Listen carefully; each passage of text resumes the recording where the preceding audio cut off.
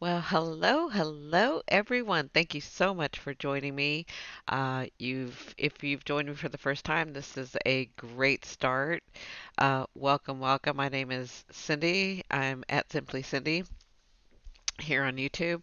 I've kind of ventured out on my channel and started doing book series where I'm reading, and it's turning out pretty well. So, for those of you that are new, because this is your type of content, thank you and welcome. I'm trying to get better at reading the book in characters and making comments.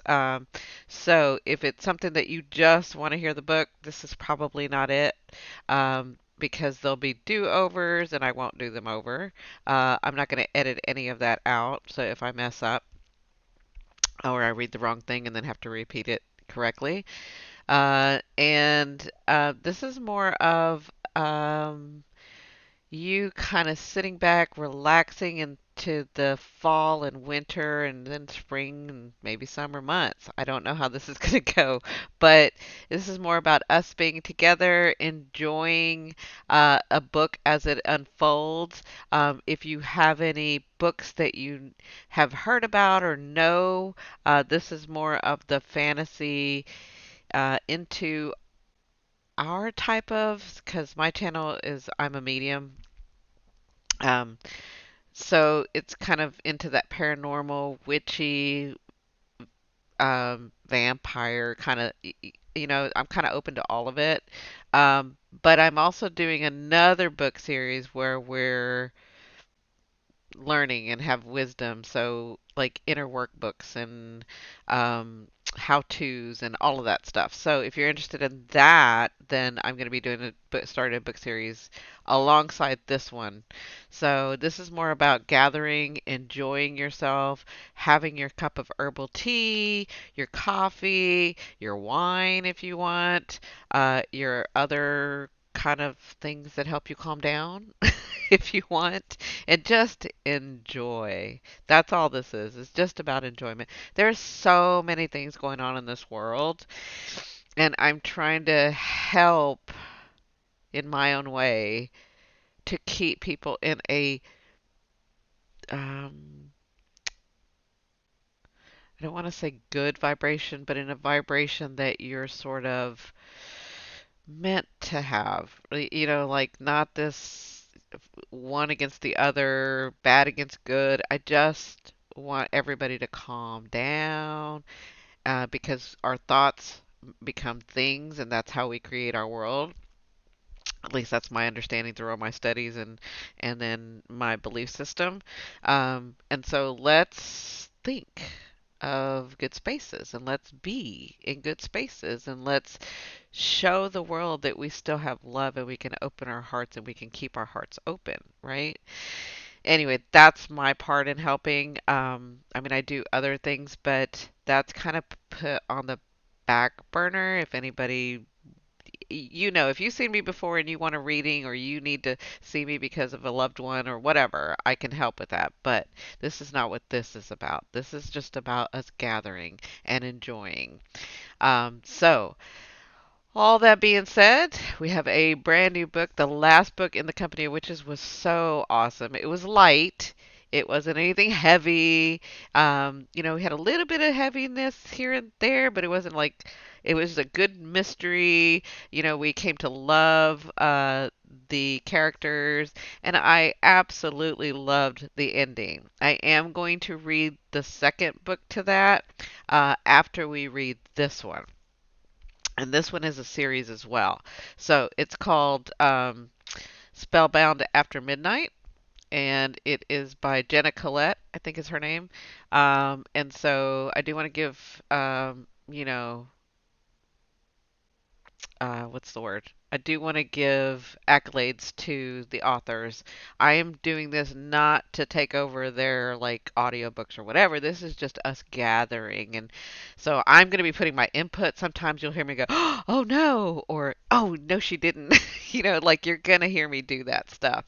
Um, and please join in because I loved when you guys were commenting, "No way," or "What's next?" or I love that. That kind of gives me feedback as to if I'm doing things the way that you, not always the way that you want, but like headed in that direction, or it just helps to get feedback.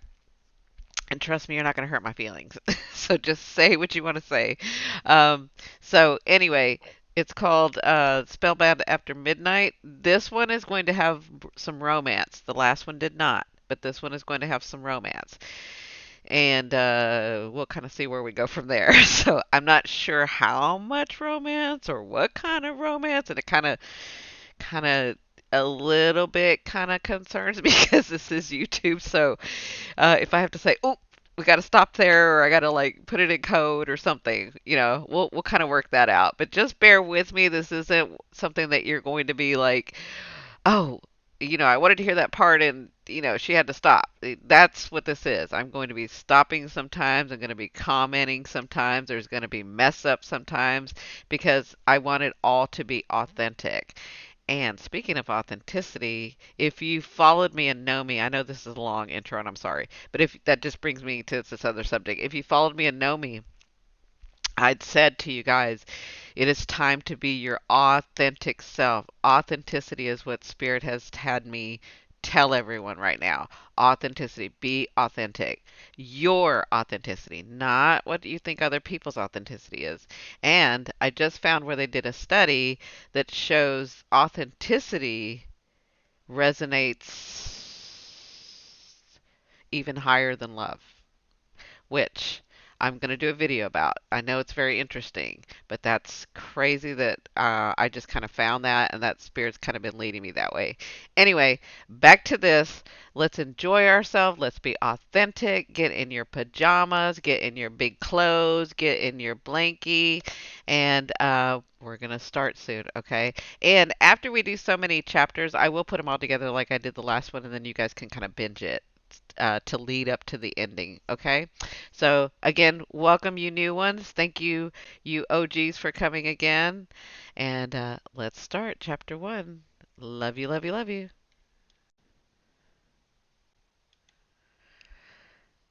The Kingdom of Ever. Daniel's Curses and Cures. Magic had really screwed me this time. I stared at the herbs in the bottom of the mortar and pretended not to notice the lime green hair escaping Miss Anderson's hood. She withdrew a glass of vial from her pocket and slammed it on the counter. I eyed the half-used potion.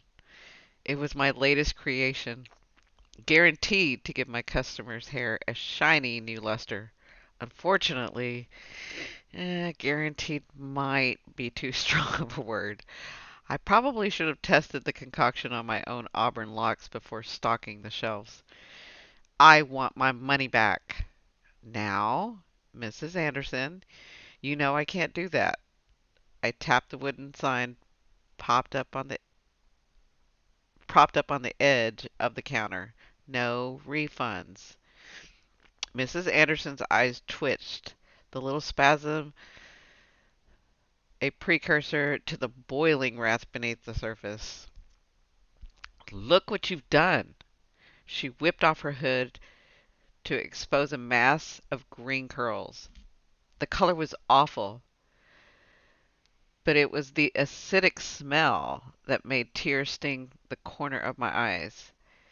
Pressing my knuckles under my nose, I took shallow breaths. Uh, did you follow the directions? The wooden sign hit the floor, followed by a basket of tea leaves. When she reached for the crystal jar filled with moonstones, I held up my hand in defeat. Okay, you can have a refund. I searched under the counter and counted out the coins, which amounted to the entire day's profit. Mrs. Anderson wasn't my only dissatisfied customer. Earlier, I'd cast a siren spell and left a young woman mute.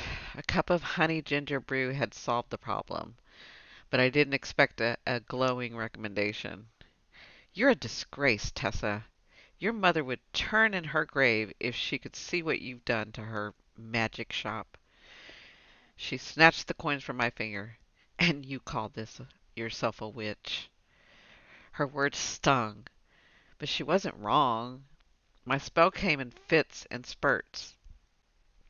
Sorry, my spells came in fits and spurts, and my potions never turned out right. Admittedly, this was the first time I'd ever dyed a woman's hair green. I'm sure it's not permanent. Why don't you try this potion to counteract the effects? I nudged a different vial across the counter. On the house. Mrs. Anderson smiled, her lips straining at the corners. Holding my gaze, she lifted the tub and removed the cork stopper to spill its contents onto the carpet. Ooh, how rude. The rug immediately turned bright pink. I bit my lip. Too much mugwort? I was sure I'd measured that one correctly. If your mother and I hadn't been such good friends, you'd be hearing from my solicitor. Mrs. Anderson flipped the hood over her head and charged towards the door. I am so sorry. I didn't know how. The bell above the door jingled with the exit, putting an end to my apology. I groaned and dropped my forehead into my hands. What was I supposed to do now? Peeking between my fingers in the carpet, I watched the pink stain vanish, leaving behind a spot leaving behind a spot in better condition than before. The potion did work. It just needed a minute. Yeah, yeah. Everyone is so impatient, I muttered, grabbing the used vials and dropping them in a basket beneath the counter. Quiet filled the empty shop except for the rhythmic tick of the pendulum. I was running out of time, and the grandfather clock in the corner was gleefully counting down the seconds. Stacks of bills littered the countertop, the invoices mocking me with their vast sums and creeping deadlines. I sifted through them and paused at the notice that outweighed them all. Argus. I never should have borrowed money from his gang. It didn't matter that I'd been desperate and on the verge of selling the magic shop. I'd missed a payment, and Argus didn't do miss payments. 3 days ago, excuse me, 3 days ago, I'd arrived home to find one of my lanterns on the gate post shattered. A note had been nailed to the wood containing the single word stamped in red. Overdue. Ooh. Warning number one.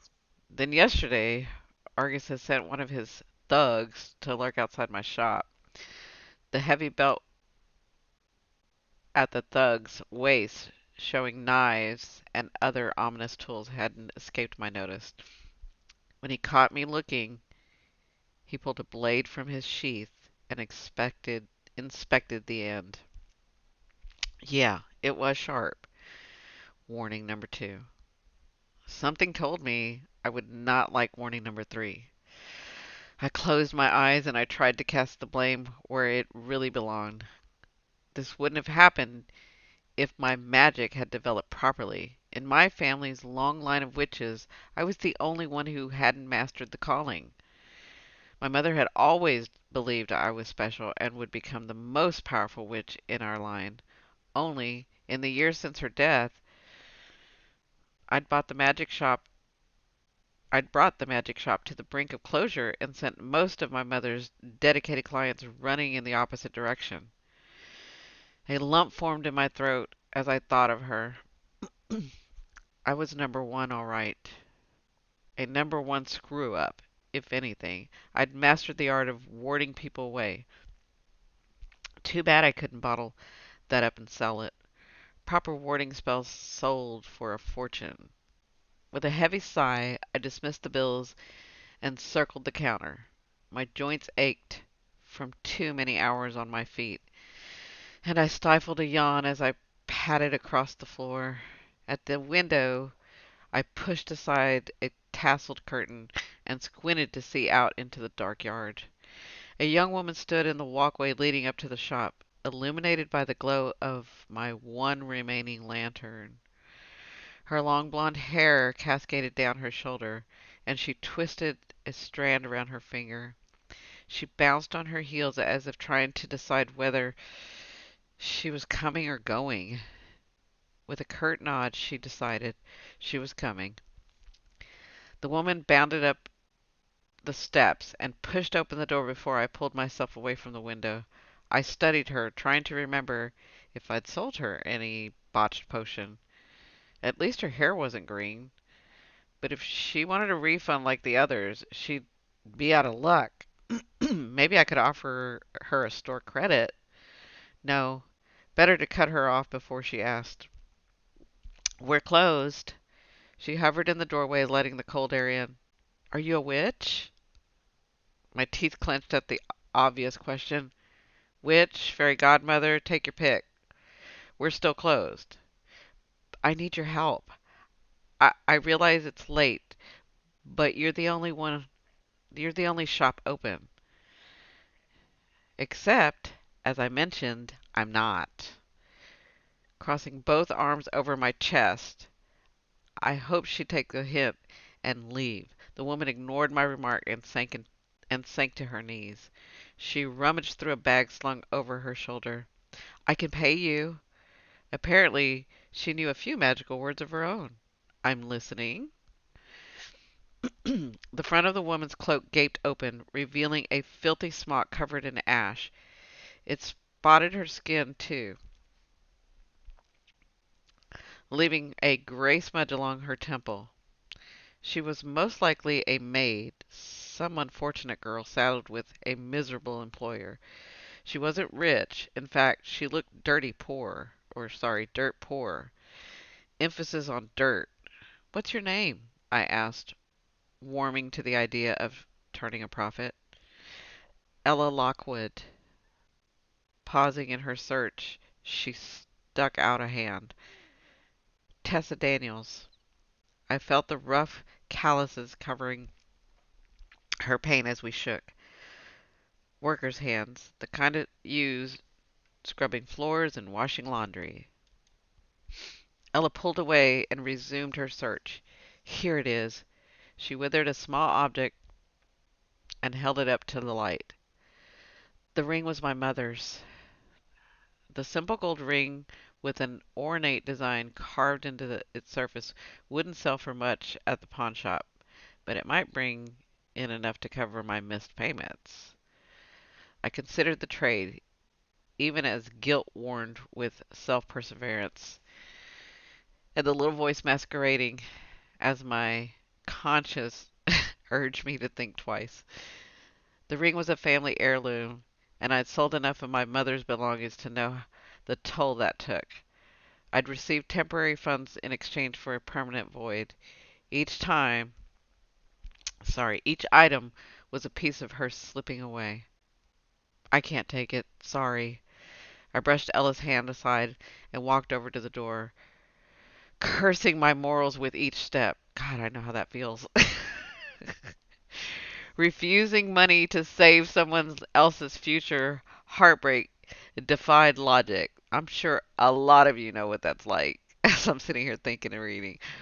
Argus would have no trouble breaking something of mine, though I was sure he wasn't about to break my heart. My knees, most likely. Wait, I know it's not much, but I'm desperate. I'll do anything. Anything? The word made me pause. I'd be willing to do anything to save the shop. And look where that had gotten me. This kind of desperation rarely worked out in the victim's favor. Still, I'd do it again. And it wasn't like I wasn't taking advantage of her. I needed money, and she needed a spell. I might not be the best witch, or much of a witch at all, but I had a duty, a family creed. My mother would have helped, no questions asked. She'd have done it for free. I wasn't that foolish.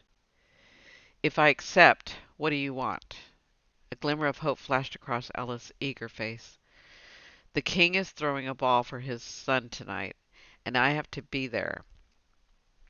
My gaze took a second journey over Ella's rumpled uniform and soot-covered shoes. She wasn't exactly ball material, not by a long shot. I should have guessed, though. The Prince's ball had been the talk of the kingdom since the invitations went out.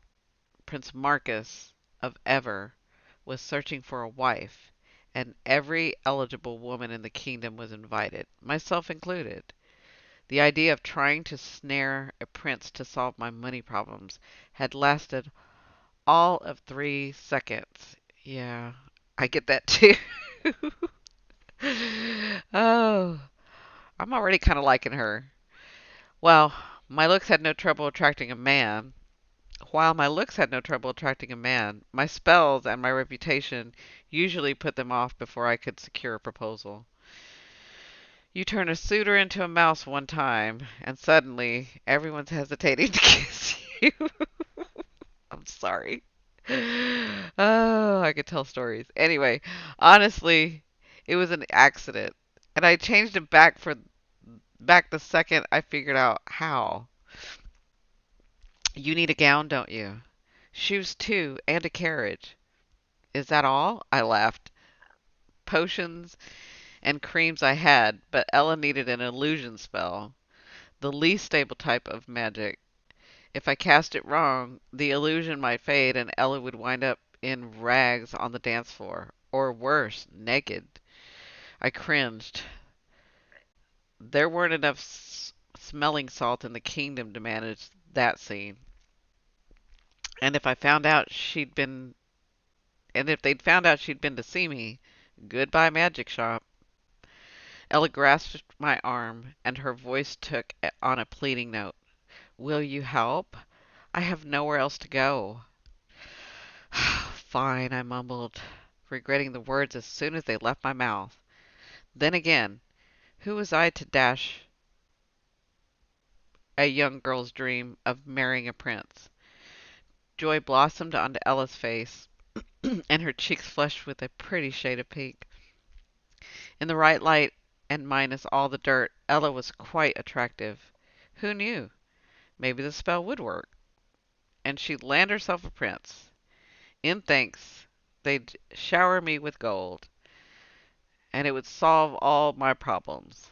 That kind of optimism was usually reserved for suckers. I'm sorry, I like her. But at my rate, things needed to turn around. Ella's eyes sparkled with excitement. How do we start? I've never seen magic in action before. The last time I performed an illusion, things had gotten dicey. I'd considered the fragile jars of potion lining the shelves. We were surrounded by way too much glass to cast a spell indoors. I couldn't afford to trash the shop if something went wrong. The ring was supposed to pay for my debt, not damages. Let's go into the backyard. Magic works best in the open air. Ella nodded. Makes sense. Magic seems so volatile. She had no idea. I opened the back door and ushered her outside. Stand over there, I instructed, waving her away from the house. Ella lifted her skirt and waded through the overgrown grass. She stepped into the beam of moonlight, and it washed her features of color, making her appear more ghost than human. Here? Perfect. Don't move. I can't stress that enough. I rubbed my hands together and let magic build between my palms. Sparks sizzled in the air near my fingertips, and unease ripped through me, rippled through me. I pushed it aside. It wasn't like I could make Ella's clothes any worse than they already were. I began to chant. Wait! Ella held up a finger and took a step forward, halting me mid-spell. I'm sure whatever you have in mind will be beautiful, but I've always dreamed of wearing a gown made of chiffon and silver beading, if it's not too much trouble. How about a matching pair of glass slippers while I'm at it? I deadpanned. Can you? Ella lifted her hand to her lips in wonder. I blew a I blew out a breath. My sarcasm wasted. Just go back to where you were and don't move. Rubbing my hands, I recaptured the flow of magic. I made sure Ella followed my directions and then let my eyes drift shut. The wind bracketed my face, swirling around my shoulders and neck. I curled my fingers into fists and flung my arms out, sending a warm gust of air across the yard. Sparks glittered as Ella spun in a slow circle. Soft layers of chiffon billowed from her waist, and rows of silver beads encrusted the body of the gown. They glistened and twinkled like the stars overhead. A pair of translucent slippers adorned her feet. Ella raised her ankle, taking it all in. It's the most beautiful gown I've ever seen. Satisfaction expanded inside my chest, and I crooked my finger, signaling to her to join my side. And now the carriage. I pointed to the overgrown pumpkin nestled in the garden. Fists together, I shot them out, launching another draft of warm air. I wafted over to the target, and the pumpkin grew larger and larger until it cast a shadow over the yard. I nudged Nella. I nudged Ella, sorry, and gave her a smug smile. The pumpkin exploded. Chunks of pulp hurtled through the air, landing in wet clumps at the feet. Seeds splattered across the fence like organic shrapnel, and I moaned as stringy goo oozed down the side of the garden shed. The urge to gag pushed at the back of my throat when the odor of soggy gourd filled my nostril. I regained my composure and my gag reflex. I counted the remaining pumpkins and I gave a sheepish shrug.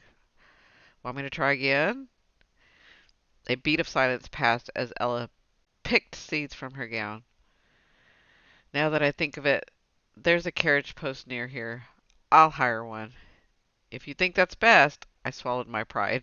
It was clear I'd reached my magical limit for the day. Ella gestured to her gown. How long will the spell last? There was no way to know for sure, but I plastered on a confident smile. Hours. So go ahead and dance till midnight. I'm not going there to dance. Ella's sharp tone made me frown. I forced the concern away. It wasn't my business if she planned on dancing or pickpocketing guests. I'd done my part. Well, two-thirds. Thank you for this. I should go, or I'll be late.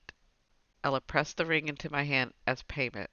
Our fingers touched, and a shock erupted as at its contact. Sorry. Oh, I needed something to drink. Sorry. A fiery pain spread through my palm. Unfurling my fingers to gaze at the ring, I watched it glow bright orange, then cool to its original color. The intense heat had branded my palm, and the same engraving etched into the ring. Be careful, Ella. I wasn't sure why I'd said that.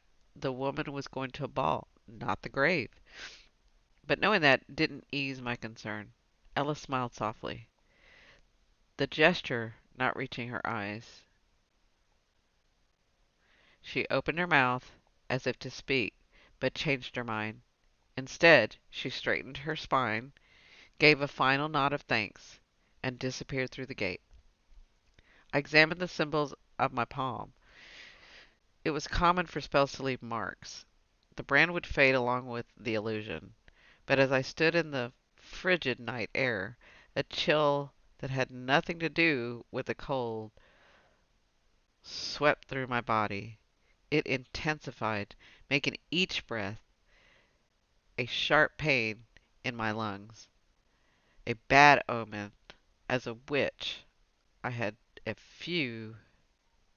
I'd had a few, and when one occurred, you didn't push it aside. I moved towards the gate on wobbly legs, fear urging me to find Ella and bring her back. When I reached the road, however, she was already gone. Chapter 2. The wisp of fog covered the ground.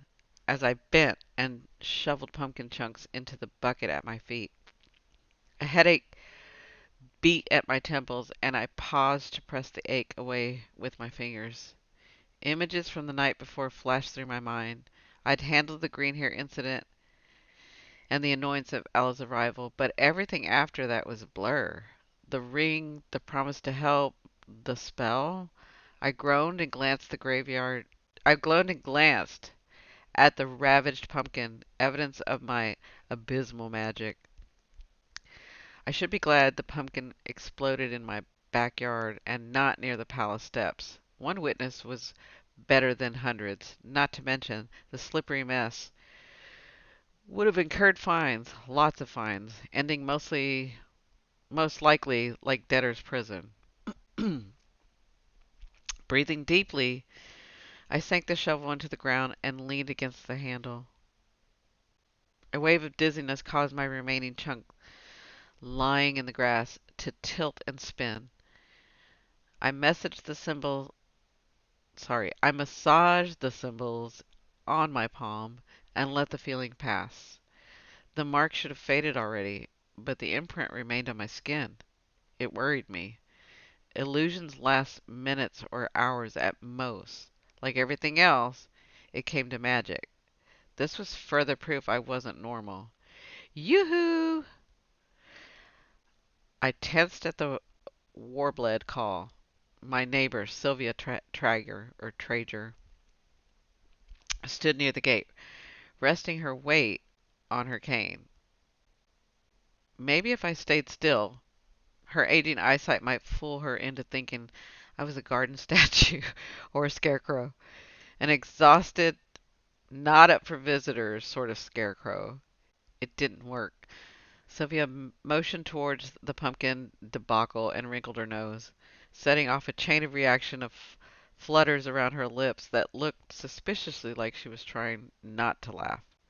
Rough night, dear? Did you drink your potions again? My shoulders slumped. Why hadn't I locked the gate? This amount of humiliation required seclusion. No, Sylvia, I didn't drink my potions. Ah, must be booze then. She chuckled her tongue and she clucked her tongue. Sorry. She clucked her tongue and shook her wrinkled chin. You're too young to be addicted to the devil's brew. Oh, I like that, the devil's brew. Though, given your difficulties, I'm not surprised. Sylvia was a fine one to talk. She frequently slipped the devil's brew into her tea when she thought no one was looking. I bit the inside of my cheek, keeping a sarcastic remark at bay. Did you need something? The old woman's eyes lit up with a spark of unshared gossip, which was never a good sign. I heard the most horrific news at the market this morning. You must join me for breakfast. She stabbed her cane into the dirt and trudged back towards her house. That was my cue to follow. Since I'd been on my own, Sylvia had taken it upon herself to make sure I stayed well fed. But her food came with a non-negotiable price: gossip. Endless, soul-sucking gossip. Still, the promise of a free meal remained in charge of my feet, even if the prospect of infinite chatter caused my mind to rebel. I followed her into the house and entered the living room, where a fire crackled the hearth, and ruffled the powder blue curtains let in swath of muted light. The cream-colored walls hosted long shelves lined with porcelain figurines. They stared at me from their paralyzed positions with fixed smiles that seemed to say, "Get me out of here." The room might appear to be a cozy haven, but looks were deceiving. I made sure to check the thick-woven carpet for signs of Sylvia's cat, Bottoms. I'm sorry, the name is Fuzzle Bottoms. Before taking a hesitant step towards the sofa, the sly animal with the ridiculous name lived to bite my ankle and take swipes at me from under the chairs. It was completely unfair. I loved cats, but they didn't love me.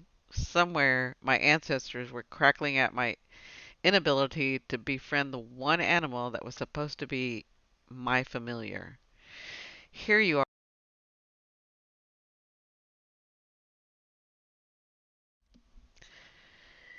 Here you are, Sylvia trundled into the room carrying a tray loaded with muffins and a pot of tea.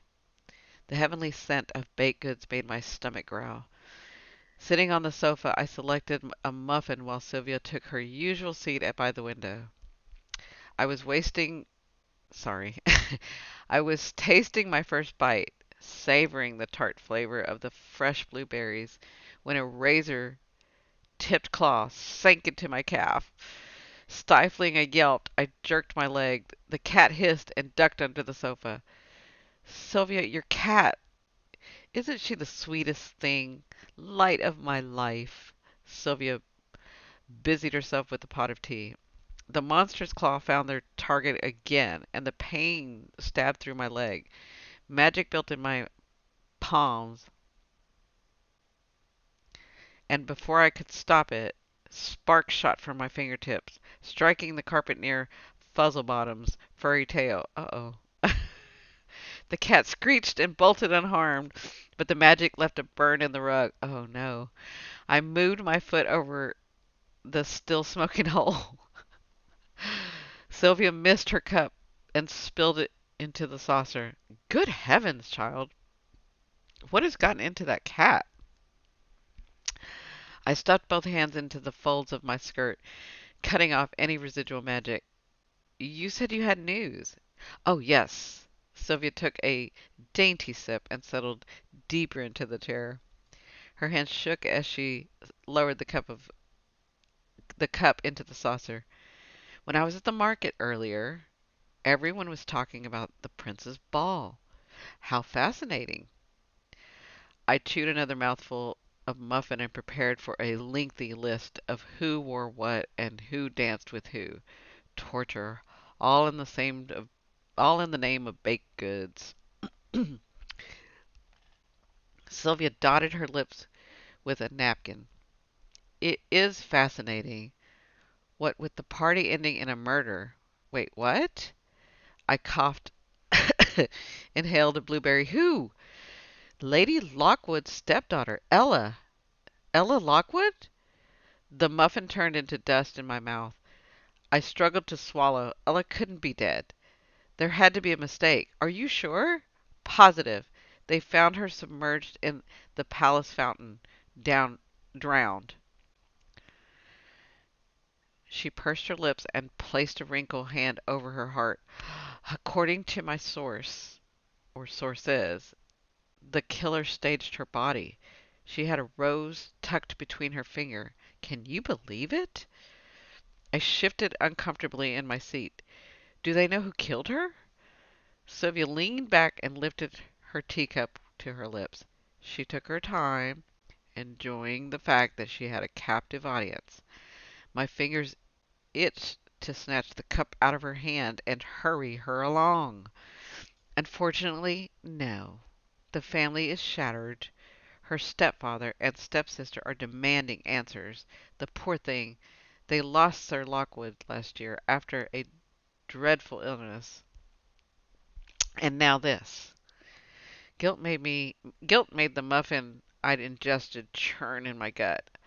I thought of the ring Ella had given me as payment. What should I do with it now? Return it to her family or sell it as quickly as possible? Return it, whispered in my conscience. Sell it, whispered the witch inside me, drowning in debt.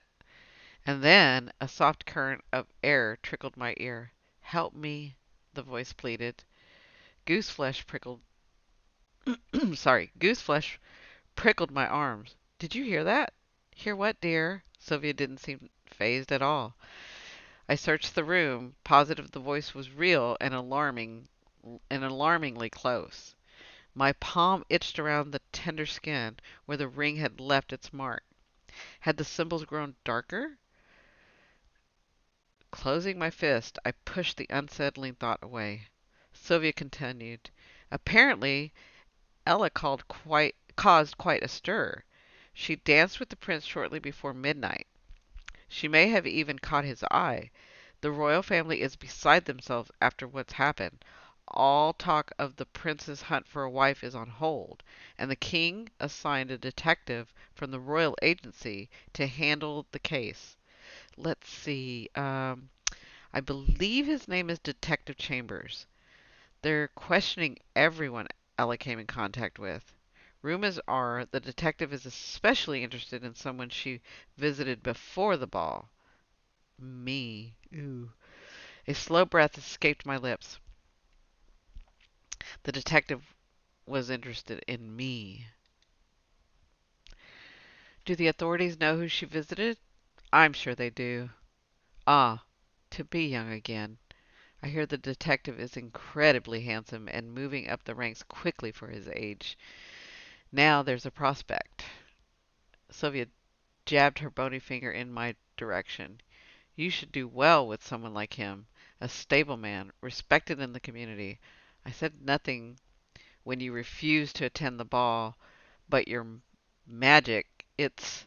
She ripped her tea. It's just terrible. Tell me how you really feel, I muttered. What's what's that, dear? I spoke louder. I don't need a husband. I need a miracle, Sylvia finished. A miracle for once, we agreed. But a miracle wouldn't appear in the form of a detective on a white horse. The man was more likely to arrest me as an accomplice to murder than to make me his wife. No, I had gotten myself into this mess, and I would get myself out of it. Another wave of guilt speared my insides. I should have sent Ella away. I should have sent Ella away. Maybe if I had, she wouldn't have made it to the ball, and she'd still be alive. There had been something off about our encounter. I'd sensed it and ignored my instincts until it was too late. Now, Ella was dead, and a detective, handsome or not, would soon be sniffing around my shop. I have to go. But you haven't finished your breakfast, Sylvia sputtered. I still have to tell you about the costumes and the buffet. Another time, Sylvia. I mentioned the mention of food made my stomach revolt. Ignoring her protest, I scrambled for the door and near ran back to the shop, my mind racing through the inventory on display and the stock I had hidden. A tight feeling constricted my chest. The law and witches rarely mixed. It didn't help that this particular witch owed a debt to one of the kingdom's most notorious crime syndicates. Borrowing money wasn't illegal, but shady dealings with the leader of a gang, it didn't look good even without meeting before a murder. And a basement full of dodgy potions. If anyone found out about those, I'd have some explaining to do. Back at the magic shop, I took the porch steps two at a time and fumbled inside my apron for the key. My fingers ran along the seam. Excuse me, and I groaned as my pinky slipped through the in the fabric. The key was missing, lost somewhere between the door and Sylvia's house. I cursed and peered through the front door, then dropped my head against the glass. A laugh bubbled in my throat as I tried to think of another way inside. An unlocking spell would be the trick. Thankfully, the road leading into town was still empty, not a detective in sight. Whispering the incantation, I lifted my palms toward the lock. A current of magic crackled in the air. It felt controlled, accurate. Oh, what a relief. Thok! The door deadbolt slammed into place. Damn it! My shoes beat a rhythm against the porch while I considered my own dwindling options. A locksmith would take too long, which left me with only one terracotta flower pot at my feet. Well, when a door is double locked, open a window. I hefted the pot into the air and swung it over my shoulder. Is there a problem?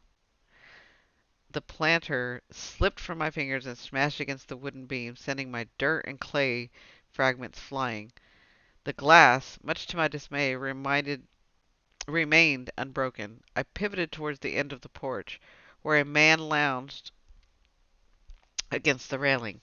His boot-clad feet were crossed at the ankles, and his arms were folded over his broad chest, encased in the charcoal gray, well-tailored coat. Amusement sparked in his gaze as I stared, unable to move. With dirt covering my shoes, he pushed away from the rail and walked closer. No, make that stalked. The hint of a smile softened the motion, but he still moved with authority. His eyes commanded attention, blue like the deep end of a pond, where it's easy to lose your footing and drown. Oh my. He had short copper brown hair, and a shadow of coarse stubble covered his chiseled jawline. It gave off a formidable impression, and I found myself mesmerized by the hard planes of his face, strong nose, and firm mouth. He stopped in front of me. Anticipation hummed through his body as I tilted my head back and held his gaze. Up close, his irises appeared darker, and I sensed the intelligence lurking in their depths. I suddenly had the feeling that anyone drowning in them had probably had their feet kicked out from under them first. Did you have did you have to startle me like that? Why were you hiding in the corner? I wasn't hiding. I'm waiting for the owner. Are you the witch? I hated that question. It only led to trouble. No, I'm not. His brows arched in surprise, and he gestured towards the door. If you're not the witch, then you must be a thief. You were about to break into the shop. I could have you arrested. My cheeks warmed in embarrassment. It figured I'd have an officer waiting on my porch. Pulling myself together, I lifted my shoulders in an easy shrug and flashed him a smile. You caught me. I held out my hand. I'm Teresa Daniels, the witch. He closed his fingers over mine. Detective Derrick Chambers. It's what I do. Catch witches? I choked. If they need catching, or if something is hiding, or have something to hide. He angled his head and pinned me with an inquiring look. How about it, Miss Daniels? Do you have something to hide? Uh-oh. I already don't know if I like him. um, okay, chapter 3. His question caught me off guard. Heat transferred between our palms along with the jolt of awareness. I saw reflected in his eyes. So, maybe I wasn't the only one who felt off balance. Keeping my features calm, I stepped back and felt the smallest tug, as if he was reluctant to relinquish my hand. He must have realized his mistake because he let go, flexing his finger before stuffing them into his coat pocket. It was the only crack in his armor. It was the only crack in his armor since he'd emerged from the shadows. Something to hide? Something to hide, I laughed to cover my nerves. Not unless you count the shame of a witch locking herself out of her shop. I see. Derrick removed his hand from his pocket and revealed a small brass key. I found it on the walkway. You must have dropped it. I frowned. The man had watched me make a fool of myself trying to unlock the shop and hadn't said a word. See? I told you I'm not sure if I like him yet. I plucked the key from his palm and mouthed the curse that sat ready on my tongue. Inserting the key into the lock, I twisted the handle, but the door didn't budge. Cringing, I remembered the deadbolt. It was still engaged from my stupid spell. I ground my teeth together and murmured the incantation. The bolt slid back, and I opened the door with a flourish. After you, detective. He entered the shop, and his gaze roamed over the shelves and display racks loaded with jars and stoppered bottles. Bundles of herbs hung from the rafters, giving off a pungent, earthy smell. Derrick ducked, narrowly avoiding a cluster of sage, and wandered towards a cabinet full of books, running a finger through the grime and dust on their spine as he bent to read each title. I couldn't tell if his lips flattened from the strange subjects or the dust he rubbed between his fingers, but his slow, silent pursuit of my shop made me grind my teeth. He crossed to my workbench next and picked up a jar of orange paste, scrunching his nose in disgust when he sniffed its contents. Out came a small leather journal, and he scowled for a notion. Those are on sale? Those are on sale. I pointed to the jar he'd moved out of smelling distance. That doesn't surprise me. He inspected a spring of herbs resting on the counter with the tip of his pen. Do you know why I'm here? The kingdom introduced a new program whereby police drop in for friendly house calls. No, he gave me a dark look. I'm here on official business. There's been a murder at the palace. A murder? I feigned ignorance and tucked my nervous fingers behind my back. That doesn't explain why you're in my shop. A moment of silence passed before he pulled the chair from the from the work table and scraped it across the floor. Have a seat. I must have looked like a woman walking towards the gallows as I closed the distance and lowered myself into the chair. The wooden spokes pressed into my back, but I refused to slouch, needing every ounce of confidence I could get. He towered over me, so close I could smell the faint, woodsy scent of his cologne. I shifted, taking the spice in deeper. It was similar to something I sold, but whatever he'd purchased was better. Damn him. Derrick placed an elbow on the workbench and leaned in. The move seemed casual, but the rigid way he held himself made me think otherwise. His voice was smooth, and even when he spoke, a rich timbre that set off a flutter in my stomach. Oh, girl, don't fall for it yet. Last night, at the Prince's Ball, a young woman named Ella Lockwood was murdered. A witness claims she visited you earlier in the evening. Why? Oh, no. The symbols on my palm had grown warm again, so I massaged the spot with my thumb. I didn't know anything about Ella's murder. Maybe it would be best if I distanced myself from the situation before I got involved in any deeper. It wasn't as if I could point out her killer or give the detective any worthwhile clues. I tilted my chin and lied. I had so many customers yesterday. I'm not sure I remember anyone specific. Derrick leaned closer. The cuff of his sleeve brushed against my shoulder blade. I see. It must be difficult to keep track of the steady stream of people coming into your shop. He lifted his gaze and stared potentially at my empty doorway. A full, torturous minute passed while he watched all the non-existent customers.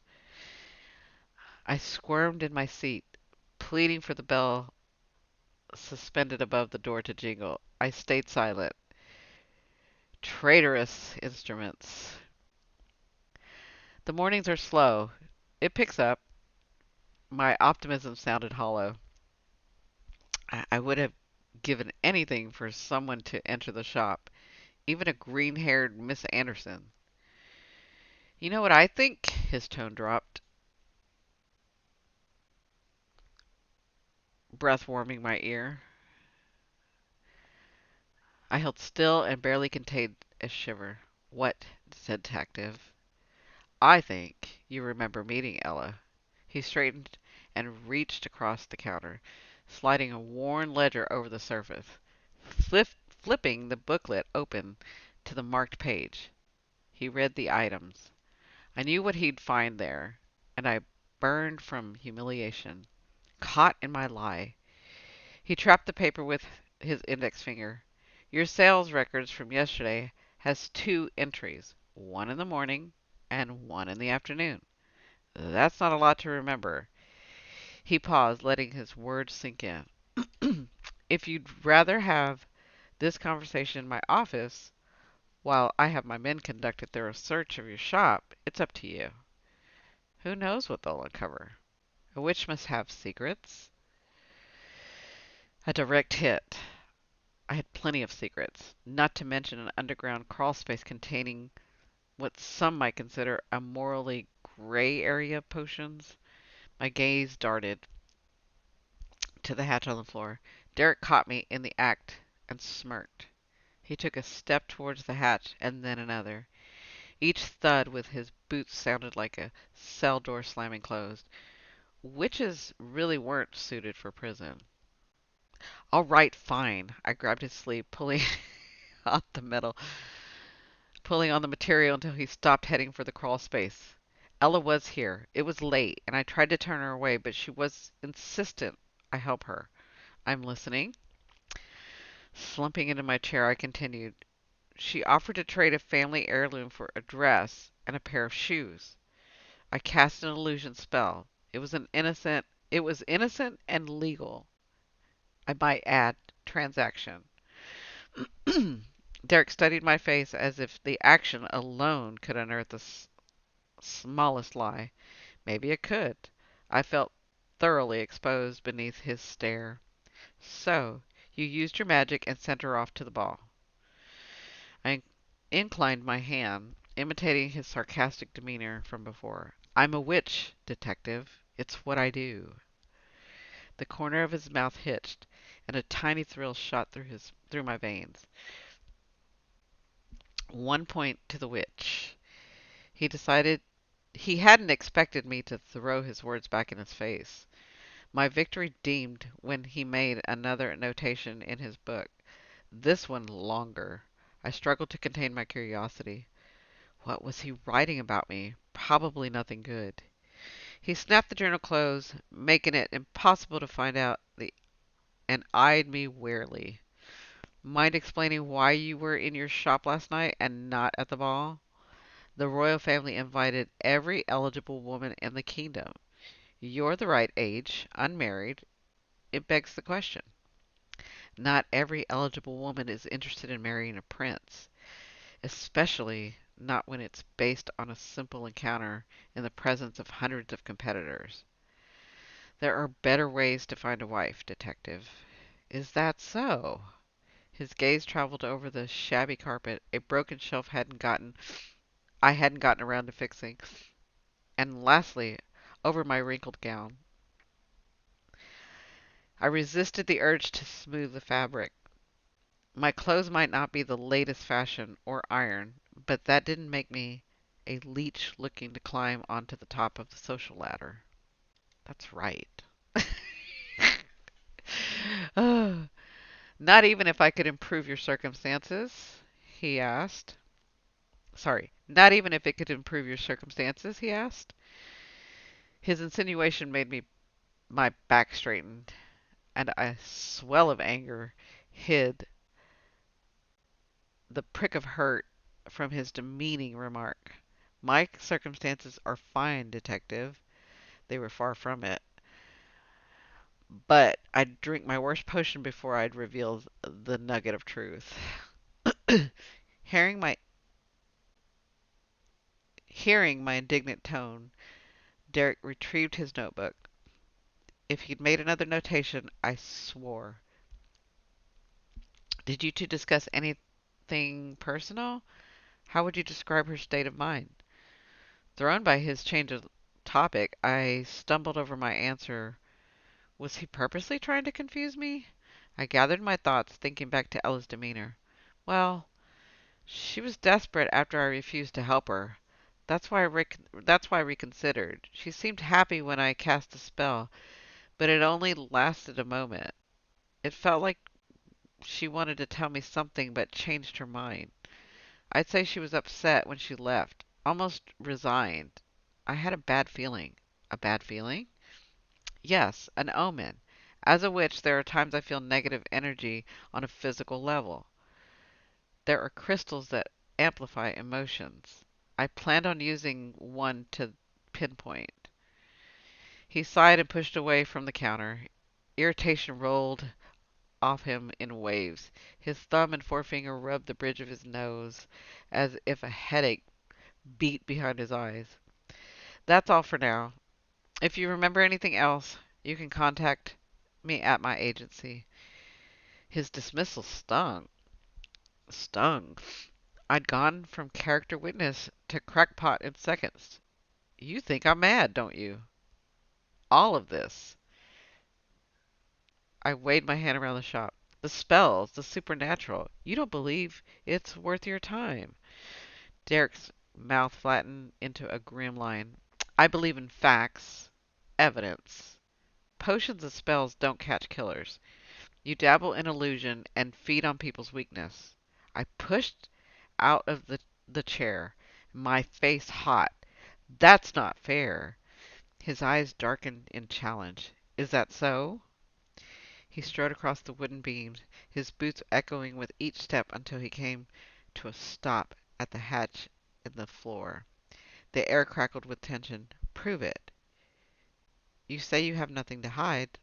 Let's see why you're determined to keep me out of your cellar. My mouth opened and closed in protest. How had he how had our conversation shifted so quickly? Why had I baited him? His belief didn't matter. He wasn't the only one in the kingdom who found supernatural abilities to be a waste of time. Over the years, people relied on magic less and less. Yet his indifference hurt. Yeah. It's mostly cobwebs and broken furniture. Open it, or my men conduct their search. I swallowed my denial and lifted the hatch. Derrick had a lantern and disappeared down the steps, leaving me to hover on the landing, biting my thumbnail and praying he wouldn't look too close. See? No deadlocks. My joke fell flat. In the cellar, Derrick bumped into a cabinet and muffled an oath. I chalked that one up to a win and moved down 2 steps. The light from the lantern illuminated the shelving unit along the wall, and I held my breath as he rifled through the drawers. Please don't. He found them. Excuse me. He found them. Vials clinked together as he removed a small box from the bottom drawer. The one with the skull and the crossbones burned into the wood. They needed to stop doing that. It was a dead giveaway. Those aren't mine. They were in with other orders, and I was storing them until they could be properly disposed of. Yeah, that sounded believable. Either way, you're coming with me. He slipped the narrow box into the coat and climbed the steps. You can pay the fines for these at the agency. Fines? Be reasonable. I am. You're lucky I'm not having you arrested. I curled my fingers into fists, afraid I might go full witch and turn him into a toad. He'd make a good toad. He had a personality for it. Not realizing how close he'd come to living the amphibian life, Derrick walked towards the entrance. I'll be in touch if I have any further questions. Don't leave the kingdom until we've cleared you for travel. I nodded, still steaming from the interrogation. Sylvia was right. He was handsome, but she'd forgotten to add cold and calculating to her description. Loathing all, loather of all things magic. Good prospect indeed. I'd rather eat poisoned mushrooms than become his wife. Must remember to cast a blessing spell on whoever that wretched soul turned out to be. She'd need it. He pulled open the door, and the little bell jingled. How could something so cheery accompany his exit? A gong or a crackle of thunder would have been more appropriate. Left alone, I sank into my chair and retrieved Ella's ring. Exhaustion hung like a weight around my neck. I squeezed my fist, feeling the metal warm against my skin.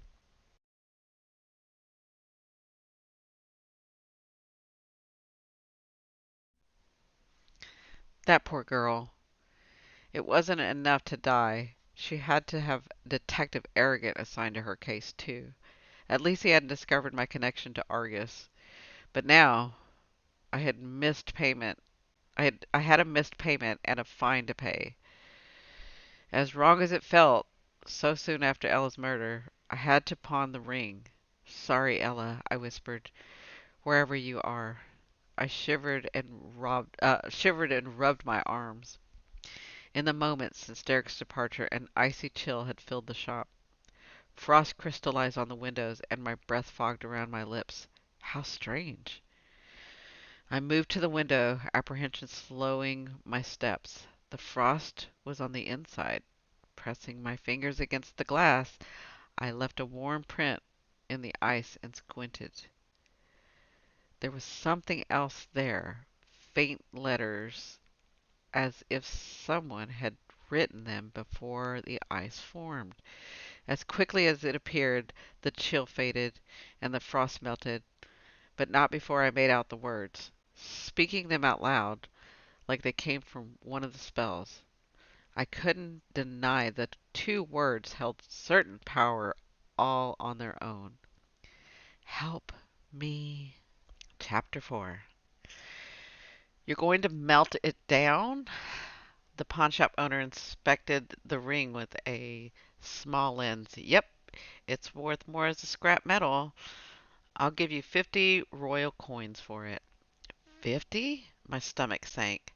That wasn't enough for my fines. It's an antique. Can't you do better? He tossed the ring into the polished counter, where it clattered to rest near a trace of silver trinkets. I already told you, it ain't worth it. This here is what I call a sentimental piece. His thick mustache hid his lips when he grinned. You have my sentiments for how cheap it is. I narrowed my eyes at his joke and scooped up the thing. Cheap, my foot. It had value, sentimental or not. I couldn't let it go for 50. The moment the ring's metal touched the mark on my palm, it became warm. It was a pleasant feeling, something I was growing used to, like wrapping cold fingers around a steamy mug of tea. All the way into town, I tried to shake the tacky thought of profiting from Ella's murder. Something strange had happened in my shop yesterday when I decided to sell it. Those icy words scrawled on the frosted window, barely visible to the naked eye, had me looking over my shoulder. I must have imagined them. It was probably a manifestation of my guilt, or children playing pranks. The ominous phrase repeated over and over in my mind. Help me. I'll keep the ring, tucking it into my pocket. I reached for the bag at my feet. Will you take these instead?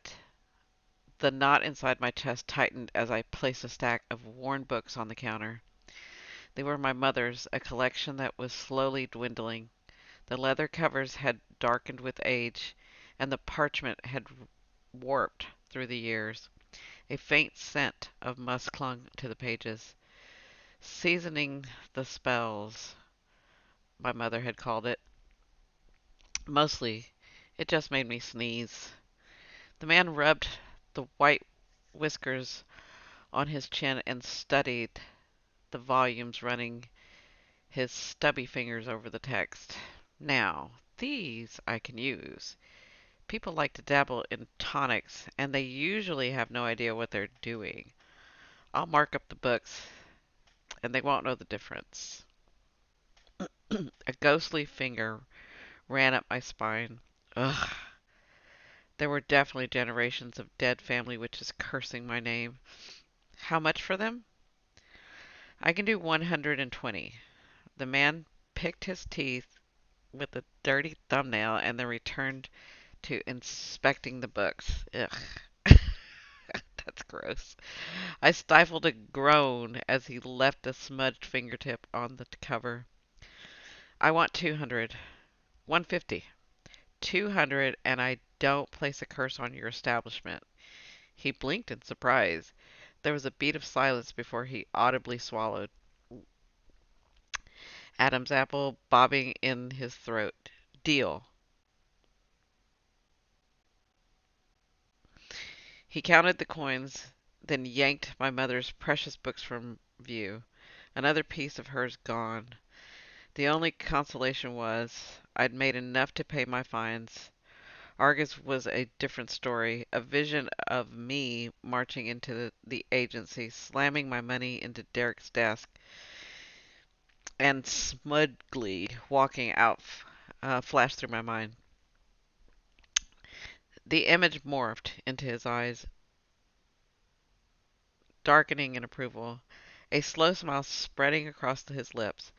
A hot flush scalded my neck, and I shook the picture away. Why, for the love of spell books, did I care about his approval or the way he smiled? Yeah, girl, you already got it for him. He had invaded my shop, made my money problems worse, messed with my head and my plans, but he had smelled good. Oh, girl. I clenched my fist. He didn't deserve a single thought, not even when I needed to earn a substantial sum before gang members started breaking down my door. If you have any more of these books, I'll gladly. The man stopped mid sentence, noticing my scowl. Well, if you change your mind. Hopefully, it wouldn't come to that. I had one other option, but it would mean admitting I'd gotten in over my head and ignored some helpful advice. If I remembered correctly, friends didn't let friends borrow money from gangsters. Too bad I hadn't listened. Slinging my own empty bag over my shoulder, I left the shop. I waited until the sun dipped low behind the buildings, casting a deep purple glow across the sky.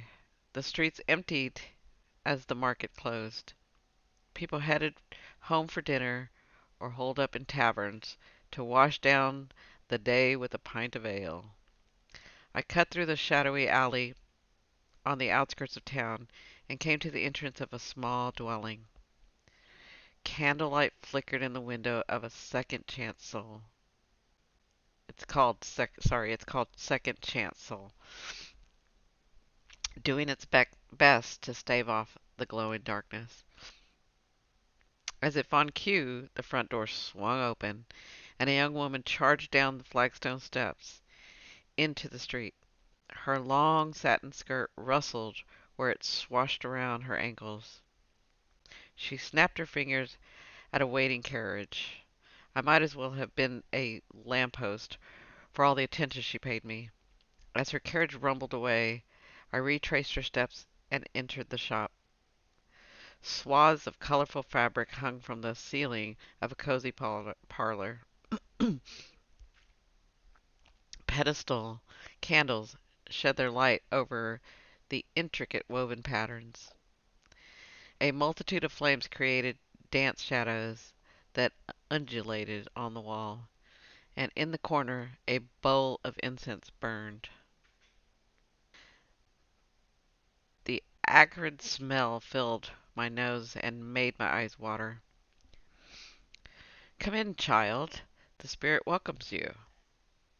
A velvety voice crooned from an adjoining room. A wall of hanging beads separated the two spaces, and I pushed through them, letting my fingertips glide over their polished surface. The beads clinked together before swaying back into place.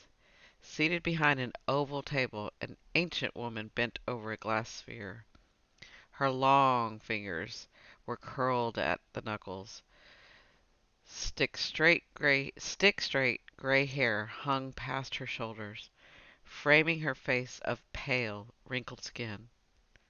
Oh. She lifted her head and squinted through a pair of wire-rimmed obstacles. Oh, it's you. My lips flattened in disapproval. Honestly, Viv, I can't believe you're still pulling the scam. Look at you. That outfit is ridiculous. Vivian James shrugged and cracked her knuckles. It's realistic, though, isn't it? The wig is a nice touch. She curled her finger around a long gray lock. Don't stare at me like that. My last appointment had it coming.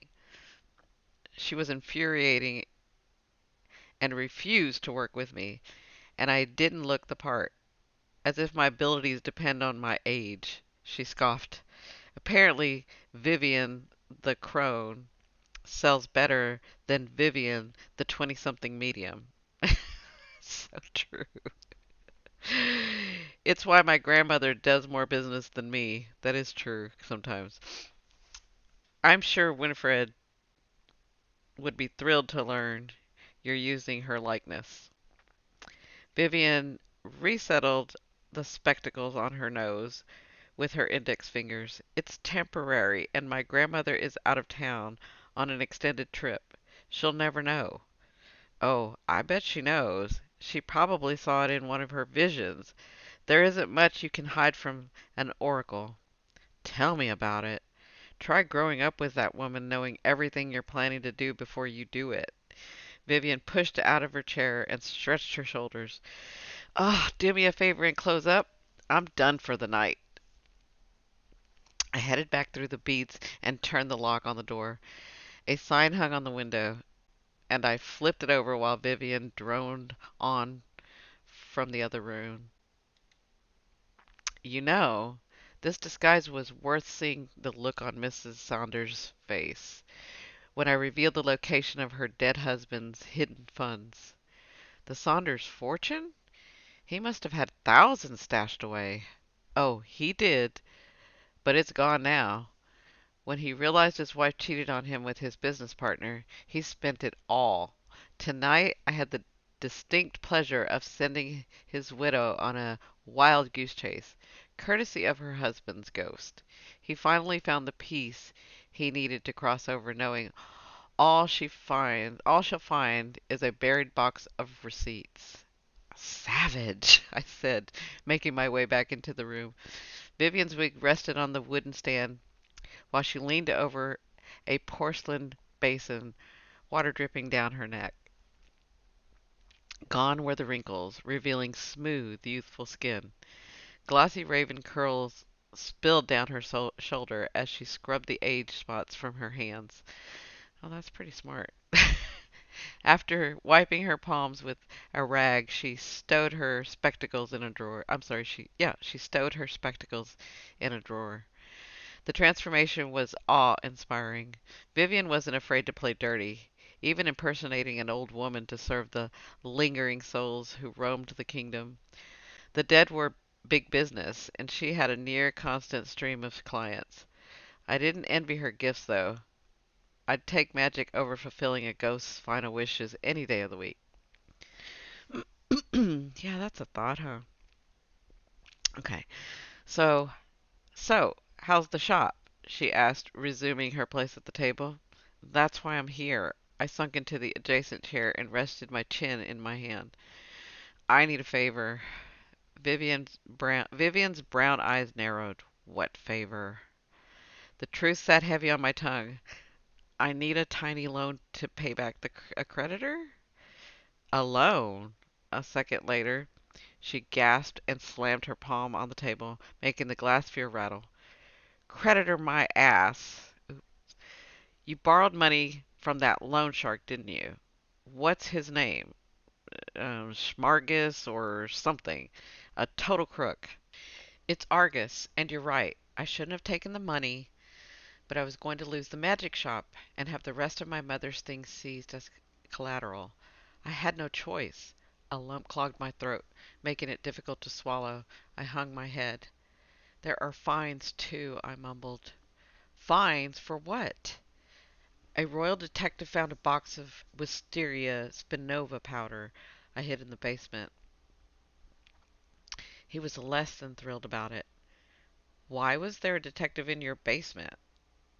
Peeking between the thick strands of my hair, I gave her a sheepish shrug. I might be involved in a murder investigation? Vivian's lips opened and closed like a gasping fish. I would have been It would have been comical if I didn't already feel so lousy. Finally, she held up her hand. Hold on. Not the girl from the ball. The pang of guilt was back, laced with a healthy dose of self-loathing. Her name was Ella Lockwood, and she came to see me before the ball. All she needed was a gown and a pair of shoes. There didn't seem to be any harm, and she was going to pay me. It it wasn't worth it to mention the carriage. Something told me exploding pumpkins wouldn't help my cause. You used magic, didn't you? An illusion? I nodded, unable to meet her eyes. Tess, you know what happens when you try to cast illusions. Yeah, apparently people end up dead. That's not funny. Trust me, I'm not laughing. I blew out my cheeks. They've assigned a royal detective to the case. His name is Derrick Chambers, and I can tell you right now, he doesn't like witches. One of my ancestors probably sacrificed his family's goat or something. Vivian tapped her trim nails against the table. Well, here's something you don't have to worry about. I haven't felt any new spirits in the last few days. Ella should have already crossed over.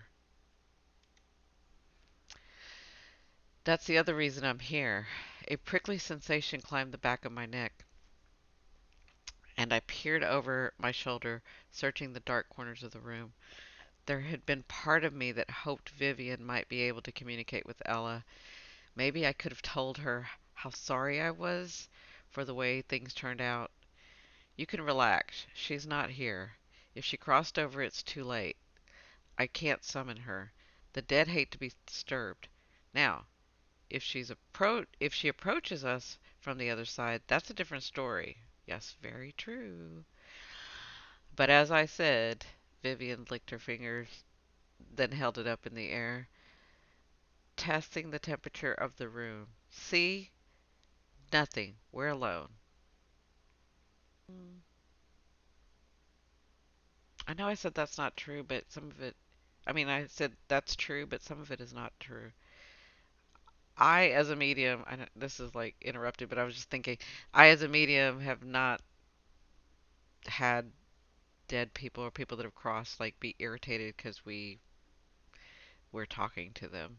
So yeah, maybe not. Sorry. Disappointed. Disappointment nodded my. Let me get back to it. See, nothing. We're alone.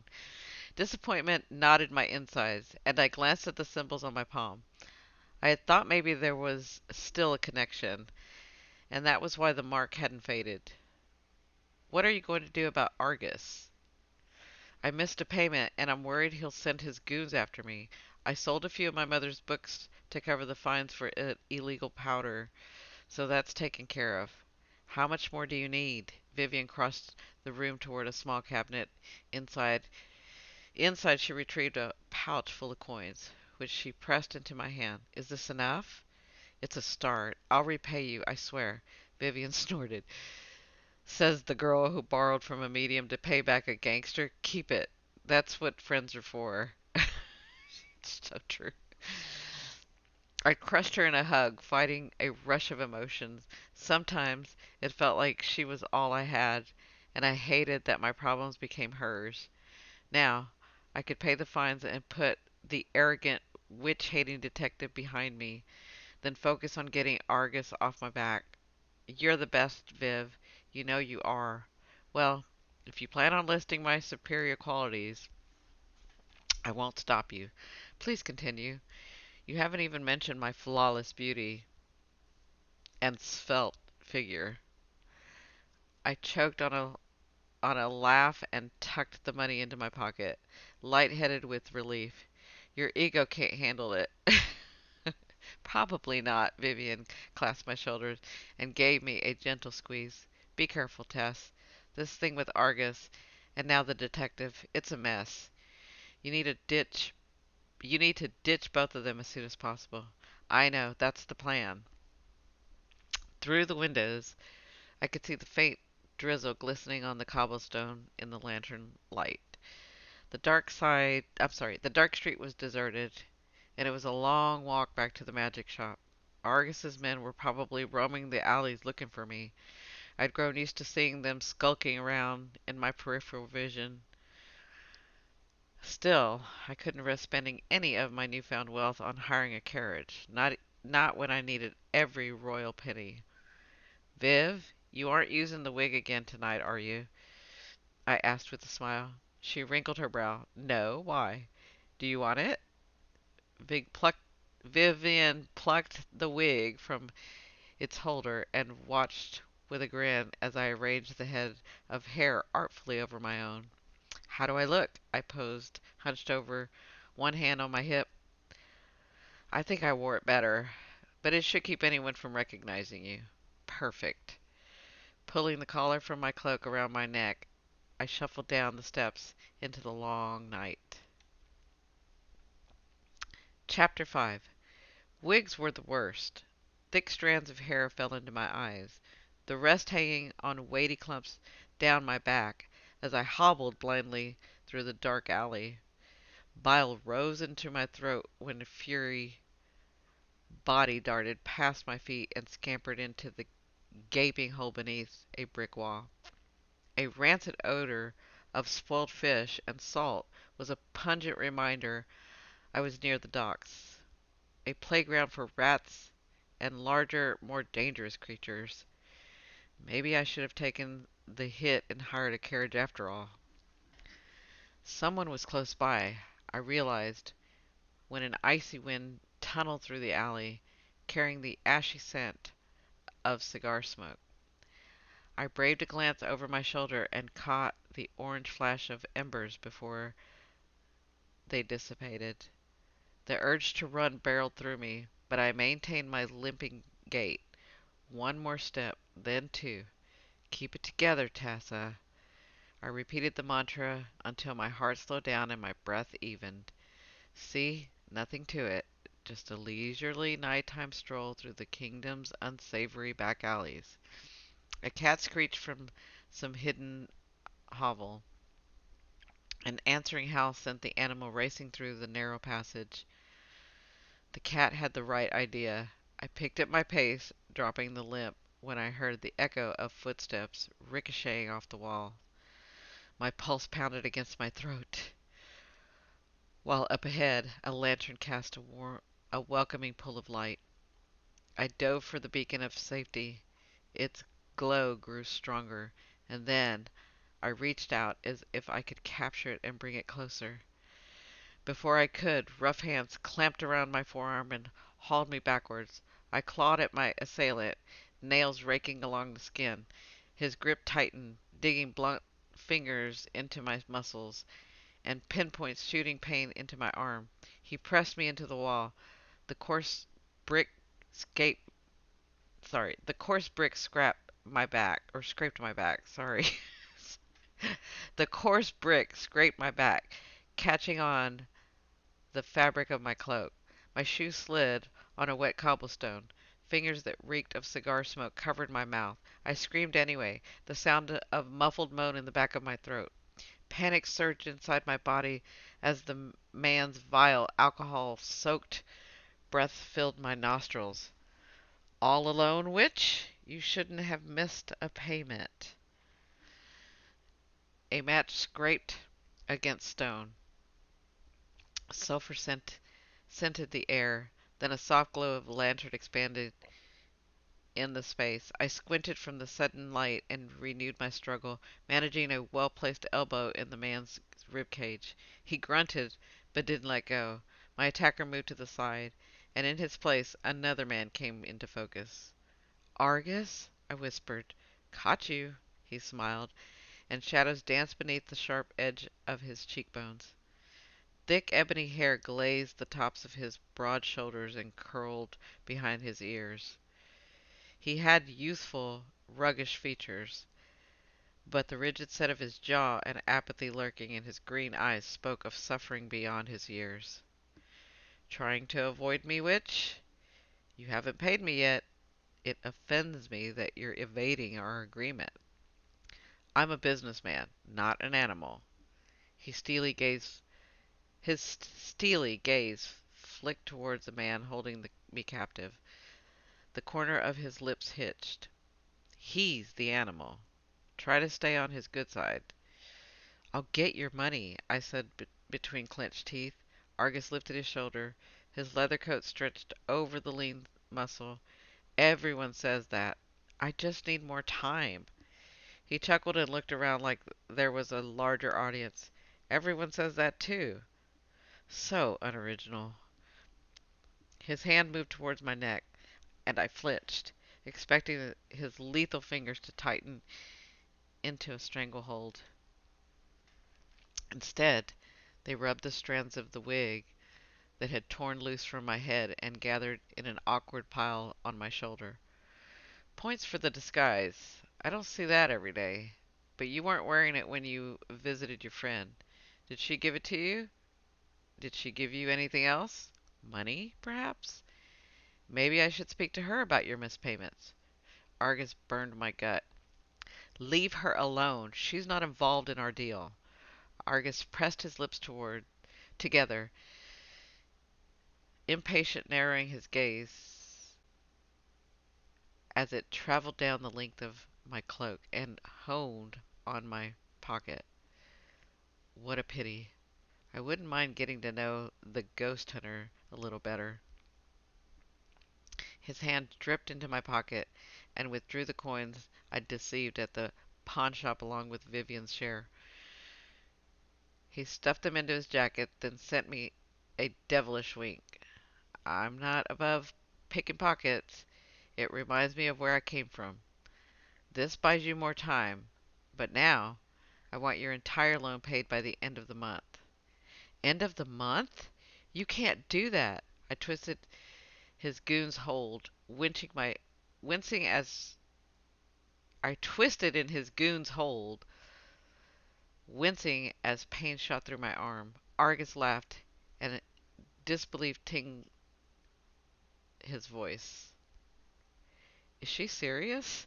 Does anybody read the fine print? Which? I can do whatever I want. You signed a contract.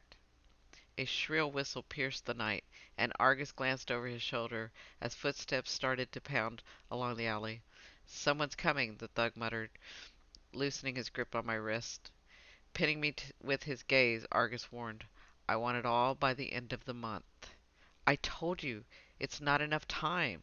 End of the month, he growled, moving past me and vanishing into the shadow. Alone in the alley, I shrank against the building to make myself invisible. I was tempted to follow Argus, unsure whether I should face the advancing stranger. Better the devil you know. Light poured into the narrow space, and the footsteps halted. Detective? What are you doing here? I pushed away from the wall and moved into the inviting glow. Fear drained from my body, leaving me hollow and unsteady. Derrick Chambers stepped in front of his patrolman. His gaze traveled over my disheveled form, lingering for a moment near my jawline. Heat flushed my cheeks as I realized the tangled strands of the wig that were stuck to my chin. I tugged the offending piece from my head, leaving my drizzle-damp hair hanging past my shoulders. As the corner of Derrick's mouth kicked up in amusement, I finger-combed the mess back into place. So much for the disguise. What had worked for Vivian had utterly failed me. Mortified, I considered using magic to create a crater in the ground big enough to swallow me whole. Poor thing. The only saving grace was that behind Derrick's Derrick's frank enjoyment was a hint of concern. That softening took that softening look tightened something in my chest. I needed to squelch the emotion or I might think he cared. My hand balled into fist. Were you having me followed? I thought I should. After our discussion yesterday, you seem like a runner. He eyed the wig, which resembled a ball of snarled yarn rather than a hairpiece. Out came his notebook, and the impulse to rip the page from his fingers to see what he wrote down raged inside me. But giving into temptation would only reveal my curiosity. Stay out of my business, detective. He grabbed my arm as I swept past him.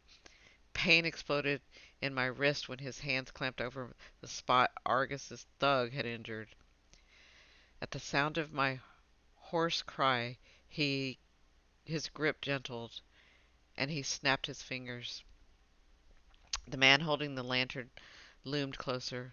Derrick eased the sleeve of my cloak up to reveal an ugly welt, and traced his thumb over the edge of the darkening bruise.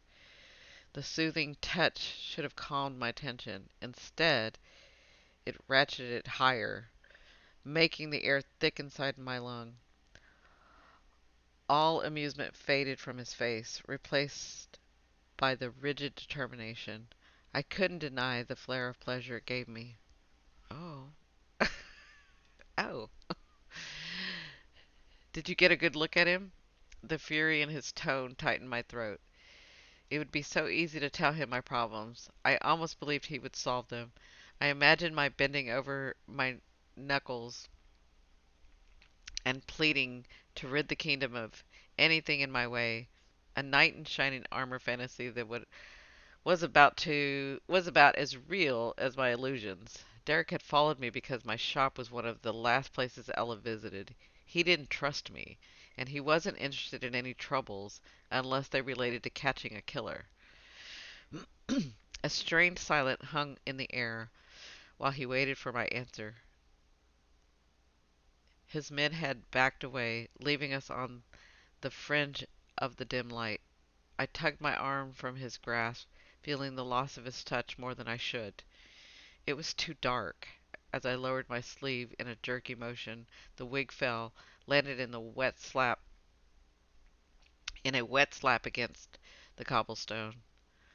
They ran off when they heard you coming. I suppose I should thank you for your good thing, or your good timing. No thanks necessary. It's what you do. Yeah, I remember. I grumbled, mimicking our prior exchange. He bent to retrieve the wig. It looked like a mangy animal in his large hands. What had I been thinking, wearing such a thing? I can explain the disguise. I think you should. I fumbled for a suitable story and settled on something resembling the truth. I went to visit a friend, and as you know, this part of town can be dangerous for young women at night. It was a silly idea, but I thought I'd be safer. Respect your elders and all that. I see. Except the skepticism that flashed across his face, he really didn't. Not that I could blame him. It was a ridiculous explanation. I half expected him to put me in cuffs for impersonating an old woman. Was that a crime? Unlikely, but knowing Derrick, there was probably a fine. Am I free to go? I asked. He hesitated as if he had more to say, then gave me a swift nod. Abrams, Derrick barked over his shoulders. Escort Miss Daniels back to her shop. I don't need an escort. He ignored my comment and edged closer until the same woodsy scent he wore during our first encounter flooded my senses. Damn him for smelling so good, while I definitely smelled like a dangy or dank alley. Bending his head, he spoke near my ear. I expect to see you in my office to pay your fines this week, Miss Daniels. He wasn't going to let me forget those. He might have dazzled me with his concerned and pleasantly scented cologne, but they were just a distraction from the truth. Argus had taken all of my money and upped his deadline, which meant I needed a new plan. "I'll be their detective. I always pay my debts." My confident smile felt plastered on, and I had no idea how to accomplish what he asked. I retrieved the wig and brushed past him, head high, shoulders straight, wig trailing in the gravel behind me like a dejected tail. My escort hurried to catch up. I studied the young officer Derrick had assigned. He didn't look like he could take a bribe. Not that I had much to bribe him with, but he might provide an angle that would help me deal with the stubborn detective. Keep your friends close and your detective closer. After a few blocks, I offered him my most charming smile. "So, tell me, Abrams, what's it like working for that detective, Chambers?" A mile later, I had my answer. I'd also learned a valuable lesson. Don't ask questions you don't like the answers to. According to Abrams, Derrick was a paragon of the community. His key qualities were solving crimes, helping old ladies out of carriages, and donating to kingdom charities. The list went on and on. He came from money, his family owned a fancy estate in the country, and he'd risen through the ranks to become the youngest detective in the kingdom or the kingdom had ever seen. If Abrams told me the man spent his weekends sorry. If Abrams told me the man spent his weekends rescuing kittens out of trees, I'd have kneeled over and rolled my eyes so hard. "Overachiever," I muttered, kicking stones in my path. "What was that?" Abrams paused in his praise of the famed detective. "He's achieved so much," I answered, my voice noting nothing but sugar. Abrams nodded, and a tangle of curly hair fell across his face. His woolen cap struggled to contain the unruly strands. He unlatched the gate leading to my shop, and his eyebrows drew together when he spotted a bruised lamppost. A busted lamppost, sorry. "Is everything all right?" "What, the lamppost?" I chuckled. "A delivery cart backed into it. Drivers these days, huh? Anyway, you were telling me about joining the agency?" "Yes, well, Detective Chambers took me under his wing. I'm only a rookie officer, but he lets me help with cases. I plan on being a detective one day." Youthful ambition flickered in his eyes, and I felt like a heel for wishing I could knock Derrick off his pedestal. "That's very admirable, Abrams," I yawned, as a wave of exhaustion washed over my body.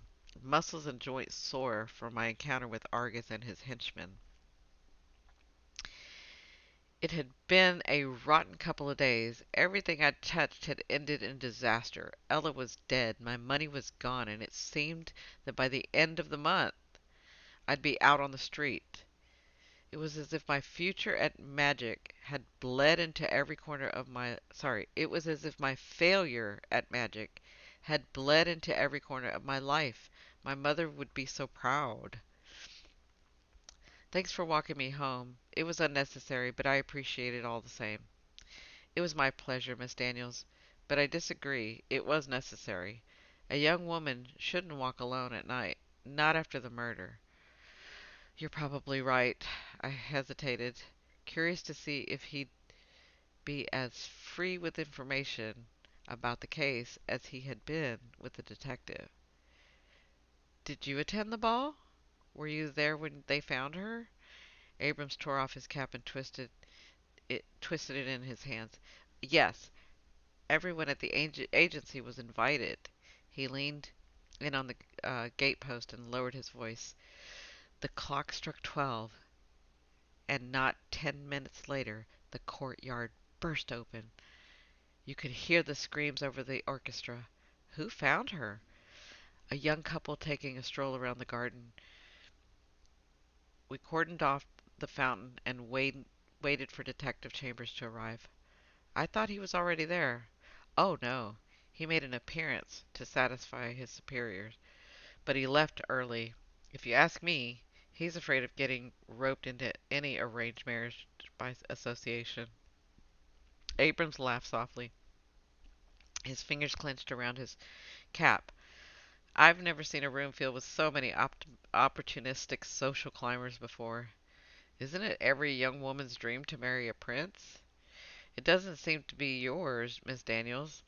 Me? I scoffed. Hardly. They look like more trouble than they're worth. Besides, I don't think the royal family would let me practice magic in the Great Hall. Abrams flattened his lips to contain his grin. Detective Chambers was right. You are different. Different? I guess a witch has to take any compliment she can get? I'd say it's high praise coming from a detective. Abrams secured the hat on top of his head, then stuffed his hands into his pockets. I should return to my rounds. With his chin against his chest and his boots scuffing the dirt, he seemed embarrassed, probably realizing he'd spoken out of turn. Of course. Have a good night, Abrams. What a strange evening. Inside my shop, I pushed the door closed and hovered near the threshold. Abrams' unexpected reveal echoed in my mind. Derrick thought I was different? Huh. What had I expected? The comment was, no, you're a ravishing beauty, or you have a stunning intellect, but it was something. Better than being called a fraud. I smiled as I trudged towards the kettle, a feat that seemed impossible considering my circumstances. Water sloshed in the pot as I swung it over the grate in the fireplace.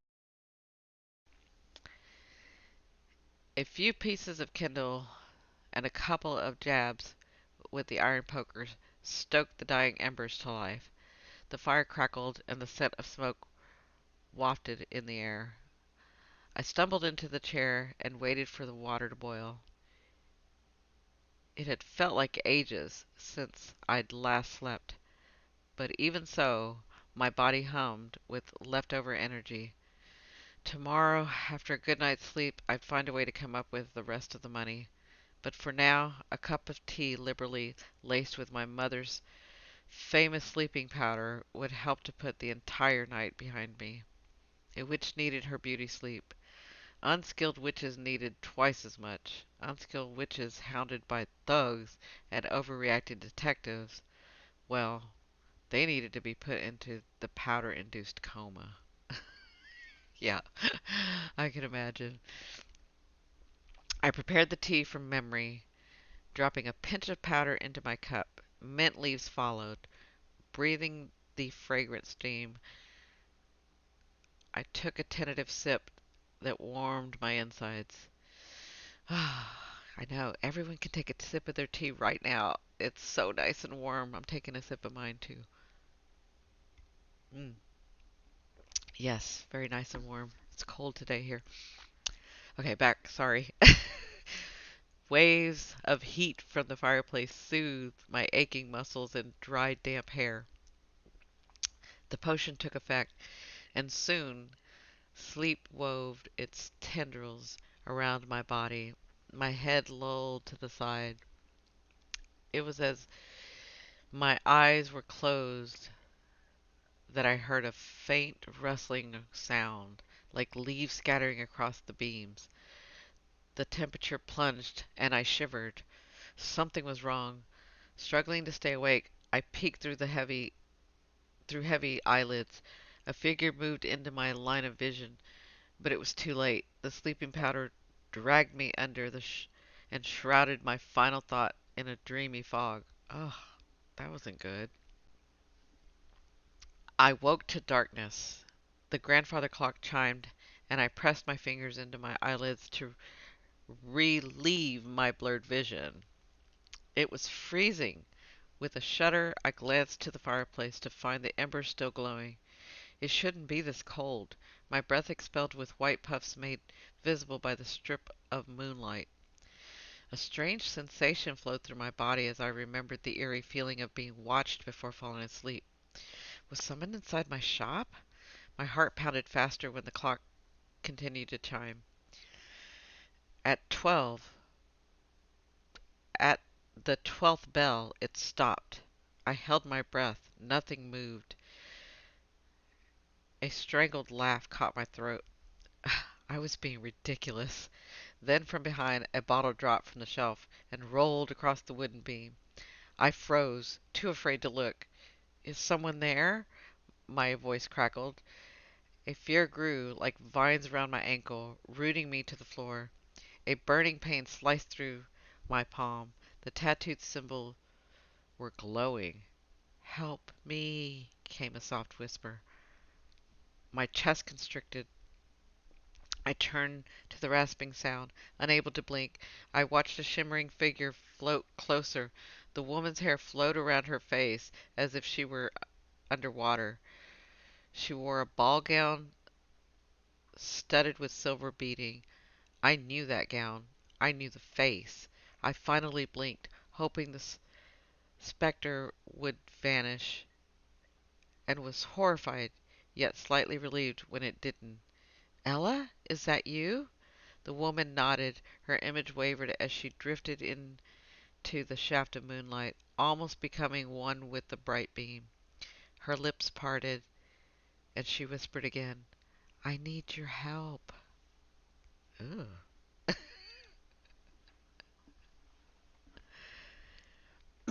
Chapter 6. Open up! Vivian's door vibrated where I pounded my hand against it.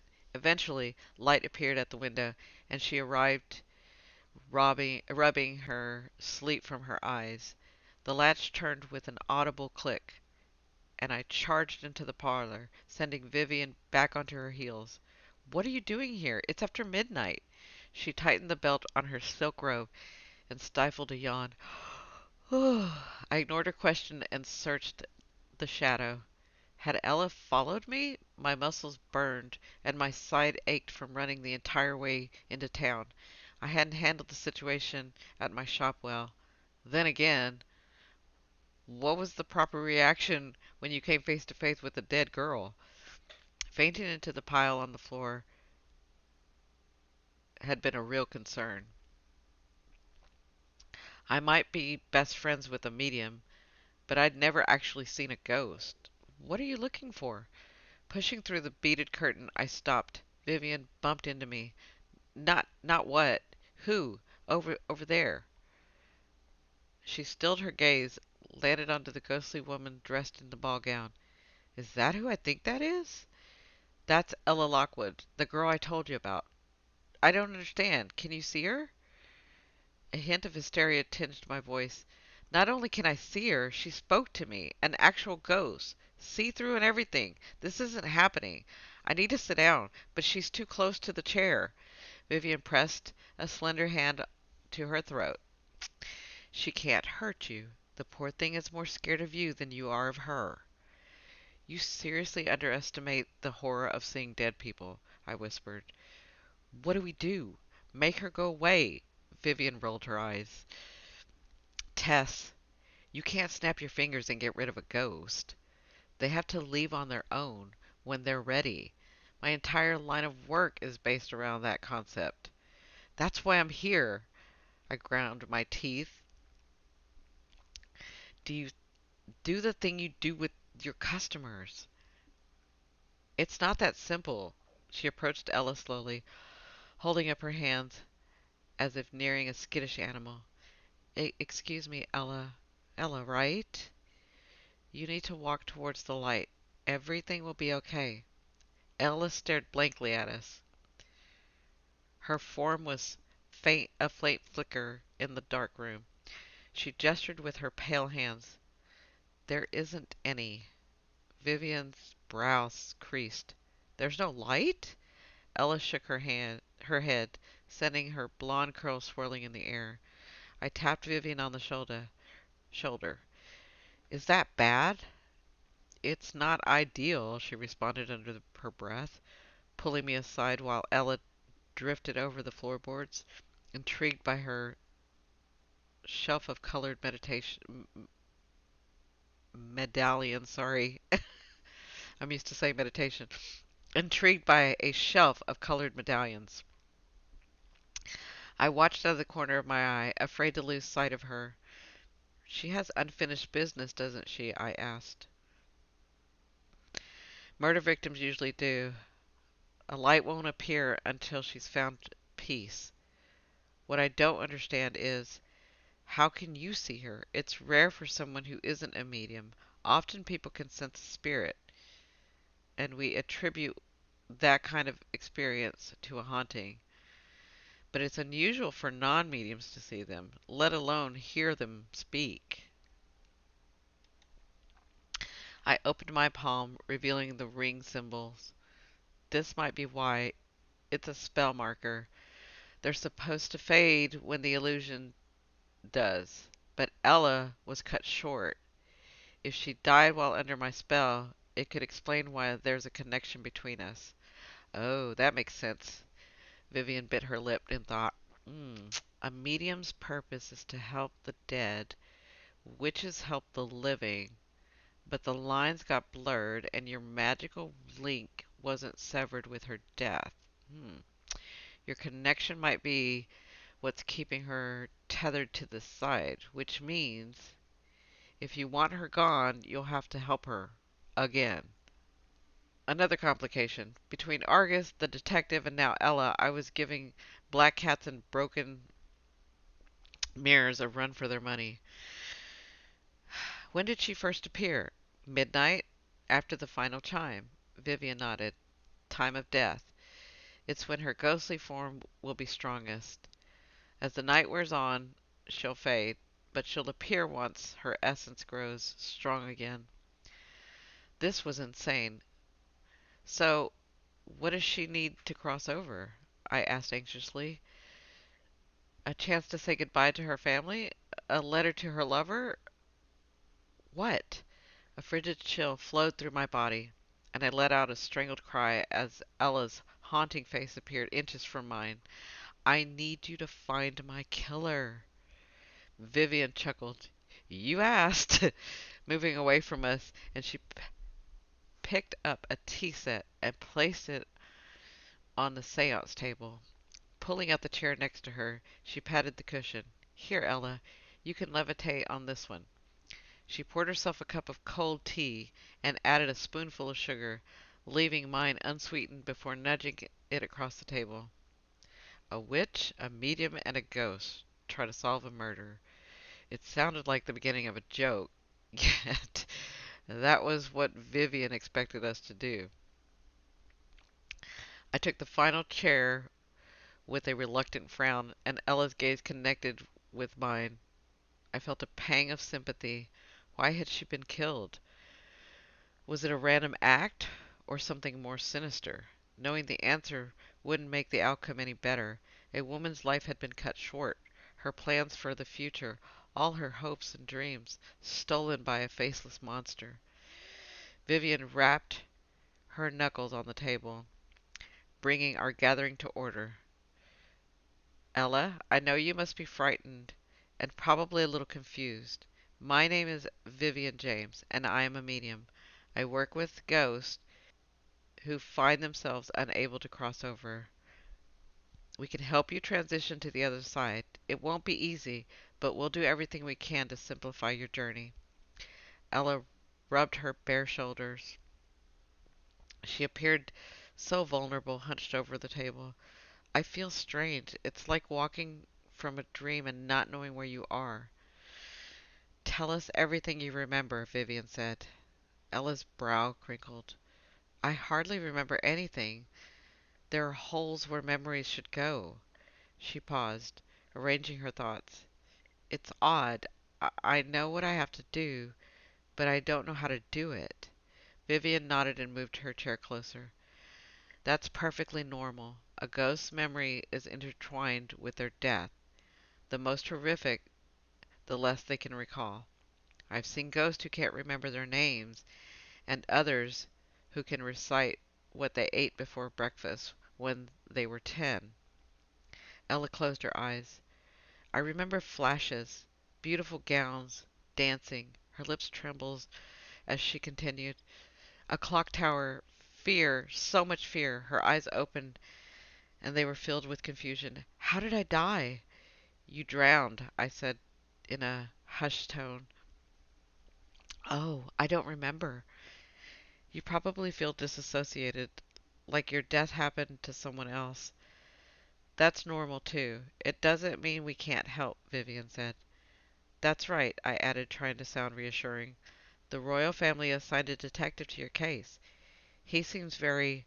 I paused. What was I supposed to say? I couldn't tell her what I really thought. Besides, my feelings for the man had no bearing on his qualifications. He seems very capable. He does?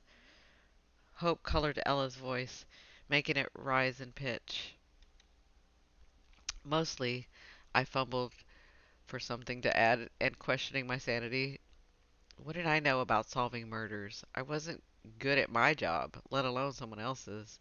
And yet, Ella's circumstances struck a chord with me. She needed help now more than ever. I couldn't turn my back on her, even if the urge to stick my head in the sand seemed like the safer bet. An odd fascination gripped me. What would happen if I saw this through? I had to admit, I was scared to find out. Everyone always told you to face your problems, but no one ever mentioned what to do if you failed at that too. Yeah, really. You know, there is one thing I remember, Ella smiled, in action brightening her features, making her appear almost human again. Vivian latched onto the excitement. What is it? Ella pointed at me, and dread blossomed in her chest. Were you able to get all the pumpkin pulp off of your lawn? She asked. Droplets sputtered into the tabletop as Vivian choked on her teeth. Pumpkin pulps? Ella grinned. Ella's grin widened. Tessa tried to turn a pumpkin into the carriage, and it exploded. There were seeds and goo everywhere. It figured that would be her one remaining memory, the only which the only witness to my garden mortification, and even the erasure of death couldn't keep it hidden. I pursed my lips in irritation. Yes, well, most of it's still there. I've been busy. I see. Vivian fiddled with the sleeves of her robe, but I knew she was trying to restrain a giggle. Let's stay focused on the murder, shall we? Whose? Ella's? Or the pumpkins? Vivian teased. My eyes narrowed into slits. Ella's. Vivian winked and pushed out of her seat. In that case, there might be a way we can help solve Ella's murder and get the money you need to pay Argus. Don't forget my fines. I thought you had enough for those. Vivian crossed her arms over her chest. I did, but I had a run-in with Argus after I left the shop. Also, fun fact, your wig was useless. It's now ruined and smells like a wet animal. Vivian's tissed and glanced at Ella. That was my favorite wig. She dug into the drawer on the other side of the room and pulled out a scroll. A royal messenger delivered this today. I'm supposed to hang it in the window. Unfurling it on the table, she placed a candle at each end. Ink-stained calligraphy covered the parchment. I read to the bottom and realized Vivian's intention. You want me to collect a reward money? Exactly. The royal family is offering a fortune to anyone who helps capture Ella's killer. Wow, that person could be you. There's just one part you won't like. I drummed my fingers onto the table. It wasn't a bad idea. The money would solve my problems, and Ella would find peace, the peace she needed to cross over. What's the part I won't like? You'll need help from the royal detective. I slammed my teacup against the table. Absolutely not. Dark liquid spilled over the rim, pulling onto the glass. I have no intention of asking that man for anything.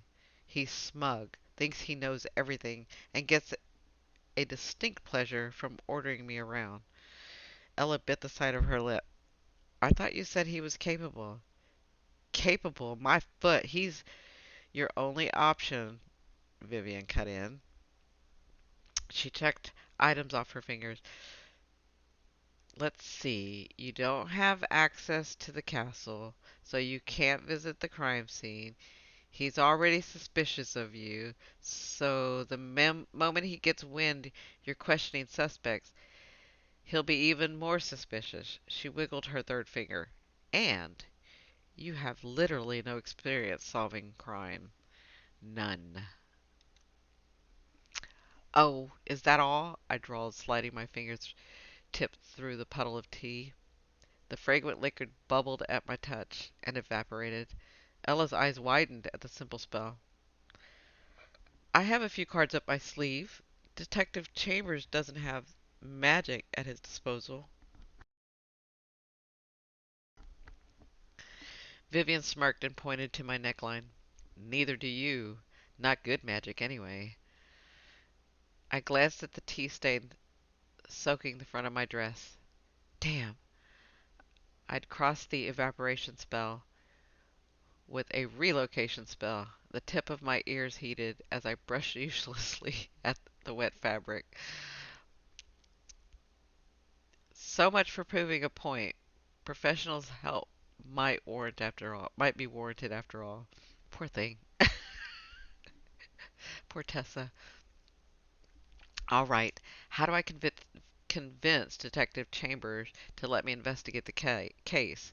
He won't welcome me with open arms and spill his secrets. Neither woman answered.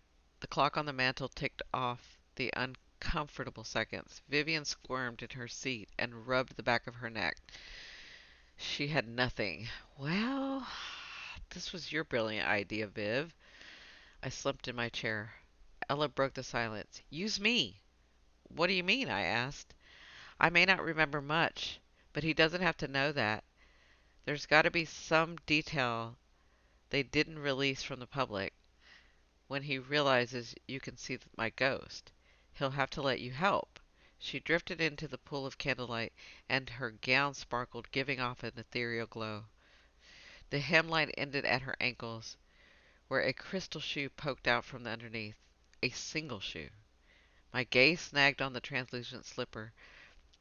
I recalled the details Sylvia had mentioned. She'd discussed the fountain and the rose left behind, Ella's fingers, but nothing about the missing slipper. I have an idea. I pointed to Ella's feet. You're only wearing one shoe. The other must have come off during your struggle with the killer. Do you think that's important? Ella lifted a hem of her gown and stuck out her foot. It might be if they didn't find it at the scene. Either way, it's information I can use when I visit the detective. Vivian looked skeptical. What? You said I needed Derrick's help, so why the face? It's just telling people, especially people in authority, you see ghosts doesn't always go the way you'd expect. He might react poorly. Her voice faded and she bowed her head. I knew that look. I'd seen it before when we were young and Vivian had learned not everyone appreciated her ghostly calling. It was a lesson that still gave her nightmares. He might think I'm crazy. Vivian fidgeted with the handle of her teacup, unable to meet my eyes. He could have you committed. There are worse places than prison. It won't come to that. My gut churned. Our entire plan rested on the whims of a man who already found me lacking. There was a high chance I'd be leaving his office in some form of restraints. I didn't like the odds, not one bit. Chapter 7. The sunshine glinted off the arched window of the Royal Agency. The rays of light did little to improve the grim stone facade and the iron gates separating the building from the crowded streets. I stood in front of the bars and pulled my cloak tighter around my body. A chilly wind carried brittle leaves through the air, and numbed my exposed fingers while I gathered the courage to go inside. Excuse me. Ella had vanished before dawn, and I remained at Vivian's trying to get a few hours of sleep. Not that it did any good. I tossed and turned, plagued with nightmares that dissipated like smoke when I opened my eyes. The plans we'd made in the dark felt flawed in the daylight. Yeah, I kind of had that feeling. Good morning, Miss Daniels. Are you here to see Detective Chambers? I located the voice, spotted Abrams walking towards the entrance. He rubbed his bloodshot eyes, a sign his night shifts were taking a toll. His uniform was wrinkled yet clean. He tugged the cap from his head, twisted the brim of his hands as he gave a weak smile. Yes, I need to speak to him about my fines. Abrams nodded and leaned closer, lowering his tone. He's a stickler when it comes to the law, but I'm surprised he came down so hard on you. Otherwise, others would have turned a blind eye. You don't say. Irritation shot up my spine. What was it about me that made Derrick so prickly? I'd never met anyone who ran as hot and cold as he did. One minute he was laying on the charm, the next he was accusing me of being a charlatan. Abrams grew serious and furrowed his brow. About last night, I shouldn't have revealed so much as I did. It's not a good trait for an aspired detective. I appreciate it if you didn't let Detective Chambers know. He'll have my head. A flush colored the tip of his ears, a mixture of embarrassment and the cold. I realized we were both a little intimidated by the man. Luckily for him, I needed every ally I could get. I needed every ally. Excuse me. I needed every ally I could get. And if keeping secrets from Derrick was our common ground, I'd take it. Your secret is safe with me. We wouldn't want to darken his mood any more than it already is. No, we wouldn't want that. Abrams chuckled and pushed open the gate, making the iron bars whine in protest. He gestured for me to go first. I swallowed my nerve and climbed the stone staircase. Inside, a narrow hallway opened into a waiting area. The room teemed with people. Shouts competing for control echoed into the rafters as a pair of angry merchants fought over stolen merchandise. Their fingers jabbed the air, the inches from a street urchin's smirking face. The kid polished an apple on his threadbare jacket, then crunched it with his jagged teeth through the fruit. It was a defiant gesture, one that sent merchants lunging for the ferruled apple. Abrams nudged me past the commotion towards the wide desk that served as the entry point to the back offices. A silver-haired woman glanced up from a ledger. Her stern features broke into a grin when she spotted Abrams. Her eyes crinkled around the edges. Oh.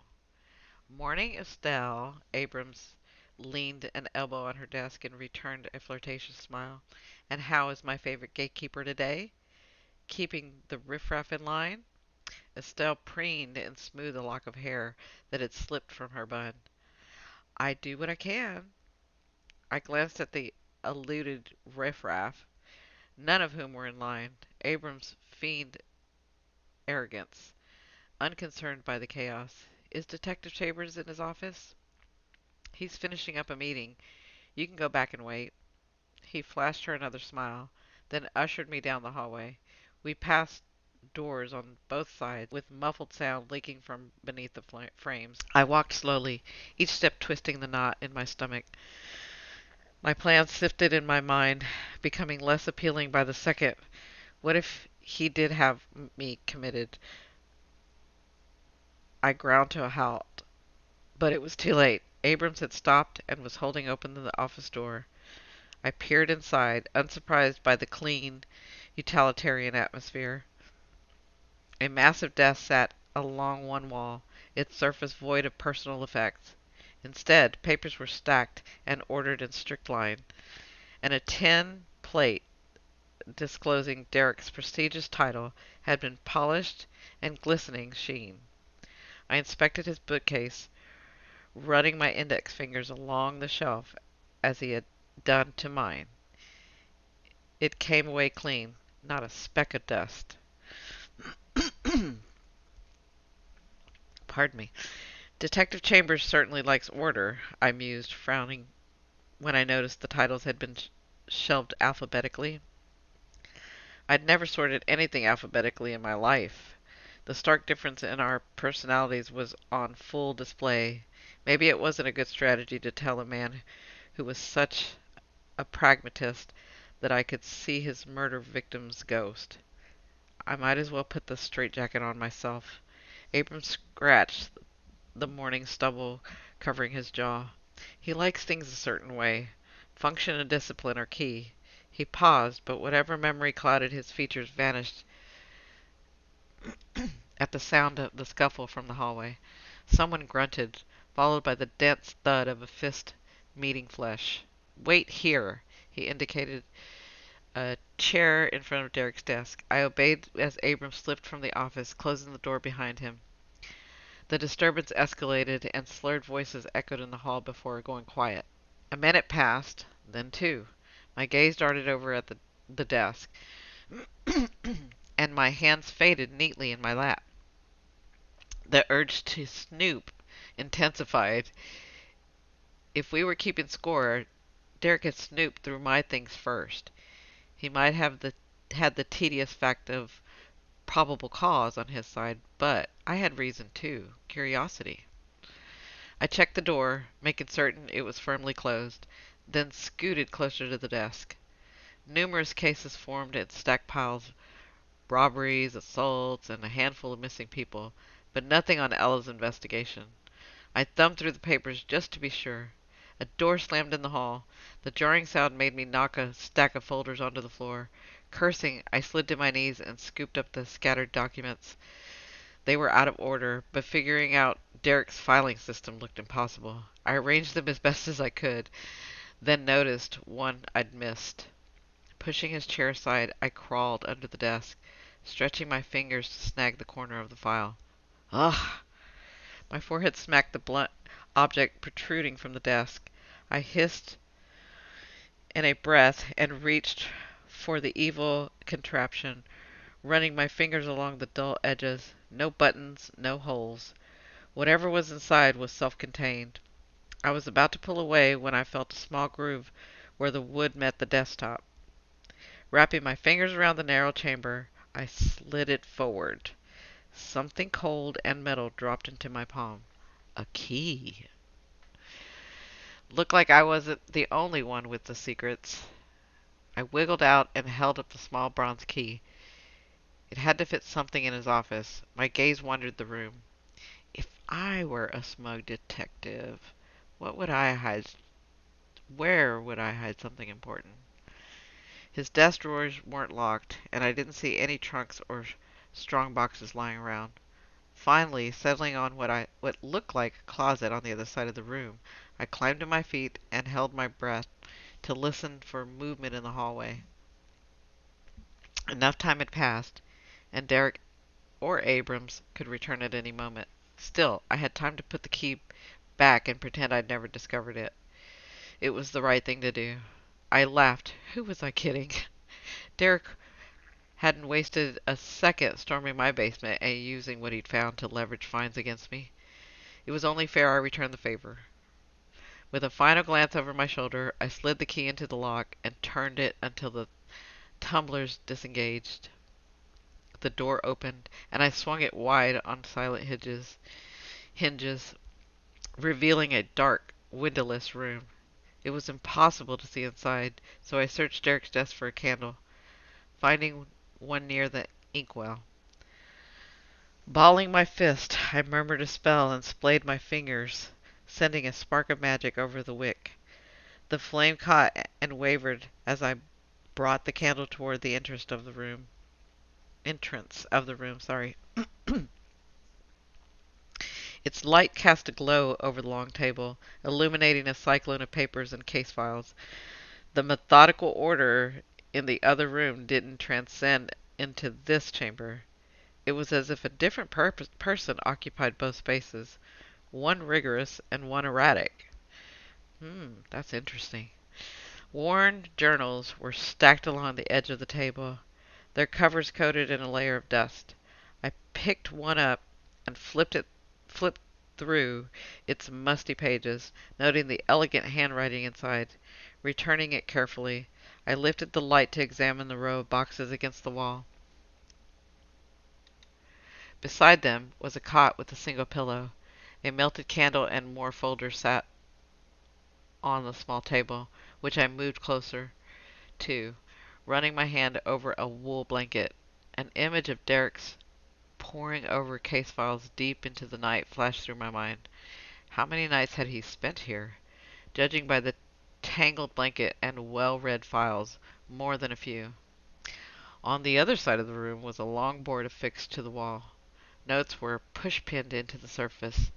I held the candle higher and moved down the length, slowing as I reached the end, where a trio of roses hung upside down, suspended by their stems. I brushed my fingers over the dry, brittle petals. The scent had long since dissipated, and all but one turned brown with age. A slip of paper with a handwritten name had been tacked next to each flower. The third rose was fresh, its stem a wealth of green thorns. They'd found Ella with the rose tucked between her fingers. I read the names pinned near each of them. Sophie, Jane, and Ella. My hands trembled, and a bead of wax dripped onto my wrist. I barely felt the burn. "You can't be in here!" Startled, I dropped the candle. Its flame sputtered as it hit the floor, plunging the room into darkness. Derrick's large frame loomed in the doorway. I reached for the wall, hoping to orient myself, but I misjudged the distance, and my hip slammed the edge of the table. The stack of journals toppled, sending a cloud of dust. I sneezed, and my foot rolled over the fallen candle, making me lurch and brace for impact. Before I could hit the floor, hands wrapped around my waist. Derrick adjusted his hold, and I landed against the firm wall of his chest. His I'm sorry. His palm cupping the back of my head. "Relax. I've got you." Easier said than done. The low timbre of his voice sent a shiver snaking through my body. How was I supposed to relax with every inch of him pressed against me?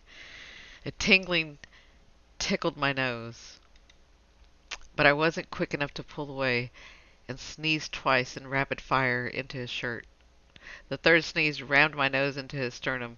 Horrified, I prayed for death. Derrick's chest rumbled. He was laughing.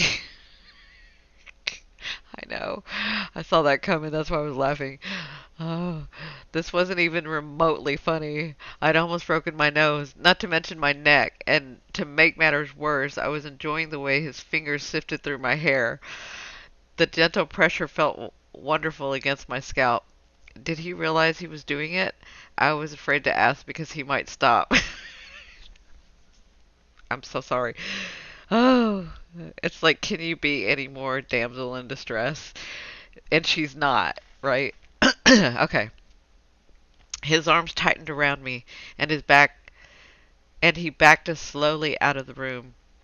Bright light flooded my vision as his office came into focus. With with a tilt of my head, our eyes locked, and for a moment neither of us moved. Oh, okay. All traces of laughter vanished from his face, replaced by an intensity that heated my skin. I expected anger, not this breathless tension that hung thick in the air. He blinked, and the moment evaporated. Derrick's hands loosened around my waist, and his lips formed a grim line. The anger I'd expected had finally appeared. "That's twice I've caught you breaking into something." I held up my finger. "To be fair, the first time I didn't actually break anything. You startled me before I could, so, technically, this is the second time you've startled me." His eyes narrowed, but I stood my ground under his impressive glare. I was starting to think it was mostly for show, and beneath his gruff exterior was something else entirely. There was only, excuse me, there was only one way to find out. We need to talk, detective, about how I caught you going through my locked evidence room. I could have you arrested. His threats had no effect. I moved closer, smoothing his shoulders and straightening the lapel of his expensive jacket. His pupils were wide as they followed my bold exploration. I curbed a grin at his comical expression. Apparently, he was used to people cowering beneath his glare, not ruffling his feathers. That all sounds very familiar, but no, we need to talk about whether anyone else knows. He crossed his arms over his chest, putting a muscled barrier between him and my wandering out fingers. Does anyone else know what, Miss Daniels? I leaned in and whispered, about the roses the killer leaves behind. I counted 3. Ella wasn't the first victim. Ooh. Okay, now we're getting somewhere. Chapter 8. It's not what you think. It's not? I scoffed and held up the 3 fingers. 3 roses. 3 dead girls. It's exactly what I think. They all have the same killer. One who leaves a calling card. Derrick scrubbed a hand through his hair. He looked exhausted beneath his tailored jacket. His linen shirt was wrinkled and unbuttoned at the top. It seemed out of character for him, the same way the table in his evidence room overflowed with papers and files, a chaotic distraction to the perfect shell of his outer office. Maybe he wasn't one-sided after all. I knew there was something, like I couldn't trust him yet, but we're getting there. Okay. He walked around the desk, straightening the folders I'd knocked over. They're just roses, Miss Daniels. A potential lead. Nothing more. Reaching underneath, he found where I'd taken the key and held out his hand. I'd like my key back. It was still in the door. I moved to retrieve it. You don't believe that, or you wouldn't have those flowers tacked up like killer trophies. Who are the other girls? I won't tell anyone, I promise. A condescending smile curved his lips. He studied me in a way that felt familiar, always searching, waiting for a tell. I promise from a witch. Is that any good? Ouch. His barb hit, leaving his mark on my ego, where other scars lived. You don't trust witches? Would you trust someone who can spin an illusion with a wave of her hand? Resting my knuckles on his desk, I leaned forward and held his gaze. No, but I wouldn't trust someone so quick to judge either. A cynic who only sees what he wants to see. I ran my fingers over his nameplate and spun it around to face him, like this man. The confident smile leached from his face. He moved the nameplate out of my reach. Miss Daniels, let's be clear. Call me Tessa. If we're going to work together, there's no need to be formal. His hand froze midair. He might have stopped breathing. Had I shocked him into an early grave? Working with me wasn't that inconceivable. Miss Tessa. His eyes closed while he gathered his patience. I had time. Pulling a chair closer, I sat down and arranged my skirt, then hooked my ankle around the leg of his desk. I wasn't going anywhere on my own. When he opened his eyes, I blinked up at him, the picture of innocence. Miss Daniels, I don't know what you think is happening here, but we're not working together. Settle your fines and go. Forget what you saw in the evidence room, and if you don't, I hear you shared a single if you don't, and I hear you shared a single shred of information about the case, I'll have you locked up where no amount of magic will set you free. For real this time. Seriously, what was this man and his jailhouse threats? About my fines, I picked a phantom piece of lint from my skirt and flickered it into the air. I'm short on funds and can't pay them, which is why I'd like to offer you a proposal. His face was easy to read. He regretted confiscating my potions. Hell, he might have regret visiting my shop altogether. Too bad for him.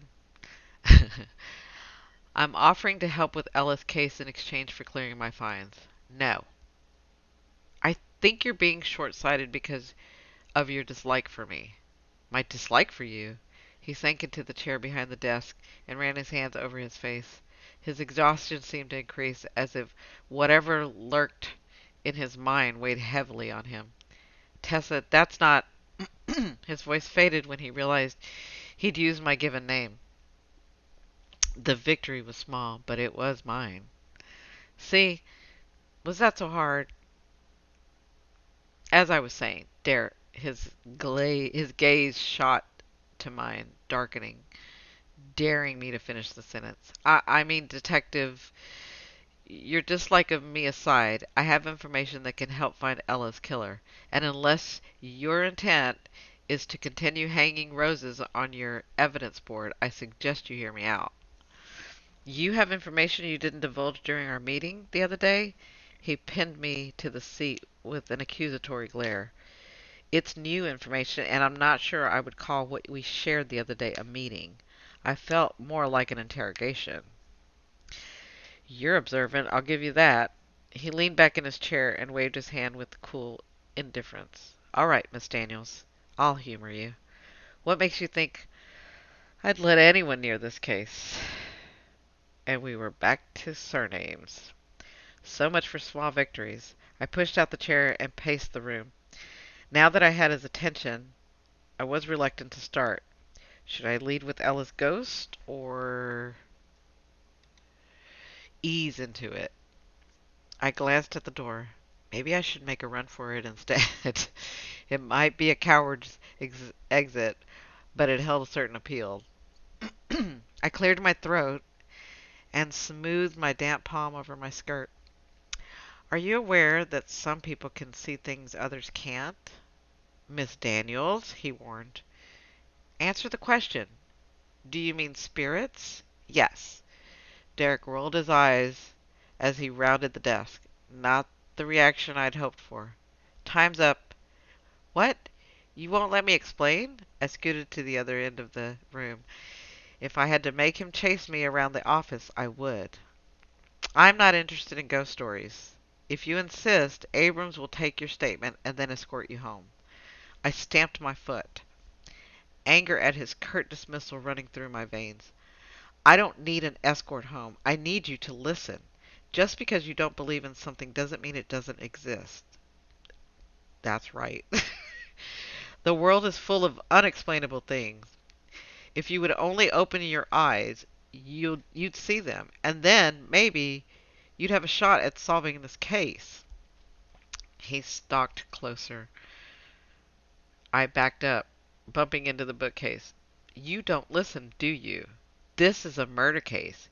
You may have built your living around tricking people into believing you have some mystical ability, but magic? Ghost? There's no place for them in investigations, and there's no place for you. You're wrong, detective. I jabbed my finger into his chest. This had become about so much more than eliminating my fines and claiming a reward. Principles were involved now. My reputation as a witch, and this damned desire to make him see me as something other than a con artist who dabbled in potions. I can help solve this case because I have a link to the victim. A link no one in your investigation has. You need me. Hardly. My patience spent, I blurted out my reasoning. Ella's ghost visited me last night, and I can prove it. How? He crowded me against the bookcase, but I refused to back down until I finished. She was missing her shoe, a glass slipper. None of the reports have that information. If you didn't find it at the crime scene, then the killer must have taken it. Find the slipper, you'll find the killer. I charged past him, clipping his arm with my shoulder. The man was infuriating. Vivian had been wrong. I didn't need his help to investigate the case. I could solve it on my own, collect the reward, and shove it in his face. Ooh, she's mad. He'd take me seriously then. Maybe I'd buy the agency and use his office to grow fungus. Really smelly fungus. She's really mad. A small part of me, the delusional part, had hoped he might be different. Then he would see beyond what everyone else saw. The inept witch and unable to rise to her true potential. If I was being honest with myself, which was rare but did happen, I wanted him to see me. Not the witch, just me. Tessa, wait! Derrick placed his hand on my shoulder. The warm, solid touch and the pleading note in his voice made me pause, melting some of my anger like wax pulling in the bottom of the candlestick. Let me just stop here. Have y'all met people like this? Where they're just 1 minute they're infuriating and the next you're just like, oh. Okay, sorry, let's get back. But it would take more than that. My dramatic exit lasted 2 seconds before I crashed into the human-sized wall. The man steadied me as I craned my neck and stared into a pair of dark brown eyes. He smiled, and I swore. It was the most charming thing I'd ever seen. He had a clean-shaven face that accentuated the square cut of his jawline, and thick, jet black hair that looked tousled from the wind. I could pay my debt with his coat alone. Dove gray, it was made of the finest material, trimmed with gold thread on the cuff and seams. "Are you all right?" he asked, keeping his hand around my arm. "Excuse me, detective," I heard Estelle, the silver-haired receptionist's voice through the haze of the handsome man's smile. "His Royal Highness is here to see you." Hold the horse and stay a while. Prince Marcus of Ever was touching me. And then, just like that, he wasn't. Derrick seized my upper arm and tugged me out of the prince's reach. Oh, God. Oh. I stumbled against his side, and he pressed his hand to the small of my back to keep me there. The move earned him a side glare. "Do you have to spoil everything?" I muttered. "Yes." "Careful, detective. Your dislike of me is showing again." "I don't dislike you," he snapped. His eyes closed and he exhaled a long breath, looking like a man who'd reached his breaking point. I almost felt bad. "I'm not interrupting, am I?" the prince asked, quizzical. "No, your highness. Miss Daniels was just leaving." Derrick nudged me, but I dug my heels in. This was my chance. I might not have convinced Derrick, but the prince held a higher rank, and if I convinced him, Derrick would have to accept me. Oh, yeah, nice one. "Actually, your highness," I fumbled through a half-decent curtsy, "I'm here to offer my services with the Lockwood investigation." I removed a small slip of paper from the satchel at my waist. It read, "Daniels, Curses, and Cures," in ink that sparkled when caught by the light. The prince accepted the card, and his thumb brushed the inside of my wrist. I frowned, not feeling the same intimate sensation as when Derrick held me in the evidence room. What a shame. Prince Marcus seemed to actually like me. Yeah, isn't that the way it goes? I read my name and nodded in recognition. "Ah, you're the witch. Your mother was Amelia Daniels, wasn't she?" "Yes. Did you know her?" "No, I didn't have the pleasure, but I remember stories as a child about how she cured the kingdom's plague."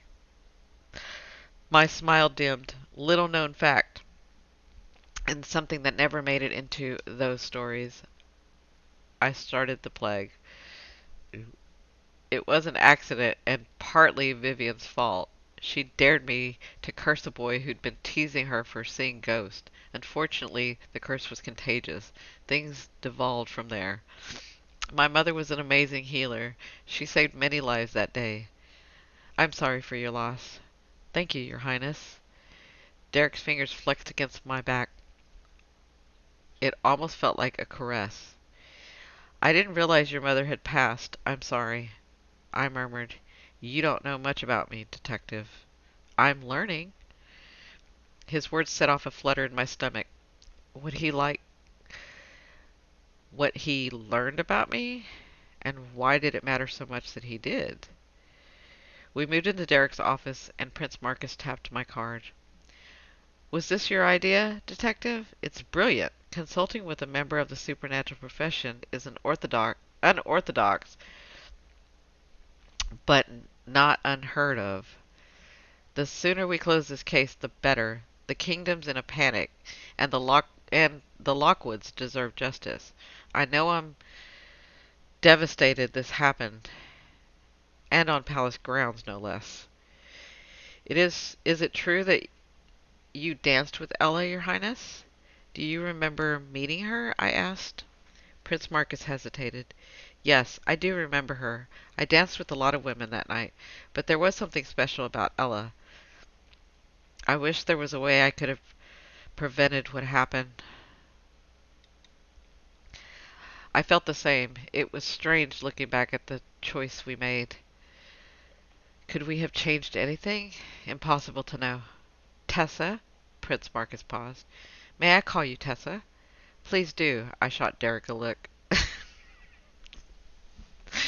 Oh, I believe you might have skills we haven't thought of to use. We need to examine the case from every angle. Derrick shook his head. It's too dangerous, your highness. Miss Daniels doesn't have any experience. The prince frowned. There is an element of risk, but I'm sure if you watch over her, she'll prove to be an asset. Hear that, detective? An asset. If witches could fly, I'd be in the rafters. I'll do my best to help in any way possible. It's an honor to serve you and the kingdom in this manner. I caught the remnants of a scowl on Derrick's face before he cleared the emotion. Don't worry, detective. I'll mostly be an observer. You won't know I'm there. Impossible, he muttered. He mumbled. I shrugged. He wasn't wrong.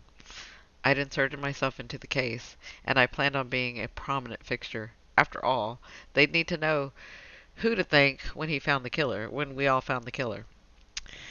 Prince Marcus clasped his hands. Welcome aboard, Tessa. If there is anything you need, please let me know. The scowl returned in full force on Derrick's lips. Your Highness, I apologize for cutting this short, but I have witnessed interviews to conduct today. I cleared my throat loud enough to be heard across the room. Derrick clenched his jaw. Miss Daniels, I hope you can join me. Oh, I love this. Prince Marcus winked and released my hand. Yes, I won't keep you. I'm on my way to a meeting with the director. Well, he has all my notes and can give you an update on where we stand. Excellent. Tessa, it was good to meet you. Prince Marcus inclined as his head and moved towards Sorry, Prince Marcus inclined his head and moved to the door, closing it gently behind him. You could hear a pin drop in his wake. I let the silence extend, feigning interest in the speck of dirt under my fingernail.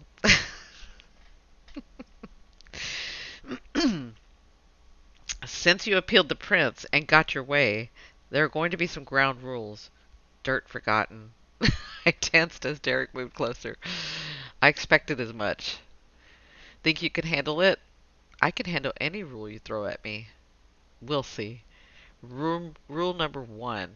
You're not allowed to investigate on your own. I narrowed my eyes. You'll tell me everything you know about the case, including the roses on the other girls. Derrick nodded. Okay. Always stay by your side. Got it.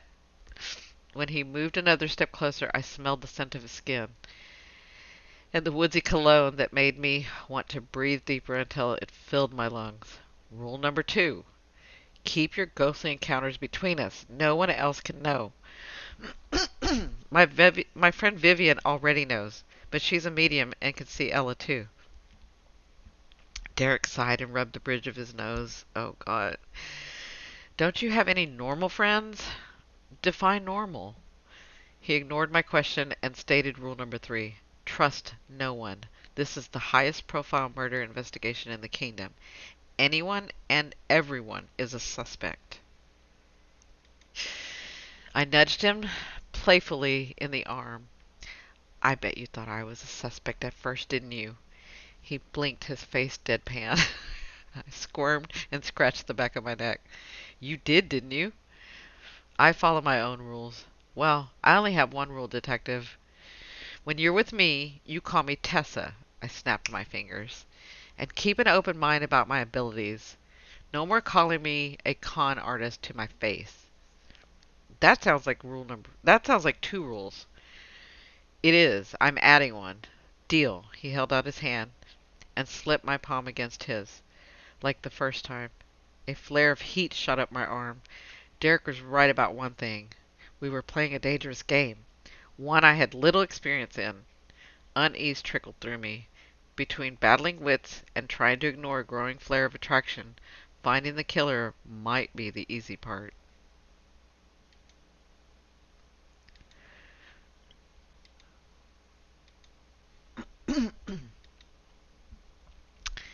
Chapter 9. 5 days and countless interviews later, my head bobbed into my chest. Did you get that, Miss Daniels? I jerked my eyes open again and caught the notebook before it slid off my lap. Ah, yes, checking my notes, I began hastily. Let's see. First, you danced with Mr. Raymond. He went to get you a glass of champagne, and then you danced with Sir Thomas. You stopped for a plate of toasted figs, and last, you spoke to the Drummonds about the new carriage purchase. Was there anything else? No, that was everything.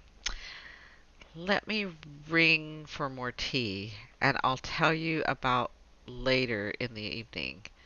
Miss Lancaster strode toward the bell pull. Unlike me, the woman's grandmother was allowed to give in to temptation and had fallen asleep in her chair. A light snore whistled from her nose, and every once in a while she mumbled something about her good old days. I glowered at Derrick. I know what you're doing. What am I doing? He stretched his legs in front of him and folded his arms over his chest. Don't play innocent. You're dragging me around the kingdom, trying to bore me off the case with useless interviews. You don't attend half of them, and then quiz me on my notes afterwards. You're just waiting for me to leave to start doing the real detective work. I'm on to you. He shrugged. The nerve. My fingers itched to wipe the bland smile off his face. I'd been subjected to nothing but cool disregard from him for days, and it was beginning to grate on me.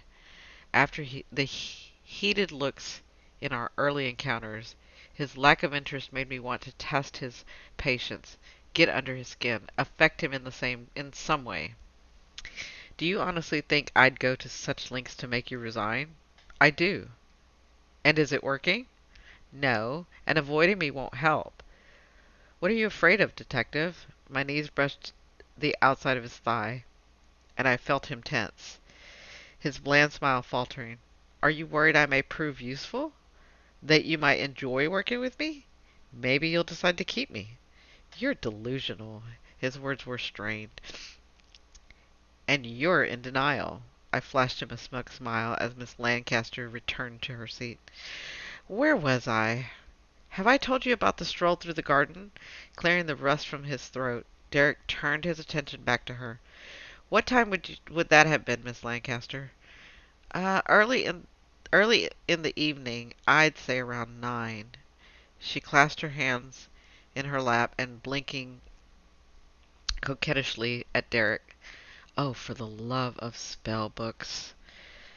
If boredom didn't make me want to gouge my eyes out, having to watch another simpering female drool over Derrick would.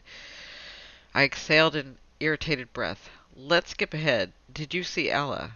The prince? Anything relevant to the case at all, Miss Lancaster? This was insane. Nearly a week in, and I had nothing. I wasn't any closer to finding Ella's killer and collecting the reward. I couldn't very well tell Argus I'd need more time because every witness went starry-eyed in the face of the famed detective. We needed to move this along. Actually, I believe I did witness something. My back straightened. I hadn't expected that. Didn't these people realize they were supposed to lead with the relevant details? The servant arrived with the tea, and I nearly groaned while waiting for it to be poured. Miss Lancaster took a dainty sip and offered Derrick a plate of biscuits. He declined. My stomach growled, but she'd already set them aside. You were saying, Miss Lancaster? Yes, while I was strolling through the garden, one of my ruby-haired pins must have come loose. I went out again later to find it, and that's when I saw Ella. Did you notice the time? I asked. Miss Lancaster reached for a biscuit and chewed it thoughtfully. My mouth watered, and I pressed my hands against my stomach as if it would prevent another embarrassing rumble. It was shortly before midnight. I remember because of the clock tower in the courtyard. Ella was sitting alone on a bench, and she kept looking up at it. She appeared to be waiting for someone. Derrick reached across the table and placed 2 biscuits on a napkin.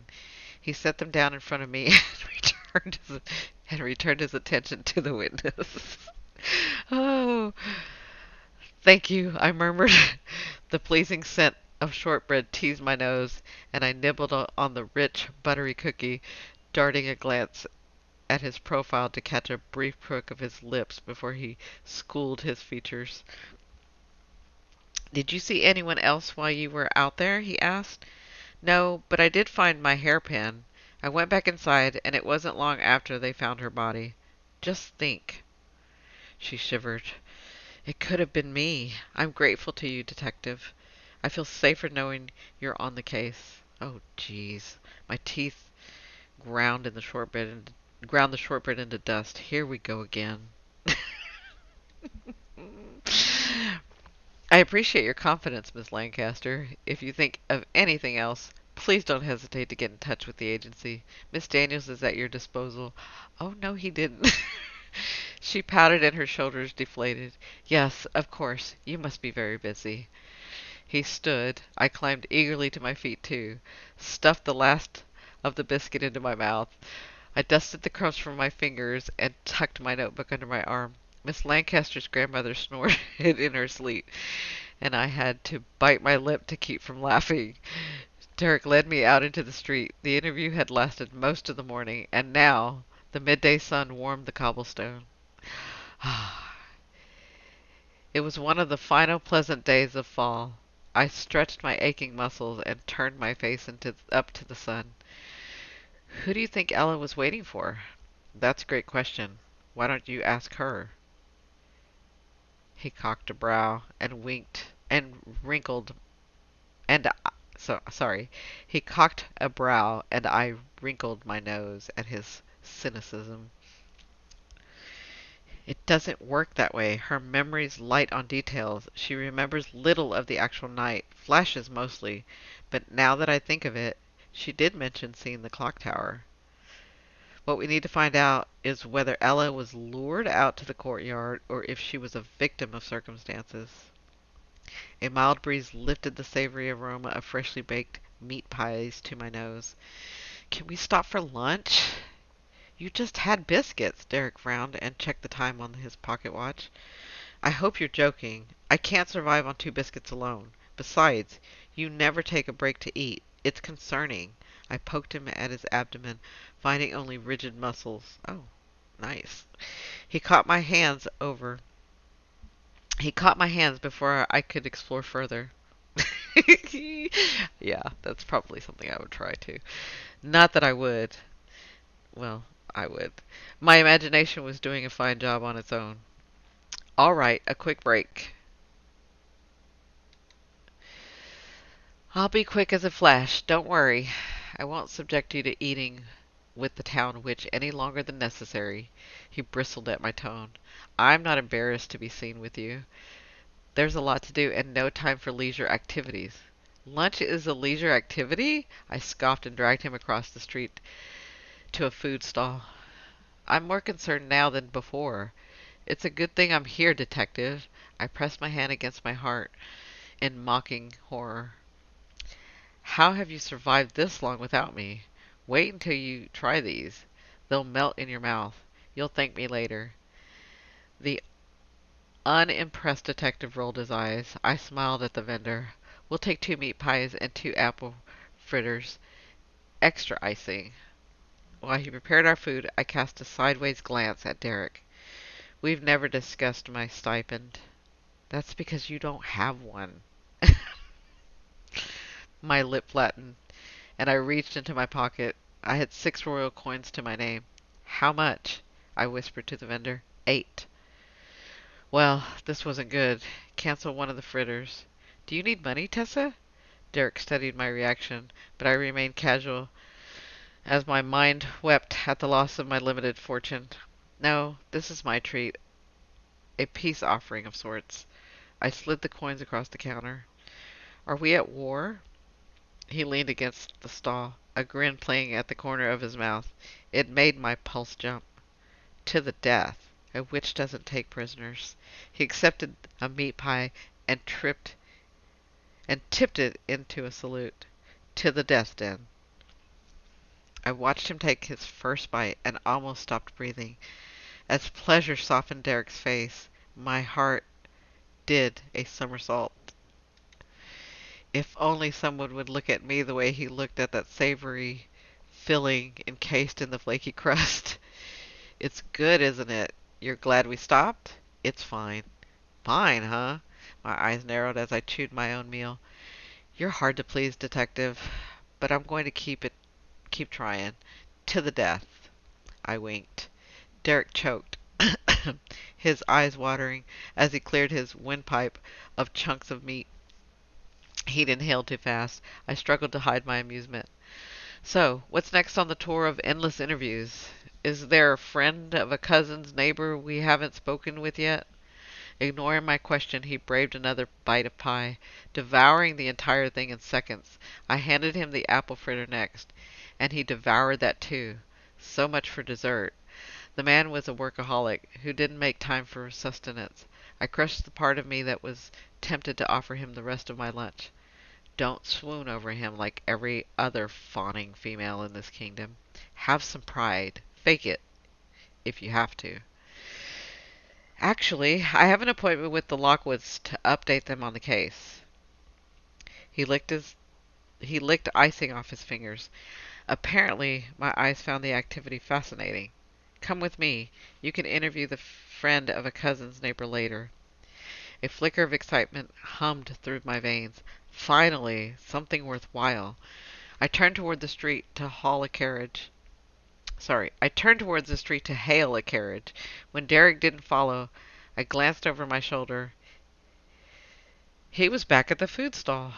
I'd created a monster. He exchanged a couple of coins for another fritter, and then strolled toward the waiting carriage.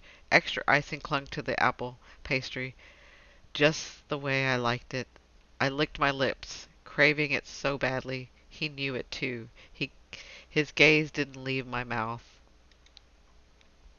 Bringing the fritter up as if to take the first bite, Derrick finally chuckled before changing directions and placing it in my hand instead. His fingers brushed over mine, sending sparks of heat across my skin. Do not swoon. What are you doing?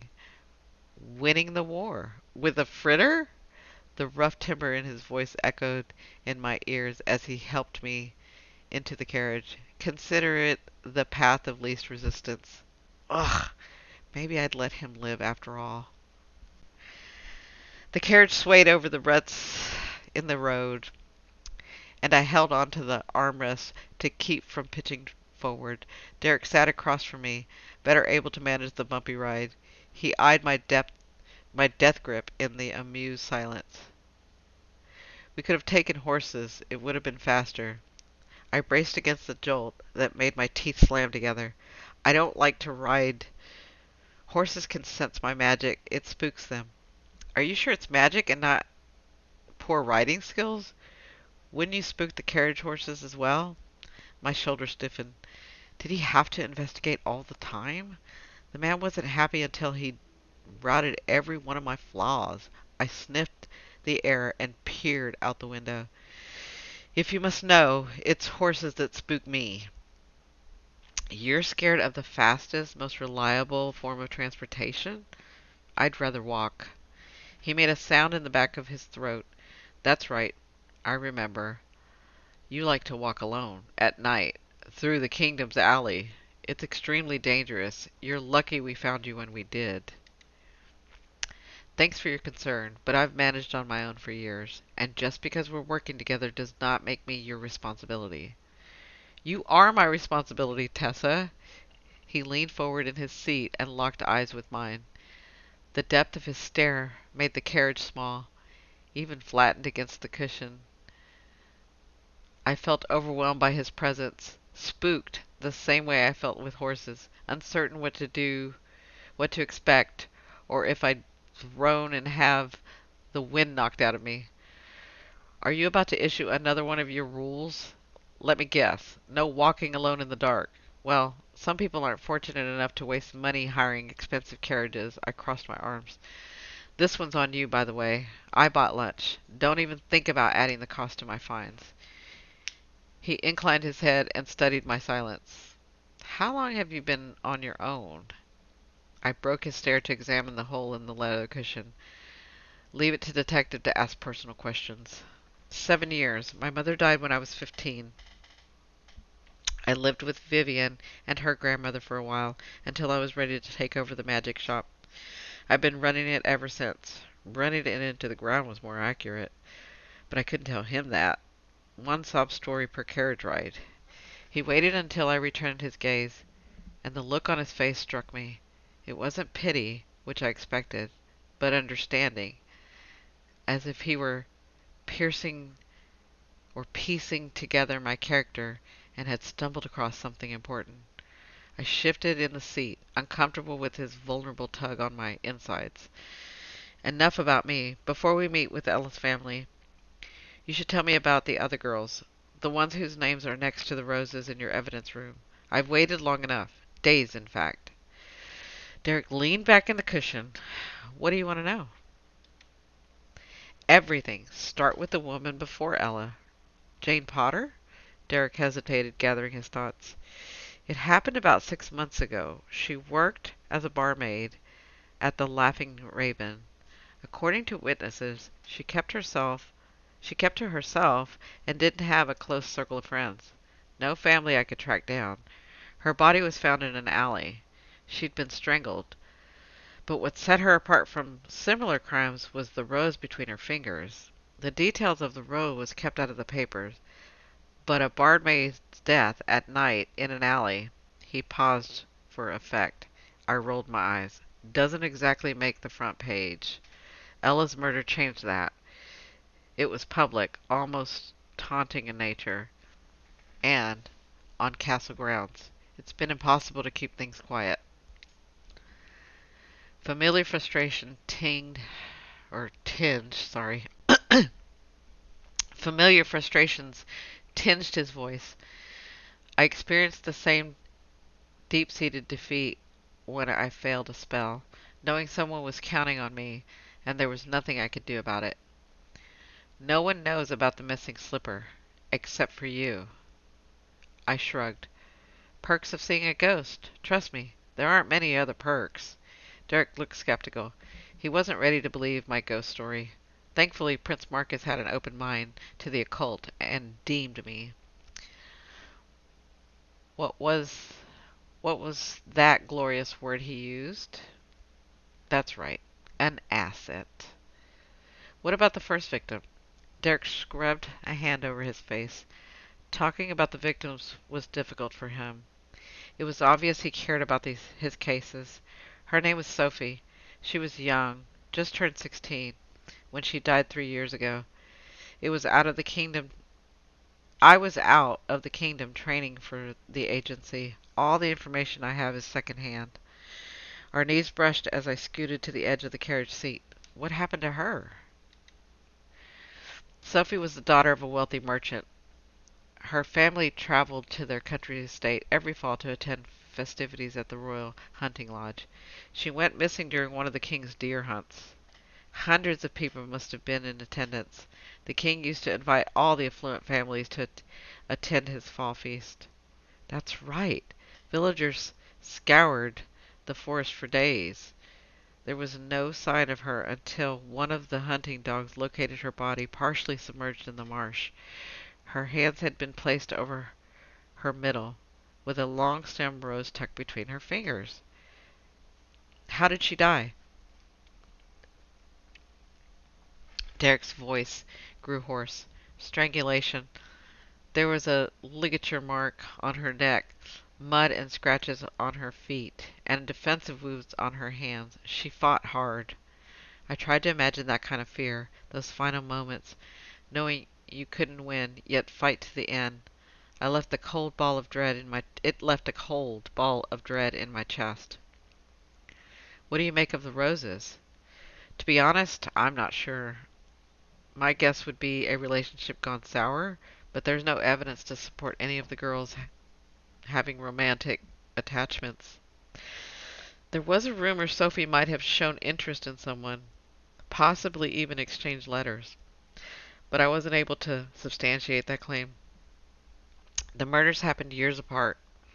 They knew different people, lived at opposite ends of the social spectrum, and there was an age difference between the two. My superior wasn't convinced the roses linked the two women.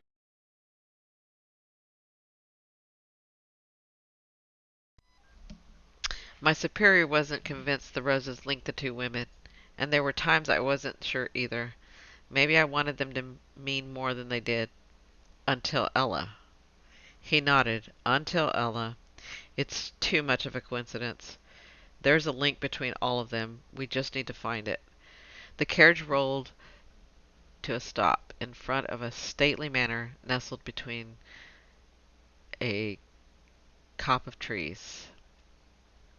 Tangled vines climbed the walls, spreading like gnarled fingers around the window's frames. Overgrown topiaries flanked the circular drive, littered with fallen leaves and crumbled brick. Nature was doing its best to reclaim what was once a magnificent property. Derrick exited the carriage and held it out his hand to help me down the steps.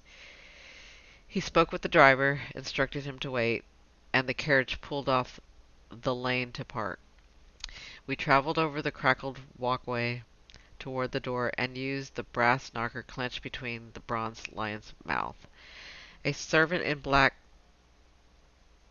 answered. Detective Chambers to see Miss Lockwood and her daughter, please. The servant ushered us into the small, sitted room. Heavy brocade curtains tied the back with golden tassels allowed the afternoon sun to spill into the polished parquet floors. Dark wood paneled lined the walls, emphasizing the richly colored furnishings. The difference between outside and in was startling. Every surface gleamed, and the room smelled like fresh lemons. I remembered my first meeting with Ella, and how I'd thought she was a scullery maid. But that made little sense, given the state of her home and family lineage. Have you interviewed the staff? I wandered towards the edge of the room to examine the marble chess set. Yes, but most won't speak out against their employer for fear of losing their job. The Lockwood staff are no different. I see. I traced my finger over the beveled edges of the rook and wondered why Ella had been wearing a servant's uniform the night of the ball. Had she stolen it to sneak out of the house? Or was there something more there? Detective, thank you for coming. A woman wearing a satin morning gown sailed into the room. Tendrils of silver hair framed her face, slipping from coil on top of her head, where a wispy black veil hung down her neck. Hung down her back. Mrs. Lockwood, sorry for the delay. We came as soon as we could. Mrs. Lockwood waved her hand. Nonsense. We're happy you could make time. You remember my daughter, Helen? A beautiful young woman with elfin features and porcelain skin stepped from behind her mother and performed a perfect curtsy. Her her sleek blonde hair curled in lush waves down her shoulders, in stark contrast to her fitted black gown. She smiled demurely at Derrick and blinked heavily fringed green eyes. Detective, it's a pleasure to see you again. Our first meeting was under such horrid circumstances. I hope you'll forgive my actions. A blush infused her cheeks. You were most kind to comfort me the way you did. Her sugar-sweet disposition made my teeth ache, and I narrowed a look at Derrick. Comfort her? Must be great to be a detective. Derrick shook his head. You're forgiven, Miss Lockwood. Grief makes people act in ways they don't expect. A sly glint flashed in Helen's eyes before she cast them downward in display of modesty. You're too kind, detective. I fought and barely won against the urge to roll my eyes and move between them. The flattery followed us wherever we went. I cleared my throat. Derrick pressed his hands against the small of my back, and my irritation melted. At least he hadn't forgotten I existed completely. Ladies, let me introduce you to Tessa Daniels. She'll be assisting me in the investigation. Helen sent me a frosty glare. She wasn't pleased with the competition. Not that I thought of myself as competition. I just didn't like the way she was ogling Derrick. This was a murder investigation, not a matchmaking soiree. Miss Daniels, welcome to our home. As you can imagine, it's a difficult time for us. Our poor Ella, we miss her terribly. Miss Lockwood dabbed an embroidered handkerchief under her eyes. How could something like this happen? She didn't even want to attend the ball, and I insisted on staying home. And insisted on staying home. Why do you think she changed her mind? I asked. Who knows? The girl was impulsive, always jumping without looking. Took after her father. I fear that trait made her cross paths with the killer. Are there any leads, detective? I know how anxious you are for information, but we're still interviewing guests as well as examining the scene. As soon as we have something concrete to share, we will. I want you both to know that Ella's case is the agency's top priority. Thank you, detective. Since we're here and Miss Daniels is a late addition to the case, would you mind if we take a walk through Ella's room? A fresh set of eyes can only help. Of course, we haven't touched a thing. Please follow me. Miss Lockwood swept from the sitting room and up a large curved staircase.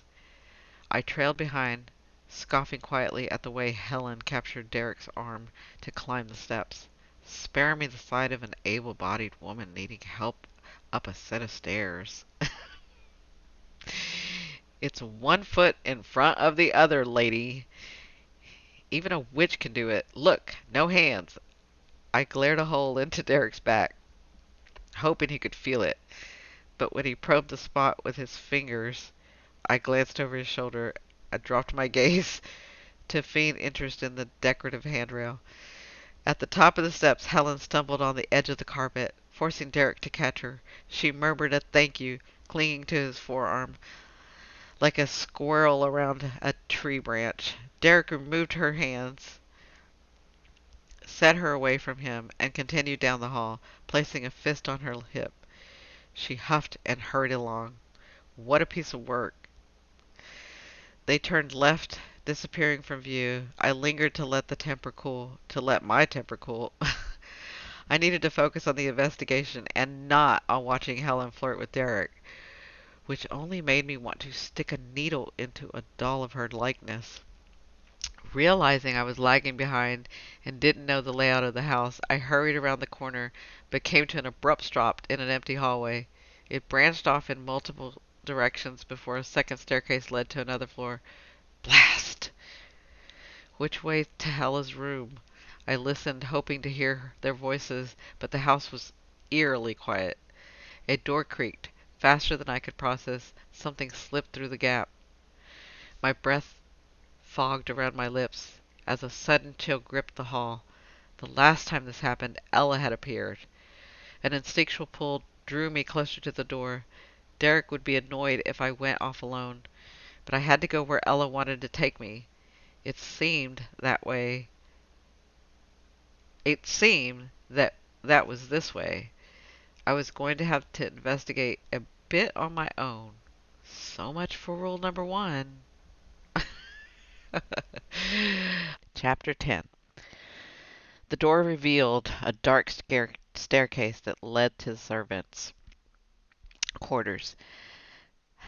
At the bottom was another hallway. A musty odor infused the air, and water-stained floorboards peeked out from below the edges of a threadbare carpet. As the temperature plunged further, the symbol on my palm started to glow. Why had Ella led me here? My palm pulsed with heat, luring me to wrap my finger around the knob of a partly closed door. Heavy eyelids left me feeling like I'd been drugged. When they closed fully, I saw Ella huddled in a corner in front of the stone fireplace, packets of letters at her feet. She pored over them, tears coursing down her cheeks, before moving to a thin mattress and sobbing herself to sleep. The vision faded. I entered the room, and the chill followed me inside. There was the fireplace where Ella had read the letters. A frayed mattress rested on a bed frame in the corner, and a small nightstand had been pushed against the wall. I knelt by the grate, noticing a footprint in a thin layer of soot, and sifted through the charred pile of ash.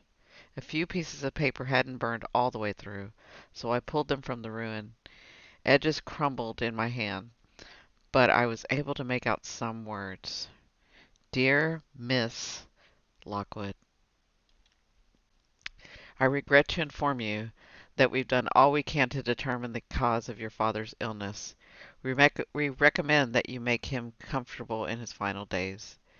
There were only a few visible sentences on the letter. My dearest Ella, how your father has missed you. I know these last few months have been difficult, but give them a chance. You'll grow to love each other as I've grown to love your stepmother, Olivia. Treat them well while I'm away. Whatever else the letter contained was now lost. Ella likely had a rough transition into her new family. Having her father die so soon after she remarried must have been devastating. I knew how easy it was to feel alone when surrounded by other people. Seeing the room with fresh eyes, I imagined Ella sleeping on the mattress, isolated from the rest of her family. Why was Olivia showing Derrick to a room that wasn't hers? I placed the charred remains on the stone hearth and walked towards the nightstand. The drawer held a worn novel and a fresh apron. Between the fabric folds was a bronze padlock and a key. I frowned, holding the weight of it in my hand.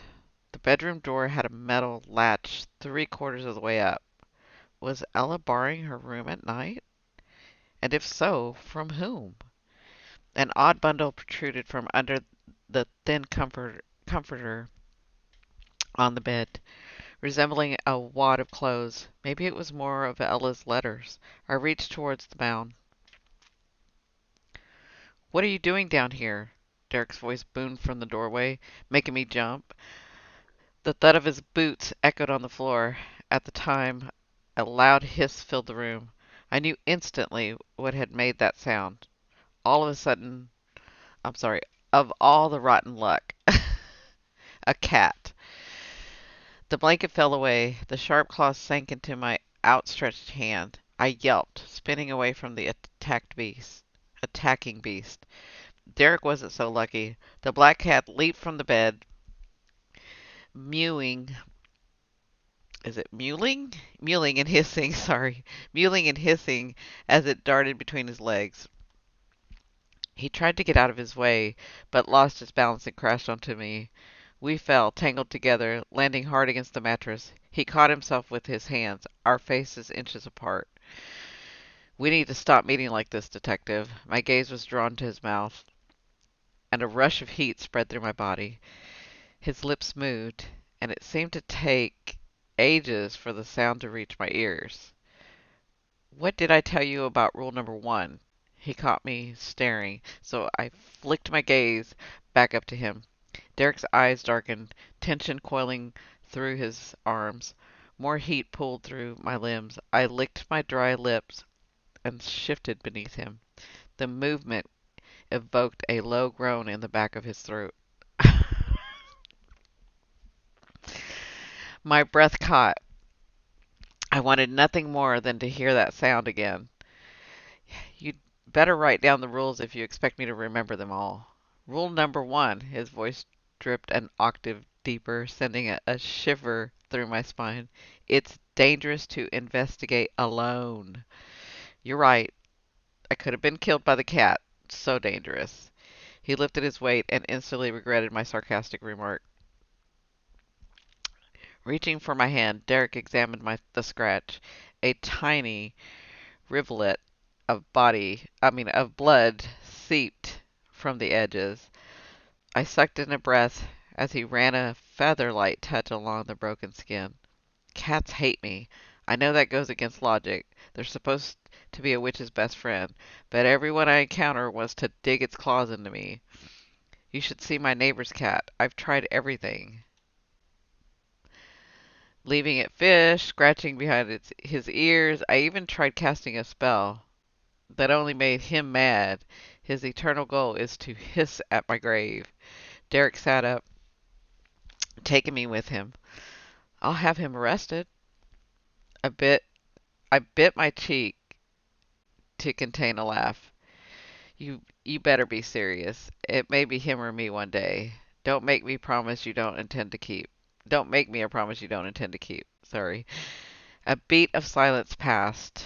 His gaze mimicked what mine had done, dropping to my lips. The air seemed thin, and my lungs burned when his hands brushed against my waist. Barely conscious of my actions, I leaned closer, my eyes drifting closed. Oh, girl, you need to calm down. Immediately, Derrick pulled back, his expression switching to a mask of indifference. I nearly punched the mattress until I saw the tick in his jaw, signaling he wasn't as unaffected as he tried to be. I never make promises. Rule number four. The whiplash of his emotions washed over me, and I crossed the room, taking a deep breath to calm my pounding heart. Well, while you were upstairs following me around Mrs. Lockwood and her clingy daughter, I stumbled across something. The bed creaked as Derrick rose to his feet. His tone was all business again. What did you find? I pointed to the fireplace and the remnants of Ella's letter. Whatever they showed you upstairs, I wouldn't believe it. I think this was Ella's room, and I don't think she was happy here. She might have even been afraid. Olivia Lockwood toyed with the sleeve of her morning gown. It's true, Ella wasn't happy before her death. Her father contracted an illness after he returned from his last trip. It was a long, debilitating ailment that eventually claimed his life. We consulted with specialists, hoping to find a cure, but we were unsuccessful. After Maxwell's death, we tried to help Ella cope, but she completely shut down and refused to sleep in the main part of the house. I studied Ella's stepmother from my seat near the window. Her red-rimmed eyes shimmered with unshed tears. Helen sat beside her mother's elbow on the plush sofa, and Derrick remained standing, notebook in hand. Do you know anything about the padlock I found in her drawer? Was there a reason she might need it? I asked. Olivia wrinkled her brow. I didn't realize she had one. This is a safe neighborhood, and we've never had any trouble with the staff. I can only assume the lock was already in the room before she started using it. Derrick tapped his pen against the page. After Sir Lockwood's death, how was the relationship between the three of you? Strained at best. It's ironic now that I think about it, but I assume the Prince's ball would bring us together. Olivia smiled wistfully. It was something to look forward to after so many months of sickness and mourning, but Ella refused to go. Did either of you speak with her at the ball? No, Olivia pressed her handkerchief to her trembling lips. We didn't know she was there until we saw her dancing with the Prince. We lost her in the crowd, and a short while later she was found in the courtyard. It was chaos. Everyone was terrified, pointing fingers. We were as shocked as anyone. Derrick closed his notebook and placed it in his jacket pocket. Thank you for your time, ladies. If we have any other questions, we'll be in touch. Mrs. Lockwood inclined her head as I passed by the sofa, but Helen wouldn't meet my gaze. There was something about her that seemed off. A memory of shaking Ella's hand made me pause. That's a lovely emerald ring, Helen. May I see it? Helen pressed her lips together and lifted her hand, extending her fingers. I bent closer to touch her palm, faking interest in the ring. Her skin was smooth and callus-free, a stark difference from Ella's hard-working hands. Turning her palm up, I noticed a 2-inch gash starting at the base of her thumb and running to her wrist. Uh-oh. That looks painful. How did you get it? Helen laughed and tried to tug her hand from my grasp. I'm such a ninny. I was pruning flowers in the garden without wearing gloves, and the shears slipped. Olivia patted her daughter's knee. Helen has a green thumb. There's a small garden shed around back. You can go see it if you'd like. Helen smirked and indicated the scratch where the Lockwood cat had sunk its claws. That's a nasty gash you have yourself, Miss Daniels. You should put something on it, or it might fester. Infections can be deadly. The way Helen eyed my wound spoke volumes. It was as it if it was up to her, I'd lose the hand. Derrick thanked them again and led me out of the house. He stood in the drive, shaking his head. What was that about? Did you see the injury on her hand? It's suspicious, isn't it? And her skin was so smooth. Ella's wasn't. I thought Ella was a maid, not the daughter of a wealthy family. You should have seen the rags she had on. It doesn't add up. I chewed on the edge of my thumbnail. Derrick crossed his arms and gave me an odd look. What? Why are you staring at me like that? Like I have two heads. It's surprising. What is? You. He took my good hand and walked off the path towards the side of the house. An overgrown trail of tangled vines and branches made it difficult to go any further, but from where we stood I could see the roof of a small garden shed. Derrick gestured down the path. Go on, this is your lead. I'll let you have the honor of investigating it. He had to be kidding. I took a cautious step back, and my foot sank into a pile of dry leaves. What's the matter? Where's the intrepid witch determined to drive in and solve the case? I thought you wanted those vines removed. He was baiting me, the wretch. I eyed the untamed foliage on the neglected path. It couldn't hurt me. There probably weren't any snakes in the overgrown grass. I swallowed. There better not be snakes. You know, it's not wise to taunt a witch. I stomped past him, taking a face full of vines and in the process spitting out the brittle leaves. I jerked an arm to untangle the vines pulling my hair. Derrick chuckled under his breath. I considered letting a branch snap back into his face, but chose the high ground. For once. The path ended at the entrance to a squat, narrowing building. All I needed to find was a single rose bush, and I could shove the clue in his face. Honestly, why people thought being a detective was so hard was beyond me. I'd been doing it for less than a week and already had a prime suspect. Imagining Helen behind bars, unable to bat her lashes at Derrick, played no part. Which is truth. I bet. I peered through the window pane, cupping my hands on either side of my head to block the light. Inside, chrysanthemums bloomed, and ferns sprouted from the ceramic pots.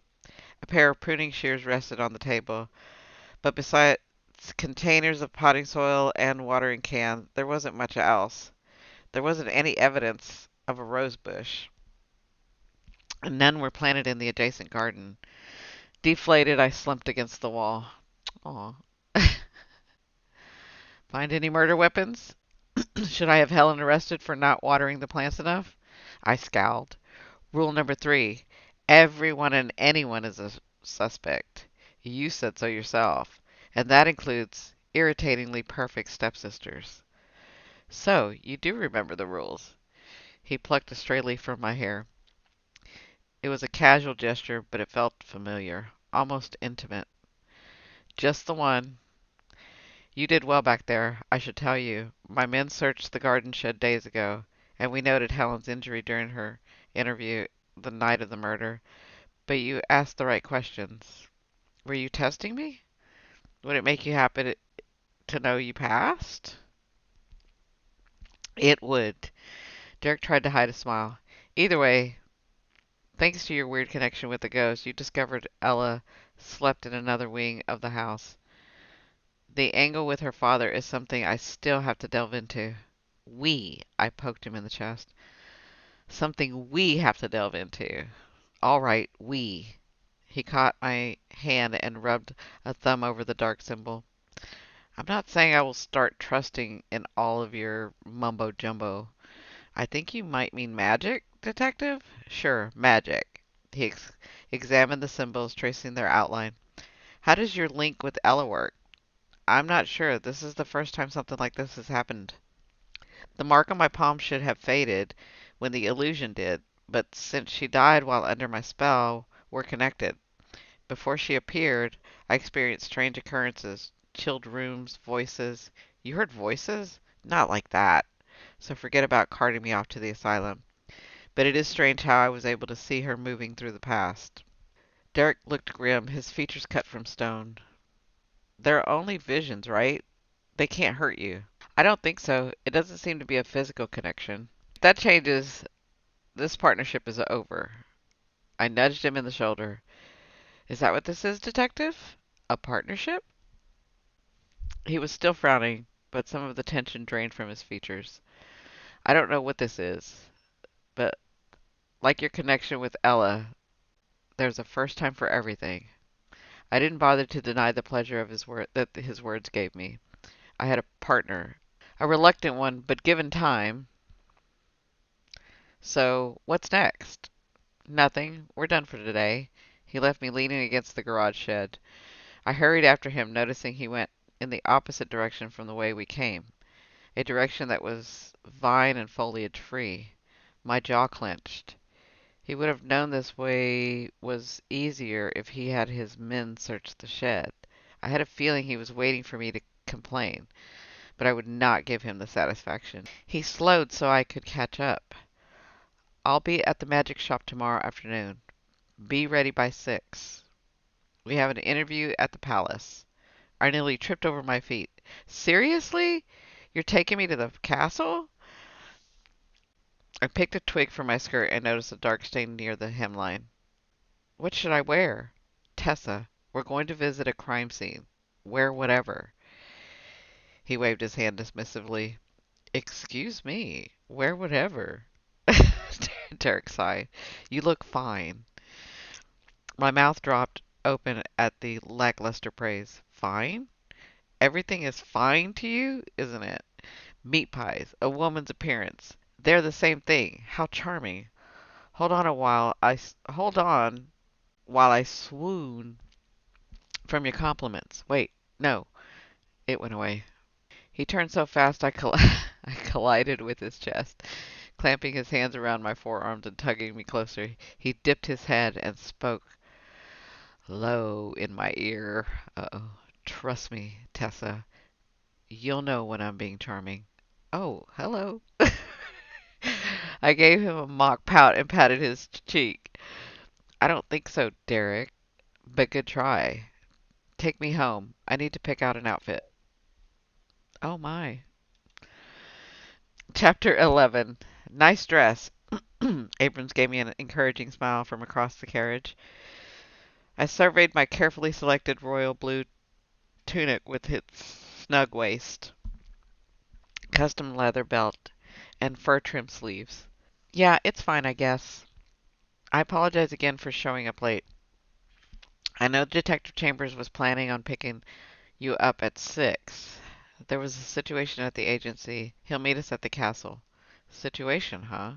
I refused to analyze my disappointment. It didn't matter to me that Derrick had sent his rookie officer in his place. Not one bit. Hand on a spell book and strike me down if I'm lying. I coughed and darted a look at the cloudless sky. The castle came into view, distracting me from further tempting the fates. Nestled among slope hills and manicured gardens, the palace was the jewel of the kingdom. The setting sun bathed the bleached stone towers and ornate spires on an orange glow. On both sides of the winding drive stood giant topiaries, sculptured into spirals. Lantern posts were spaced between them, already lit, illuminating the cobblestones.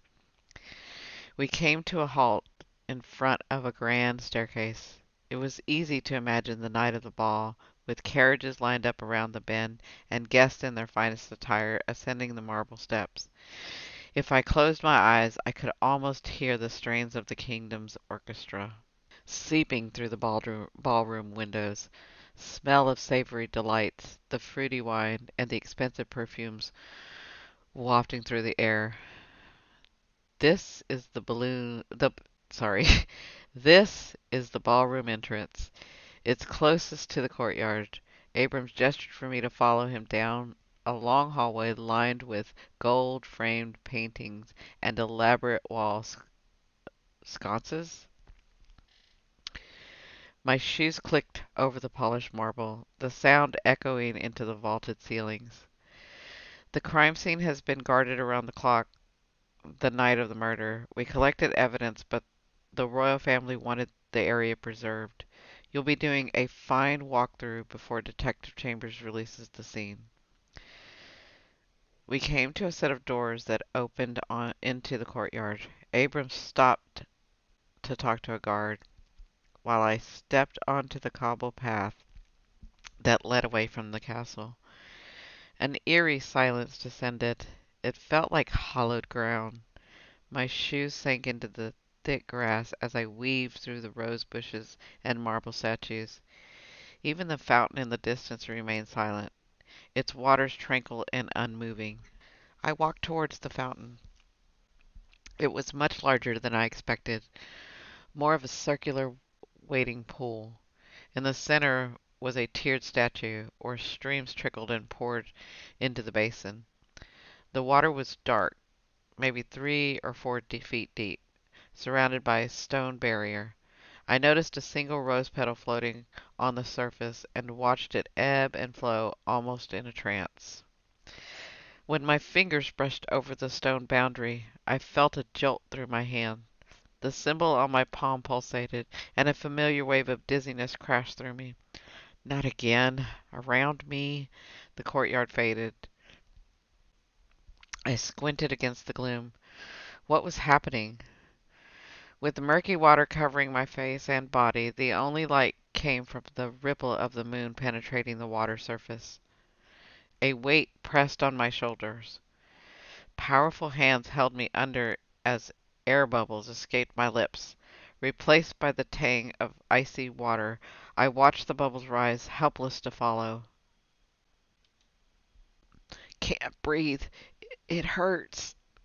My lungs burned like fire inside my chest. Frantic, I splayed my fingers along the silty bottom, looking for leverage. Pebbles scraped my palms, and weeds slithered against my skin. The last breath in my body withered away. I struggled beneath the firm grip, choking, desperate to reach the surface. Panic surged. I inhaled water instead of air. The thrashing stilled along with my movements. My eyes were open to the pale moonlight that grew darker and darker.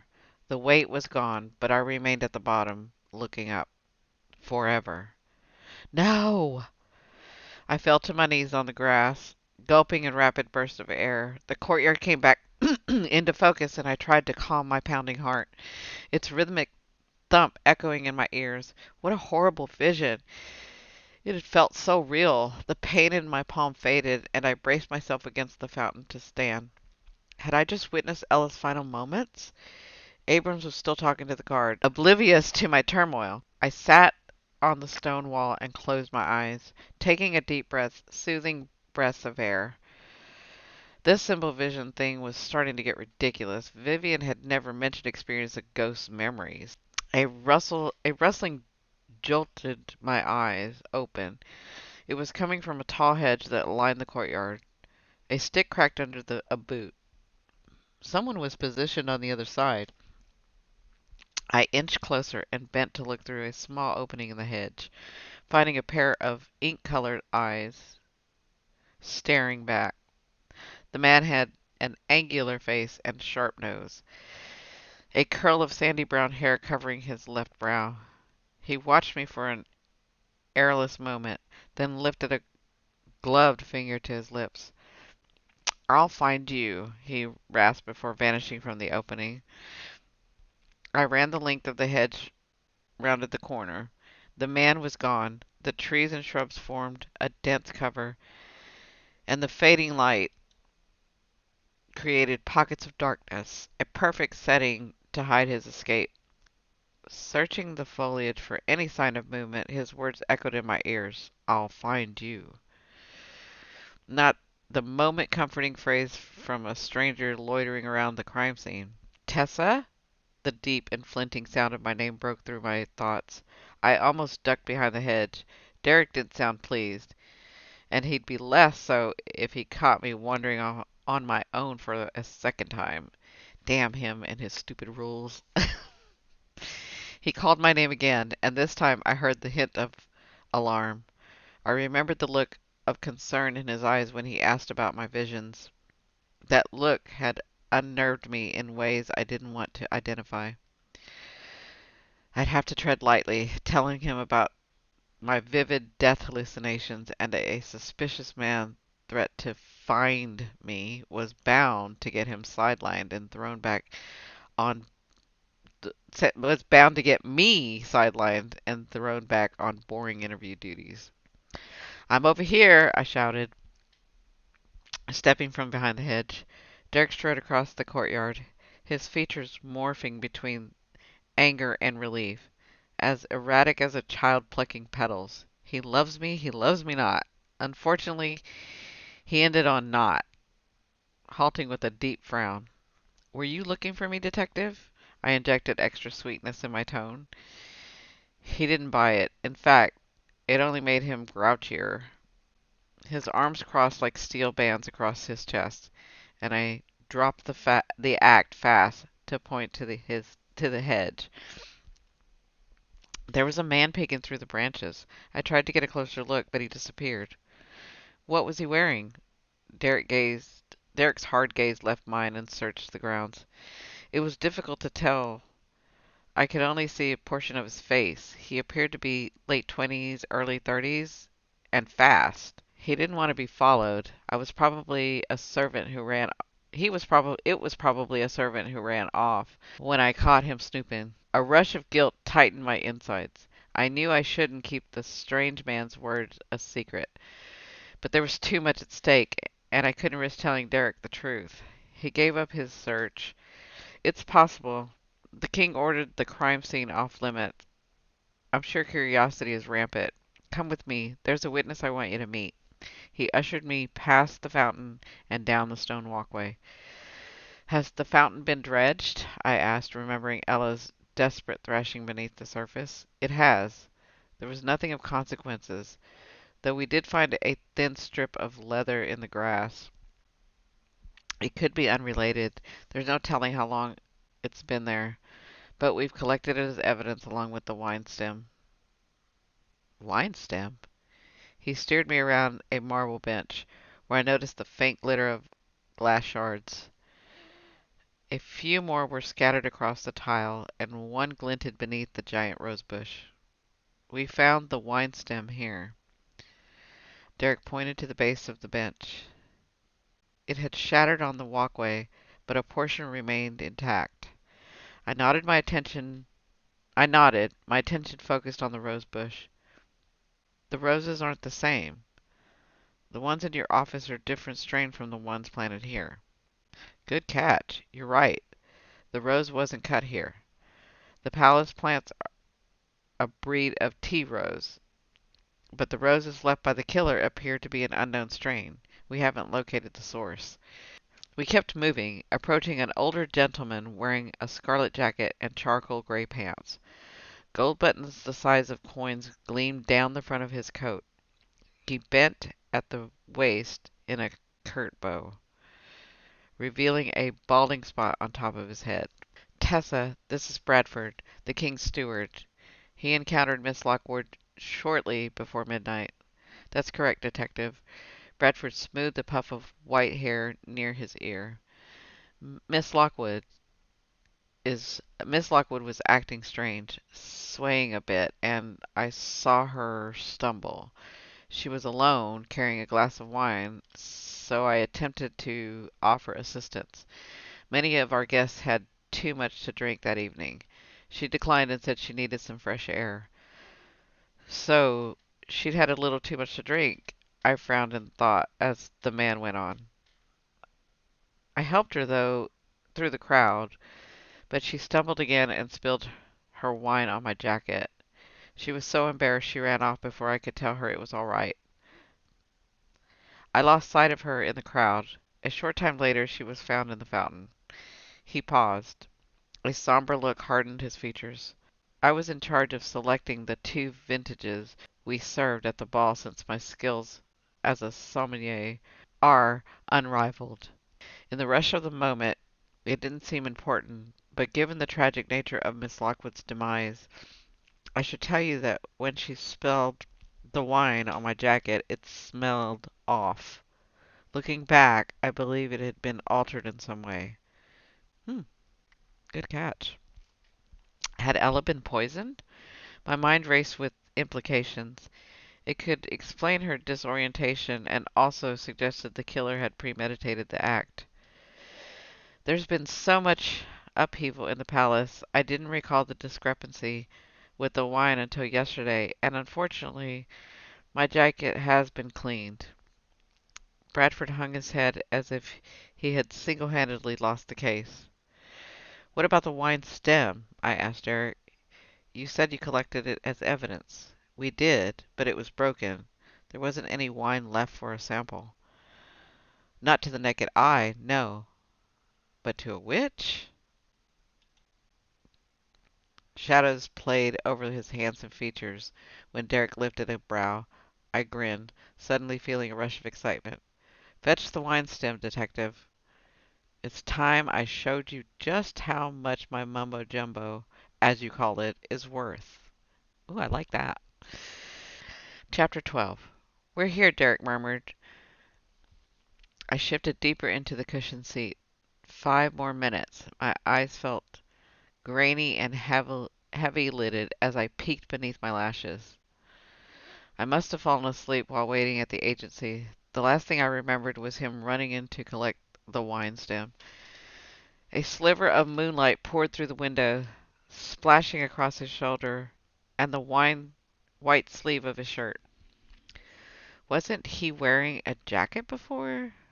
The weight of it registered in my mind. He draped it over me, and I currently had it pulled up to my chin, collar clutched tight in my fist. It smelled pleasant, so I inhaled deep breaths. Derrick leaned forward, a moonlight revealing his features, and tugged the edge of his jacket over the exposed area of my arm. I know you're awake. I let out a slow breath. Good detective work. What gave me away? Years of training and a finely tuned sense of others. So modest and impressive, I drawled. You can't blame me. You were inside the agency for a long time. My superior wanted an update. I filled him in on the Bradford's account and mentioned we're looking into the possibility Ella was poisoned. I came back to get you, but you'd already fallen asleep. Maybe he did have a finely tuned sense of others. I felt completely drained. The coat sagged as I straightened in the seat. I offered it to him, but he gave a subtle shake of his hand.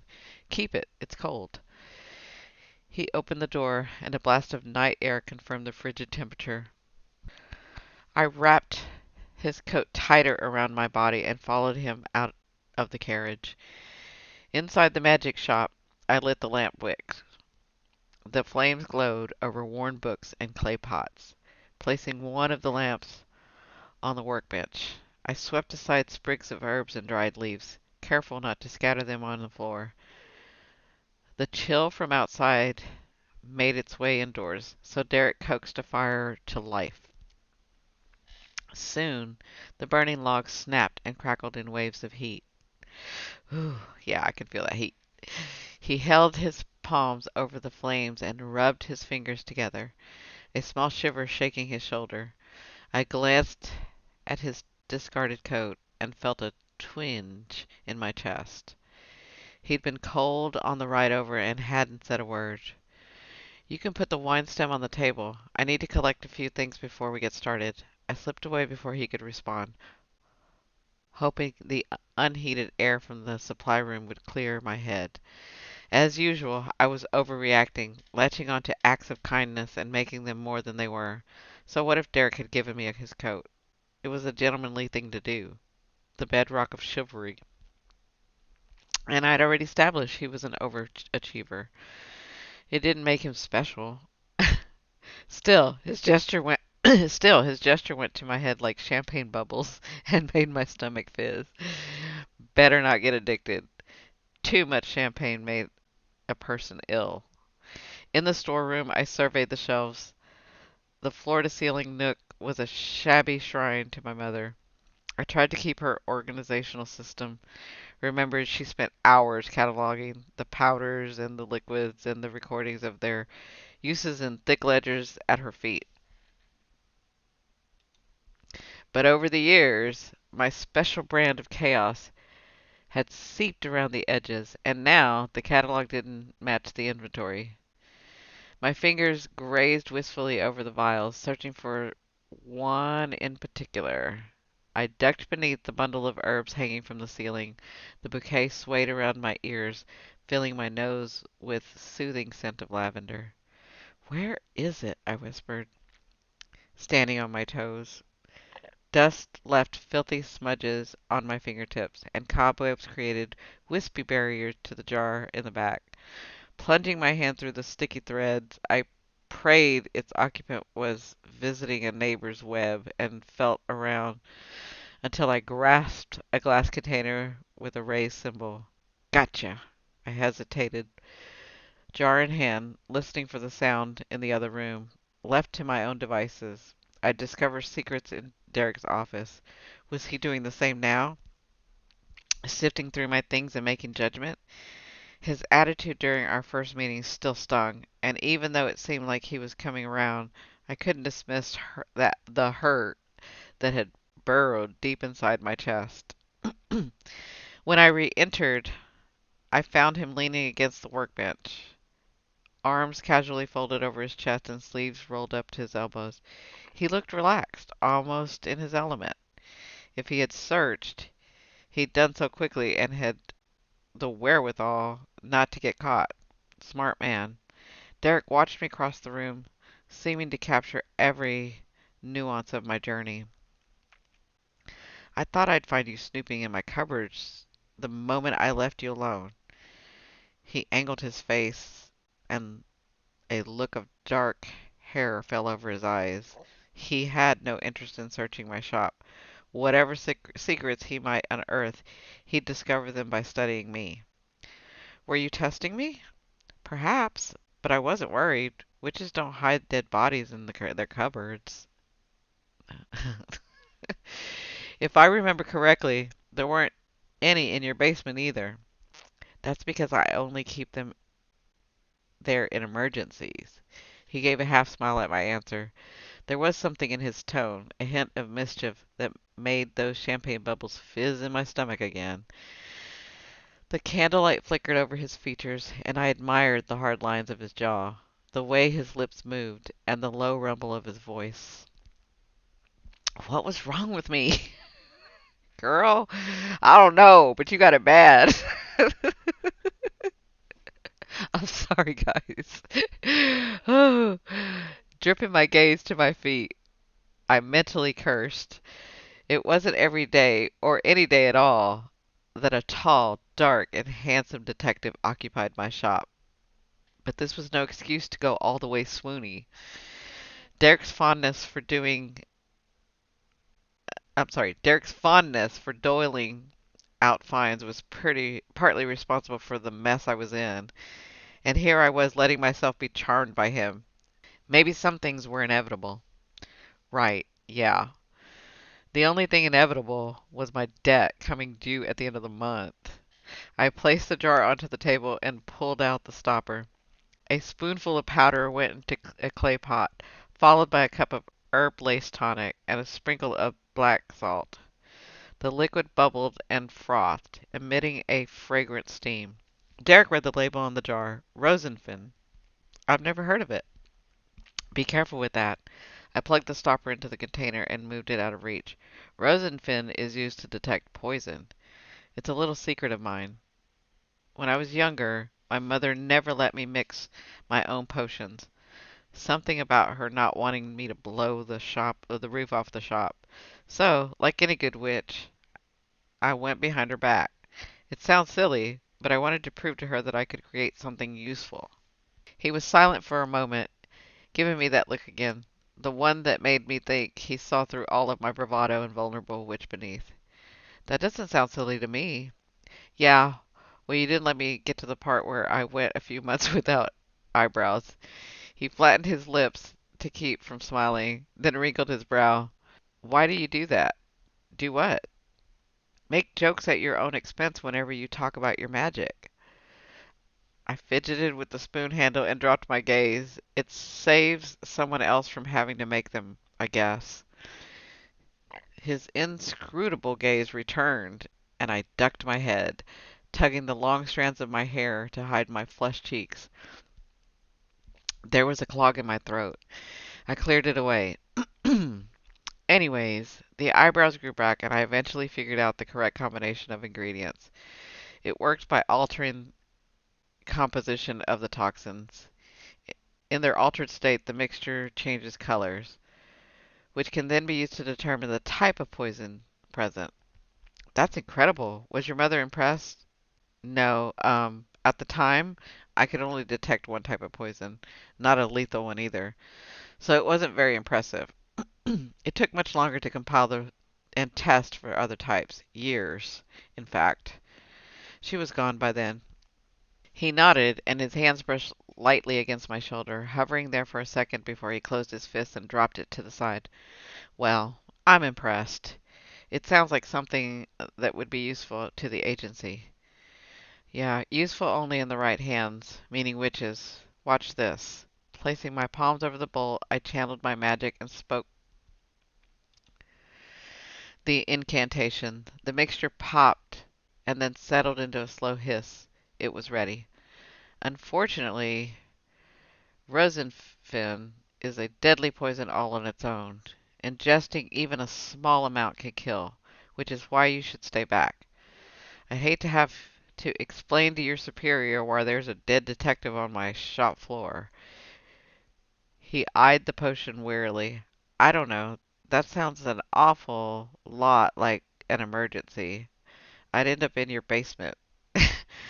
Only until I can bury you beneath the garden shed. I flashed him an innocent smile. He wasn't amused. So, you developed a poison to detect a poison. Is that wise? You tell me, detective. Don't you often have to think like a killer in order to catch one? That's different. How so? Derrick's jaw clenched as he struggled to answer. You have to know what you're doing. Exactly. It boils down to experience. What is deadly in the wrong hand can be a solution in another's. But don't worry, you're safe with me. I'm too tired to dig a hole. His comical expression was worth risking that wraith. Sorry, his comical expression was worth risking his wrath. I stifled a grin and reached for an ox hair brush, then dipped the bristles into the filmy substance. He stilled my wrist. That isn't funny. This is dangerous, and I imagine highly illegal. I know. You could have me arrested. Now hand me the wine stem. Derrick scowled as he removed the lid from the wooden box and placed the wine stem on the table. Be careful with that. I'd hate to have to explain to my superior why there's a dead witch on her shop floor. No, you wouldn't. He lifted my chin with his fingers until our eyes met. I would. The certainty in his tone wobbled the brush in my hand. Why did he have to stand so close? I could feel the heat of his from his touch like a brand. As if I'd spoken my thoughts out loud, he let go and stepped back. Feeling off balance, I brushed the bristles over the wine stem, leaving a milky white stain. Now we wait. How long? Patient, detective. Derrick cast me a long-suffering look and flipped through a leather-bound volume of moon phase rituals. He moved on to a manual on fortune-telling. You certainly have a lot of interesting merchandise. Where do you find things like this? Specialty markets mostly. The charms and candles are all local. I mix my own potions, but some ingredients I have shipped from overseas. That's where I get the good stuff. But it's more expensive. He nodded absently, his gaze traveling over the shelf of crystals. Beneath it was a series of spells arranged side by side under a pane of glass. His brow quirked as he read the small brass plate affixed to the display. Beginner love spell.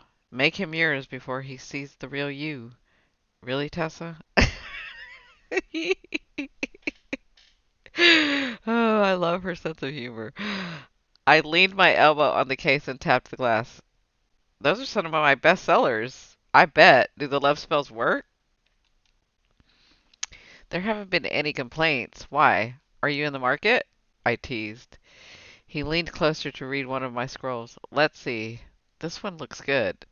The lightning love spell. Ingredients call for lemon zest, hemlock, a mirror shard, and a scorpion's tail. Mixed with the lock of your target's hair, and it will send an enchanted bolt straight onto your lover's heart. He squinted at the fine print. Caution. May cause burning. Throwing back his head, his throaty laughter filled the quiet shop. I couldn't resist a smile. It was nice, more than nice. I'd finally cracked his cool exterior. Who knew what lay further underneath? When his amusement faded, I placed my hand on his arm. He went still beneath my touch. The heat from his skin warmed my palm. That's the first time I've heard you laugh. I like it. You should do it more often. A beat of silence passed while he looked at me, his expression haunted and tinged with a sense of loneliness. It was riveting, and I couldn't turn away from it. Didn't want to. In my line of work, there aren't many reasons to laugh. The room had grown unbearably warm. I closed what little distance remained between us, and his hands moved reflexively to my waist, gaze falling to my mouth. The action alone sent shivers of anticipation through my body. For the love of spellbooks, he was handsome. How tragic! His voice was rough. Do you think so? Very much. You might need more than you realize. The air thickened, my lips parted, and his fingers tightened against my hip. Maybe I do. Oh, good Lord. Sorry. Oh. I held a breath as he dipped to brush his mouth against mine in a tentative kiss. It was unhurried, a lingering taste that left me restless. Restless. Guess it's leaving me breathless too. A lingering taste that left me restless. Restless. I can't say that. I'm gonna start that part over. I held in a breath as he dipped to brush his mouth against mine in a tentative kiss. It was unhurried, a lingering taste that left me restless. His fingers moved over the back of my neck, drawing me closer, deeper. The scent of his skin, the slide of his lips, the low rumble in the back of his throat became my only focus when our bodies molded together. He didn't kiss like a straight-laced detective with an alphabetical taste. This mouth was pure abandon, leaving my senses in shambles. Good Lord. Y'all have to realize I have not read a romance book in so long. Oh, like, I want to say decades. I'm used to ancient books. uh, Books on how we, ascend and do magical tricks and not romance. I don't know if y'all needed to know that, but anyway, that's why I keep stumbling. Okay, the pressure of his lips softened, and Derrick drew back, dragging the pad of his thumb across my bottom lip as he expelled a ragged breath. I shouldn't have done that. Probably not, I whispered. It was unprofessional. Highly. It won't happen again. I tilted my head to search his dark gaze, and what I saw there made my breath catch. His eyes told a truth his mouth didn't. Liar. Tessa. Another thought stole my attention. It's green. His features clouded with confusion when I moved out of his reach, heading towards the bookcase. I paused for a moment, regaining my composure before selecting a heavy, dust-covered volume, which I carried back to the workbench. The rosinfin worked. The paste on the wine stem turned green. Derrick stood behind me, so close I struggled to keep from leaning against him. The need was tantalizing, but I feigned interest in turning the page of the book. His arm brushed my side as he leaned closer, breath caressing my neck and making my nerve-ending tingle. Oops, I went too far. Back a page. Finally, I found the correct section. If it had been any further, I would have dumped the book at my feet and tried testing his vow to not kiss me again. Who needed professionalism? Derrick read the title next to my finger. The poison is belladonna root. That makes sense. It says in case of poisoning, symptoms include blurred vision, loss of balance, and confusion. In large doses, it can cause delirium, slurred speech, and even result in death. The steward said Ella was disoriented. The killer could have poisoned her to weaken her defenses. There were 100 of people at the ball. There were hundreds of people at the ball. The killer would have needed to overpower her without drawing attention. So he poisoned her wine and either lured her out to the courtyard or waited until she stumbled out there on her own. I agree. What else does it say? I skipped to the next paragraph. Belladonna root is often used in wine to mask its bitter taste and unpleasant odor. That's probably why Bradford could smell it. Ella might not have noticed, but someone experienced with wine would have recognized the difference. If she hadn't spilled her wine, we might have never known it was poisoned. It's possible, but without the spell, it wouldn't have mattered. Nice work, Tessa. A flare of pleasure bloomed in my chest at the praise. Thank you, detective. There's a little bit more. It says in the right doses, belladonna root can be used as an aphrodisiac, increasing desire and stimulating. I trailed off, my cheeks flaming. When I turned my head, our eyes met, and again our lips were in inches apart. My earlier accusation hung between us. Liar. Derrick slipped the book from my fingers and placed it on the table without breaking my gaze. I think that's enough reading for tonight. I think you're right. He cleared his throat. Get some sleep. Tomorrow we'll go to the apothecary and make a list of anyone who grows or sells belladonna plants. Sounds like a plan. Good night, detective. He retrieved his coat and paused at the door. Good night, Tessa. The soft murmur stayed with me long after he slipped through the entrance and into the darkness. Girl. Okay. I am so sorry for all the flub ups, for all the blah blah blahs. I appreciate you guys hanging in there with me. Again, I have not read a romance book in like decades, so it's catching me off guard. Uh, anyway, good writing. It's kind of like, you know, I don't know. You guys tell me. What about you guys? What do you guys feel? Chapter 13. Sleep was impossible. The clock on the mantel read 11:50. As I tossed my legs over the edge of the bed, how was I supposed to sleep when every time I closed my eyes I imagined him kissing me against a display of spells? At this rate, I'd be out of sleeping powder by the end of the week, or overdose and a wind up in a 30-year coma. At least then, I wouldn't have to worry about Argus or solving a murder. Who knew sleep could fix such a wide array of problems? I groaned and fell back to sleep against the mattress. Focus on the case. Count suspects or something. According to Derrick's everyone's a suspect rule, there were more suspects than sleep. I'd be sleep. I'd be asleep in no time. Or not. Lighting a candle, I sat and watched the clock march its way towards midnight. When the bell chimed, a chill froze the breath in front of my face. In the corner of the room, a glow began to take shape and grow stronger. Welcome back. Ella floated towards me, the hemline of her ball gown skimming the floorboards. She reached the foot of my bed and twisted the folds of her skirt in her fingers. Sorry to wake you. My hauntings aren't exactly at a decent hour.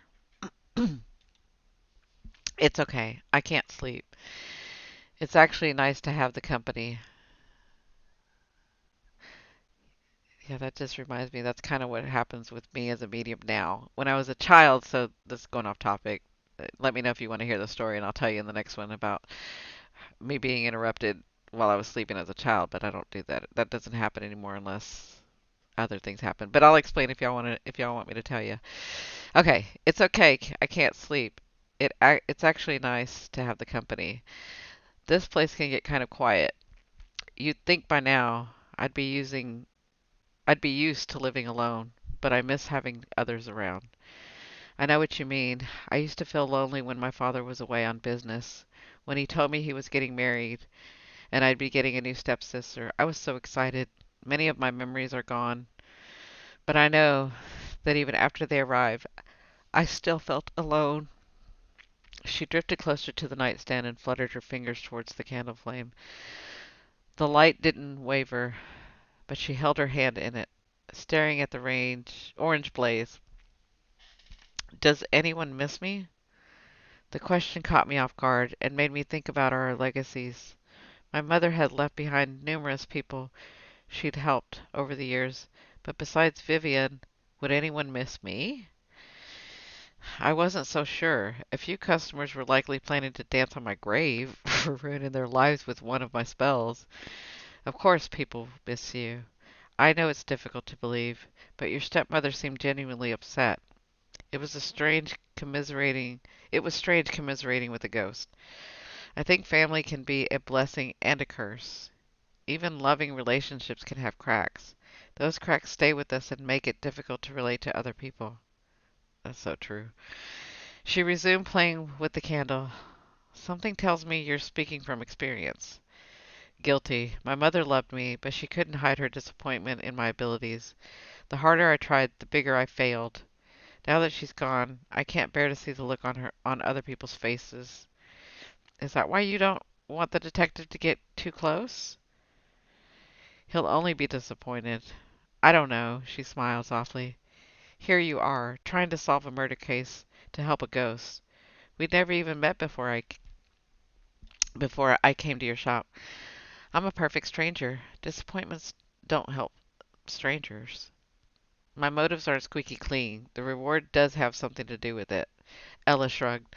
No one expects you to work for free. I'm a regular saint then, I sighed, taking a deep dive into my stunted emotional growth wasn't going to catch a killer or pay the bills. It would only lead to breaking out the elderberry wine and drowning my sorrows. Elderberry wine, that kind of sounds good. I don't drink wine. I don't drink anymore. The last thing I need, the last thing I needed was to get drunk. Actually, there is something I need to ask you about. What's that? We learned something about your case. It appears you might have been poisoned. Poisoned? Ella's eyes widened. Are you sure? Her fingers brushed her temple as if it could help her remember. Yes, I'm positive. We found traces of belladonna in your wine glass. It can make you confused and delusional. It would have weakened your defenses. Have you ever heard of that plant before? No, never. She floated closer, her fingers curling into fists. I must have been helpless. Her struggle with the killer flashed in my mind, and I went numb. No wonder death helped you forget. Seeing it through her eyes had been more than enough. Actually experiencing that kind of overwhelming fear. I shuddered. You fought back as best you can. Tomorrow, Derrick and I are going to search for the source of the poison. We're going to find the person who did this to you. I know you will. I trust you. Ella drifted towards the door. Try to sleep. You don't need me haunting you all night. If you don't mind, I'll hang around your shop for a while. Don't worry, I can't touch anything. How cute. I laughed. Remind me to lay out some spells for you next time. It will give you something to read. Do you have any love spells? Those are my favorite. My eyes squeezed shut. I had almost put the kiss out of my mind. Yeah, I have a few. They're my best sellers. Dawn broke through the curtains. It was too early to get up given my night had involved discovering poisons, alluring detectives, and conversations with ghosts, but I rubbed my bleary eyes and unwound my legs from the blanket, reaching for a thick robe that hung next to my bed. Cocooned inside a heavy fabric, I considered going back to sleep, but my eyes popped wide open when a horse neighed in the yard. Impossible! I scooted off the bed and peered through the window, blinking at the sight of the Royal Agency's carriage parked on the gravel road. Apparently, when Derrick had said morning, he meant first thing, like before breakfast and before normal people get out of bed. At a knock on the door, I whimpered in protest. Tessa! Darting in front of the mirror, I managed the bags under my eyes and examined the pillow creases imprinted on my pale cheek. Girl, she slept hard when she slept. Running a brush through my hair only made static fuzz the ends. Tessa, open up. I'm coming. Give me a second. As the door shook from another round of knocking, I pinched color into my cheeks and tightened my robe. It would have to do. There wasn't time for me for the beautification spell. Not that I trusted myself with one. They tended to have the opposite effect. It's because she's already beautiful. I hurried down the steps and opened the door, my gaze narrowing on the ill-timed intruder. You're early. Witches need their beauty sleep. Derrick's gaze traveled from my unruly hair all the way down to my bare feet. In a slow but thorough pursuit, his mouth hitched. We don't have that much time. My lip curled in a grumpy snarl. Did you expect a bright-eyed and bushy-tailed witch ready to conquer the day and hunt killers? You don't pay me enough. I'm not paying you at all. That's a conversation for later. I waved him into the shop, then headed for the stairs. Wait down here. Make tea or something. Tea? He gaped as if no one had ever asked him to perform such a menial task. Yes, tea. The leaves are in the cupboard by the window. Water's at the pump, and I know you can start a fire. I'm going to change. He began to protest, but I shot him a grim look that he buckled beneath. Or maybe it had more to do with my wild hair than any sense of authority. At the top of the stairs, my stomach rumbled and I shouted, "Make toast too! There's bread in the pantry!" He grumbled something unintelligible, and I relished the image of the gruff detective making me breakfast. Early morning visitors weren't so bad after all, especially the fresh shaved kind, who wore perfectly tailored clothes that accentuated their broad chest and arms. All before daybreak, no spells needed. I lingered in front of my wardrobe until the kettle whistle blew, then pulled a hunter green tunic dress from my shoulders. A leather strap clinched my waist.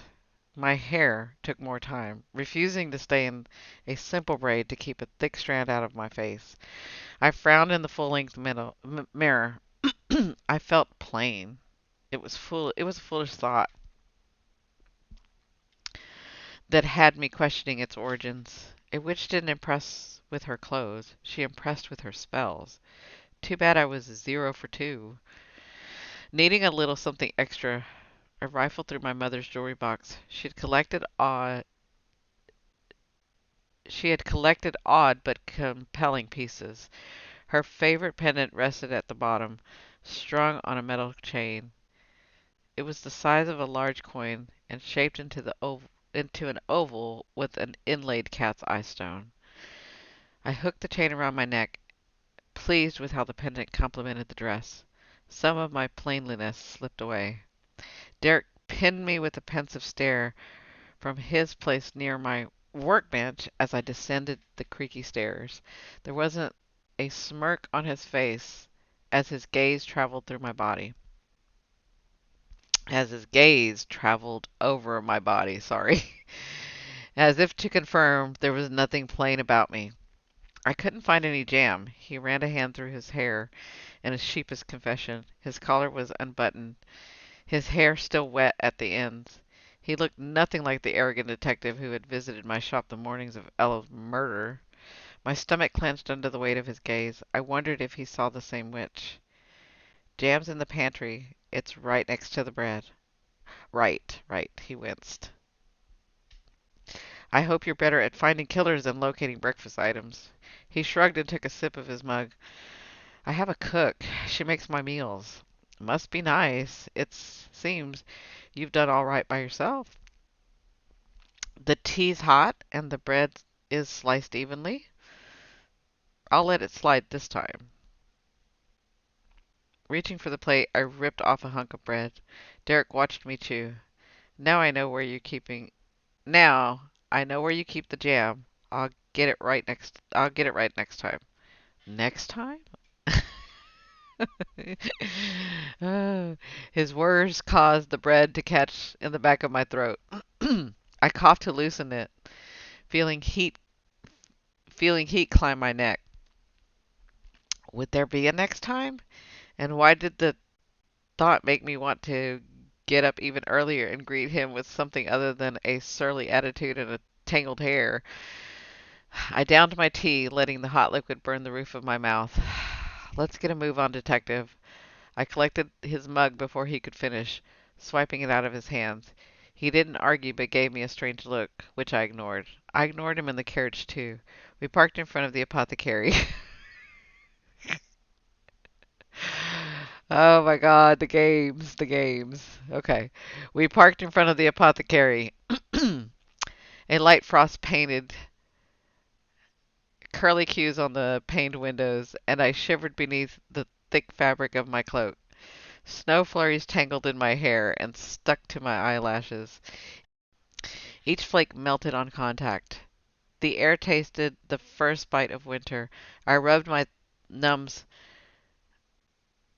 I rubbed my numb fingers together and blew into the palms of my hands. Derrick stood beside me, his gaze on the hanging sign. It swayed in the wind, whining on the rusty hinge. A bustling crowd surged around us, their heads low against the bracing chill. "Ever been to the apothecary?" I asked, shuffling closer to Derrick to avoid being trampled by the merchants hauling a large sack over his shoulder. Noticing my near miss, Derrick guided me in front of him. The crowd funneled on either side of us, keeping me out trampling range. No, I prefer being treated by a medical professional. You mean old Sawbones McAllister? I guess you don't enjoy living. I shuddered. The so-called doctor considered leeches to be a medical advancement. Derrick nudged me toward the entrance. I enjoy living just fine. The iron handle felt icy against my palm. Caught in the warm confines between Derrick and the door, I paused, reluctant to go inside. You know, there's a lot to be said about natural remedies. I bet you didn't know that ginger root can relieve cold symptoms, and peppermint leaves can help with indigestion. In fact, I trailed off when I noticed Derrick's eyes glazing over and elbowed him under the ribcage. You're not listening. Yeah, I get that. Okay, back to it. Catching my hand, he trapped it between his own and frowned as he rubbed the warmth back into my fingers. I'm paying attention. Tilting his head, he cast a wry look. I'm sorry, a weary look. Oh my gosh. Tilting his head, he cast a weary look into the streets. I pretended to straighten his coat and glanced over his shoulder. A burly man with a turned-up collar lurked in the shadow of a shop canopy.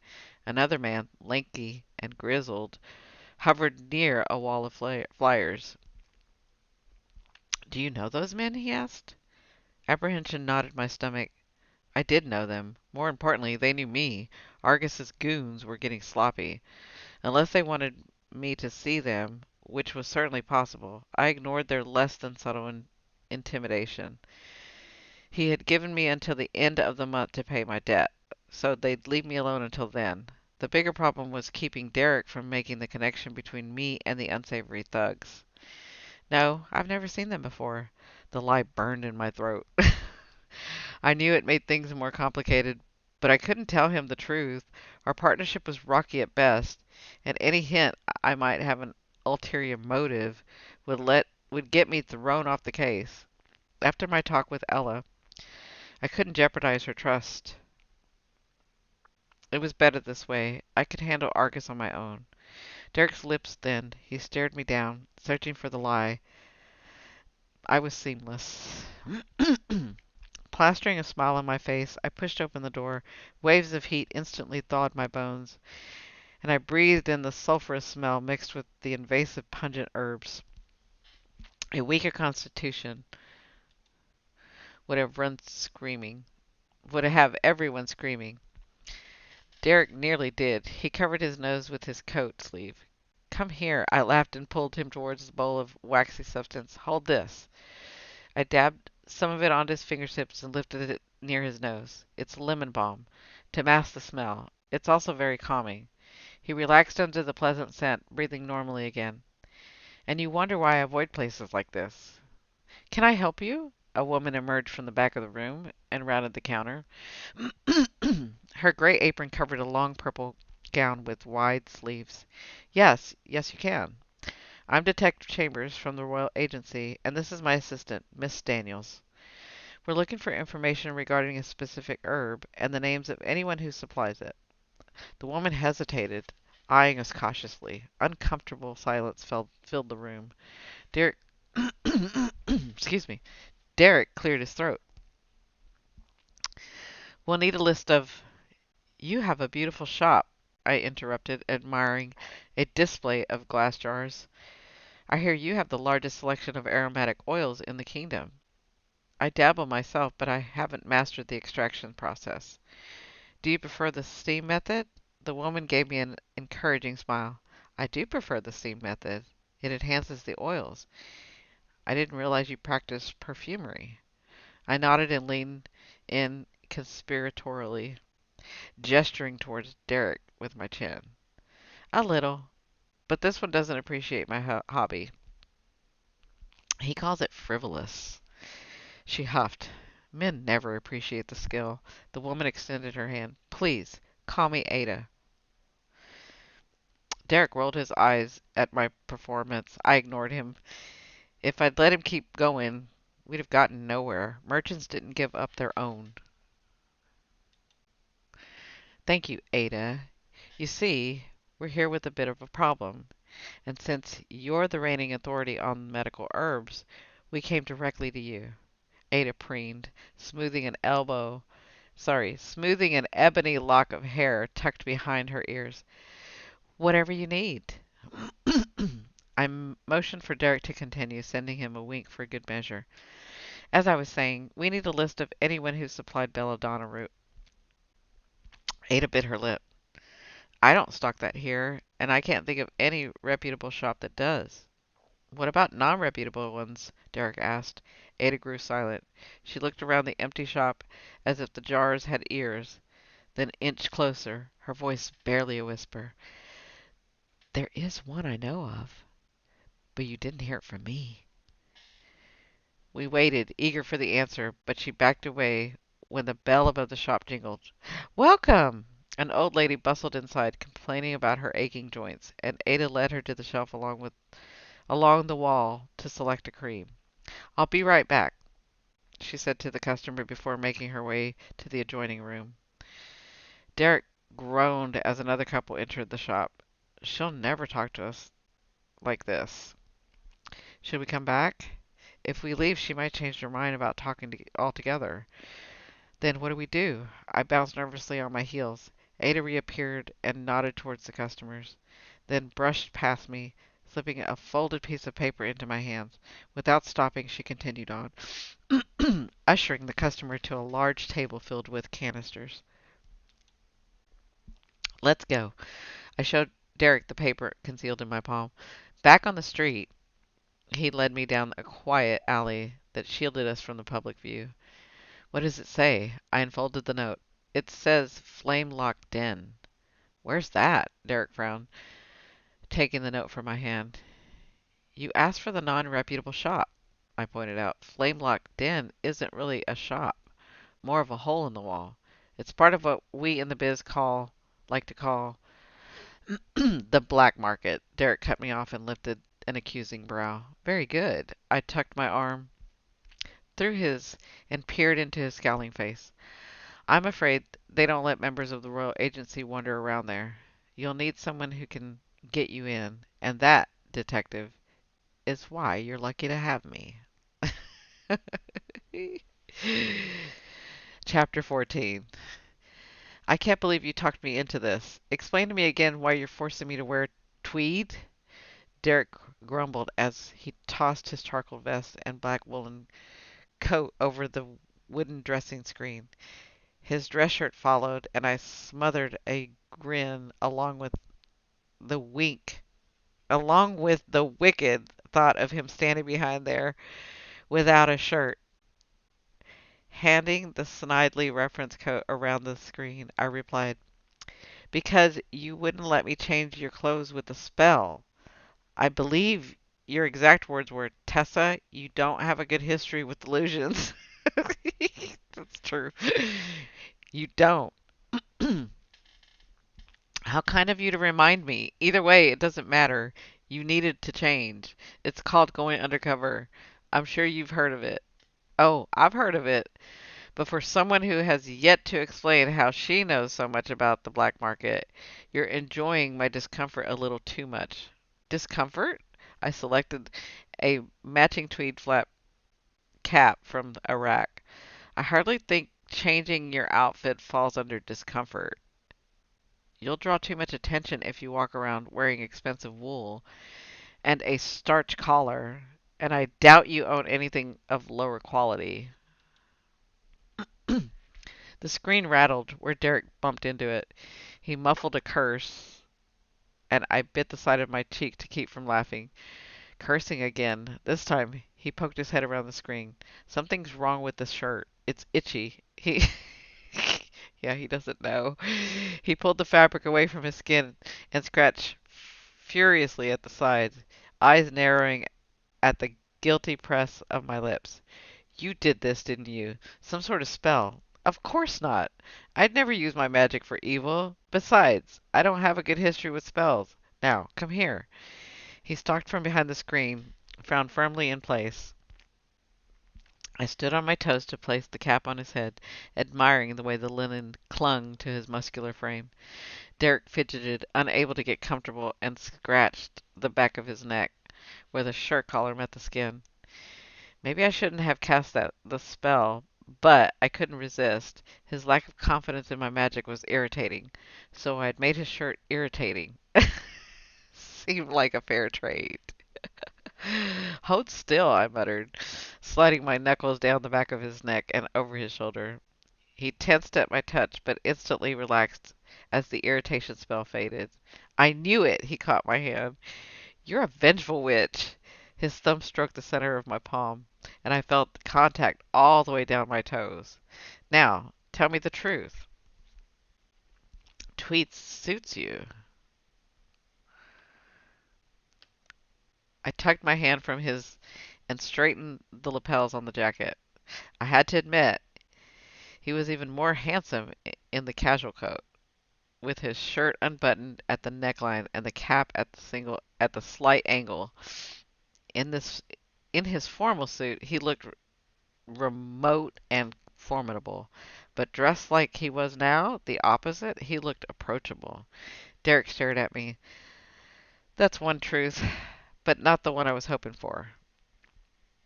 Oh, I thought you were fishing for compliments. I patted his chest, then turned only for him to catch my wrist and pull me back. Tessa, regardless of your attempts to inflict painful spells on me, I need to know how deep your association goes with illegal activity. Is there anything I should be worried about? Or anyone? He let the question hang in the air. The truth was on the tip of my tongue.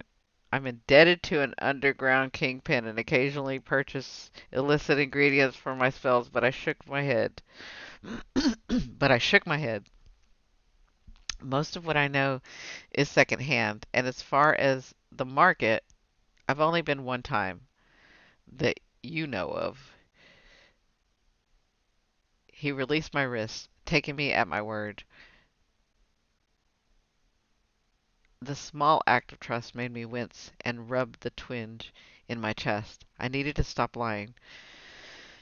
But then I'd look at Derrick and feel the fragile thread of our partnership tighten and nearly snap. I hated lies, hated that I had to hide the real me when I was getting glimpses of the real Derrick. He wouldn't understand, wasn't the type. His look of disappointment was what I'd feared the most, and that fear was growing stronger after each encounter. So now, the mere thought of it salted my old wounds. He needed me to be more. Ella needed me to be more too. And with her familial line of dead, judgmental witches as my witness, I'd try to be. Even if I had to fake it. The merchant approached and cleared his throat. Shall I add the items to your account, detective? When he wrote the purchases in the ledger and calculated the cost, I choked at the sum. For casual attire, it was insanely expensive. Yes, and add these too. Derrick retrieved a pair of dove-gray leather gloves from a shelf. He guessed the size and handed them to me. And before you say anything, I won't add the cost to your fines.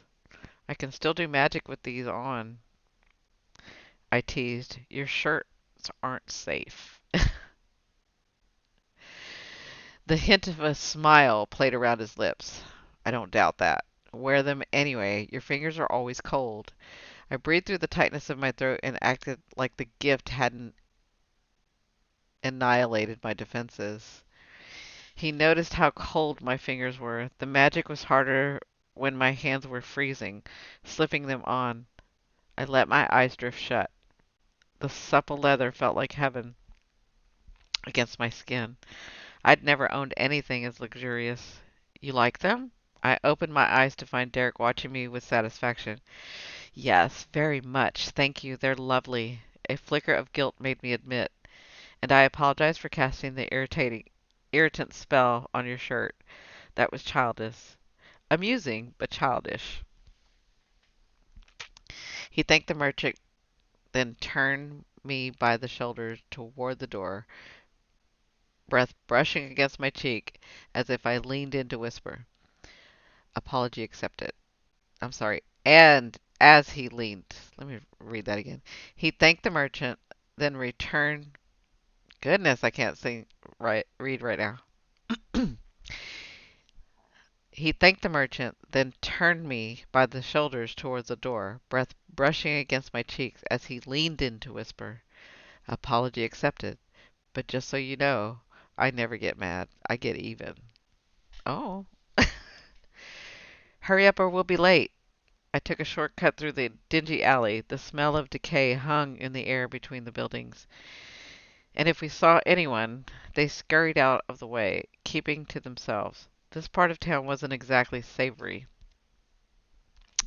Best not to make eye contact if you could help it. The alley emptied into a busy street, and I scanned the crowd.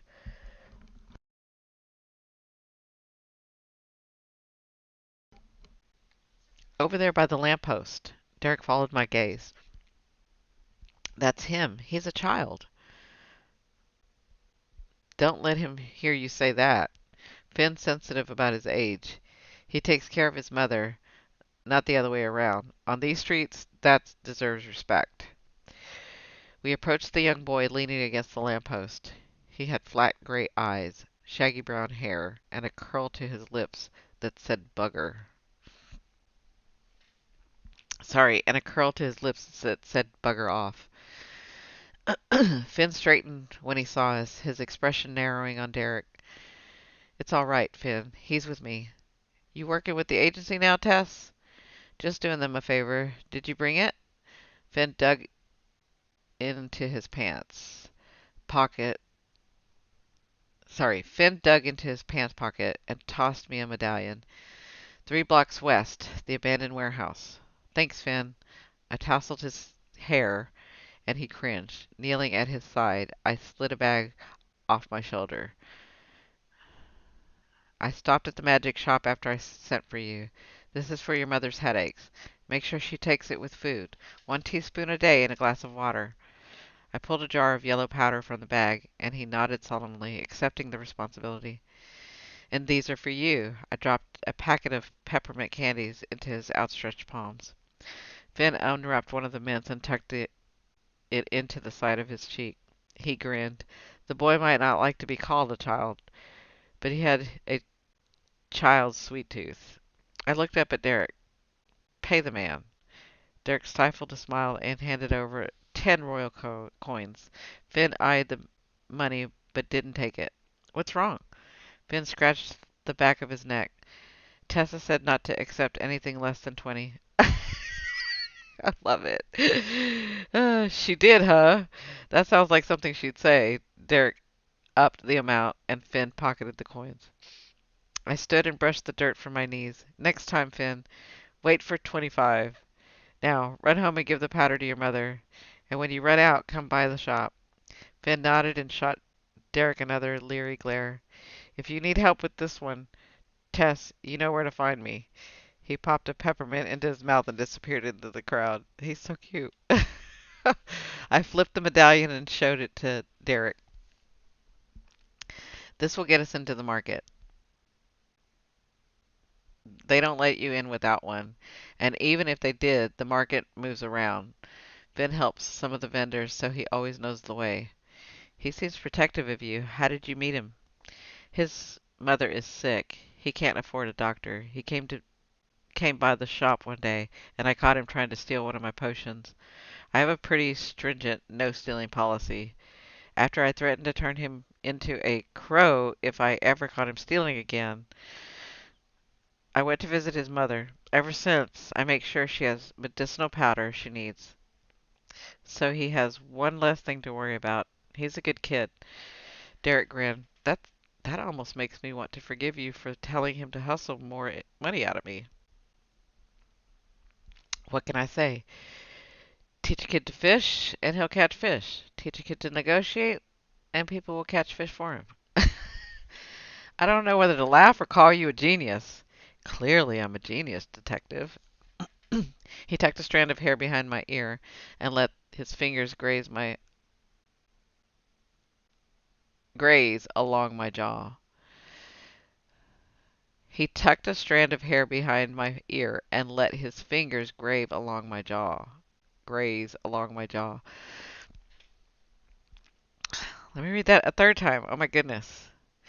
He tucked a strand of hair behind my ears and let his fingers graze along my jaw. What do you do for Finn? What you do for Finn matters, Tessa. You have a good heart. I shrugged. It's no big deal.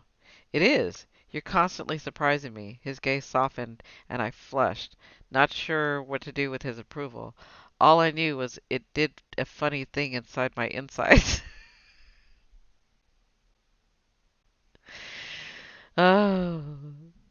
We walked the 3 blocks west and found the abandoned warehouse. Its entrance covered with stained burlap sheets. I ducked beneath it and followed Derrick down the dark hallway. Then the next, a couple of men standing guard by another door gave us the once over, but I showed them the medallion and they let us through. The market lay sprawled inside the vast ruins. Bricks and mortar littered the ground along the broken beams. Thick canvas awnings were strung over the woods, creating makeshift stalls. And where the roof had caved in ages ago, midday sun caught dust motes in the air and made them glisten. Exotic animals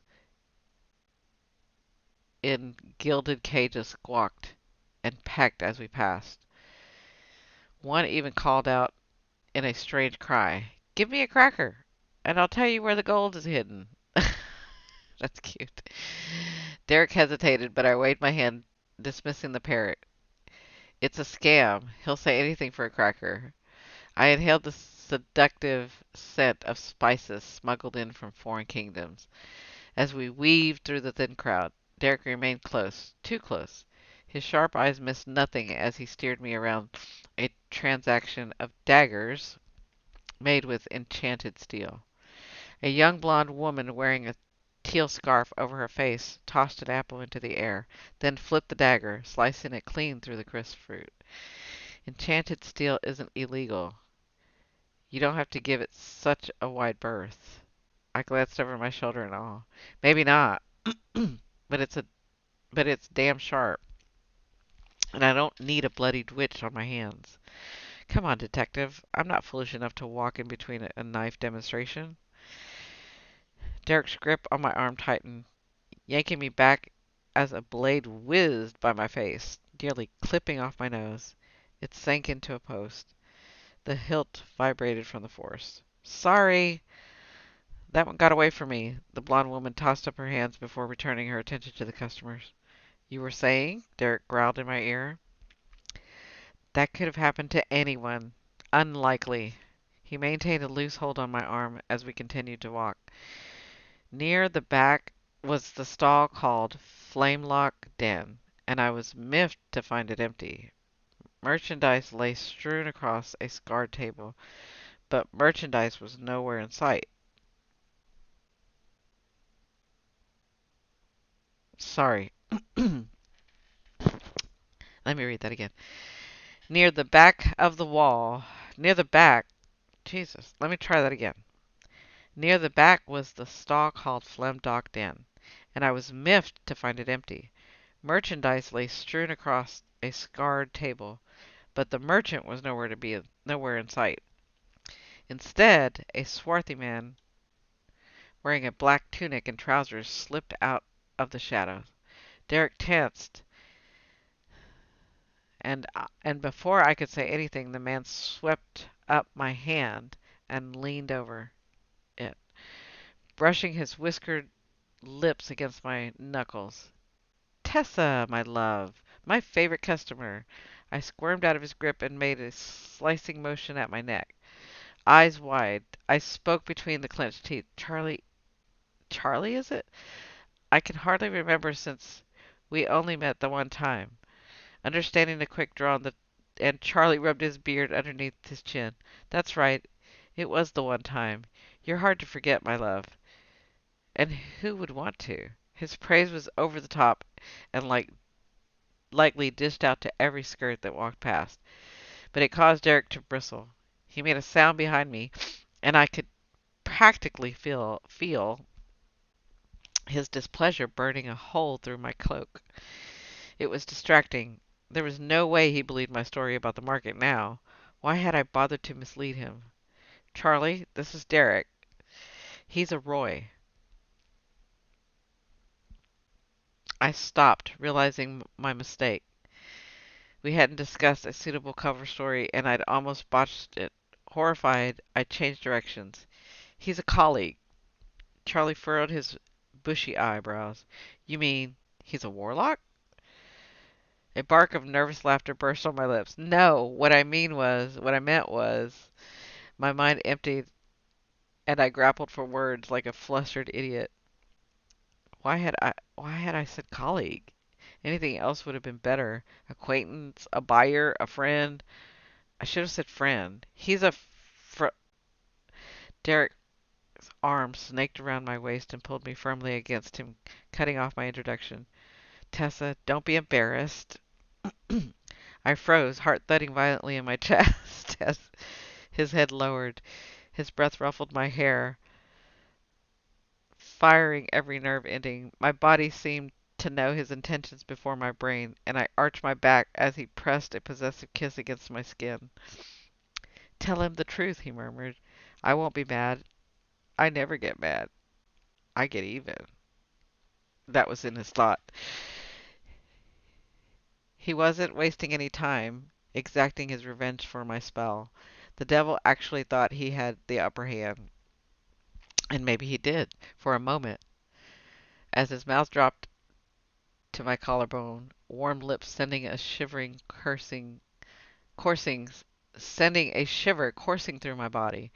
He was a dead man. A wicked grin spread across Charlie's face. No explanation needed. He winked and reached under the counter, glancing covertly in both directions. It's obvious why you're here. I have just the thing. He placed a vial of blue liquid onto the table.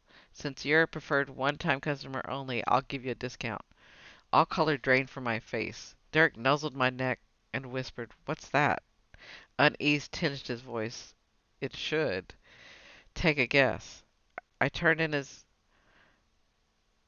I turned in his arm and kept up the ruse.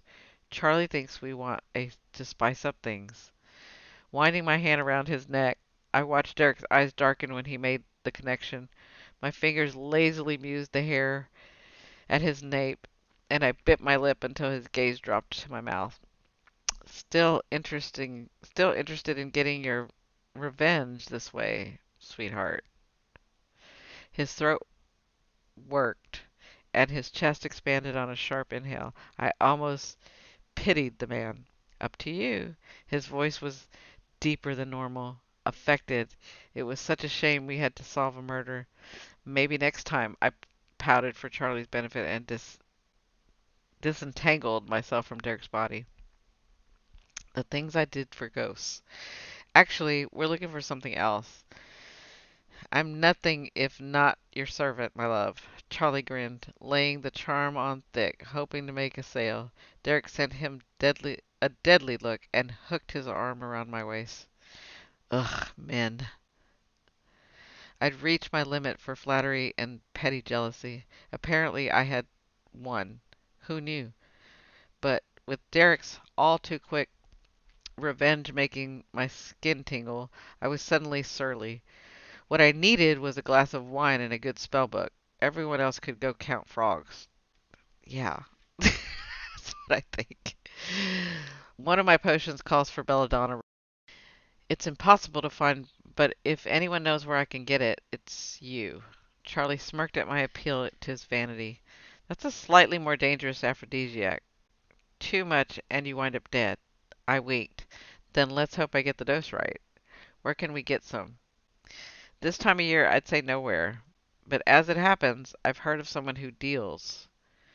The name will cost you, and it's all I got. More phantom than anything else. Tracking it down will be up to you. Derrick withdrew a sum of money and placed it on the counter. Charlie made a quick count and flashed his teeth. That's it? I don't take less than 50. I coughed, flacing, face flaming. Oh, really? That sounds familiar. Derrick narrowed his eyes. Take it or leave it. Derrick, I hissed. Now wasn't the time to see who had the bigger negotiating skills. His arm tightened around me and ultimately hung in the charged silence. Charlie rolled his tongue over his teeth, then snorted. Fine. He pocketed the coins. You're looking for Iron Hazel. Or Iron Hazel? That's all I know. The name wasn't familiar. Thanks, Charlie. Anytime, my love. He nudged the vial of blue liquid toward me while Derrick wrote the name on his notebook. My gift to you. Discreetly, I snapped up the vial. Never turn away free potion. It was a witch's creed. Also good business sense. We moved away from Charlie's stall. Was that necessary? Derrick shrugged. It felt good. Well, as long as it felt good, fisting my hands on my lip, I asked, where to next? Want to see a dragon's egg encased in amber? There, that way. I pointed deeper into the market. Dragons aren't real. It's probably a painted goose egg they placed in amber, so you can't tell the difference. Aren't you a killjoy? Even if it's fake, it's still interesting. We shouldn't hang around this place longer than needed. It's asking for trouble. We got what we came for. Actually, we got more than what we came for. Hand it over. Hand what over? I danced out of his reach as he tried to capture my glove fist. Tessa, I'm warning you. He sidestepped a vendor juggling illuminating marbles and stalked closer. But it was a gift, like the gloves. You can't take away my gifts. It's rude. Rude? So is lying about how many times you've come here. One time, huh? He fiended left and went right. I fell for it and stumbled onto him, holding my hand in the air as if it didn't make my fist level with his forehead. Lowering in defeat, I unfurled my fingers. The blue vial rested in my palm. Fine, take it. Some of my surliness slipped through, and I snapped. A cold-hearted detective like yourself needs it more than I do. Anyway.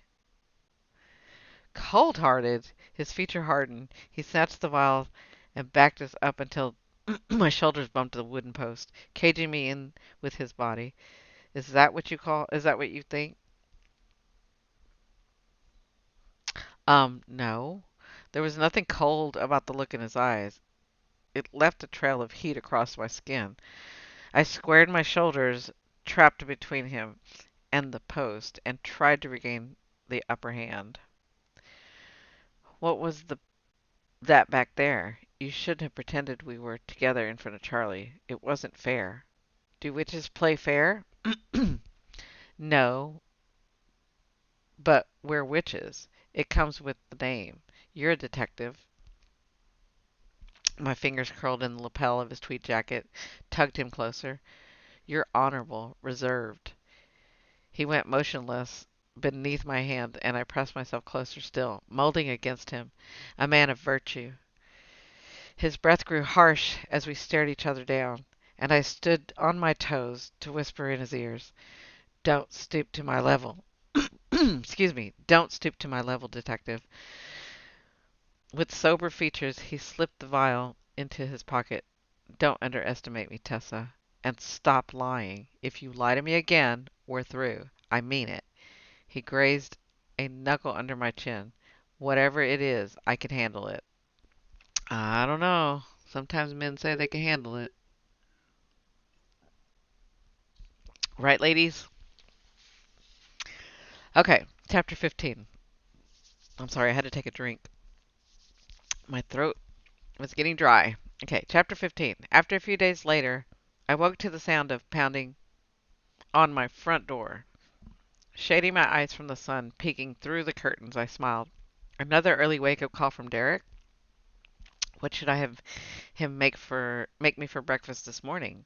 Did I dare try for a poached egg? Rolling to my feet, I padded to the mirror and checked my appearance. Not terrible. Instead of a ratty mess, My dark curls had a freshly tousled look. Combing the long strand forward, I hurried to the wardrobe and pulled on a wine-colored dress. The pounding sounded again, and I yelled over my shoulder, "Just a minute!" I flew down the stairs and came to an abrupt halt on the last step. Sylvia Traeger peered through the window pane. She rapped her cane against the glass. "Hurry up, dear. It's freezing out here." The smile slipped from my face. I felt a pang of disappointment. What was wrong with me? I'd been acting smitten for days, taking extra time with my appearance, grinning like a fool when we stopped for lunch, a regular occurrence now, and soaking up all those moments when I'd catch Derrick watching me with a gaze that made my heart pound. Anyone who knew me would shake their head in pity. Even I would shake my head in pity and then burn some sage to clear the air of secondhand embarrassment. Sylvia barged inside and smacked me with a rolled newsprint. "You sly girl. After all the nonsense you spouted about not being interested in marriage, no wonder you didn't attend the ball. I want details. And tea. Get me tea." Which, my lovelies, is why we call it tea when you're spilling the tea. "Sylvia, what are you talking about?" I swung the kettle over the coals and stoked them back to life. "I'm talking about the Ever Gazette." She tapped the newspaper with her bony fingers. "That's a gossip rag. More society pages than news. Didn't I tell you to stop reading it?" She made a shh sound and waved me away. "There's truth in every rumor, and I want the truth from you about this." The paper crinkled as she flattened it against the table. Funny, she wasn't the only one demanding my honesty these days. Derrick's ultimatum rang in my ears. "Tell the truth or else." The truth about what? The front page. Take a look for yourself. Apprehension made me approach the paper like it was a snake in the grass. When I got closer, my stomach dropped. A hand-drawn image of me standing under the eaves of the apothecary shop covered the front page. But I wasn't alone. The moment had seemed innocent at the time, but the way the artist captured it told a different story. Derrick stood in front of me, his hands closed around mine, our heads bent together as if we were sharing an intimate secret. The headline made it worse. "Agency's famed detective has fallen under a witch's spell." Oh, jeez. That's not good. I jabbed the illusion. "It wasn't like that. We were canoodling." "We were not." Heat flushed my cheeks. "At least, not there. Give us a couple of hours and stroll through the black market, and then, yeah." Good thing the artist hadn't witnessed that exchange. "Detective Chambers and I are working together to solve Ella Lockwood's murder. This is taken completely out of context." Sylvia winked. "His expression says differently, my dear. A man hasn't looked at me that way in ages."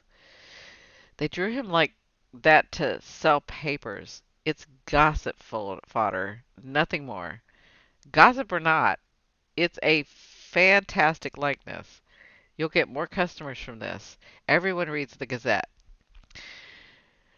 Which meant everyone would know about my association with Derrick, and it wouldn't take any effort to discover my role in this case. I worried my lip between my teeth. Public curiosity was one thing, but the scrutiny could become a problem. Crossing the fireplace, I removed the kettle and blanked the coals. "Sorry, Sylvia, I have to go to town. There's no time for tea." "Are you going to visit your detective?" "He's not my detective." I retrieved my cloak and ushered Sylvia out the door. She paused on the landing. "I want to meet the man. Bring him by for a meal. Fuzzle Bottoms and I will judge whether you two are a good match." "No way, Sylvia. You and I, you and your cat, aren't getting involved." "But I already promised Fuzzy. You know how much he enjoys the company. His tail gets all fluffy." Unbelievable. This was my life now, catering to a nosy neighbor and her dreaded cat while wading through the quicksand that was my partnership with Derrick. Tack on murder with a sight of hauntings and a permanent vacation from the kingdom was staring. Sorry. Tack on murder with a sight of hauntings and a permanent vacation from the kingdom was starting to sound like a good idea. I'll think about it. I guided Sylvia down the walkway and set her in the direction of her house. Wonderful. What's his favorite meal? Rosemary chicken and glazed potatoes. Sylvia narrowed her eyes. That's your favorite, dear. Well, what do you know? It's Kismet. There was no way I'd submit Derrick to Sylvia's meddling, but maybe, if I was lucky, I'd get a home cooked meal out of the lie. She sniffed the air and made a face before trudging back to her cottage. Derrick would be furious. He hadn't wanted me around to begin with, and now I was more involved than before, steeling myself for his lecture. I headed to town. The agency was busier than ever. Publicity from the paper had people standing around the entrance hoping to catch a glimpse of the famed detective, oh God, cavorting with the local witch. I ducked down a side street and peered around the corner. So far, no one had spotted me, and I wanted to keep it that way. Scooting further down the alley and away from the onlookers, I noticed someone break away from the crowd to follow behind. The urge to run vibrated in me. I needed to go in through the side entrance, since the last thing I wanted was to conduct interviews on the street. I scrambled backwards and collided into a stack of crates, which crashed to the ground, taking me with them. The man caught up and hovered over me, offering his hand. I sucked in a breath and rolled, trying to get out from beneath the crates. It was him, the man I'd found hiding in the hedges at the crime scene. Stay back! Adrenaline boiled my magic. I needed to regain some control before I could harness it. I saw you at the palace. The word slipped bravely from my mouth, an accusation I feared might do more harm than good. He took a step in my direction, flexing his gloved fingers. His face was all angled in sharp lines with deep-set brown eyes. He was younger than I'd thought, with thin lips pressed into a determined crease. Don't come any closer. I'm a witch. I'll turn you into a toad. Probably, hopefully. My lips trembled. I didn't want to die in an alley 100 feet from the Royal Agency. It wouldn't look good. I could see the headline now. Famed detectives Paramore found dead steps from help. Her spells couldn't save her. Detective swears to never love again. The last part I added for my own benefit. I would be the dead party after all, so I should be mourned properly and with devotion. That's what I say. The man's deep voice captured my attention. I won't hurt you.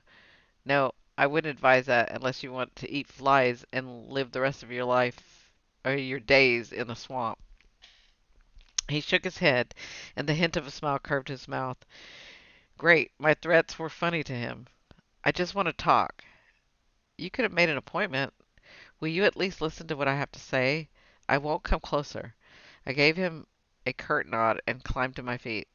Why are you hiding behind the hedges at the crime scene? And why did you threaten to come for me? It wasn't a threat. I didn't know if I could trust the authorities, but you're not one of them. My story might be safer with you. Why can't you trust authorities? A dry laugh escaped my lips. Or escaped his lips, sorry. They work for the royal family. Their loyalty is with the king. Anything that puts the royal family in a bad light may be ignored. I could disappear. He had a point. Who are you? My name is Liam Barber. My name is Liam Barber. I was one of the servants assigned to the prince the night of the ball.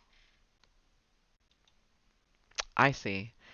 I relaxed. The fear drained from my muscles. What do you want to talk about? I need your promise that you won't tell anyone you spoke with me. His gaze darted at the end of the alley, where the crowd mingled out of earshot. I'll keep your identity a secret. You have my word. What about your friend, Detective Chambers? I saw the papers. You can trust him. It was strange. But when I said the words, I believed them wholeheartedly. Tell me what you know, and we'll protect your name. Liam came within a feet of me and lowered his voice. The prince's alibi is fake. Regardless of what anyone told you, at the time of the murder, the prince wasn't in the ballroom. Shock made me silent for a few seconds while I processed his words. How do you know? Shortly before midnight, he traded masks with me. He's done it before at masquerade balls. I was the one who danced with Ella. She whispered something to me. She wanted me to meet her alone in the courtyard. Did you? Of course not. I stayed in the ballroom. That's why everyone thinks he has an alibi. He returned through the side door after midnight. He traded back. Minutes later, they found her body. The prince was lying? Where had he gone during the narrowing window of Ella's murder? And if he had killed her, what was the motive? Not to mention the motive for the other two women, one of whom had worked in the tavern and had likely never crossed paths with the prince in her life. I have to go. They'll question me if I'm gone too long. I don't know anything else, but I couldn't keep quiet after what happened to that poor girl. Thank you for coming forward. He nodded and backed away, leaving me alone in the alley. I had to tell Derrick. This changed the course of our investigation. The prince might be our killer. Uh-oh. Chapter 16. I'll let him know you're here. Estelle gave me a sympathetic smile as her gaze shifted between me and the newspaper sitting on her desk. After hearing Liam's witness account, I'd almost forgotten about the baseless article. Her look didn't bode well for Derrick's mood. It might be a veiled warning to turn around and hightail it out of the kingdom. You couldn't kill a witch. You couldn't kill a witch you couldn't find. What a mess. First, the cozy picture in the headlines in the Gazette, and then my encounter with Liam. I didn't know what to address first. Maybe the new lead would soothe Derrick's ire. It certainly cast the case in a new light. A dangerous one if the prince was somehow involved. Yeah, I'm kind of thinking he is somehow involved. Estelle returned to her desk and gave me a serene smile. It seemed practiced, the kind you give someone who's about to enter a lion's den and you're trying not to make them panic. Detective Chambers, will you, Detective Chambers will see you in the office. I chewed on my lip, unease making my feet laden. How is he? She glanced around the waiting room discreetly, then leaned forward. Between you and me, dear, run. Oh gosh. Her words took a second to arrange in my head. Yeah, you're like, really? Oh boy. It was worse than I thought. My nerves doubled, but there was also a prick of disappointment. Was it really so bad? I had qualities, lots of them. Derrick would be lucky to end up with a woman like me. That's what I say. You go, girl. I mean, lucky was pushing it. I did have a mountain of debt, a rundown shop, and my spells were dismal. Yeah, it is what it is. What can you do? But beyond all of that, I was a total catch. He just needed time to come to that conclusion on his own. I backed away from the desk. Tell him I left the kettle on. We could talk later. Good one, dear. Halfway through my escape, his clipped voice echoed through the waiting room. Even the criminals ceased their grumbling. Oops. Miss Daniels, my office is this way. Damn. The exit was so close. Should I make a run for it? Maybe Estelle had the right idea. Turning, I tried one of her serene smiles, but it wobbled in the face of his grim features. Oh, I hate that. Could the smile, could he smile just a little at his fake paramount? Sorry, could he smile a little at his fake paramour? Is it paramour? Paramour. I can't say that word for some reason. Sorry. Couldn't he smile at his fake paramour? Love could move mountains, but apparently not the corners of his lips. Detective, you didn't need to come and get me. I know the way to your office. Yeah, sure. He lifted a brow. Apparently not. Follow me. Derrick propelled me into the hallway that was suspiciously empty, considering the time of day. He lowered his voice. I knew you'd chicken out. I didn't chicken anything. I left the kettle on at the magic shop. If the place burns down, it's on your head. I'll expect reparations. His throaty laugh surprised me. Wasn't he furious? I found myself grinning in response. You're something else, Tessa.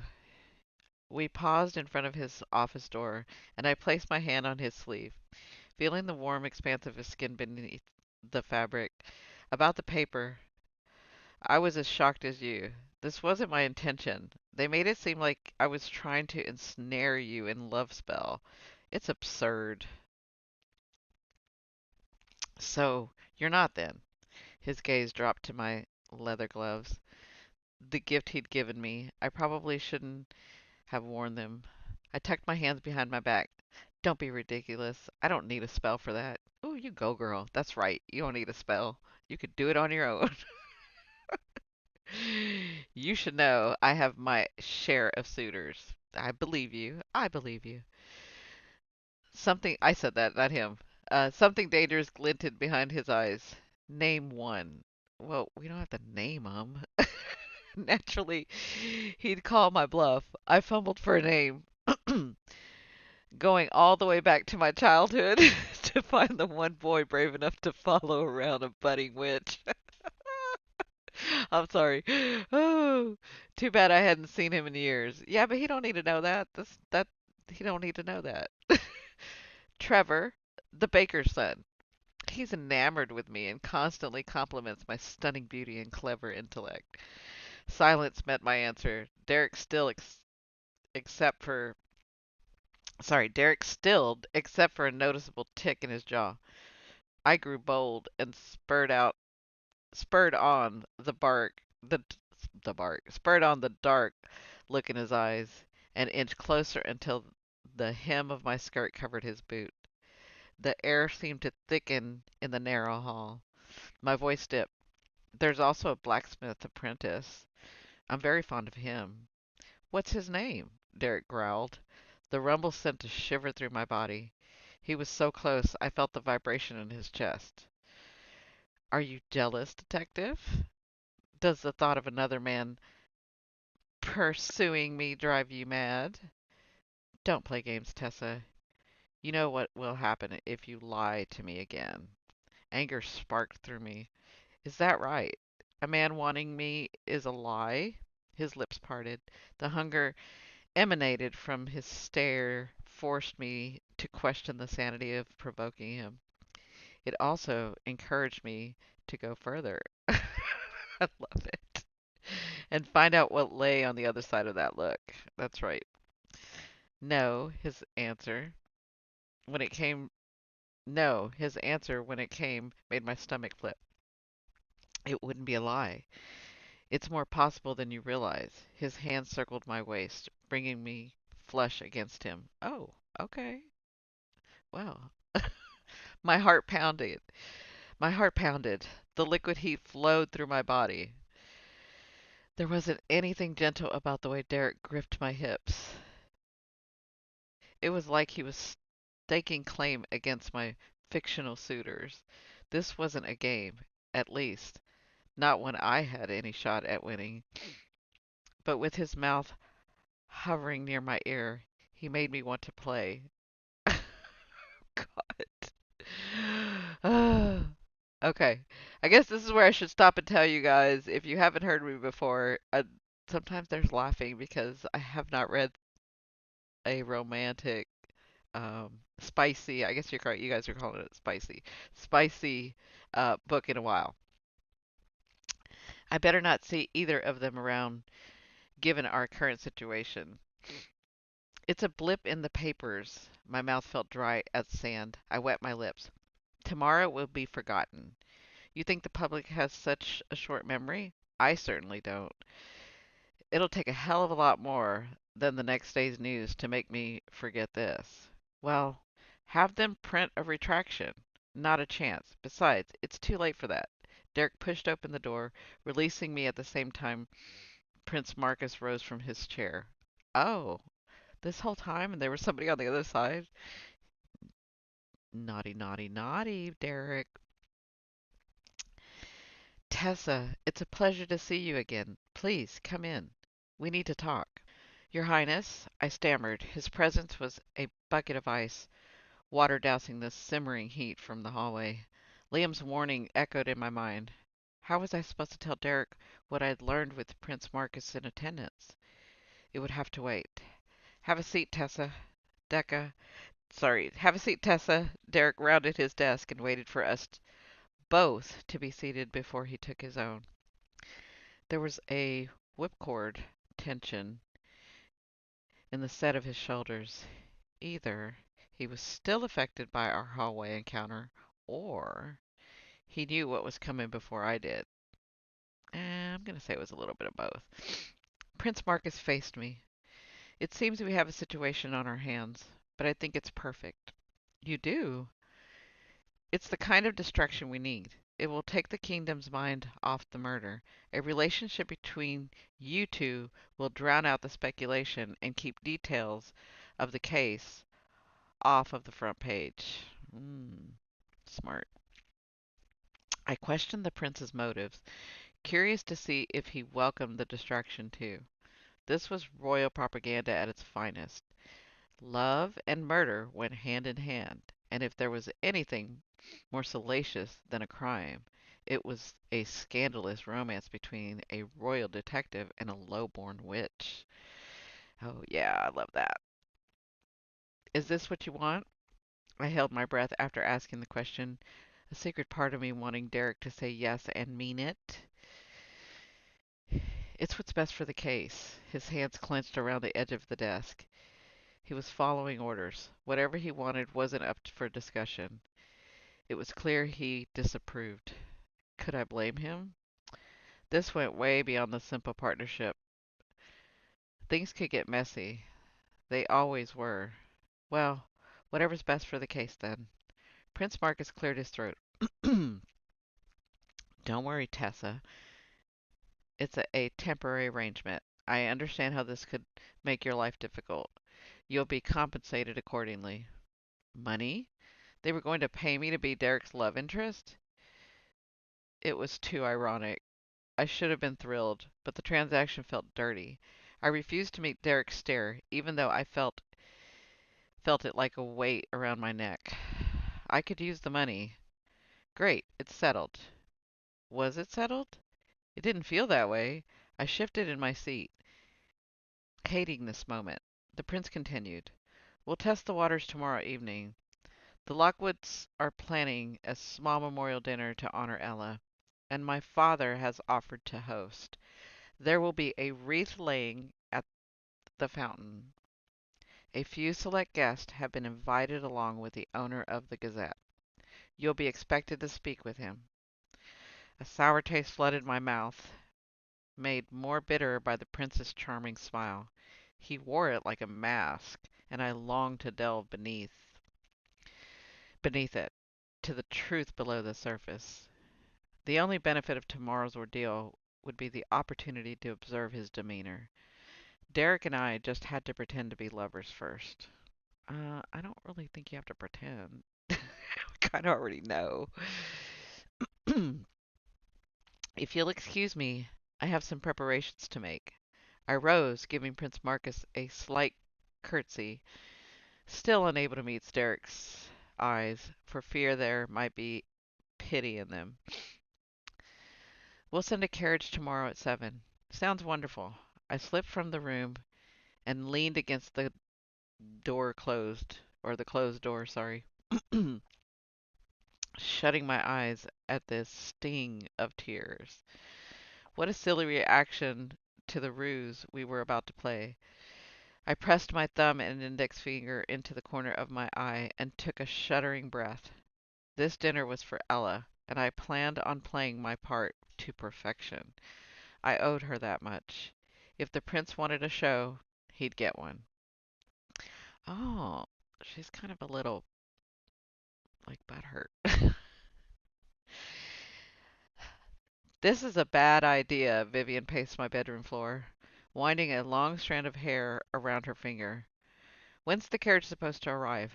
In 30 minutes. I picked through my closet, frustrated by my lack of ball gowns. A long black satin frock caught my attention. I held it up against my body. Vivian pulled a face. No, that one makes you look too drab. What a groan. With a groan, I returned the dress and stepped away from the closet. Vivian resumed her pacing. I can't believe they're paying you to pretend to be Derrick's love interest. When I saw the paper, I thought maybe it was true. I was happy for you. Now, I want to clock him in the face. She spun on her heels. You don't have to do this. It's one thing to offer your help with the case, but this is different. You don't want to get hurt. Yeah, I guess that's true. She's a little bit that way. He can't hurt me. I don't know. He can't hurt me, I muttered, rifling through a trunk near the bed. He'd have to care about me enough to actually do that. Besides, the act makes sense. It gets me invited to the memorial dinner. I slammed the trunk closed and sat heavily on the lid. There's something off about Helen, and the prince is suspicious. The whole royal family could be involved. Or maybe it was one of the servants. Not to mention a friend of Ella's. The list is endless, but most of that list will be there tonight. And the other victims? How did they fit in? I have no idea. But you can't mention them. You're not supposed to know. Technically, neither are you. Things happen, and we don't keep secrets from each other. Especially not a killer roaming in the kingdom kind of secrets. She shuddered. What about your lead on Iron Hazel? That seems like a more promising avenue than a fancy dinner. One of tonight's guests would have paid Iron Hazel to poison Ella. Vivian tapped her foot anxiously against the floor. I've made a decision. I don't think you should go. You're getting too involved with this case, and it's dangerous. We'll find another way to pay off Argus and help Ella. You're my best friend, and I can't in good conscience let you hunt killers anymore. Now you sound like Derrick. Then he cares enough about you to be worried. I crossed the room and gripped her hand. I'll be fine, Viv. This is my shot to get a close look at the suspects. Besides, you're the one telling me I should get out more.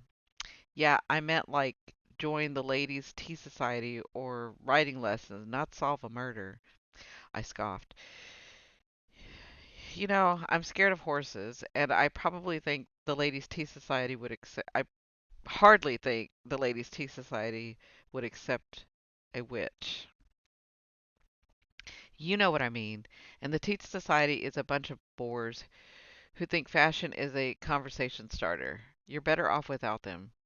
Maybe so, but none of that helps me with my current situation. I snarled and tossed up my hands. It's official. I have nothing to wear. I'm going to have to use a spell. You are? Vivian cringed. The satin gown didn't make you look that drab. It did. I saw the look on your face. I rubbed my hands together, bringing the first spark of magic to life. That's interesting that she rubs her hands together to start the magic. Because well, yeah. So my opinion is when you're starting to like do kinesis, you should slack your hands together and rub to sort of get the energy going. Anyway, that's a little side note the way my brain goes. Sorry. Hold on. What if you accidentally turn into a mice? Turn us into a mice. What if you accidentally turn us into mice? I can't live on cheese alone. That made me pause. I probably won't. Comforting. Let me step behind the changing screen before you go full spell. She scurried over for cover. Her faith in me had reached a new low. I mean, she is your best friend. She's going to tell you the truth. Closing my eyes, I took a cleansing breath. How hard could it be? I transformed Ella's gown, and while that scenario hadn't worked out exactly in her favor, she had looked good. Behind my eyelids, I imagined an emerald gown with an empire waist, lace gloves that skimmed past my elbows, and a crown of crystal flowers woven through my auburn curls. Oh, that's pretty. I popped one eye open. Nothing yet. What was I doing wrong? I refocused, channeling all of my mental energy. Sensation flowed through my body, starting in my fingers and rushing to my feet. Light shot from my palms. Vivian screeched and poked her head from behind the screen. You did it! And nothing is broken! Don't seem so shocked. I gazed into the mirror and smoothed the silken fabric at my waist. The dress molded perfectly to my frame. Derrick's eyes are going to pop out of his head when he sees you, Vivian said, walking over to me. Let's hope so. It will make our act easier. Her lips thinned. You two are playing a risky game. The lines might blur. The lines had already blurred, starting with the kiss in my shop and fading into oblivion after our trip through the market. A knock interrupted our conversation. Vivian squeezed my shoulders. Look, like Prince Charming. Sorry, looks like Prince Charming has arrived. I swatted her hand away. Don't call him that. Why? He can't hear us. She gave me a nudge and a wink. Good luck. I want details. All the details. Wiping my slick palm on my gown, I descended the staircase, pausing to do a final dress check before opening the door. Derrick stood in the cool night air. Are you guys ready, ladies? Here we go. I'll try not to laugh. I'm sorry. Derrick stood in the cool night air, dressed completely in black. His formal jacket was perfectly tailored across his broad shoulders, giving him a dark, roguish appearance. My heart pounded as his gaze traveled agonizingly slow from the top of my head to the tip of my satin heels. His jaw tightened. You look. At his pause, I filled in the silence. I believe the word you're looking for is fine. If I remember correctly, you said I always look fine. He stepped over the threshold, lifting a hand to tuck a stray curl behind my ear. As he did so, his fingers traced the outer shell of my earlobe. Then I'm a fool. You're beautiful. Oh, you go, Derrick. A smile spread across my lips. I'll remember you said that, detective. This is a bad idea. He scrubbed a hand through his hair. The worse, I whispered. Vivian appeared out of nowhere, rushing forward with my coat. She draped it over my shoulders, then pushed me hard. I stumbled into Derrick, forcing him to steady me as I shot her a furious glare. I mean, leave it to your best friend. Have fun, kids. Bring me back a killer. She hustled us onto the porch, mouthing, Be careful, before slamming the door in our faces. Who was that? Derrick asked. That was Vivian. She doesn't get out much. Ah, the medium. He held out his arm, and I paced my gloved fingers over his sleeve so he could guide me down the steps to a waiting carriage. Are you ready? He asked after climbing in behind me. I met his searching gaze through the dimly lit interior. I think so. Derrick knocked on the roof of the carriage, and we jolted forward. The wheels cracked over the ground, hitting every bump in the road. I sat rigid, trying not to sway into the wall. Minutes passed as we traveled in silence. About our plan tonight, Derrick said, breaking the silence. Don't worry, I'll hold up my end. His voice rumbled in the enclosed space. We don't have to do this. It's what's best for the case. You said so yourself. He leaned closer, resting his arm on his knee. Maybe I want what's best for you. What was best for me? I hardly knew what that was anymore. I need money, I said, turning my head to look out the window. Forget the money for a second. I don't have that luxury. I don't live your life. We need to find Ella's killer so you can get back to yours and I can get back to mine. Is that what you want? No, fool, that's not what she wants. Oh my God. I let his question go unanswered. That's why I answered it. I let his question go unanswered, stifling my emotions, then redirecting the conversation. The prince wants us to play this part, and I will. But before we do this, I need to tell you that I saw the man from the crime scene yesterday, the one hiding behind the hedge. Derrick tensed. What happened? I told him about Liam switching masks with the prince and ruining the young royal's alibi. We can't trust Prince Marcus. It's time to consider he might be involved. Chapter 17. This is what they call a small party? My gaze roamed over the ballroom. It seemed half the kingdom had been invited. Helen and Olivia Lockwood were at the head of the receiving line, dressed in black satin and smiling softly at the guests' condolences as they shuffled through. Derrick offered his arm for us to descend the wide marble staircase. It's a distraction. A gathering like this so soon after the murder shows the rest of the kingdom there's nothing to fear, and it's an honor to be welcomed by the royal family. If you ask me, it's insulting and in poor taste. Ella's dead, and they throw a party? If someone you cared about had been killed, would you be able to stomach this affair? The muscles in Derrick's forearm clenched, and he paused on the steps. If someone I cared about was murdered, I wouldn't stop until I found the killer.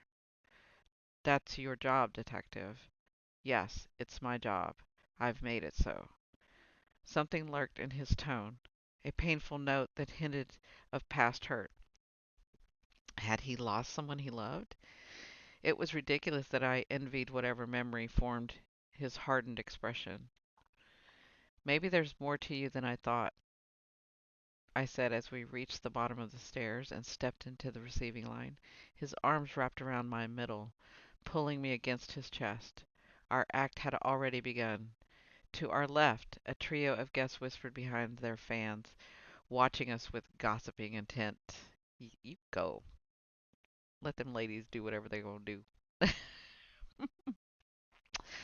What do you mean? He murmured close to my ear. Well, on the outside, you're nothing but rules.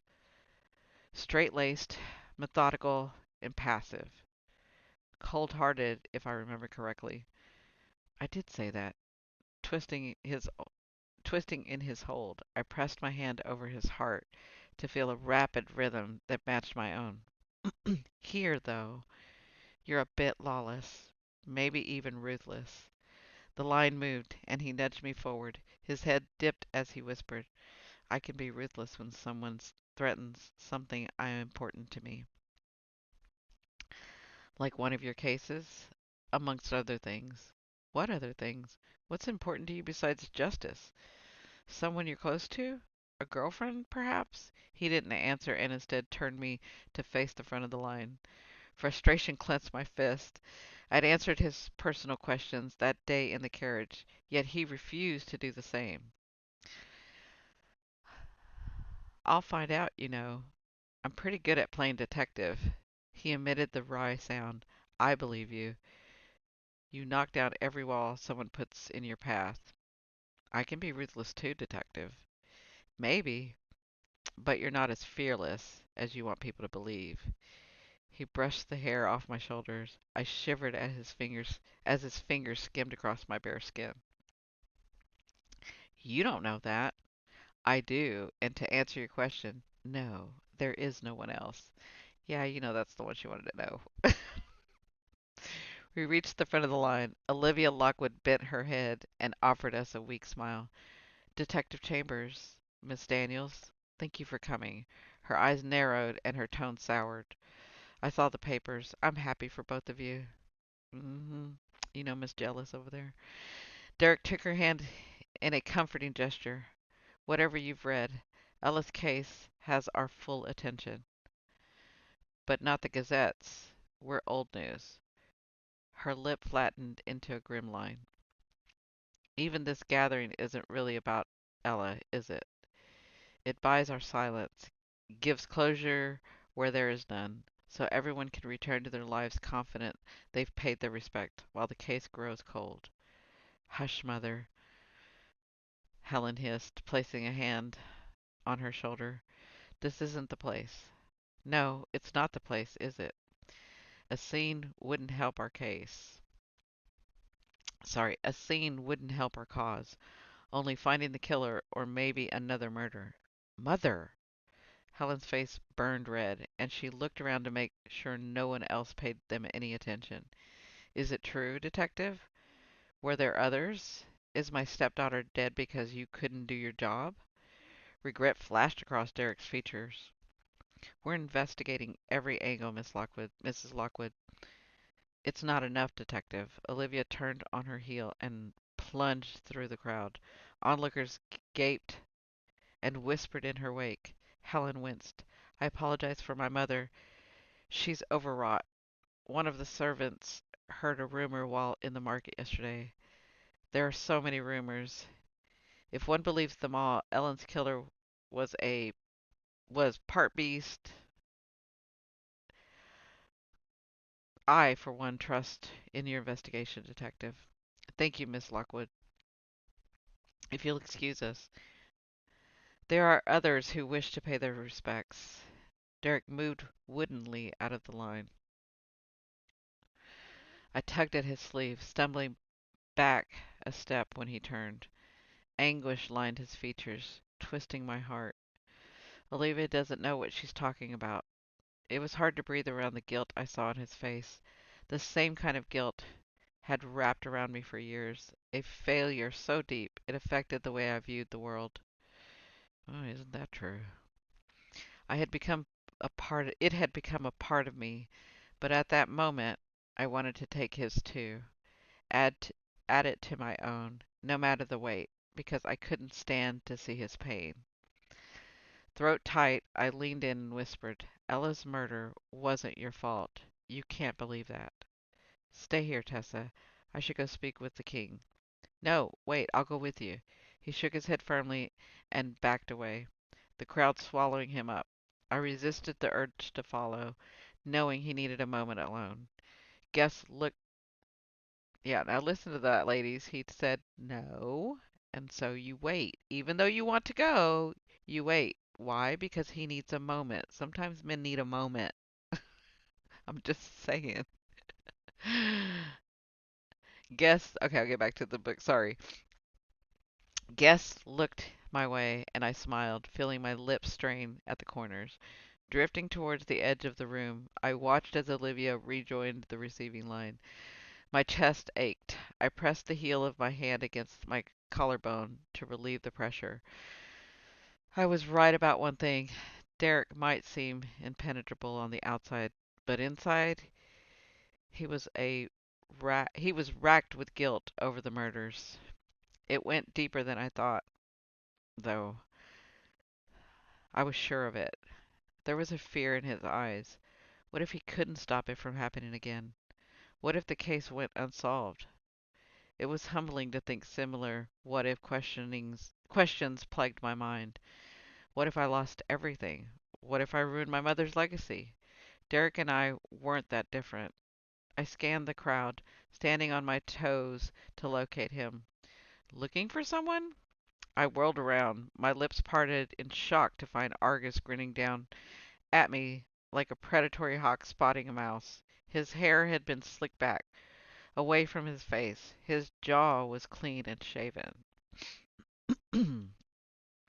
He blended in among the rich guests, dressed in formal black suit, white shirt, and starched collar. Only I knew he was a wolf in the hen house. What are you doing here? I dragged him into the enclave. Are you following me? Sorry, he said it says alcove and I said enclave. I dragged him into the alcove. Are you following me? You said I have until the end of the month.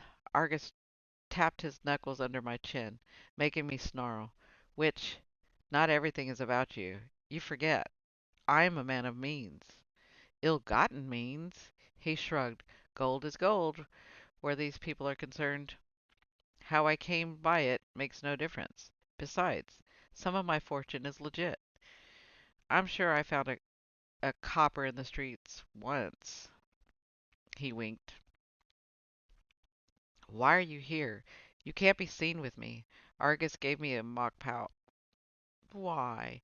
You don't want your illustrious detective to know you associate with a man of my reputation?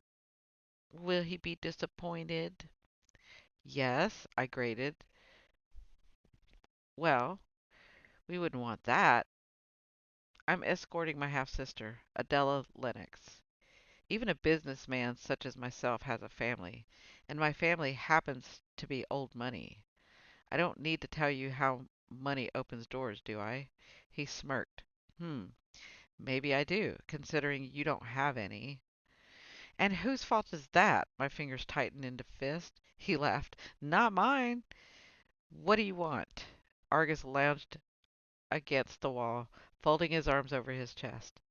To amuse you amuse me, which it hasn't escaped my notice that you've been helping the detective. Not much would escape your notice, since you have your men following me. He tilted his head and cocked a brow. You noticed? They're not subtle. Yeah, well, I don't pay them to be. Excuse me. Let me guess. Since you're not helping the detective out of the goodness of your witchy little heart, you must be trying to collect the reward money. That's not your concern. It is my concern when you and I are looking for the same person. Iron Hazel. I froze. I don't know what you're talking about. Don't be coy. It doesn't suit you. You're searching for Iron Hazel, and I want you to share any information you discover with him. Did you trip down the palace steps and hit your head? Why would I do that? Simple. If you don't, I'll let Detective Chambers know about our involvement. What will he do when he learns you're indebted to a gangster and only after the reward money? How about when I tell him you've been working for me this whole time? That's a lie. Only if you make it one. My palms grew damp, panic making my head spin. So, this is blackmail? Why are you searching for Iron Hazel? That's a personal matter. Tell me why. Argus shook his head.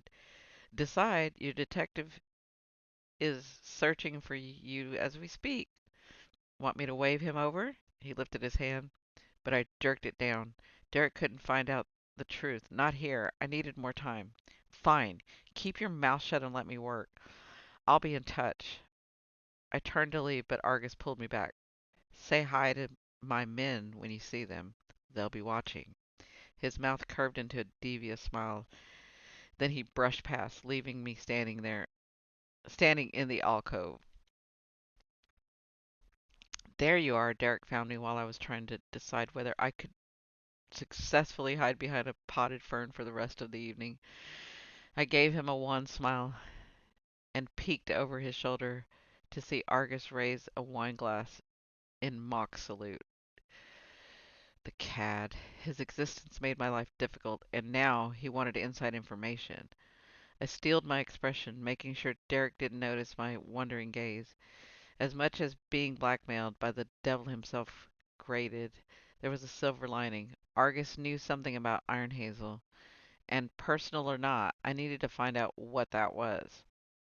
At the very least, it was an angle, a wispy thread that might lead to a mysterious figure and possibly the murderer. I just couldn't tell Derrick about it without revealing the truth. Girl, you need to reveal that truth. It's not going to go well. Which meant more secrets. My omissions were starting to eat away at my composure. Every aspect of my life felt like a lie. I'm not even going to comment on that because I had something to say, but never mind. Have you seen the prince? I asked, rubbing my fingers over the fern's leafy stem. Not yet. His hands closed over mine, and I tensed, still grasping the fern. Damaging the royal plants is a finable offense.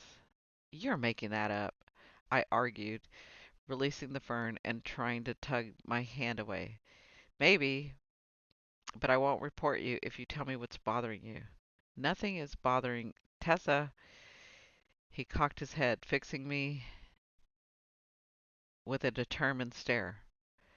You fiddle with things when something is on your mind. I do not. I tucked my hands behind my back to keep from fiddling with the thin piece of ribbon at my waist.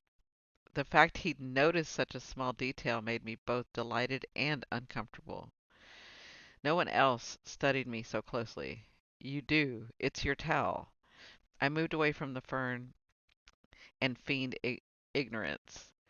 I don't know what you mean, detective, but it's cute that you watch me so intensely. It's intently, sorry. Someone has to, he murmured, following as I glided back into the thick of the crowd. We only made it a few feet before an older gentleman pushed his way through the crush of people. Detective Chambers, good to see you. May I have a word? The man peered at us from behind wire-rimmed spectacles, his bulbous nose red against the white whiskers that covered his chin and upper lip. Derrick grimaced. John, I don't suppose you can wait to set up a meeting through my office. You never accept my request. The man held out his hand, focusing his attention on me. And you must be Tessa Daniels, the witch. I'm John Lincoln, owner of the Ever Gazette. Surely you can persuade Detective Chambers to give me a moment of his time. In fact, I'd love to speak with both of you. Reluctantly, I accepted his handshake, but only for him to lift my fingers to his lips. John's mustache bristled against my knuckle, and I slipped into character, turning on the charm. It was time to act like a besotted fool for the papers. Derrick and I would be happy to answer your questions. John smirked, his squinty eyes narrowing into slits. You would? Detective Chambers never answers my questions. Because case details aren't public, John. Derrick glowed at the way the man lingered over my hand. No, I suppose they're not. Gotta ask anyway. Do you have any leads on the Lockwood investigation? Derrick smiled blandly, refusing to answer. John didn't seem fazed. He switched gears and fired off another question. Rumors are there might be other murders linked to the case. Is this true? I fiddled with the ribbon at my waist, unable to stop the jolt of worry at the probing questions. Derrick was right. I had to tell. He noticed and snagged my hand, interlocking his fingers through mine. Is the Gazette in the habit of printing rumors? Because I heard the killer might be a werewolf. Should we look into the moon phases and start carrying silver spikes? John threw his head back and laughed. That would help us spell. That would help sell papers. Readers love the supernatural, and it turns out they especially love our local witch. An oily grin spread across his lips, revealing a set of crooked teeth.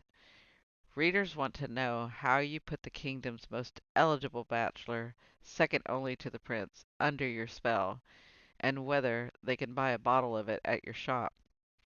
My insides withered at the jeering note in his voice. This was what I'd agreed to, but it hurt to be the cast as the seducer. But it hurt to be the cast as the seduce. Sorry, I agreed to, but it hurt to be cast as the seducer in our situation, especially one that seemed like a bottom feeder, grasping for someone above her station.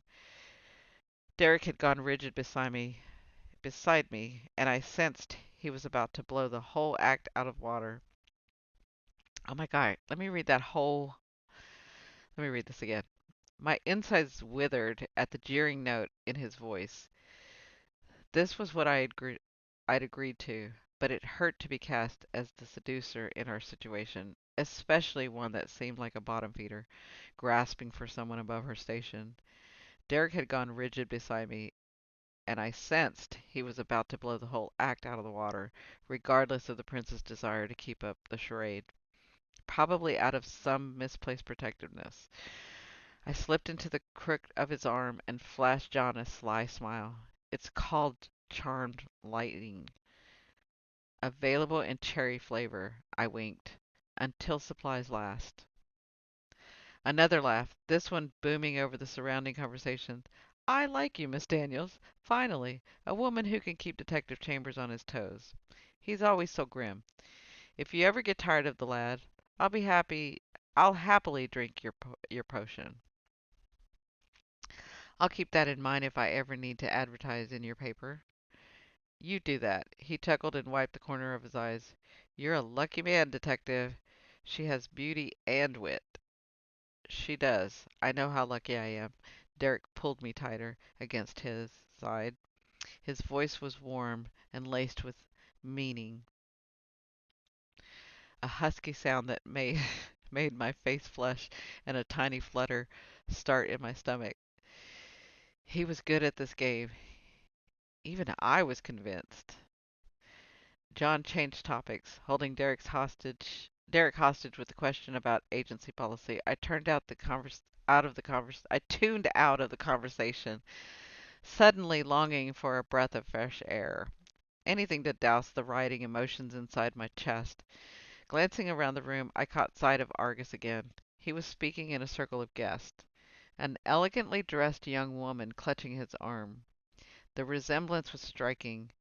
He really hadn't been lying about escorting his half-sister. Argus must have felt my gaze because he returned it, lifting a brow. I definitely needed air.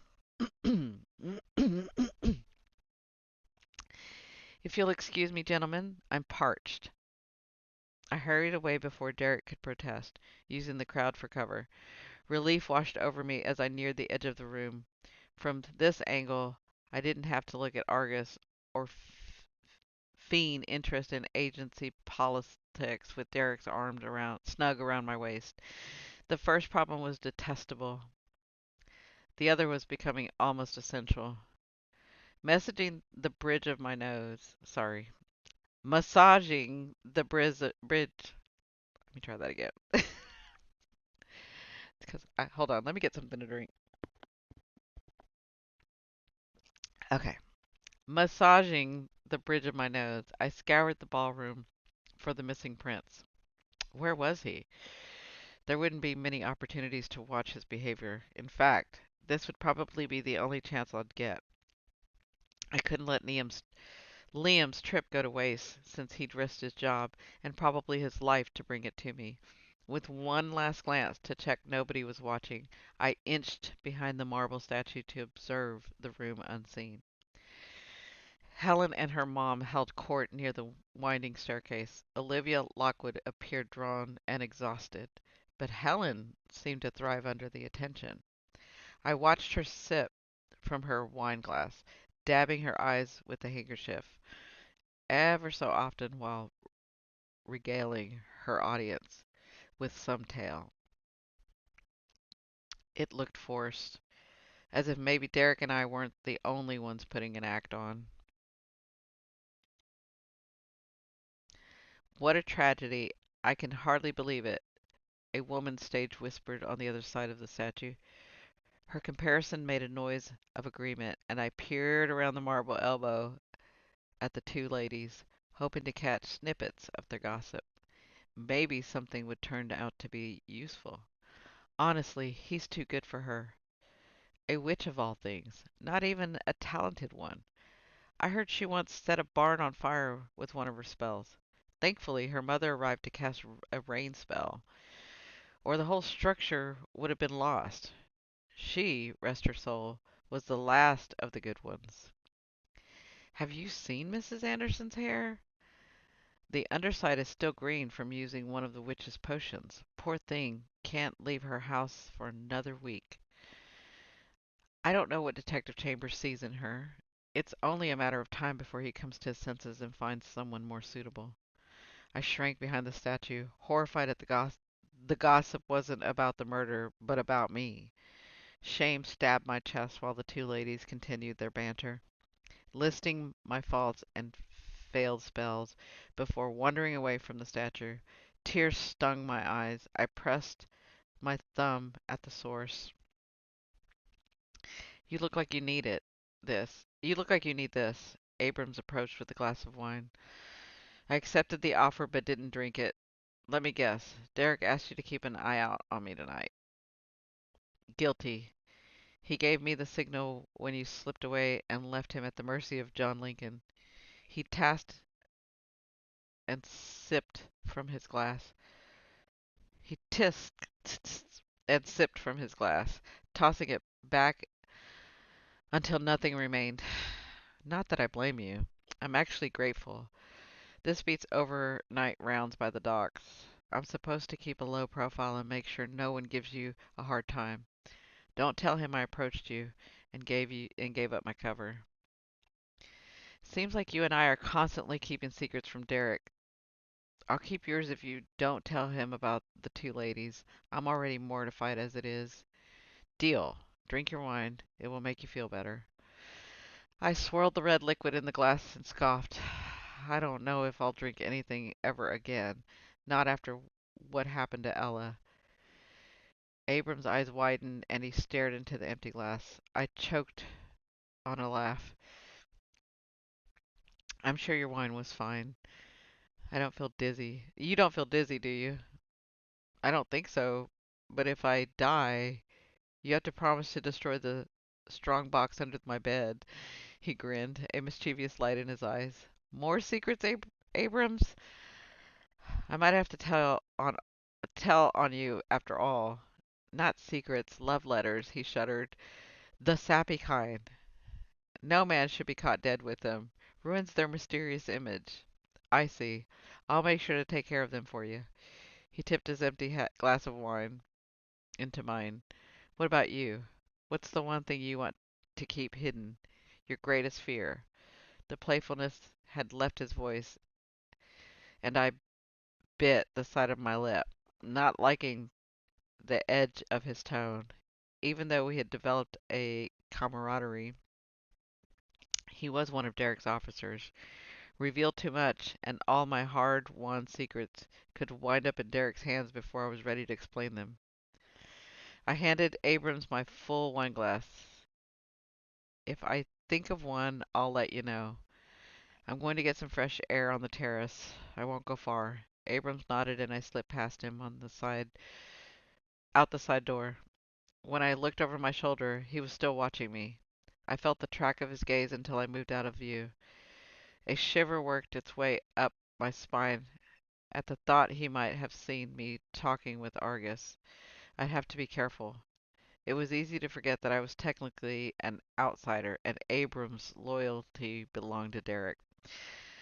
The terrace was lit with rows of lanterns, and guests mingled near the railing. I made my way to the gravel path leading deeper into the courtyard. The night air was cool, but felt wonderful after the stuffiness in the crowd ballroom. My shoes crunched over the stones, becoming the only sound as the hushed voice of on the terrace faded. I recognized the path as it wound its way along the side of the castle. The enormous clock tower loomed overhead. In the distance was the fountain where they'd found Ella, the giant stone basin illuminated by flickering lanterns. A man sat on the edge, staring in. Prince Marcus rolled up the sleeve of his white shirt and plunged his hand into the black water. Strands of hair fell across his eyes. and his lips moved as he muttered to himself. I crept closer, trying to be as soundless as possible. Where is that blasted thing? He swirled his arm through the basin at the edge of the fountain. A twig snapped under my shoe, startling us both. Prince Marcus whipped around. His eyes appeared glassy, almost dazed. He didn't recognize me. In one smooth motion, he clamped a hand around my arm and knocked me off balance. Gravel slid under my heels, and the momentum sent me over the ledge. I cried out, sucking a final breath before hitting the water. The frigid temperature shocked my body, and I sank below the surface. Uh-oh.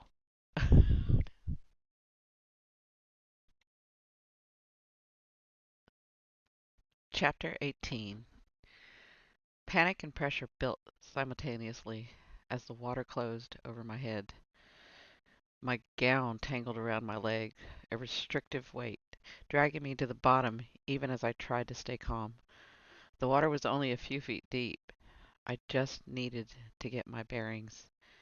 The prince fisted the fabric of my gown to pull me back up, but when his hold shifted and his fingers dug deep into my forearms, my relief gave way to the realization he was holding me under. I struggled to shake him off, using the bottom for leverage. Lungs on fire, I choked in a mouthful of water. Then suddenly, my head breached the surface and my next breath was all air. He dragged me over to the fountain ledge to land like a wet bundle in the grass, where I coughed, gulped in air. Leaning me over, the prince tugged soaked strands of hair out of my face. Tessa, my God, are you all right? You startled me, and I thought. His voice faded. I don't know what I thought. I just reacted. You fought me when I tried to pull you up. I shivered as the night air pressed against my wet skin, the shudder wrecking my entire body. It had happened so fast. Was he trying to help? A watery cough was finally followed by a clean breath air, and I lifted my head to see the worry in his wide, frantic eyes. I must have been confused, susceptible to the vision I had of Ella's final moments. I'm okay. No, you're not. He scrubbed a hand over his face. After what's happened here with Ella, his throat worked and he cursed. My gaze dropped to his left arm. The sleeve rolled up past his elbow. What were you doing out there? I saw you searching for something in the water. Prince Marcus exhaled, and his eyes closed.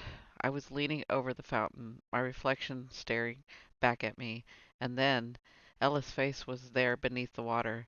The way she looked after they found her body. It spooked me, and I knocked my wine glass into the water. I should have left it, but I was trying to fish it out when you approached. He winced, the moonlight highlighting the movement of his jaw. What happened to Ella was my fault. I should have been there. I was supposed to be. His voice cracked. What do you mean? Shortly before midnight, I switched costumes with the servant. I never danced with her. It's all a lie. My alibi, all of it. He slumped in the grass, defeat etched across his face. I never wanted any of this. The ball was my father's idea. He's demanding I marry, and I said if I don't find someone on my own, he'll pick someone for me. Do you know what that's like? To have no control over your life? Water dripped from the ends of my hair, skating down my arms. I do know. Yeah, well, I've had enough of of his ultimatums. Where did you go? Back to my rooms. No one saw me, if that's your next question. They found her floating in the water not long after I'd returned to the ballroom. Every time I close my eyes, I see her face. I feel guilty for not being there. The guilty guilty because her death gave me more time. There's no more talk of marriage. He gave a dry laugh. Some would say that's a motive, don't you think, Miss Daniels? I didn't answer. His confession seemed genuine and matched Liam's story, but it didn't mean he was entirely true. It was entirely true. What steps wouldn't we take to regain control over our lives? I'd borrowed money from a gang. It wasn't a stretch to think a prince could commit murder. You're dripping wet, Prince Marcus scowled and climbed to his feet. Reaching out a hand, he pulled me up. The action shifted the cuff of his rolled sleeve, and I noticed a raised injury on his bicep. Did you hurt yourself? My mind flashed to Ella's struggle with the killer. Had she injured him while being held under the water? He he absently touched his arms. He absently touched his arms, confusion flickering. Let me start that over. He absently touched his arms, confusion flickering over his features before he laughed. No, he lifted his sleeve higher. It's a Vitalis mark. Your mother gave it to me. My mother? I thought you said you'd never met her. Prince Marcus shrugged. I was a baby at the time. I don't think that counts as a meeting. I stepped closer, wanting a better look at the spot where my mother had cast her spell. It was a strange feeling to see the evidence of that her magic had left behind.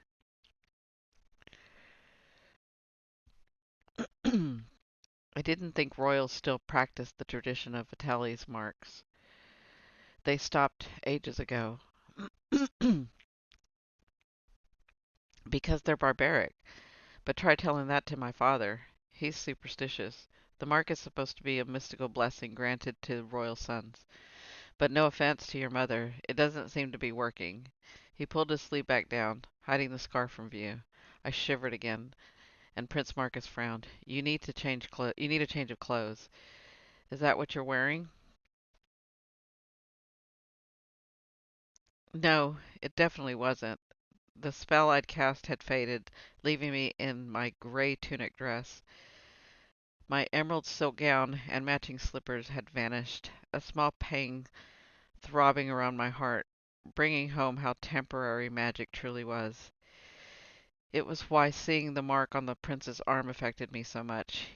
He had something of my mother's that wouldn't fade. It couldn't be sold off like her books or the magic shop.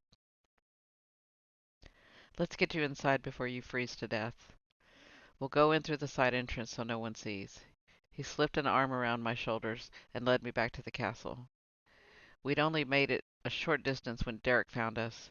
I watched him pick up the pace, my whole body trembling with cold. Concern pinched his features as his gaze slid over my soaked dress. What happened? He shouted, shrugging out of his jacket. Derrick reached for me, pulling me gently from Prince Marcus's hold, and slipped the jacket over my shoulder. I felt instantly warmer. I would too. She fell. She fell into the water. It was my fault. It was an accident, I interrupted as Derrick's hands roamed my body, searching for an injury. Were you hurt? He asked. No, just embarrassed and soaked. I'm fine. I captured his hands between my own. I'm fine, I repeated, my voice barely more than a whisper. I'm taking you home. What? No.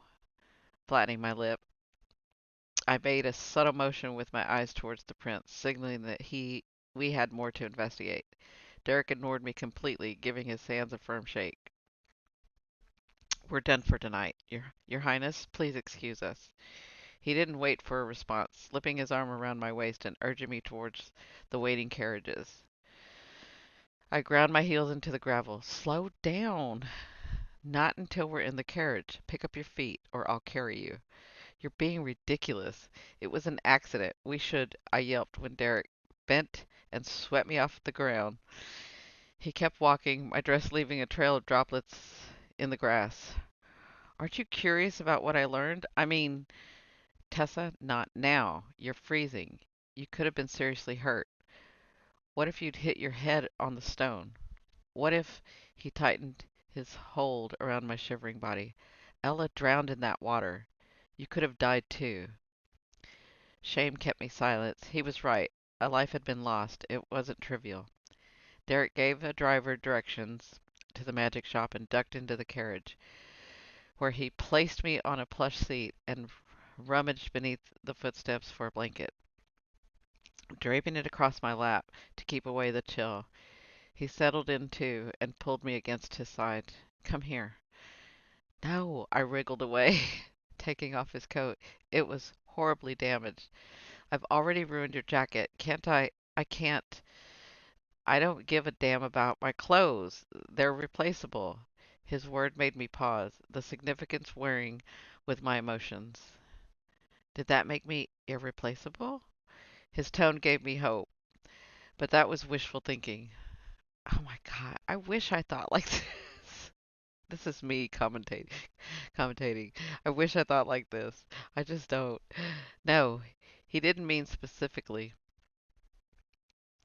Sorry, I'm going back to reading now. No, he didn't mean specifically. His declaration was a natural response to his oath as a detective. Life was precious, even the life of a laughable witch. Still, I dropped the coat at my feet and sank into his embrace, pretending he truly meant me. Can you do a spell? Removing my numb fingers from beneath the blanket, I tried to rub my palms together. Nothing. It was too drained and cold to channel any magic. No, I'll have to get dry the old-fashioned way. He smoothed the damp hair away from my face. Tell me what happened. I went outside for fresh air and found myself retracing Ella's footsteps. I ended up at the fountain, and that's where I saw Prince Marcus. He had his arm in the water searching for something, which I found out was just a wine glass. I startled him and he knocked me off my feet. He probably thought I was the killer, back for another round. I was only underwater for a few seconds before he pulled me out. I'm mortified more than anything, especially since I panicked in 4 feet of water and actually thought he was trying to hold me under. How so? When I tried to get my footing, my gown weighed me down. I thought his hands were on me, pushing. I I was scared and fought back, but then he dragged me out. I'm not certain what happened. I should have been there. While you were outside nearly drowning, I was fielding useless questions. His voice was deep and self-loathing. I didn't almost drown.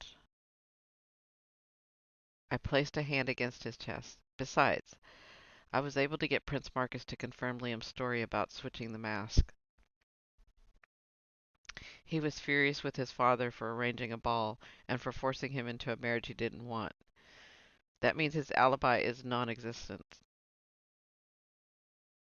True. As far as we know, no one can account for his whereabouts at the time of the murder. He claims he never met Ella. I don't know whether to believe him or not. It's a good thing I fell in the water. It made him open up. Leave it to the witch to break the ice. Or, in this case, the surface of the water. I laughed softly, hoping to lighten the mood. It had the opposite effect. The laughter died on my lips as Derrick's hand cupped my jaw. His thumb brushed the side of my cheek, and I swallowed. Nerves tingling, caught in the silent moment. I won't let anything happen to you. I'll keep you safe. I swear it. His promise made my heart pound. The carriage lantern illuminated his stark features. I struggled to find the words to answer him. Girl, don't answer. Just leave it alone. Just enjoy the moment. Nothing will happen to me, and even if something did, it wouldn't be your fault. I hate what Olivia said to you. You're not responsible for Ella's death because you didn't solve the other murders. I haven't known you for long, but I know you care about your cases and the people in in this kingdom. I admire that. I wet my lips as a flush warmed my cheek. I admire you more and more every day. A string of emotion played across his face, his expression moving from denial to desire in a heartbeat. He pulled me closer to murmur my name, the rough sound quickening my pulse. When his lips found mine, soft and achingly slow, his tongue against the seam of my mouth teased and moaned low in my throat. Derrick reacted to the sound like I'd struck him with magic, deepening the kiss. My heart drummed faster. Need burned a path through my body. I moved against him, running my hands over the wall of his muscled chest. This was crazy. We were supposed to be acting, and yet none of this felt like an act. Not the longing that coiled low in my belly, or the raw urgency he poured into our kiss. We broke apart, breathing heavily. Tessa, his voice shook as lust darkened his gaze. More. I'm so sorry. Okay. I'm so sorry that I laugh. It's the Sagittarius side of me. I don't know what to tell you. More, I breathed. Please, more, almost warm. He growled, capturing my chin between his fingers and fusing our mouths together. His hand fisted my wet hair, slid down my damp skin, and air caught my lungs as his knuckles brushed the underside of my breast. Oh, okay. They skimmed lower until his fingers locked around my hips and dragged me into his lap. With my palms flat against the back of his carriage seat, my head fell on my shoulders at the warmth of his mouth on my collarbone. Derrick tasted my skin, stroking the column of my neck and banishing the cold and any lingering fear. When his lips found mine again, he cradled my face in his hands. Slowly, he pulled back with a reluctant groan to rest his forehead against mine. You admire me, huh? Don't let it go to your head, detective. The carriage rumbled over ruts in the road, swaying us closer together. Derrick wrapped his arms around my waist. I was warm all over, shivery, but not from the cold. As his earlier words washed through me, I'll keep you safe. That kind of vow was addictive to a witch who courted disaster as much as I did. Yeah, no shit. Oops, sorry.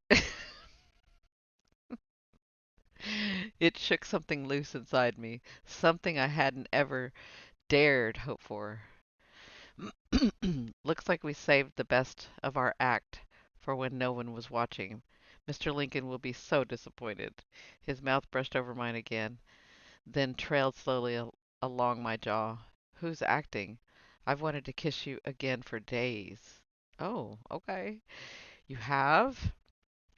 My breath hitched at the delicious tracks his fingers made over my skin. Yes, every time you force my hand and get your way, you're relentless. That doesn't sound like a compliment, detective. Hmm, it doesn't, does it? How about stubborn, headstrong, unshakable? You're not getting any warmer. Sounds like you're out of practice. Maybe I am, he smiled, and I melted beneath it until a worry surfaced. Aren't you afraid this might be one of my spells? That you'll wake up tomorrow and wonder what hit you.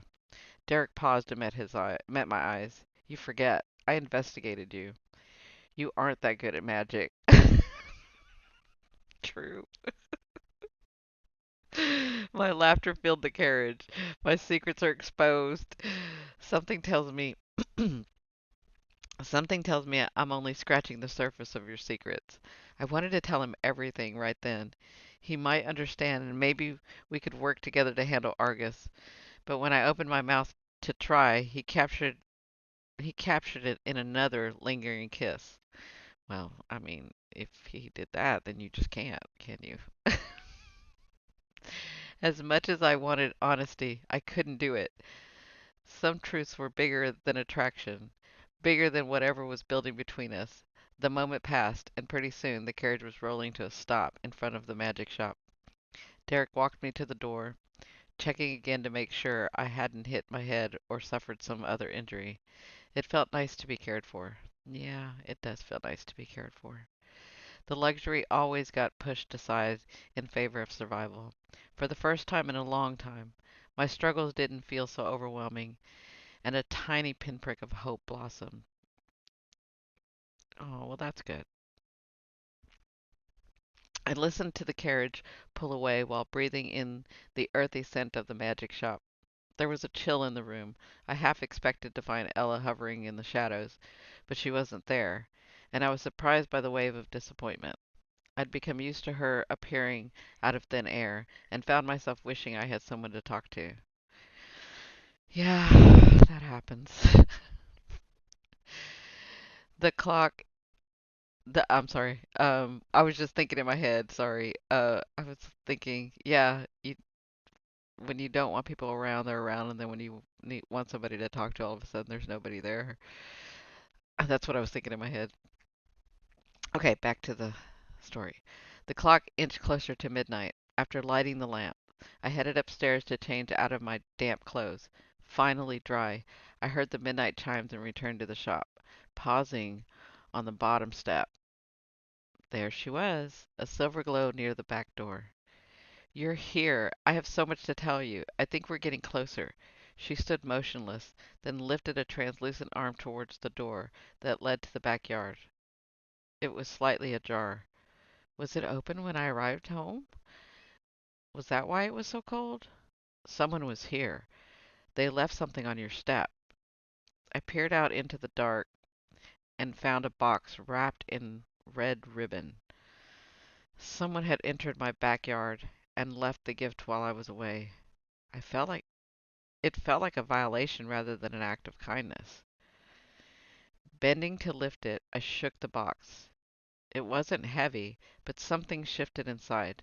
Sensing unseen eyes on me, I hurried back and slammed the door shut. Ella didn't take her gaze off the box. "What's in it?"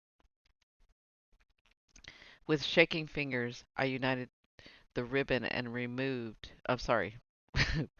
With shaking fingers, I untied the ribbon and removed the lid. It landed with a thud on the floor. A glass slipper rested on a wad of tissue paper. There was a note tucked beneath the heel, which I unfolded and held up to the light for Ella to read aloud over my shoulder. Her voice trembled, catching on the last word. "If the slipper fits, you're next." Ooh. Okay, chapter 19. This was on my doorstep last night. Vivian, this was on my doorstep. Sorry, let me try that again. Chapter 19. This was on my doorstep last night. Vivian peered into the box and read the note. She scrunched her nose in distaste. "If the slipper fits, the killer's taunting you?"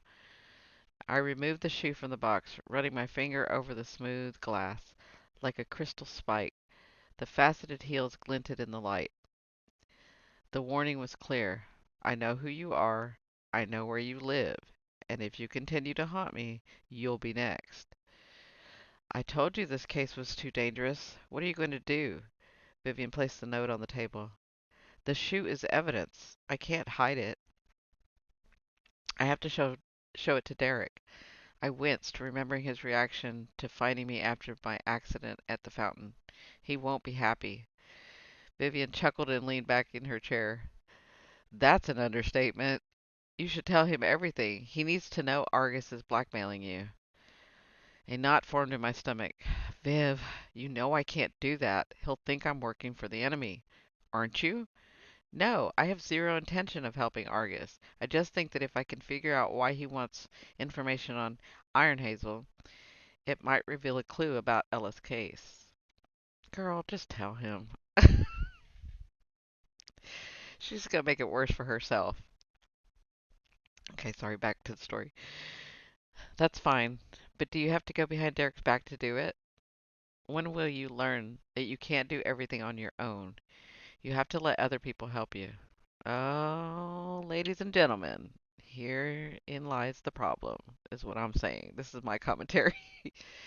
Don't we mostly feel like we need to do it ourselves and have a problem asking others to help? If you're in this group, it's probably true for you. Again, this is just what's going on in my head. Okay, here we go. I do let people help. You do not. Case in point, rather than coming to me about your shop, you borrowed money from Argus. I couldn't meet her gaze. I handled it. No, Tess, you didn't handle it. You turned one problem into many. You're basically a magician of catastrophe. Well, that's kind of true. She sighed. Look, it's okay if people see you struggle. No one expects you to be perfect. And what happened with your mother wasn't fair. Stop, Viv. I don't want to talk about it. You need to talk about it eventually. It's been 7 years and you still see yourself through her eyes. When are you going to quit punishing yourself? She never should have placed such an unreasonable demand on you. I said stop. Vivian didn't understand. She'd never failed at anything. She'd never had to live within the confines of disappointment. If Derrick learned the truth, he'd see how desperate I'd become. The depths of my failure would be on full display. I was already in I was already a laughingstock amongst my mother's past clients, and I couldn't stand to be one in his eyes too. The entire kingdom could joke behind my back, so long as he wasn't in the punchline. He wasn't in on the punchline. To make matters worse, I'd already crossed the line by keeping my association with Argus a secret. My quest for reward, no matter how much I needed it, was enough to taint my motivations. Vivian placed a hand over mine. All I ask is that you think about it. Give Derrick the benefit of the doubt. He might surprise you. Her words stayed with me as I walked towards the agency. Some of my resolve had crumbled, but I wasn't ready to reveal everything. Not until I was sure I could handle the repercussions. I stood outside Derrick's office, gathering the courage to knock. Part of me was nervous to show him the box with the slipper. The other part couldn't stop replaying our kiss in the carriage. Guess which part won? I smiled as I remembered the feel of his mouth, hot and insistent against mine, and the way his fingers threaded through my hair, molding my body against his. A perfect fit. Everything had faded away, all the secrets and lies, the case. Nothing else had mattered for a brief moment. The door opened while my hand was still hovering in the air. Derrick halted in front of me, a stack of folders tucked under his arms. Hi! I cringed at my lame greeting. Couldn't I think of anything better to say? Good morning, Tessa. Are you headed out? Wow, that was a scintillating conversation. He glanced at the folders and nodded. I have a meeting with the director to go over the events of last night. The corner of his mouth lifted. Well, not all the events of last night. I smiled, and some of my nerves slipped away. Don't tell me the Honorable Detective Chambers is keeping secrets from his superiors. I've corrupted you. He pulled me into his office and shut the door. I backed up against it. Corruption is a strong word, he murmured, cupping a hand around my cheek, warm and solid. I was desperate to lean into it. It's more like I'm trying out your investigative methods. Well, I've been called an asset before, but it's nice to see you finally realizing it. Derrick's thumb traced the bottom of my lip. I wouldn't go that far, but the heat in his eyes said otherwise. What do you have behind your back? You're hiding something. With a heavy sigh, I showed him the box containing the slipper. Derrick clenched his jaw in silence while he read the note. I placed my hand on his chest to feel the vibration of anger beneath my palm. Before you say anything, the killer knows where you live. He's watching you. It wouldn't be hard to find out. It's not like there's an abundance of witches in the kingdom.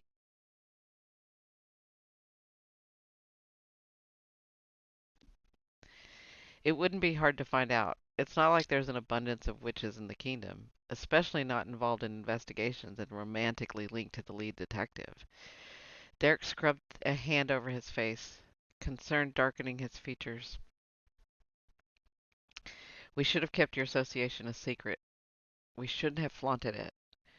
I don't agree. I think this means we're getting closer. striking a nerve. The killer wouldn't lash out like this otherwise. Why risk it? Because the killer thinks they're in control. They can manipulate the investigation by issuing threats. If you're right, and we're getting closer, a threat like this might make us sloppy.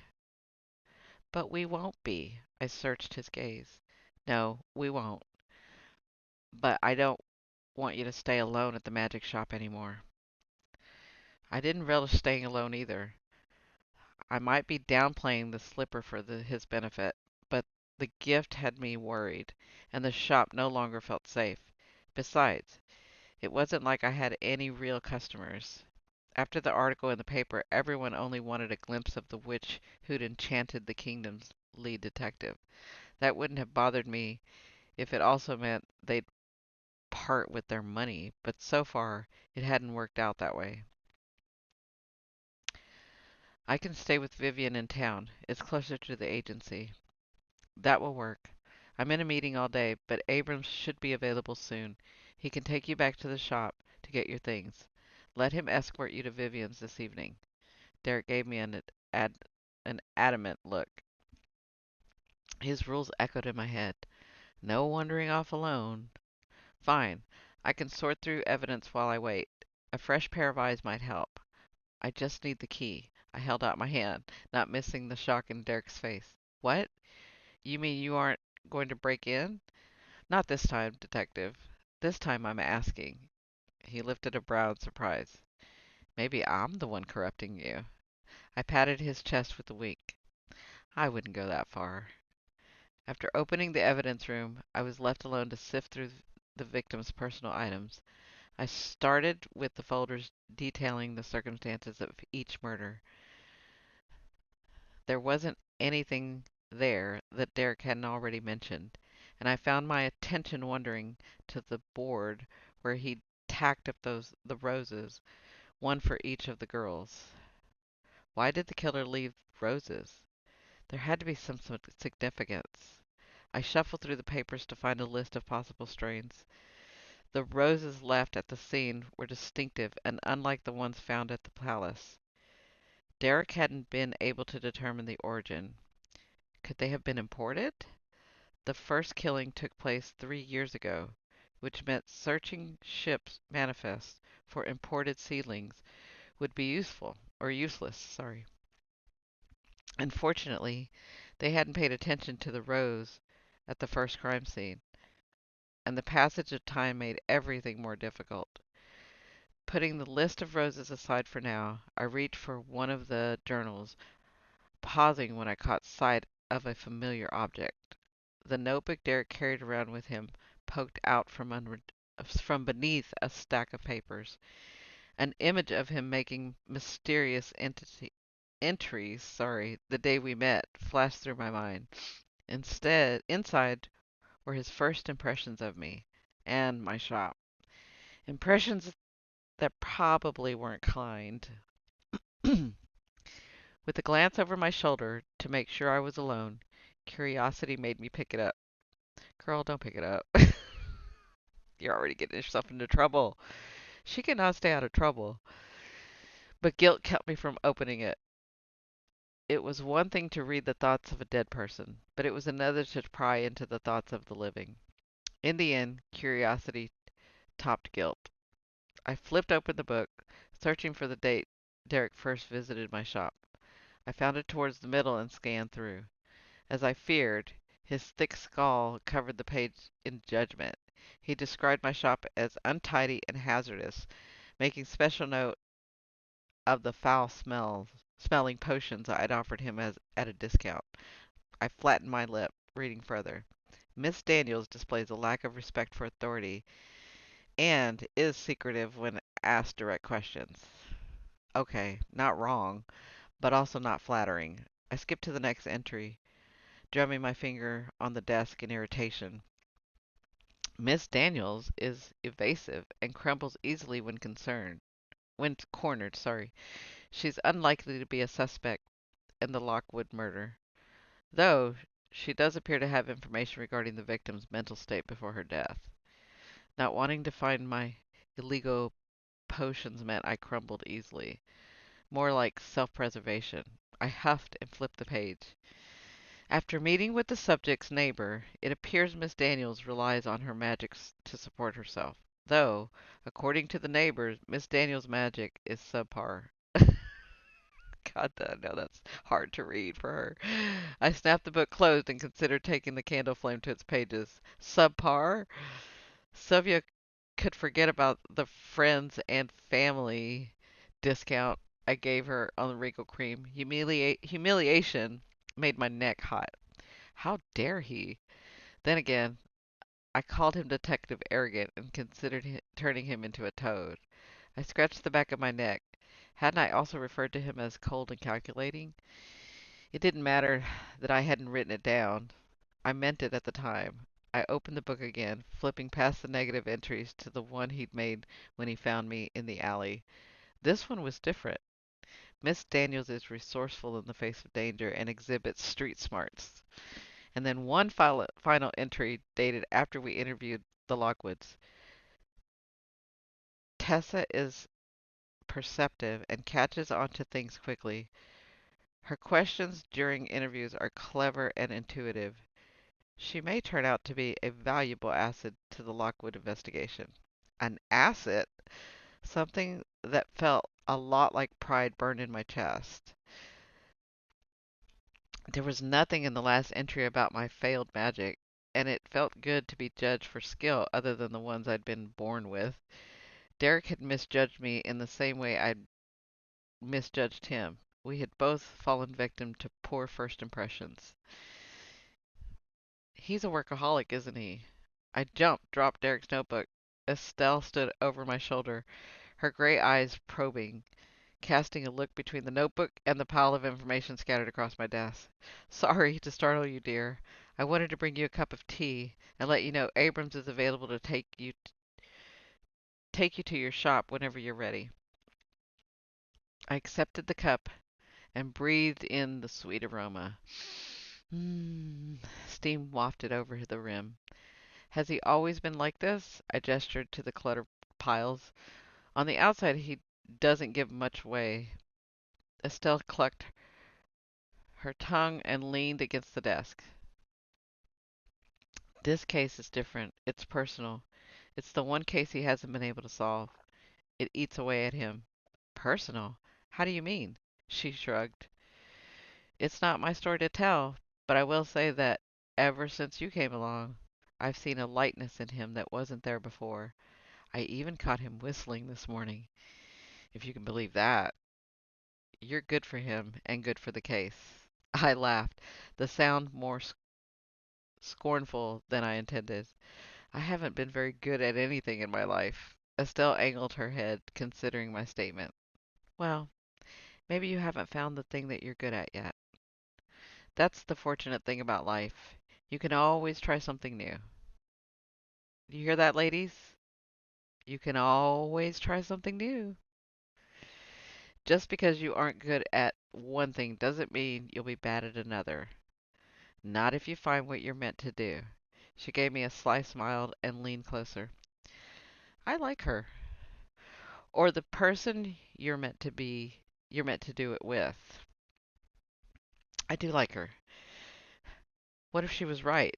I was caught in a vicious circle, repeating the mistakes and doing the things the way I'd always done them. It wasn't until I'd stepped out of my comfort zone that I finally felt useful. That's how it works. Are you guys listening? This is how it works. If you're not good at something, try something else. Thanks, Estelle. Okay, back to this. Thanks, Estelle. You can tell Abrams I'm ready to go. Something tells me after last night I'm going to be on research duty for a while. I'll have time to go through everything here. Estelle's eyes went wide with sympathy at the mountains of paper. Better you than me, dear. Abrams unloaded my bags from the carriage while Vivian stood in the doorway, her hands balled on her hip, counting each bag. How long are you planning to stay? The duration of the case, I assume. Be careful with that one. Be careful with that one, Abrams. I gestured to the oversized bag clinking loudly. As he set it down, Vivian cocked her head. Is that what I think it is? Of course. Did you think I wouldn't bring it? Will we need that much? It's better to have more than you need. Don't you agree? Naturally.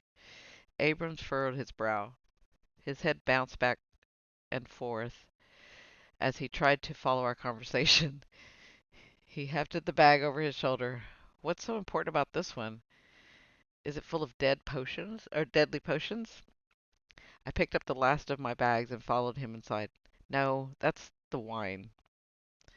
He bursted out laughing and shook his head.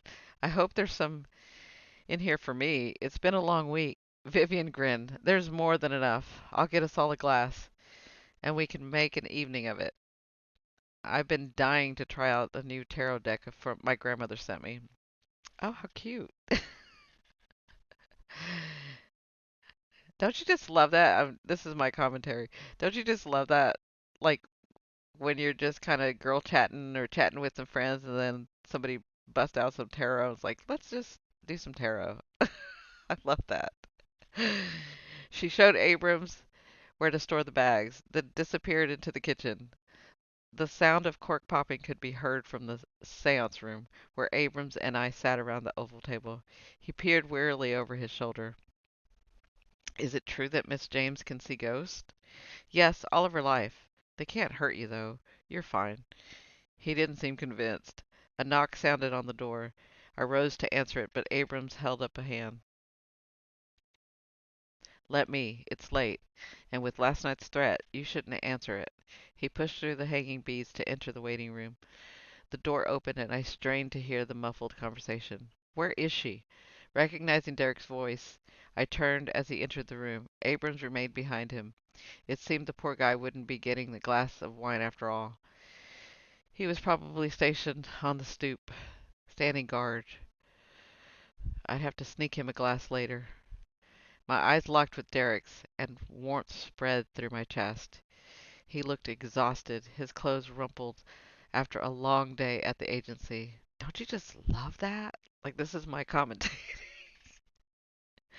Don't you just love that when you know that your man has just worked all day and he's so tired, but he still has something to give to you? You know, like he still has that energy. He just wants to make sure you're okay. Uh, oh gosh, listen to me. My heart's kind of opening, isn't it? Are yours opening, ladies? This is what this for. Open those hearts just a little bit.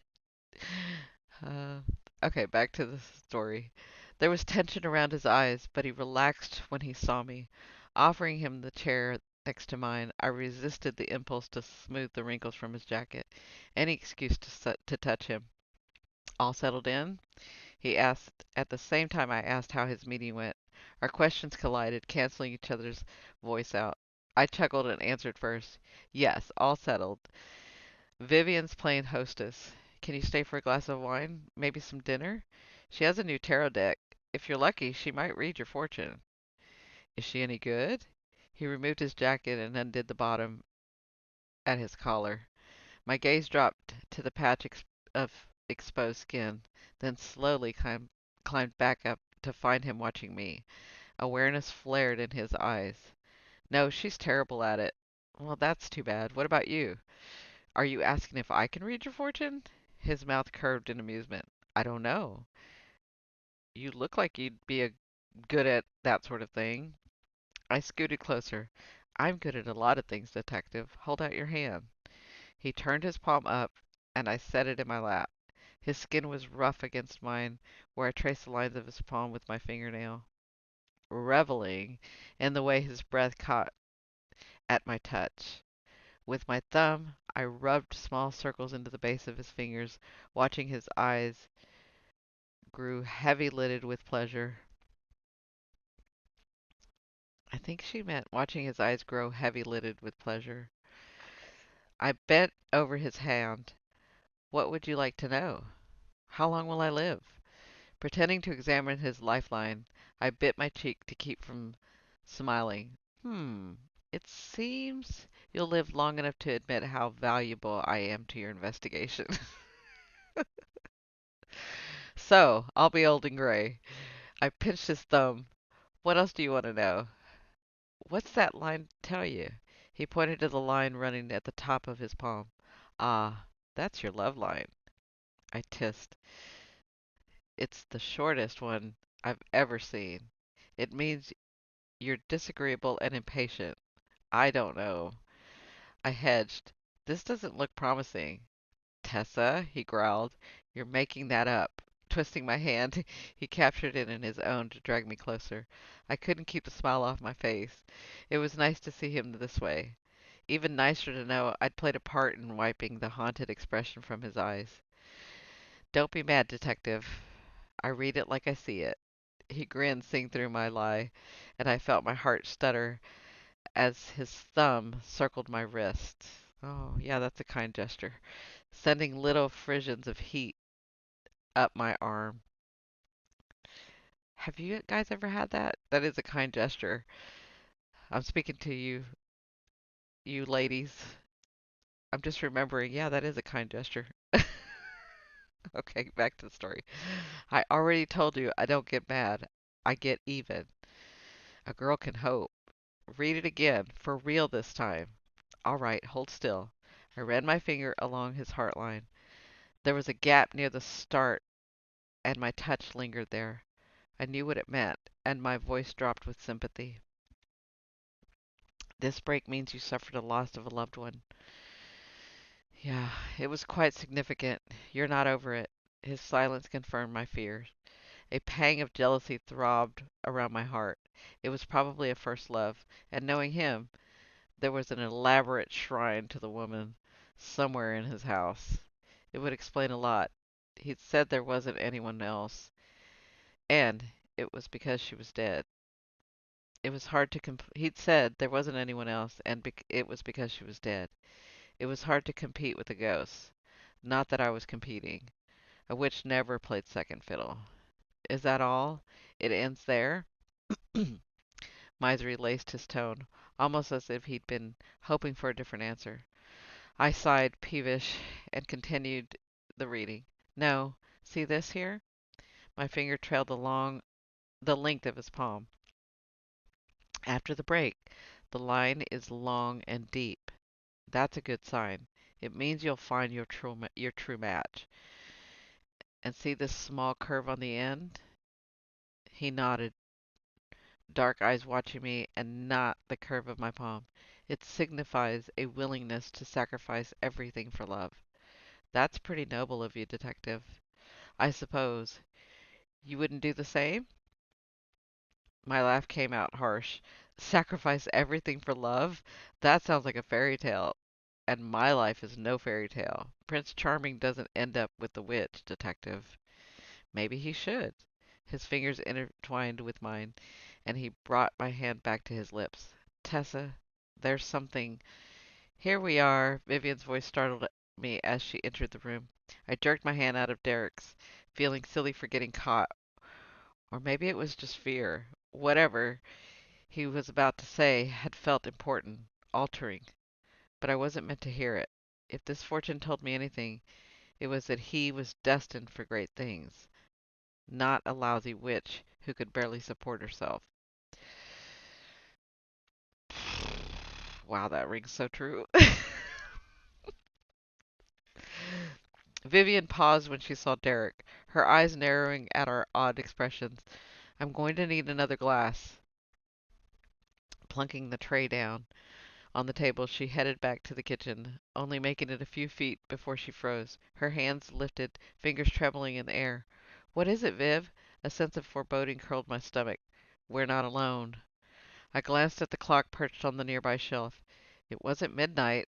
It couldn't be Ella. Vivian confirmed my thoughts. It's not Ella. It's someone else. Slowly she angled her head towards Derrick. He shifted in his chair. What's happening? Vivian's eyes became glassy, and her skin drained of color. Detective Chambers? There's someone here who wishes to speak with you. Her name is Sophia. Ooh. Ooh. I had a feeling somebody like that was going to show up. I had a feeling. Chapter 20. Derrick stumbled to his feet. tipping his chair and backing away from the table. Sophie? The way he said her name with such devotion, mixed with fear, made my heart ache. Secrets were buried at that tone, secrets death that even death couldn't hide. Vivian heard it too. She glanced my way with the question in her eyes. Sophie was the first victim. I see. Detective, it's rare for those who have crossed over to reach out from the other side. In this circumstance, in these circumstances, it's best if we let them communicate the way they wish. If you take your seat, we can get started. You know what? I'm just thinking whoever wrote this may have some mediumship abilities because the way that she talked to somebody, she did her research. Because the way this is written would be something that a medium would do. That's really good. That's actually really good. I'm impressed. Speaking as a medium. Okay, back to the story. Derrick's eyes Derrick's Derrick eyed his fallen chair as if it might bite the moment he reached for it. Ugh, let me try that again. Derrick eyed his fallen chair as if it might bite the moment he reached for it.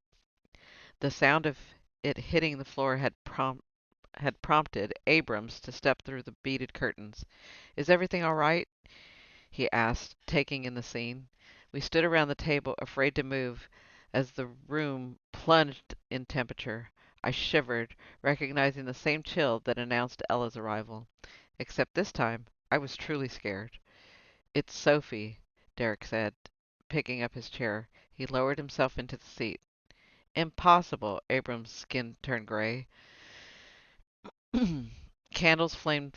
The candle flames flickered, bouncing the shadow against the wall. The forms circled us like giant monsters waiting for their meal. Our frozen breath hung in the air, while above our heads a chandelier swayed, creaking on its rusty chain. "Sit down, Abrams," Derrick instructed. His voice was tight, leashed with an intensity that made my pulse pound. Vivian lit the wick of a white pedestal candle, then reached for a bundle of sage. She burned the end until the stream of smoke and a strong odor, wafted in the air and placed the sage into a clay pot. A line of smoke curled lazily from the rim. Beside me, Derrick remained seated, his body rigid. I reached for his hand, and he flinched. His resistance stung. Along the wall, the candles extinguished one by one, plunging the room into darkness. I gripped the edge of the table, hoping it would ground me in the blackout. Abrams choked out a mangled cry and pushed away. "Don't move," Vivian said, striking a match. The hint of sulfur reached my nose as she relit the candle in the center of the table. "Stop this," Abrams snapped. The sharp planes of his face glowed in the candlelight. His lips curled in a sneer. "I won't commune with spirits. It's unnatural. Sophie is dead. Let her be." "Sit," Derrick ordered. Abrams bent forward, his fist balled on the tabletop. "You aren't seriously entertaining this." Derrick held Abrams' horrified stare. Yes, he was entertaining it. The same man who had tried to throw me out of his office for mentioning ghosts now sat with a measure of desperation etched across his face. A stab of regret stuck like a shard in my chest. Estelle had said the case was personal to him. Seeing his reaction, I worried it was more than that. Was Sophie related to the broken line of his palm? He'd never looked so tormented. I longed for his stare to cool indifference instead of his raw insecurity. I said to sit down. "Do this for me or leave." A fierce look passed between them. Abrams blew out a harsh breath. "They're deluding you, detective, just like the others. I won't be part of that. I'll wait outside." I still A stilted silence followed as Abrams barged through the beaded curtains. Vivian bowed her head, and I watched the beads sway back into place. What did he mean? We were like the others? Derek gave nothing away, his attention focused on Vivian. Continue, please. Of course, Detective. Start by placing your hands palm down on the table. She waited until he followed her instructions, then closed her eyes. Sophie, are you here with us? Nothing happened. Sophie, please make your presence known. A rush of air snaked over my skin, the breeze unexplained in the windowless room. I can feel her, Vivian whispered. Sophie, speak to me. Tell us what you've come to here to say. A crystal vase splintered. I shrieked and shielded my eyes. Derek wrapped his arms around my shoulders, dragging me to him as tiny razors flew through the air. I looked up to find blood welling along his jaw. You're bleeding. I tried to stem the flow of with my sleeve. Derek caught my wrist, his gaze running urgently over my body while he brushed the glass from my hair. I'm fine. Are you hurt? No. Viv, are you? A void passed over Vivian's face, and her mouth went slack. She rocked in her chair before slumping against the table. Strands of dark hair pulled over her limp form. Viv! I squeezed her shoulder in an attempt to rouse her. Sweat coated her skin, dampening the neckline of her gown. Derek crouched at her side and pushed back Vivian's hair, searching for a pulse. The instant his fingers touched her neck, her hand clamped around his wrist. She lifted her head off the table and fixed us with a feverish stare. Blood streaked her cheeks with thin rivulets from a piece of glass embedded in her skin. "Oh, Viv!" I moaned. She crooked her head towards me, still latched onto Derek's arm. When I bumped the edge of the table, her chin tilted the other direction, and she studied me like a bird perched on a branch. It wasn't Vivian. Fear seized my insides. Her lips moved, speaking in a lilted voice I didn't recognize. It sent a shiver down my spine. All the petals are gone. Only the thorns remain. She faced Derek, threading her fingers through his. I shouldn't have kept secrets from you. Her voice broke in a whimper. Sophie? Derek tightened his grip. Is it really you? Sophie nodded. Tears streamed down her face, mixing with the blood the turning pink. I tried to run, couldn't. I begged, pleaded. I needed you. Her shoulders trembled, racking her body. Sobs racking her body. Derek's voice cracked with emotion. I should have been there. I'm sorry. He pulled her against him, smoothing the hair at the back of her head. Tell me what happened. I'm here now. Who did this to you? All I see are roses. Their petals stained the earth like blood. Their thorns cut to the bone. I don't understand. You're not making sense, Sophie. Please. She stared at me over Derek's shoulder. The air seemed to vanish. I couldn't breathe. Something flashed in Sophie's eyes. An understanding. Her lips curved into a soft smile. Take care of him for me. He needs you. I must have nodded because she turned back to Derek and held a slender finger on her lips. Shh. Everything is all right now. Follow the roses. Her eyes rolled into the back of her head, and she swayed on her feet. Derek gripped Vivian with shaking hands. His shout of denial echoed off the wall. The candles flared, bathing the room in flashes of white light, and Vivian's body shuddered before the slowly regained consciousness. Derek helped her to the chair, steadying her until she could stay upright. What happened? She groaned, placing a hand over her temple. Sophie's gone. I can't feel her anymore. Did she say anything? With eyes closed, Derek's face contorted in pain. I need a minute. He staggered from the room. I wanted to follow, but couldn't leave Vivian. Go, she said. I'm all right. I squeezed her fingers. I'll be back. Abrams waited outside, his lanky frame leaning against the lamp post. He watched me travel down the steps, searching the near empty street for Derek. Happy now? He asked. Where did he go? Around back, through the gate. He grabbed my arm before I could leave, fingers digging into my skin. What did she say? I tried to shake him off, but his grip tightened. He shouted again. What did she say? Let me go! You're hurting me! Abrams loosened his grip and I stepped back, rubbing a hand over my wrist. He clenched his fist, bringing his emotion in check. Who is Sophie to Derrick? I asked quietly. He didn't tell you? Sophie was Derrick's sister. Oh, crap. Okay, back to the story. His answer stunned me. It made sense now. Derrick's determination to solve the case ran deeper than preventing a murderer from striking again. His anguish at Olivia Lockhart's accusation, even his drive to keep me safe, stemmed from the same well of guilt. He hadn't been able to solve his sister's murder, and each subsequent one reopened the scar. I didn't know. I need to talk to him. Can you sit with Vivian? She shouldn't be alone right now. Abrams nodded reluctantly. I told you this was a bad idea. Maybe it was, but it was too late now. Seeing Sophie invade Vivian's body had affected me more than I realized. Her words from beyond the grave tore at my heart, and more than anything, I wanted to comfort Derrick. I found my I found him standing in a small patch of Vivian's backyard, looking up at the silver of the moon. Sorry, looking up at the sliver of the moon. He heard me approach, but didn't turn around. I should have told you. I'm sorry, he said.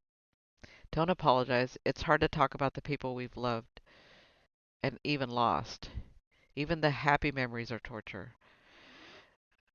I sat on a stone bench. Can you tell me about her? Derrick sighed and scrubbed a hand through his hair. Sophie was stubborn and reckless, always getting into trouble, but it was impossible to stay mad at her. Everyone loved her. My parents doted on her, and I was her big brother, the person who was always supposed to look out for her. Solemn, I nodded my head for him to continue.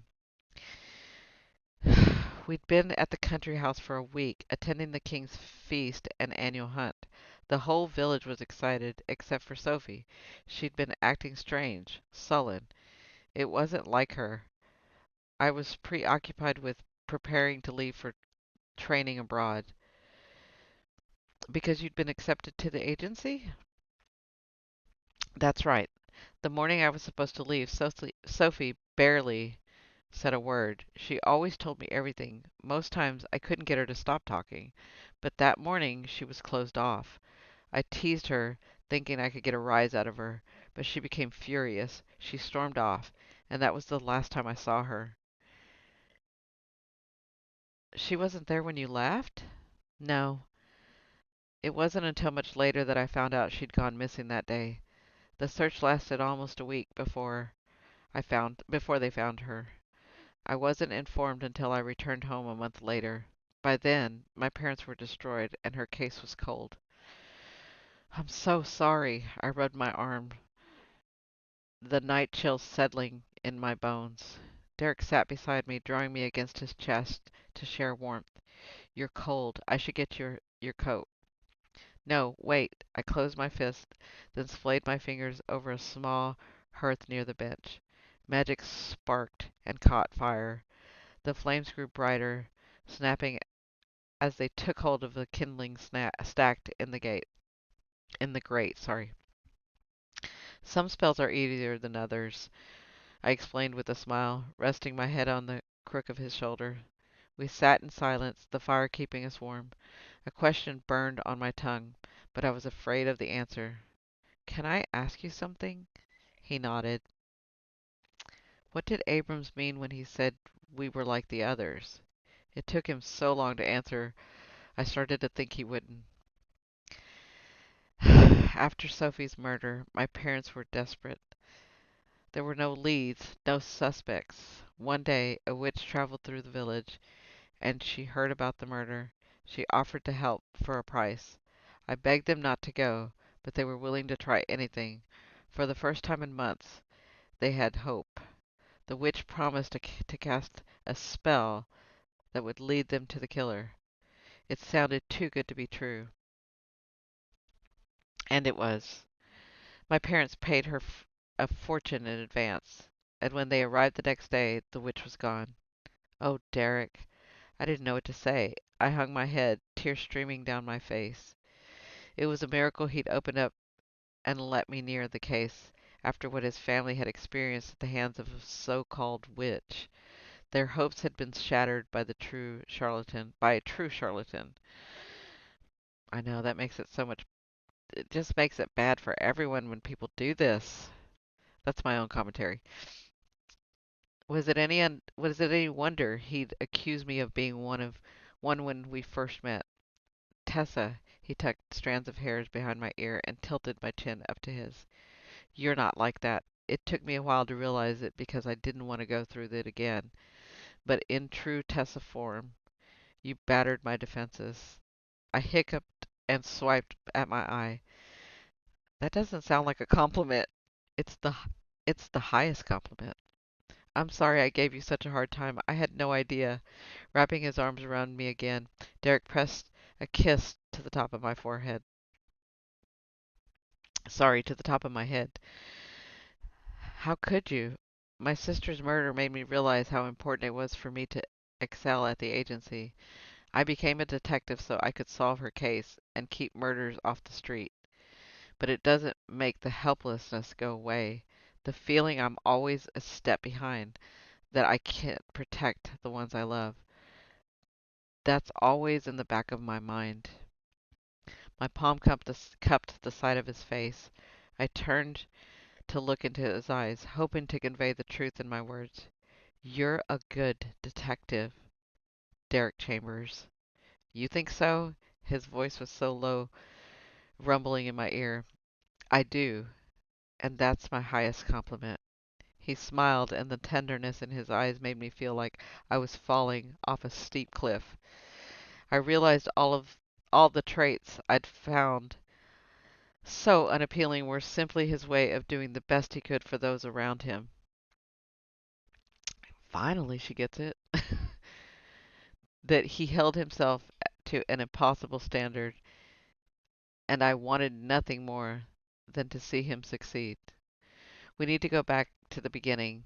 What Sophie said about the roses, I think that's the key. Derrick nodded. I agree, but no one we've questioned has been able to determine the source. Then we haven't been asking the right people. We need to go wider with information. Someone has to know something. The agency doesn't have the manpower to go door to door asking about roses. Besides, not everyone likes to be questioned by authorities. Some people get defensive when asked simple questions. I smirked. If you're alluding to me, then I know what you mean. But I have an idea. What if we could appeal to a wider audience all at once and frame the question without giving away our intention? What do you have in mind? We place an ad at the Gazette. Forget trying to find the one person with the answers about the rose. Let's have that person come to us. Chapter 21. John Lincoln stretched his legs in front of him and leaned back in his chair. It creaked under his weight, threatening to buckle beneath him. Let me get this straight. The agency wants to place an ad in my paper to track down the origin of the rose left at the crime scene. That's right, I said. Someone out there might have information or knows someone who does. The Gazette is the fastest, most direct way to find them. The rose may be the killer's only mistake. It ties him to the murder in a specific way. If we can learn more about it and why it was left at the scene, we'll be a step closer to catching him. John crossed his arms. Aren't you taking a risk the killer will see the ad as well? Derrick nodded. It's possible. That's why we want to run another article on the front page. Something that will distract attention. The write-up should be critical of the agency and insinuate the killer has the upper hand. He wants attention, so we'll give it to him and let him bask in it while we work different angles. Ah, bait and switch. John grinned and rubbed a hand over the whiskers of his chin. I like it. In addition, the exclusive will sell a ton of papers.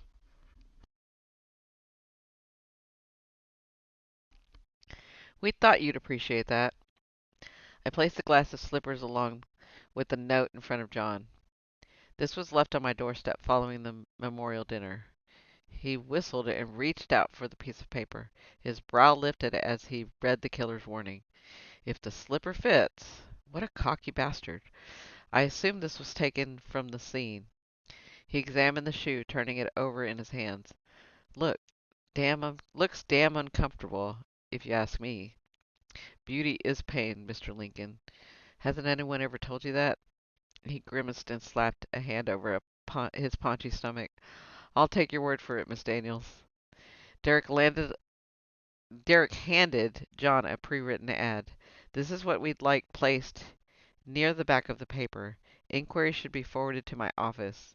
In the meantime, we'll be running damage control on the evidence leak. It's going to be a circus. John shook his head in pity. We hope so. A circus draws a crowd. But once we have them packed into the seats, we control what they see and hear.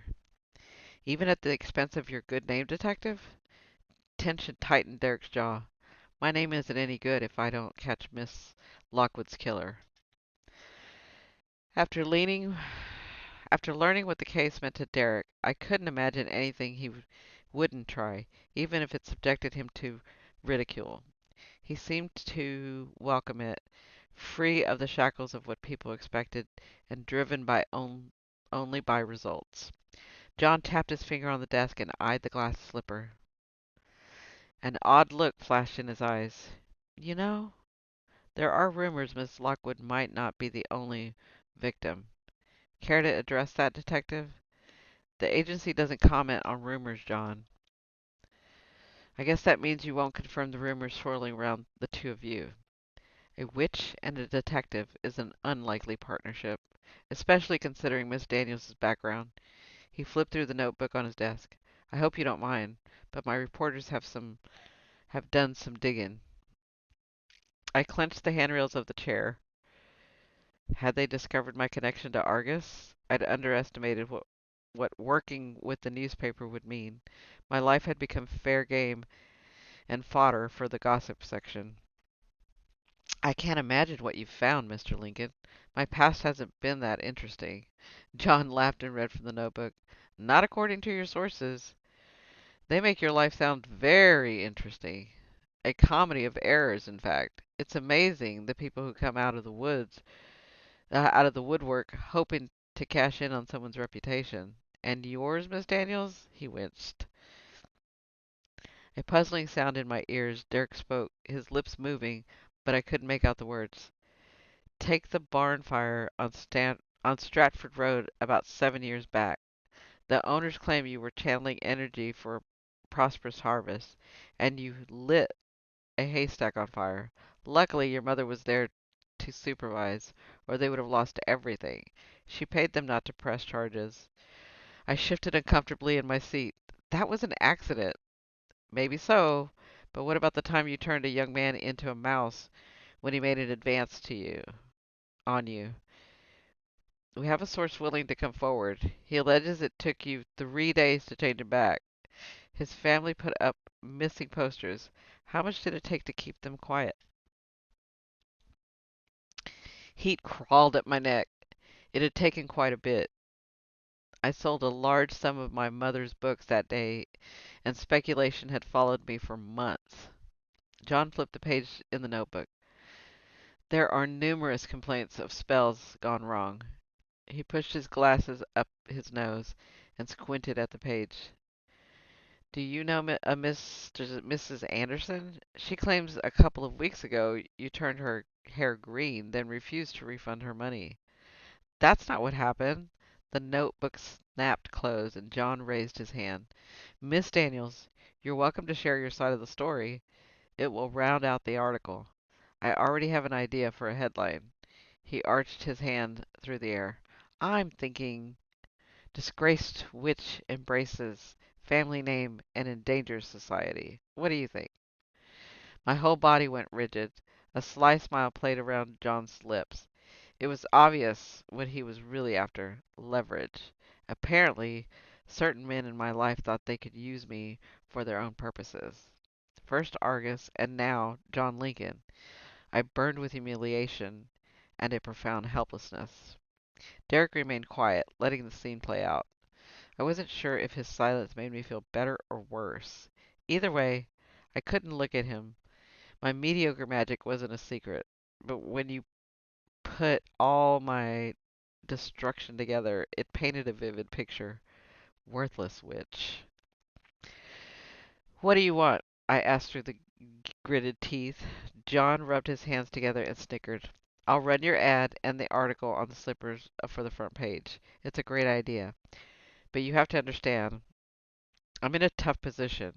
I can't sit on a story like this. I'll need something bigger to replace it. His gaze narrowed.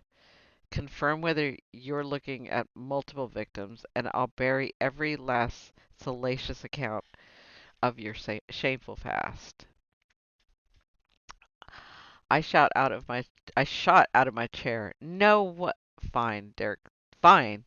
Derrick stood and grasped my arm, squeezing gently to keep me quiet. I'll have a statement sent over. Run the story, and I'll keep Miss Daniels' personal life out of your papers. Run the story and keep Miss Daniels' personal life out of your papers, or you'll deal with me. John inclined his head. Victory stamped across his face. Pleasure doing business with you, detective. Derrick slammed the office door on John's words. It barely made a sound over the commotion in the newsroom, but we walked quickly through the maze of desks out into the street. Outside, I shook off Derrick's arm and kept moving, my steps stilted and angry. How dare he jeopardize the case for something so stupid? It was my fault we were even in this situation. If only I'd been better, different. How many times would I go through this before I learned my lesson? Yeah, Tessa, learn your lesson. Jeez. Okay, back to the story. Tessa, wait. He chased after me, weaving through the thick crowd. Hot tears gathered under my eyes as shame prickled my skin. A carriage clattered across the street, and I plunged ahead, missing the wheels by inches and making Derrick wait for it to pass. I thought I'd lost him until his hand clamped over my shoulder. Frustration surged through my body, and I whirled. Are you crazy? You shouldn't have done that. Do you have a death wish? That carriage almost hit you. His chest rose on an angry breath. He dragged me off the street and down the side lane, where we wouldn't be overheard. Shaking him loose again, I tried to barrel past, but he blocked my attempt. My throat was tight. It hurt to speak. Let me go. Not a chance. I inhaled roughly through my nose, trying to rein in my emotions. It didn't work. What is wrong with you? You should have let him print those stories about my past. It doesn't matter what people think about me. They already have a low opinion. Seeing it in print isn't going to change anything. He reached for me, but I stepped back, certain if he touched me, I'd burst into tears. Tessa, I swore I wouldn't let anything happen to you, and that includes letting John Lincoln run a smear campaign in your name. I threw up my hands and laughed, the harsh sound echoing through the narrow alley. Well, your misplaced protectiveness gave away valuable information. It was my shortcomings that jeopardized this case. You shouldn't have agreed to his ultimatum. I'm not worth it. I never have been. Aw, Tessa. Okay, back to it. A look passed over Derrick's face, disbelief morphing into resolve. This time, when he reached for me, he wasn't taking no for an answer. His palm cupped the back of my head. He hauled me to him, crushing me against his chest. He was warm and solid, and I felt myself crumbling, all of my defenses laid to waste. The rough timbre of his voice sounded in my ear. Don't ever say that. You are worth it. I would have given up a lot more if I had to, and even if there was nothing I could do, if they printed those stories, it wouldn't matter to me. Your past doesn't define you. You are so much more than just your spells. His words reshaped something inside me. They were hard to believe after years of self-doubt, but I wanted to. I wanted to believe them so much it was terrifying me to my core. I wiped the tears from my cheek and took a shuddering breath, my voice watery when I spoke. I'm sorry I got angry. I couldn't handle it if I ruined the case for you. Not after Sophie and everything your family's been through. He tightened his hold and rested his chin on top of my head. We've gotten this far because of you. You didn't ruin anything. Admitting there are multiple victims won't jeopardize the case. It might even provide new leads. Using the paper was smart. We just need to stay focused and let your plan work. I hate waiting, I grumbled into his shirt. Yeah, I know. Patience, Tessa. He rubbed the tension from the back of my neck. We stood there for a few moments, letting the stress from the last hour pass. My humiliation had simmered down to a manageable level, but mostly I felt cared for and instilled with a new sense of hope. More than my spells, no one had ever made the distinction. Noise from the street leaked into our solitude. Derrick sighed and brushed the hair away from my face. I think we need a break. It's been a rough couple of days. Don't you agree? We've seen ghosts and dealt with Weasley newspaper men and threatening slippers. I went swimming in the palace fountain. Don't remind me. I think you mean you nearly drowned in the palace fountain. That's not what happened. I swatted his shoulder, but he caught my hand and pressed his lips against my fingers. Let me take you to lunch. I gasped in mocking horror. Are you seriously suggesting a leisure activity? Are you ill? My palm covered his forehead. Maybe you're hearing voices? Neither, so forget about carting me off to the asylum, he winked. I just happen to enjoy a nice meal of rosemary chicken and glazed potatoes now and then. Hey, I nudged his shoulder. How did you know that's my favorite meal?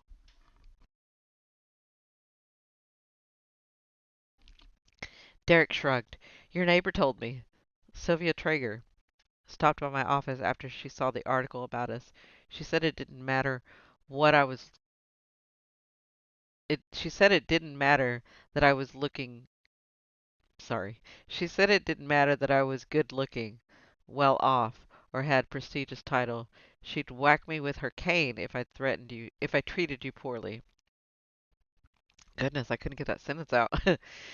Leave it to Sylvia to get her point across. I stifled a smile. Ah, everything makes sense now. You're scared of a little old lady. Yeah, and you're scared of her cat, so I guess we're even. That's fair, I chuckled as he took my hand and walked us back out into the street. We settled inside the cozy confines of the Spice and Crown restaurant. Oh, I like the name of that, Spice and Crown. Each placing an order for their roast chicken, I inhaled the delectable scents that wafted out of the kitchen and took a sip of my wine. It was a strange feeling to be seated across the table from Derrick, the same man who not long ago I'd considered cursing. In fact, I was pretty sure I'd placed a curse on the woman who would end up falling for such an org. Irony certainly knew where I lived. All around us, other diners whispered. A few even pointed in our direction. Under normal circumstances, I would have ducked under the tablecloth, but not anymore. Take a good look, ladies. This witch is trying to do things differently. I love that. Derrick dipped a slice of crusty bread in a dish of seasoned oil and took a bite. Chewing thoughtfully, he sipped his wine, then narrowed his eyes. So, tell me, which of your suitors did you turn into a mouse? Was it Trevor, the baker's son, or that guy, the blacksmith apprentice? So much for not wanting to climb under the tablecloth. Neither. He frowned and thumped a finger against his wine glass. If not them, who? Don't make me open up an investigation. That doesn't sound like a good use of agency resources, detective. He cleared his throat, and I huffed a breath at his stubborn look. Why do you even want to know? It's one less rival I have to worry about. My cheeks were on fire. Don't joke like that. People will hear you. Tessa, if you really want to talk about rivals, look around. You can't move left or right without.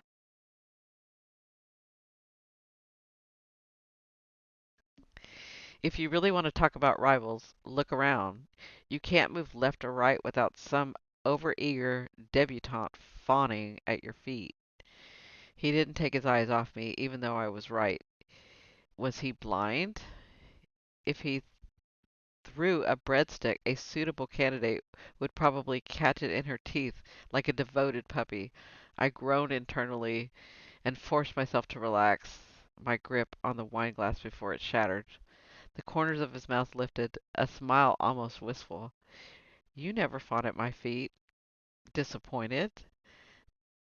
Not as much as I thought I'd be. You're. I held up a hand. Wait, I know this one. I'm different. Abrams told me.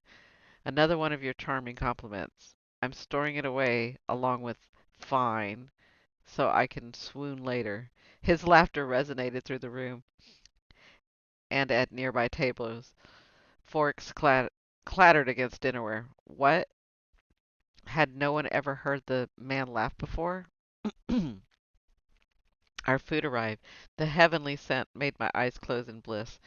A comfortable silence followed while we dug in, and I tried to think of something to talk about that didn't involve murder or magic. Fiddling with the corner of my napkin, I began uneasily. Tell me about your parents. What are they like? Overbearing? Derrick chuckled and sliced a knife through his chicken. My father ran a shipbuilding company until he retired, and now he and my mother live in the country, driving my grandfather Edward crazy by keeping him in line. He's a loose cannon and always stirring up trouble. You two are similar. You'll like him. I choked on a mouthful of wine. Meet his family? They'd run in the opposite direction the moment he introduced a witch. I let his statement pass, feigning interest in the potatoes. After sparing one, after spearing one with my fork, I looked up and met the stare of a burly man seated at a table in the corner, chewing on a hunk of beef. Another bite. Chew, chew, stare. It was one of Argus's thugs. Derrick followed my gaze. Do you know that man? He asked. Denial sat on my tongue, but I hesitated. Vivian had said I needed to trust Derrick and tell him everything. After his reaction to my past failures, maybe she was right. Maybe it was time. Actually, I have something to tell you. I shouldn't have kept this from you, but I didn't know how. There was a commotion at the entrance, and Abrams approached our table. There you are! He was out of breath, his chest heaving as if he'd run a distance. Derrick cast me a sympathetic look. One moment, Tessa. He turned his attention to Abrams. What's happened? You're needed at the palace, detective. He paused to catch his breath. They found another body. Oh, crap.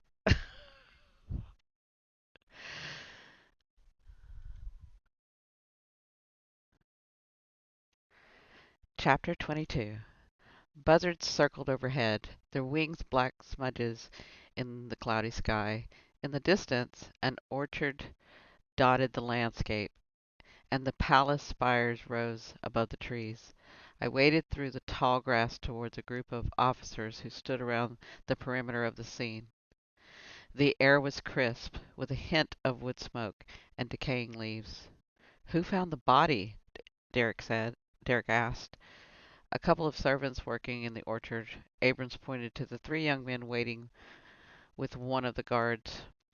Their faces were drawn and pale, and one held his stomach as if he might lose its contents if he put his put his arms down. Sorry. Cause of death? It appears to be stab wounds in the chest. No visible murder weapon. Has anyone made an identification? Abrams consulted his notes. Yes, the servants recognized him. His name is Liam Barber. also a palace servant. Liam Barber? I froze, remembering the young man's face when he confronted me outside the agency. His fear had been palpable, and he'd risked coming forward with information that had raised suspicions about the prince. Oh no, Liam. That's Liam. Guilt crushed through me. Someone had silenced him. Yeah, I wonder why. Derrick caught my eye and gave a subtle shake of his head, signaling me to stay quiet. Yeah, really, 'cause she would talk. Are you are there any other witnesses? He asked. Yes, detective. Abrams lowered his voice. Some kitchen staff saw Liam having a confrontation with Prince Marcus yesterday evening. The king has been informed, and as a precaution, he's placed his son under guard. Oh, wow. He wants to speak with you as soon as you're finished here. I understand. Clear the scene and gather the witnesses at the palace. I'll question them there. Also, arrange for the body to be transferred once we finish examining the area. Abrams hesitated at Derrick's orders. I can stay and collect evidence. That's not necessary. I have Miss Daniels for that. Abrams clenched his jaw and shot me a dark look. Mm, somebody's a little jealous. I remembered our first encounter and the way he'd idolized Derrick. He'd wanted to follow in his footsteps, but I'd charged in the middle, sidelining him in a way he probably hadn't expected. Our interactions had always been friendly, but now I felt the first indication of his contempt. Part of me wanted to say something to ease the tension, but I remembered the way he'd gripped my arm outside of Vivian's, his anger rising so fast. Maybe it was best if I waited until he left to speak with Derrick. His lips curled in a sardonic smile. As you wish, detective. He motioned for the guards to follow him and went to speak with the witnesses. I was the only one who noticed his stilted step and rigid back. You shouldn't dismiss him like that. He only wants to help. His outburst at Vivian's was meant to protect you from the big bad witch and her ghost hunting friends. You shouldn't punish him for that. Derrick sighed. I know, but we need to tighten the flow of information. There are only a few people who know Liam approached you. He may have been followed that day. There's already been a threat. There's already been a threat against you. Not to mention the fountain incident with the prince. You said he might have been holding you under. I don't know that for sure. He helped me get out. Don't forget that. Doesn't matter. After this, there will be questions. And once the news is released about the additional victims, people will be scared. The fact that the king placed his son under guard means the focus of the investigation will change. It will be up to us to either clear his name or condemn it. It's about to get ugly. Derrick motioned towards the scene. Are you ready for this? You can stay here while I examine the body. I swallowed my nerves and exhaled a shaky breath. No, Liam came to me. I owe it to him to do everything I can to bring his killer to justice. All right, here. He handed me his notebook. You can take notes. If you need a moment, let me know, and we'll stop.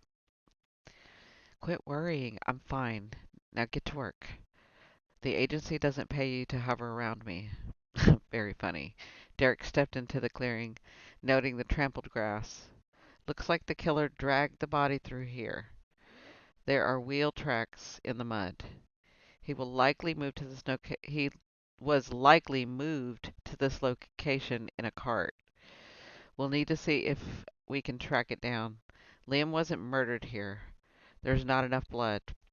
I stayed in Derrick's footsteps, careful not to disturb the scene.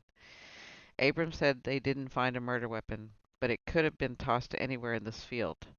The grass is high enough we wouldn't be able to see it. Good point. We'll have to set up a grid search. Make note of that.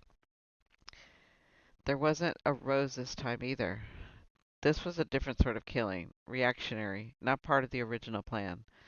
The roses are personal. He selects those victims for a reason. Derrick bent over his body. No defensive wounds. There doesn't seem to have been a violent struggle. Making a note, I studied Liam's lifeless form. My knees felt watery, but I held my ground. Blood saturated his shirt near the wound, and seeped into the grass. He lay on his back, limbs covered partially in leaves, and as acid rose in my throat, I closed my eyes, unable to stare at his lifeless face. Air passed heavily through my lungs in short gasps. Tessa, are you okay? Derrick touched my shoulder. His hand moved up to massage my neck. I know it's a lot. Maybe we should. I forced my eyes open and blinked away the dark spots. Maybe there aren't any defense wounds because he was drugged. Or maybe it was because he knew the killer. If it was someone he trusted, it's possible he didn't see it coming. Close range. One thrust in the chest, and it was over. Derrick studied me, res- respect gleaming in his eyes. That makes sense. You're good at this. I've seen some of the hardiest officers keel over in the dirt for less. His praise calmed the rest of my nerves. Estelle might have been right. Maybe I'd finally found something I was good at. Between ghosts, dead bodies, and threatening gifts, I'd certainly developed nerves of steel. I have an idea. I dug into the leather satchel at my waist. I brought supplies. A kit, actually. After we used the potion to determine Ella's poison, I thought about how I could apply that sort of thing to other instances. Derrick narrowed his eyes. Are you carrying around Rosenfin? You said it was a deadly substance. Relax, detective. I don't plan on eating it, but maybe we can use it to test Liam's blood. If it was poison, it might show up in the bloodstream. Think of the potential. I'm sure, given time, I can develop other potions that can do even more. Magic can become a new investigative tactic. What do you think? I think we should try it, but not in the field. I'll have Liam's shirt preserved as evidence. You can perform your test back at the agency in a controlled environment where a rogue gust of wind won't make your deadly powder airborne. I chewed the corner of my lips. I see your point. I should pre-mix next time. I made a note in the journal. Don't write that down. That's not what I meant. Too late. Do you need my help with anything else? I should head to the agency with a sample and perform the test. The sooner we determine if poison was involved, the better. We need to get ahead of this. Derrick frowned. He looked a little hurt. You're not going to question the witness with me? I'm sure you can handle it. Besides, you have to speak with the king afterwards. Let's meet later. We'll compare notes. I packed away my kit, my mind already racing towards my next task. Yeah, she might be really good at this. Sounds like it. The image of Liam's lifeless body wouldn't leave my mind, no matter how hard I tried to push it away. The drive to prove myself useful had become an essential need. In light of his murder, I couldn't sit through hours of idle questioning when the skills were better suited for running tests. Moving light over the square of fabric from his shirt that I'd placed over the evidence table, I mixed the Rosenfin powder with other ingredients, then cast the spell. The liquid congealed, signaling it was ready to apply. With light strokes, I spread the substance over the stain. The metallic scent of blood filled my nostrils along with the earthy smell wafting from the mixture. Yuck. That doesn't sound like it smells good. Stomach churning, I placed a lavender-infused rag beneath my nose. I knew I wasn't directly responsible for Liam's death, but it was hard to forget my involvement. Was this the sort of guilt Derrick lived with on a daily basis? The way he controlled his emotions and buried his feelings in order to do his job was admirable. It was one of the things I loved about him, the way he put other people first, protecting them in any way he could, even at the risk to himself. He could have continued to ignore me when the prince allowed me on the case, and given his history with frauds claiming to be witches, he had every reason to. I might still be sitting in some parlor detailing a guest's every movement at the ball, but instead he'd opened up, listened to my ideas, and even let me take the lead. Derrick worried about me too. Usually people were worried I'd screw up a spell or bring shame to the family name, which, let's be honest, I often did. But they weren't truly worried about me, only what I'd do next. Derrick wanted what was best for me, and I wanted the same for him. He'd faced trauma and lived with the effects every day. He needed someone who could lighten his mood and provide him comfort. And if ever there was a witch for the job, now she's getting the idea. Right, ladies? My hand still over the vial of Rosenfin, cork stopper suspended in the air. Did I love him? No, I loved things about him. That was different. Derrick and I were polar opposites. When the case was settled, we'd go our separate ways. I slumped in the chair, returning to the magic shop to sell hair cream and wrinkle tonics.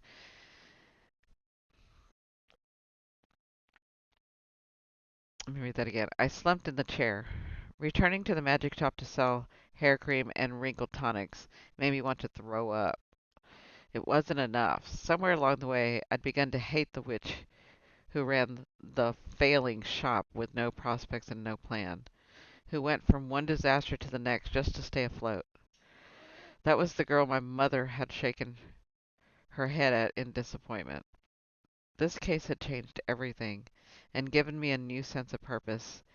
Derrick was proud of my contributions. I had a place here. I'd found something and someone who mattered to me, and I didn't want to let either of them go. With a groan, I glanced at the blood-stained fabric, hoping it had changed colors and could distract me from the revealing thoughts. No such luck, which meant I needed something else to distract me instead. Good thing I was in the room full of evidence. If Derrick was right, our investigation had turned toward the prince. We need to find the connection between him and all three of the women. Ella's connection was obvious. They'd attended the same ball. He even had a motive. The night the night by the fountain, he'd admitted his anger over being forced into marriage and the loss of control over his life.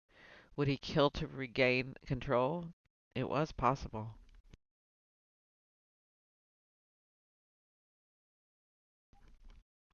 Sophie also had a connection with the prince. She'd been murdered during one of the king's feasts. The prince would have been in attendance. It's possible their paths had crossed. There wasn't an obvious motive, but it was a start.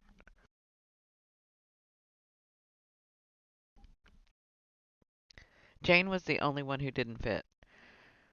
Working as a barmaid, it was unlikely she visited the castle, and also unlikely that Prince Marcus had ever visited her establishment.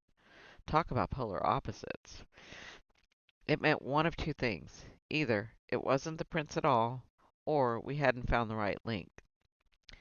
I scooted the chair closer to Derrick's work table and dug out a box of items taken from Jane's crime scene. There wasn't much: an embroidered coin purse, two hair ribbons, a simple metal chain, and a worn, well-read book of poetry. The tokens of her life were the only witness to her crime, but they remained unforgiving in their silence. I thought about the contents in my own pockets and morbidly wondered what would be in them when I died. What story would they tell? Staring with the book of poetry, I went through it, page by page. The ink was smudged in various places, but there were no notations or clues written inside. I moved on to the coin purse, smiling I picked it up. When I picked up because it resembled one Vivian had given me when we were kids. It was the same shape and had the same embroidered pattern. Vivian had found mine on a market stall and thought of me instantly. I'd been trying to sneak spells out of the house, and my mother had started to search my pockets. The coin purse was perfect because it had hidden compartments. I opened the purse and found it empty. But sure enough, there was a near invisible sleeve on the side. Sliding my finger into the pocket, I located a slip of paper. It contained only a handwritten number and a stamped seal. A chill settled in my stomach. The seal was familiar. I'd stared at it 100 times, cursing my luck. How was this possible? I glanced at the fabric from Liam's shirt and saw the bloodstain had changed colors. Green. Liam had ingested belladonna root, same as Ella. The slip of paper trembled in my hand. Argus was searching for iron hazel, and now I had evidence from one of our victims containing his seal.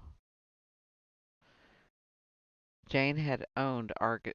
Jane had owed Argus money. I needed to know why. Uh-oh. Chapter 23. Are you insane? Vivian hissed, trailing me down to the steps of her shop. She grabbed the sleeve of my cloak and didn't let go. You're going to visit Argus? I need answers, Viv. And he has them. He knows Jane and happens to be looking for iron hazel. That's not a coincidence? What if he's the key to unlocking this case? She twisted a block She twisted to block my path while still holding onto my sleeve. Then take Derrick with you. You can't turn off it to interrogate a criminal by yourself. I forbid it. Derrick has been tied up at the palace all afternoon. This is too important. It can't wait. Vivian scoffed. Oh, you're such a coward. You haven't told Derrick the truth about your debt, and you're afraid of how he'll react. So, instead, you're doing what you always do, which is trying to solve everything by yourself. Do you think Derrick will be impressed if you come back with information? He will be furious. She had a point. Derrick's rules were clear. No investigating alone. I couldn't deny his protective streak when it came to my safety. He would be furious. Look, you're right. I haven't told Derrick about Argus, and he deserves to know. But that's irrelevant to the situation because here's the truth. There is no way Argus is going to answer questions of in front of a royal detective.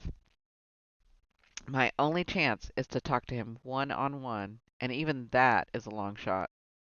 Vivian blew out a breath and looked up at the overcast. It's such a bad idea. No, a bad idea would be to let this opportunity slip through my fingers.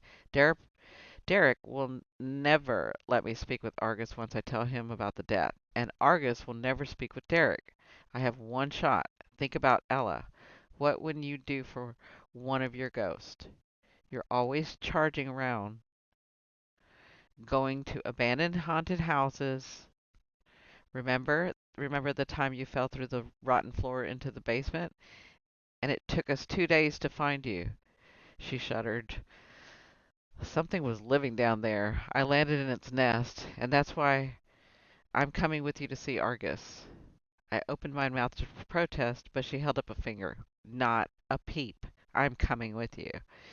If he recruits us into his gang and ships us off to foreign kingdoms to become hardened female assassins, then at least you won't be alone. I swallowed a laugh. Honestly, Viv, you have a colorful imagination. She shrugged. I think I'd make an excellent female assassin. Yeah. I wonder if that's a medium thing. uh, I have feminine wiles. My aim is decent, and I happen to think I'd look good in the outfit. All good points, except there's one problem. What's that? You'll be haunted by all your kills. Sorry, you'll be haunted by all your kills. She wrinkled her nose. That is a problem. The life of an outlaw is tricky. Argus will have to assign me something else. Clenching my teeth, I pulled her along the street. He's not assigning us anything. We're just going to talk. Sounds like something his last female assassin said before he shipped her off. I groaned. Vivian adjusted her arm through mine. So we were walking side by side, two ladies on a stroll to visit a gangster. Oh my gosh. That girl gets into some mess. Oh. So, how do we find him? Does he have a den of iniquity? Or do we commit a crime and he pops up in a puff of smoke like a crooked genie? I slanted I slanted her a look out of the corner of my eye. Very funny. Actually, I thought we'd ask him. We'd ask them. I pointed across the street at the two thugs leaning against the brick building. They follow me around enough. They might as well be useful. The taller one of the two ruffians straightened when he caught me looking and nudged his partner. I waved, wiggling my fingers. His partner waved back, which earned him an elbow to his rib. Okay, Vivian muttered under her breath. I guess we walk up to street hooligans now and ask for directions? Thug number one crossed his arms over his burly chest. His tree trunk legs were spreading apart. I'm sorry, his tree trunk legs were spread apart, and he looked like a mountain of muscle encased in a pair of leather boots. You lost? He growled. You could say that. I wiped a damp palm on my cloak and forced a smile. I need to talk to your boss. Where can I find him? He finds you, not the other way around. Vivian pinched my side. See? It is the genie scenario. Thug number two frowned, the action pulling taut, a scar beseeching his cheek. Genie scenario? Never mind. I need to speak with Argus now. I have the information he's looking for. He won't be happy when he finds out you're standing in the way. He might even chop off your fingers, bleach the bones, and use them as writing instruments. Vivian, please! She cocked her head. What? Too much? Thug number one hooked his thumb into his belt and rocked back on his heels. The mountain quaked as a the mountain quaked as a laugh rumbled through his chest. All right, let's go. I wouldn't want to lose my fingers. Besides, I think the boss will like this one. Might even give me a raise. He winked at Vivian, and she narrowed her eyes in disgust. It took us almost an hour to reach our destination. The streets were congested, and we took every connecting alley available. Evening set in, darkening the skies and giving way to the blistering chill. The two thugs led us around the side of a tavern and held open the back door. A pungent tide of cooked meat and stale beer hit me in the face, causing my stomach to roll. Our shoes stuck to the dirty floor, making a suction sound. Oh, I hate that. That really bothers me.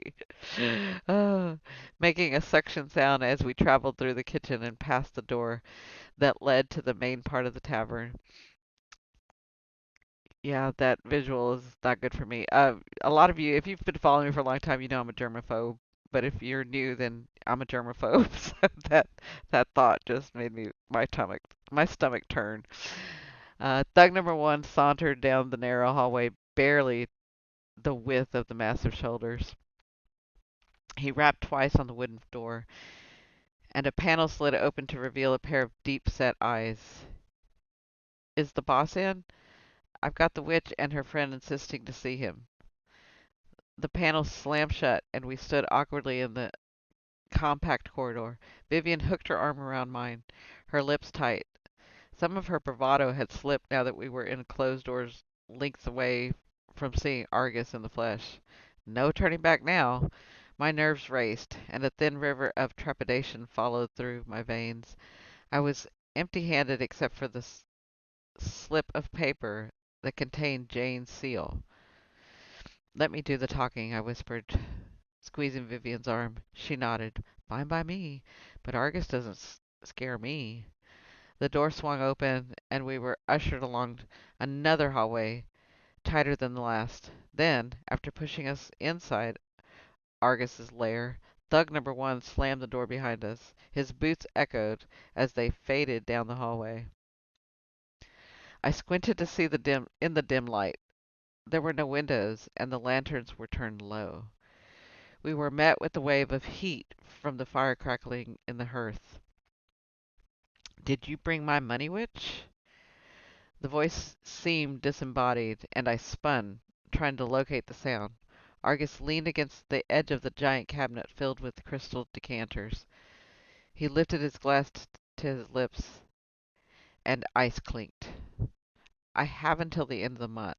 So, this is a social visit. What a surprise. If I'd known, I would have laid out snacks. I guess we'll have to make do with bourbon.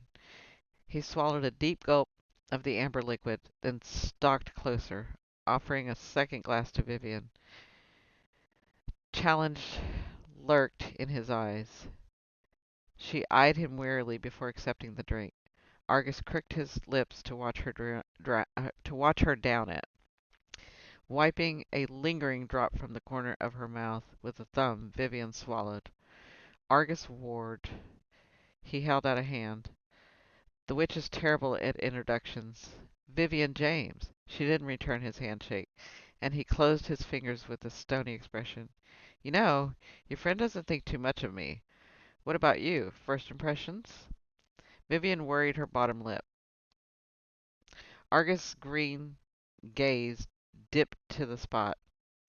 His knuckles tightened against the glass. She focused her eyes over his shoulder for a long moment, then returned to his steady stare. I think you're a haunted man. His arrogance slipped, and an odd look flashed across his face.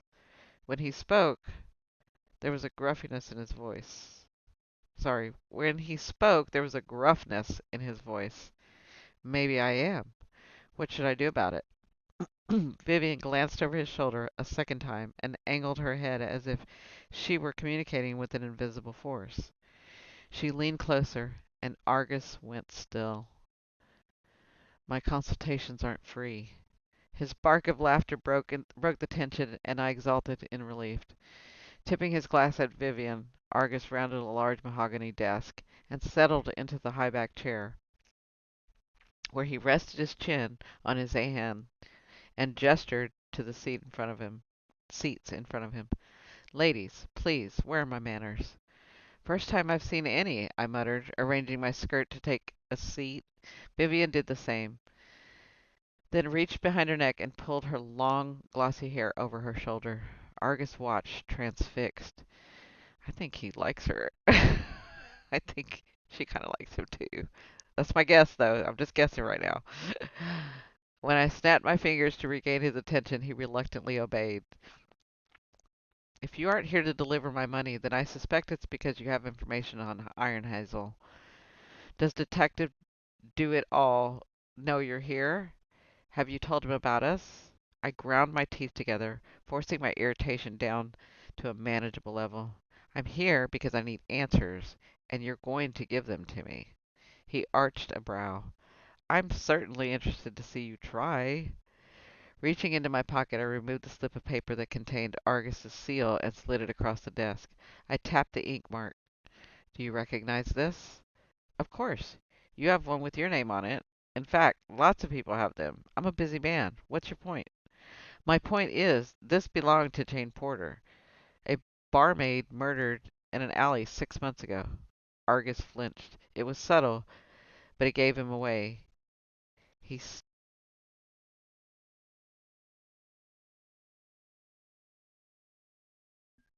he steepled his way.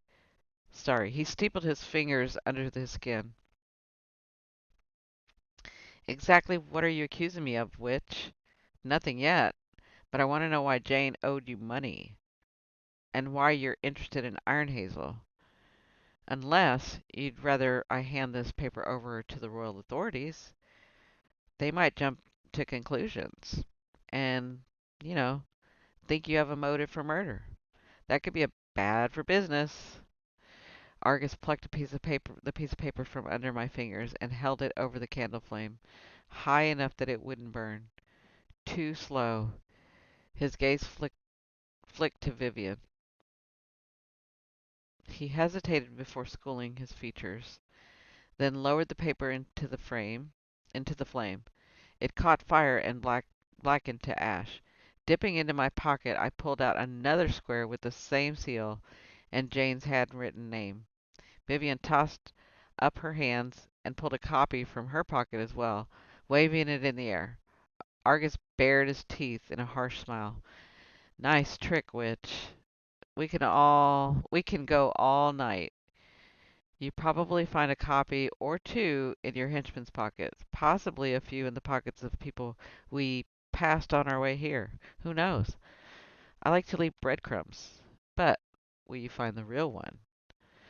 I turned to Vivian and she shook her head. Yeah, probably not. Let's skip to the part where you cooperate and tell me what I want to know. We're busy, ladies. We're busy ladies, so get to the point. Argus stood and refilled his glass. He sipped the bourbon slowly, accompanied by the snap and crack of the fire in the hearth. Finally, he rubbed his hand over his brow and walked towards the shelving unit, from which he retrieved a ledger and returned to his seat. Just because I'm answering your questions doesn't mean we're becoming friendly. You still owe me every bloody coin of your agreement. I nodded, excitement humming through my body. My spell had worked. We had the upper hand for now.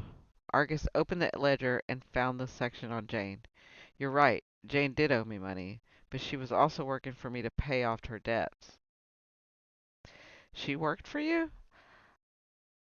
I thought she served drinks at the Laughing Raven. Who do you think owns the Raven? He turned to Vivian and winked. I own quite a few establishments. She rolled her eyes. Will murders never cease? I'm a businessman, love. Take note. He leaned back in his chair. Jane was ambitious. She wanted more out of life than slinging ale. She fell on hard times, and I offered her a solution. Men talk when they're drunk, especially to beautiful women. This is very true. Vivian grunted, making Argus's smile widen.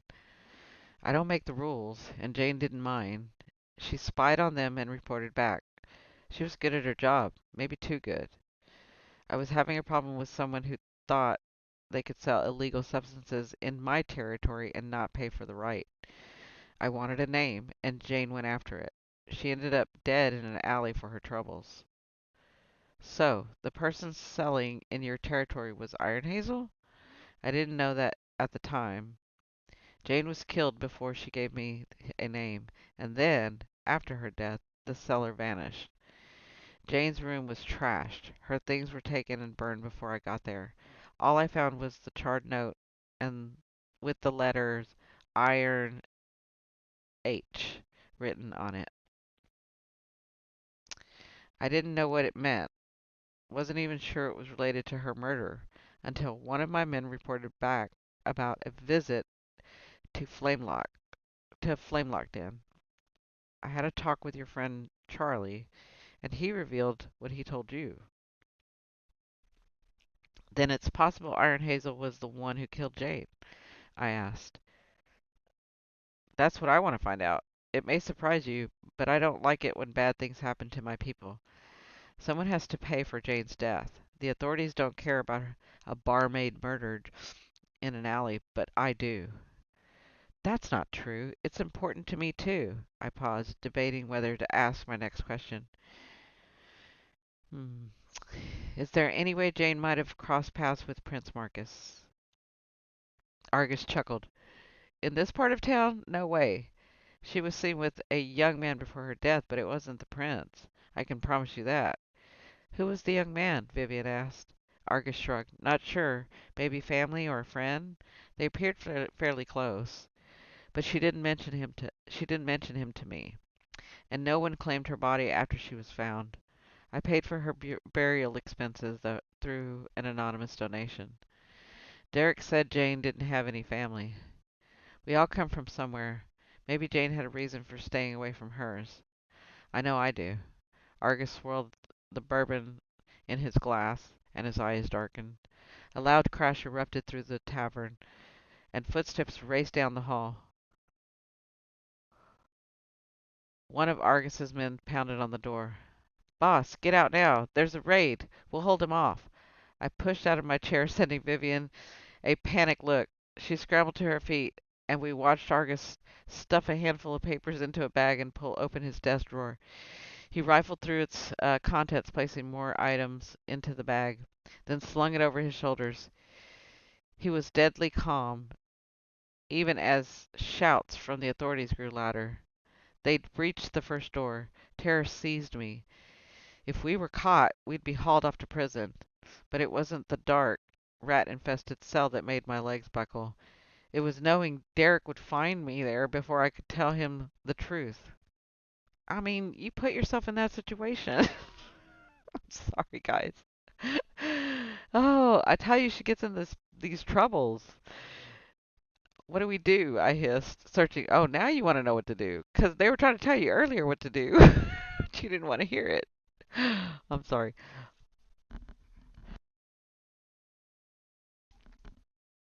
Let's get back. What do we do? I hissed, searching for something to block the door. Quick, help me with the cabinet. Argus scowled. Don't touch my bourbon, witch. He slid a panel in the wall, revealing a dark passage, and waved us forward. Come on, let's go.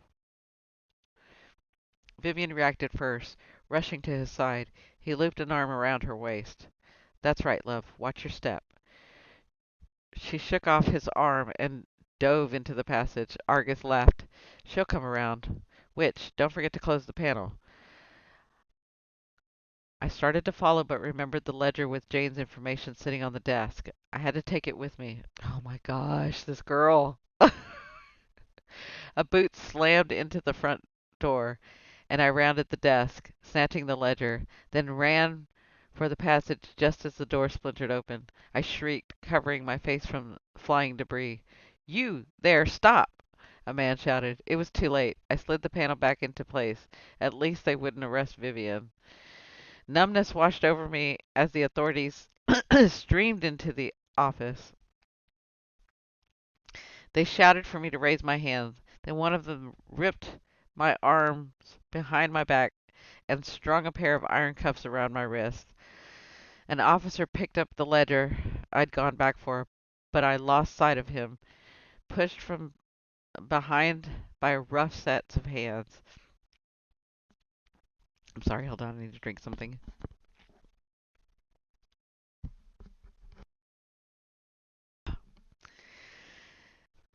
That's better. They loaded us into a wagon closed by bars, and I spotted thug number one and two sitting in the back.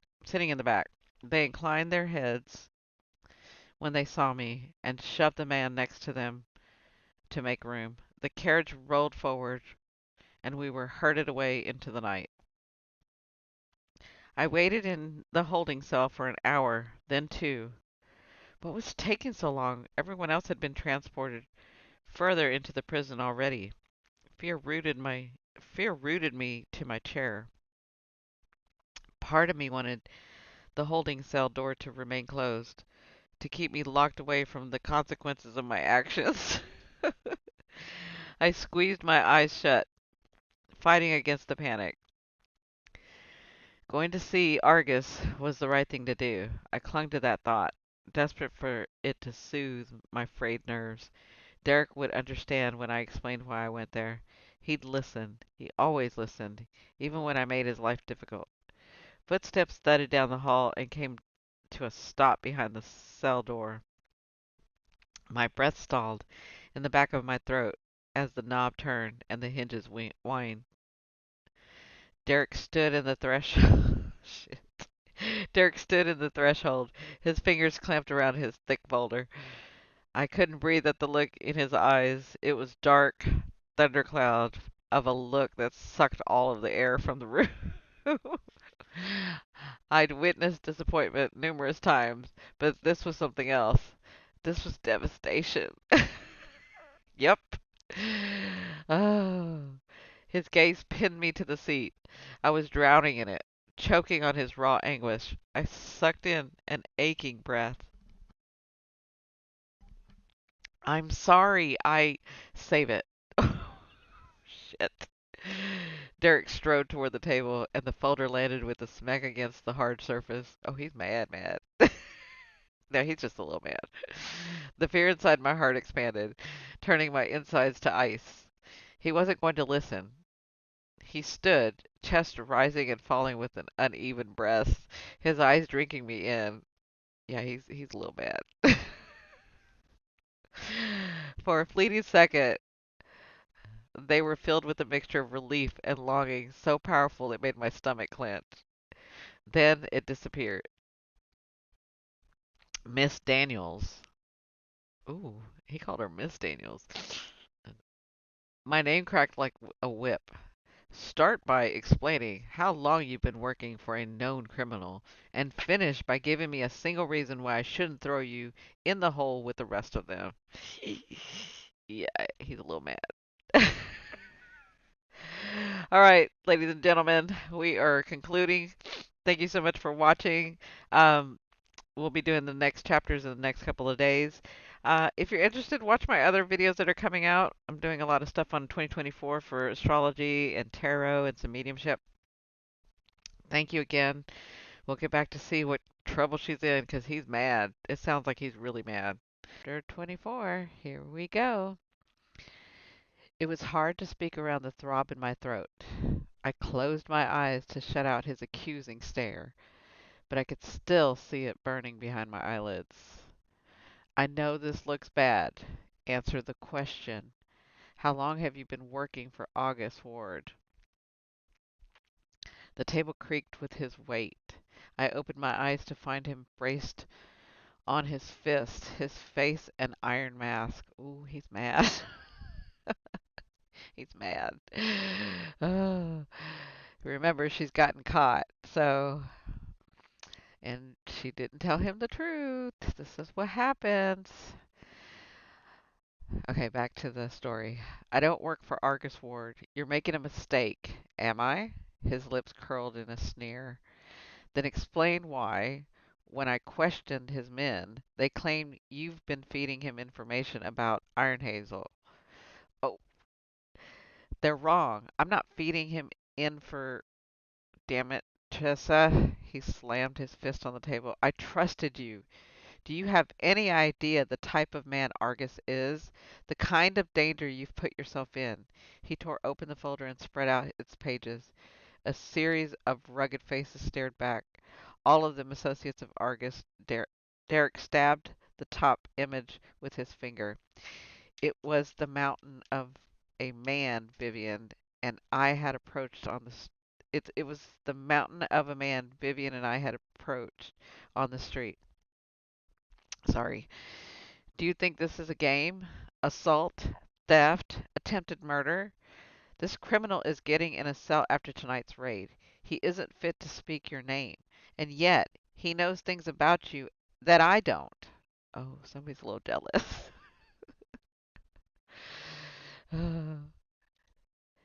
A pained expression tightened his features. Derrick exhaled and dropped his chin to his chest. Tell me why. I'm trying. Let me explain. I stood and paced the floor, struggling to find the right words. Oh, now she wants to find the right words. She wasn't looking for them earlier. Oh. They all sounded inadequate in the face of his anger. I don't work for Argus. I owe him money. Lots of money. Self-loathing pulsed through my body. A feeling so familiar, it felt like coming home. Are you happy now? I screwed up. I always screw up, don't I? The magic shop was failing, and Argus was a temporary solution that spiraled out of control. I needed to pay him back. I'm sure you of all people, know what happens when payments are missed. I was desperate. Ella had been murdered, and then you walked into my shop and charged me with fines. What was I supposed to do? I was sinking. I had to make impossible choices. Derrick moved around the table and stalked me across the room. I backed up, weary of the severity of his eyes. If I thought my explanation would soothe his ire, I was sorely mistaken. He'd been pushed too far. I wasn't certain he was capable of hearing my side of the story. All this time, and you never told me about your shop. Why? Let me guess. Argus wanted information about the murder, didn't he? And you were already in his back pocket. No, I mean, yes, he did approach me at Ella's memorial dinner, but that was the first time. I didn't know he had an interest in the case. I swear it. I never planned on helping him. It doesn't matter. A known criminal asked questions about my case, and you kept it a secret because you knew I'd discover your connection to him. You talk about choices? Were you kidnapped and forced to visit Argus tonight, or did you choose to go? Ooh. This is why it's important just to tell the truth. I know it's uncomfortable, but you gotta do it. I decided. My shoulders bumped the stone wall, preventing me from further retreat. Derrick took advantage, tapping me in a cage of arms, each one of, each one an iron beam on either side of my body. You choose to hide your involvement with Argus and your knowledge of the men who've been following you. I asked you point blank if you knew those men, and you lied because you wouldn't understand. You never gave me a chance. That's true. Very true. That's what I'm saying. Okay, back to the book. A chance. Adrenaline pounded my ears. I shoved I shoved at the immovable wall of his chest. Why should I? You charged into my magic shop one day. Sorry, sorry. You charged into my magic shop on day one, determined to tear me down. You were like everyone else, judgmental to the core. You kicked me out of your office when I told you about Ella. I had to fight tooth and nail to get you to listen. And when you finally started to look at me like I mattered, how was I supposed to tell you what I'd done? You would have thrown me off the case. The muscles in his shoulders bunched as he pushed off the wall and turned his back to me. A wrenching silence followed. That would have ruined all our plans, wouldn't it? Sorry, that would have ruined all your plans, wouldn't it? My plans? Dread coiled in my stomach. I felt out of depth, unable to follow his train of thought. Were things so murky between us? Why are you here, Tessa? I don't understand what you mean. Why did you approach me and offer to help me with the case? Because I wanted to help Ella. No. He turned and wrapped his hands around my wrist, tugging me closer. The truth. It is the truth. I tilted my head back, confusion knotting my brow. She visited me as a ghost, and I wanted to make things right.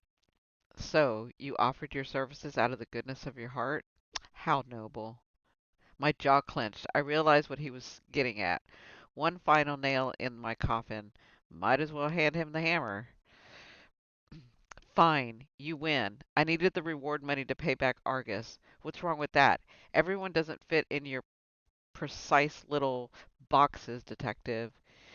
You said my past didn't define me, and yet you've made up your mind about my character, and it's clear you don't believe me. I have to disagree with that. She's being. He's not defining, he's making judgment by the choices that you made. Okay, back back to the reading. Believe you, his head dipped, voice scraping against my ear. You've lied to me from the beginning. Did you think I wouldn't figure out that you used me for information? Maybe you didn't intend to feed it to Argus, but you had other motives. He lifted my chin with his fingers and held me there, our stares dueling. Ooh, yeah, that's uncomfortable. What can I understand? I'm sorry. What I can't understand is why that wasn't enough for you. My heart pounded beneath his unflinching stare. What wasn't enough? Something snapped behind his eyes, like watching a dam break loose. The restrained longing he held in swept over me, dragging me under. This! Derrick angled his head and captured my lips in a punishing kiss. Oh, good Lord. Now is not the time. Sorry. Okay, back to it. I swayed backward at the force, but he banded his arm around my wrist and lifted me up to sit on the table. Oh, okay. Then rocked forward. His mouth slanted over mine. Heat fired low in my belly. I locked my ankles around his waist. Oh, goodness. Locked my ankles around his waist and slid my palms up to his chest, feeling the smooth fabric of his shirt and warm silk beneath. Sorry, warm skin beneath. My fingers dug into his shoulder blades, drawing him closer. Turmoil emanated from his body. Yeah, I would say so. And I absorbed it. Let it sizzle through me like one of my spells gone horribly wrong. His kiss was an act of aggression that quickly turned desperate, both of us fighting without words. And like trying to explain, asking why. Like he's in the middle of an interview. That's not appropriate. He made a noise deep in his throat and cradled my head in his hands. The ruthlessness burned away. Our kiss gentled. There was something about the way his anger melted that made me want to sob. It was easy to battle against his fury. I had enough of my own at the impossible situation my life had become, and I could erect 100 walls, fight fire with fire. But the ease with which he robbed me of that ability made my head spin. Okay, that I have to agree with. I hate it when they get soft and you're like in the middle of the fight. To me, it's almost like not playing fair. Okay, back to it. I wanted more. All of him. This was different. It felt diametric, reverent. Derrick gazed his Derrick grazed his thumbs over my cheeks. Beneath I'm so sorry, hold on. Derrick grazed his thumbs over my cheek. Breathe. I still can't get that right. I'm sorry. Derrick grazed his thumbs over my cheeks, breath shaky as his mouth pressed against the curve of my jaw. His tenderness didn't belong in this holding cell where only misery had come before it. My eyes squeezed shut. There had to be a way to make him understand. Derrick, wait. Emotions thickened his voice. Was this part of your plan to get information from me? Collect the reward at all cost, even if you had to seduce the cold-hearted detective? Maybe you had the Gazette follow us that day by the apothecary. No, you know, you know what this case means to me, what it's done to my life. I lie awake at night, terrified I'll lose someone else, that I can't trust my instincts. Tessa, I can't even talk. Tessa, he said my name like a plea. I choked back a sob. Did you have to make me want you? The pads of his fingers skimmed my neck, and his mouth hovered near my ear. Make me need you. Make me fall in? He stopped, his throat working, his air expanding in his lung. How can you ask that? I cupped his face, horror compressing my heart. I would never hurt you that way. You might not trust me where Argus is concerned, but trust that. Meeting you changed my life, changed everything. You're right, everything has changed. The mask returned. That gets on my nerves. It's like you're in it. Just surrender and release. Say it all. The mask returned, his feature impassive, wall firmly back in place. His near admission echoed in my ear as he removed my hand and backed away. I remained seated, numb. How had things become so twisted? Well, we know how. Derrick reached for his jacket lying over the back of the chair and withdrew a leather satchel from his pocket. It landed with a heavy thunk against the table. What's that? Money. Enough to pay off your debt. Aw. I don't know if I would take it though, 'cause he's mad right now. And Yeah, I don't know if I can take it. Ice spread through my limbs, and I slid off the table. This wasn't right. The bag mocked me. I hadn't earned the money. This was another example of someone swooping in to clean up my mistakes. I hated it. Yeah, I can agree with that. But we haven't caught the killer. The reward is unclaimed. It's not the official reward. It's my money. His tone was flat, as if he offered me a crust of bread, not a fortune. Yeah, I was thinking that too. My voice shook as a ball of anger wedged against my vocal cords. I don't want it. I don't care, Tessa. It's over. His mouth pressed into a firm line. I told you what would happen if you lied to me, and I meant it. You're off the case. Take the money and be done with it.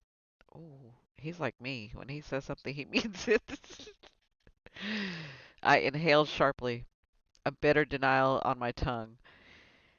You don't have the authority to make that decision. The prince is being held at the castle on suspicion of murder.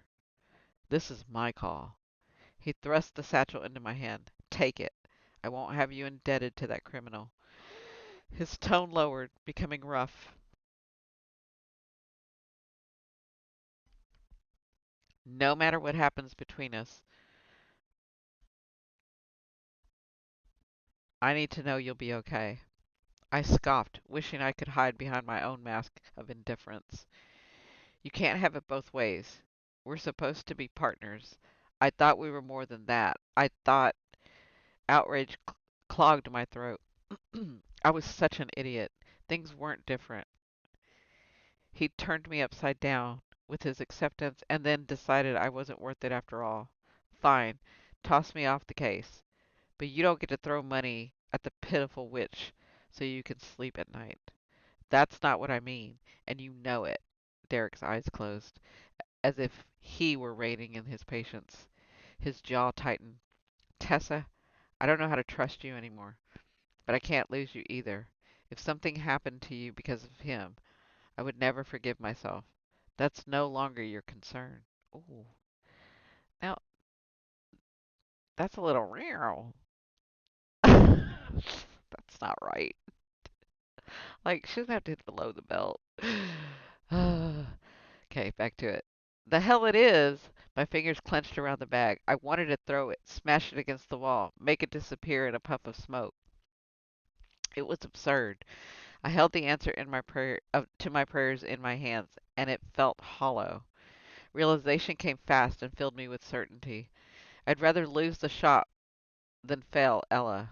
I tipped the bags so coins fell from the opening, clinking as they hit the floor. They scattered around my feet, and I shook the bag until it was empty, then crumbled it in my fist. Until the killer is caught, the reward is up for grabs. When I find him, I'll be back to collect it. And so you don't accuse me of withholding information again. The reason I visited Argus was because Jane Porter worked for him. Jane was investigating Iron Hazel, and whatever she found got her killed. One of your men picked up a ledger detailing her involvement. You can check with him to see if I'm telling the truth. In the end, it was my association with Argus that provided the clue. He never would have spoken with the agency. I stepped over the coins and walked towards the door. Derrick grabbed my arm. Don't do this, Tessa. Am I free to go, or are you finally making good on your promise to arrest me? Ooh, dang. The silence that followed had weight to it. It was a crushing force that made my bones ache. His eyes held mine, and I almost crumbled, begged him to take me back, to trust him again, or to trust me again, to love me, faults and all. His gaze fell. You're free. Two simple words that pierced my heart. Oh, yeah, I could feel that. He wasn't just dropping the charges, he was letting me go completely. Whew. I squared my shoulders, determined he wouldn't see how much he'd wounded me. A witch never let anyone see her cry. Is that a thing? Good luck, detective. Maybe I'll see you at the finish line. I didn't wait for a response. I didn't even look back. Man, they're both mad. Okay, chapter 25. 1 week later. How about these? Vivian held up a set of decorative altar statues. Leave them. I'm pretty sure they're cursed. I added another scented pillar candle to a box and closed the lid. Vivian scrunched her nose and placed the statue into the stay pile. She moved on to a shelf of amethyst crystals. I can't believe you're packing the shop. Neither could I, though in some ways it felt cathartic. Wasn't it always supposed to end this way? I'd spent the week wallowing in my rejection from Derrick while doing my best to track down Iron Hazel. Neither venture had been very productive. My only connection to Iron Hazel had been thwarted when Charlie went missing after he stiffed a mystical weapons vendor. I guess I would have to run too if I had a price on my head, but without him, I didn't have any other leads. I don't have much choice. The month is almost up.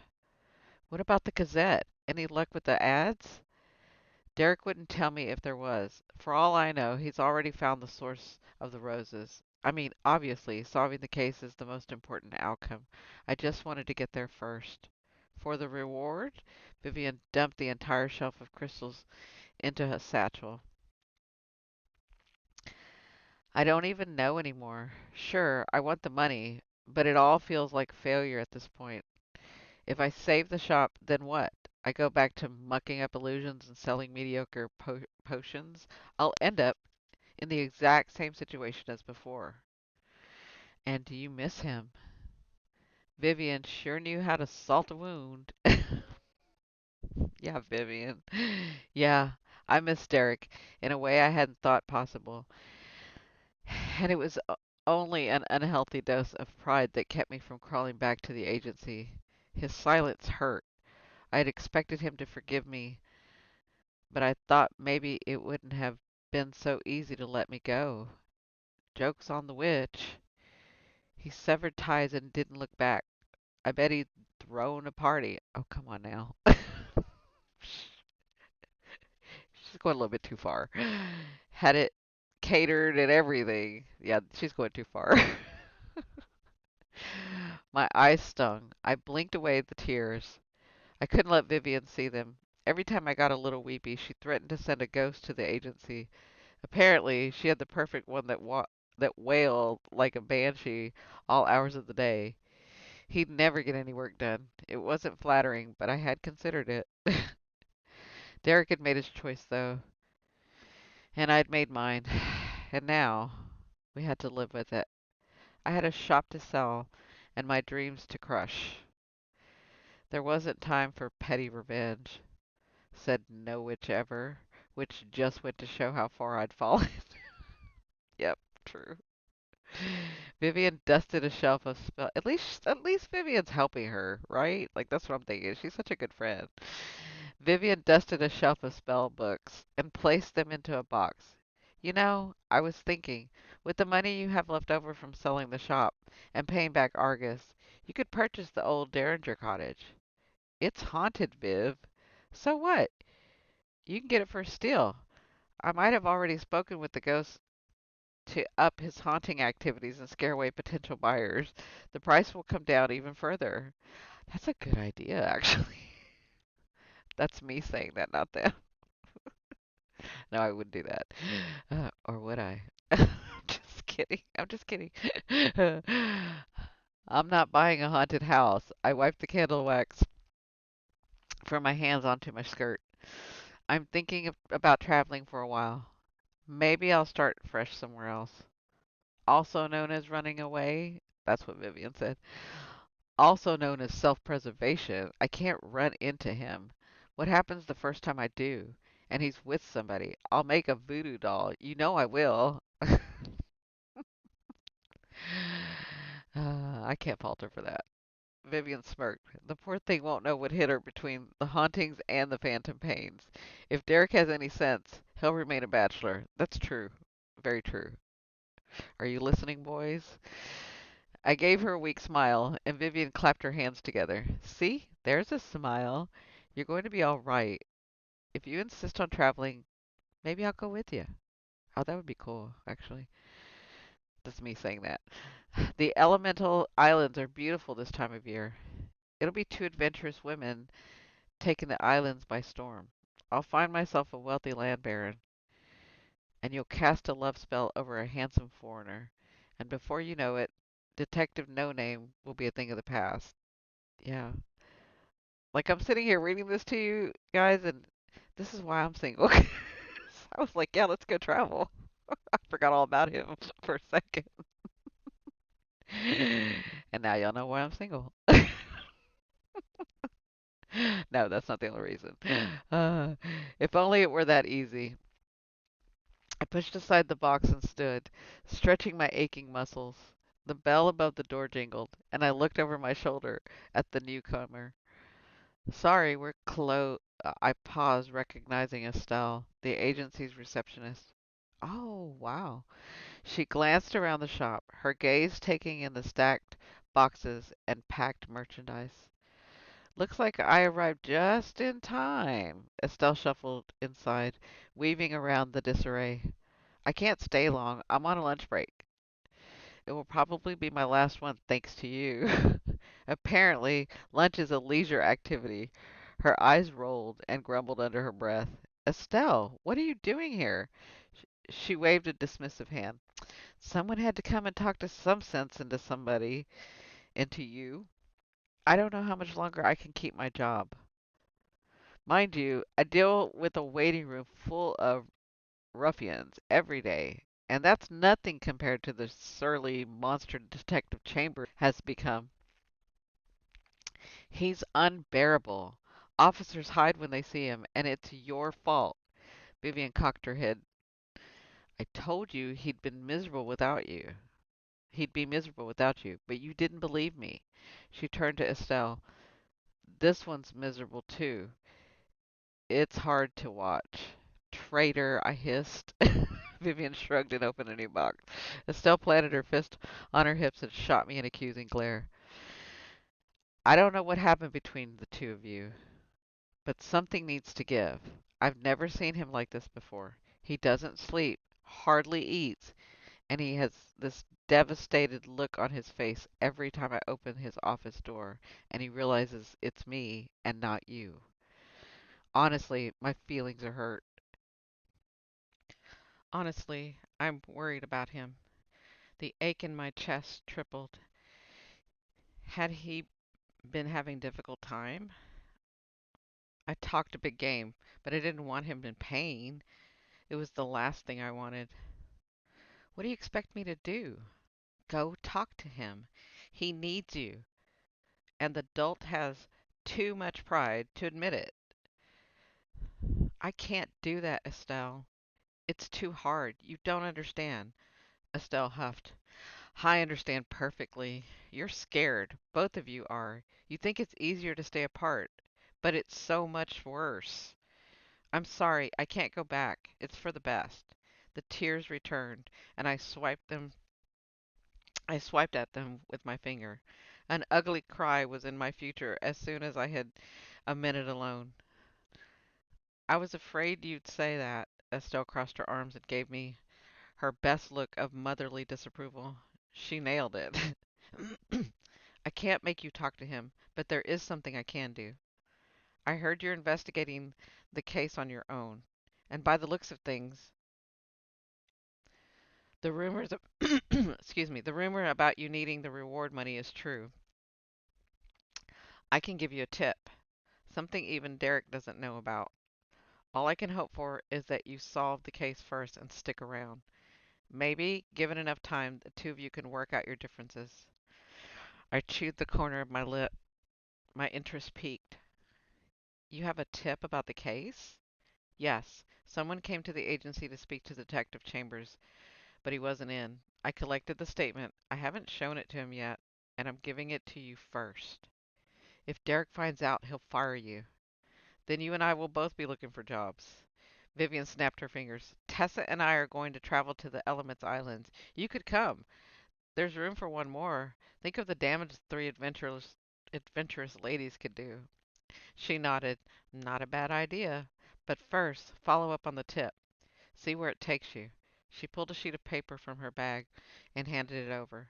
I read the details. Are you sure about this? Estelle pursed her lips and pointed to the door. If I were you, I'd hurry. I knew I liked Estelle. The alley was dark, and it grew darker the further I walked. Sunlight tried its best to reach the dirt-packed ground, but left only shadows. Oily puddles and debris lined both sides of the brick walls, but I weaved around them, pressing on until I found the right door. Estelle's tip said a shipment of illegal herbs had been delivered to this location. Oh, okay. The neighbors had heard strange noises and smells coming from a room on the third floor. It was only occupied during the night, and during the day remained empty. I glanced at what little sun found its way into the alley. There was a time to search before the owners returned. Maybe this was where Iron Hazel worked. There could be stores of belladonna root inside. As I climbed the rickety steps to the third floor, the withered boards creaked under my feet. If the room wasn't empty, whoever was inside would know I was coming. No way around that. An earthy herbal scent grew stronger as I approached the last door on the left of the hall. I paused in front of the portal and put my ear against the wood. Nothing. It was empty. I went inside, squinting in the dark. With the shades drawn, there was almost no light, pushing the door softly until it clicked. I reached into the bag at my hip and closed my fist around two small stones, heating their smooth surface to make a beam of white light appear. Moonstones were a safer, brighter bet than a candle. When I opened my hand, the glow lit the room. It also lit an advancing figure. Fear constricted my throat a second before they barreled me into the wall. The moonstones landed on my feet. Strong hands clamped my wrists, dragged them over my head, and anchored them to the wall. Don't move, the voice commanded. I couldn't breathe. The force from hitting the wall had knocked all the air out of my chest. I wheezed, unable to drag in a breath, while the face in front of me spun. Black dots danced in my vision. Tessa, damn it! The man gripped loosened. The man's grip loosened. He caught me as I fell forward, lowering me to the floor as his hands cradled my face. Breathe, Tessa. Come on, just breathe. Air finally filled my lungs. I choked out his name. Derrick? How? He ignored my question, hands skimming over my body in search of injuries. Did I hurt you? Anywhere else? Answer me. I'm trying, I croaked. Stop. I'm fine. His search ceased, but he kept pressuring on my shoulders when I tried to sit up. No, stay still until you catch your breath. I need a minute too. I could have killed you. Don't be dramatic. You knocked the wind out of me. What are you doing here? Dirk's voice shook with barely contained anger, though something told me he was angrier at himself.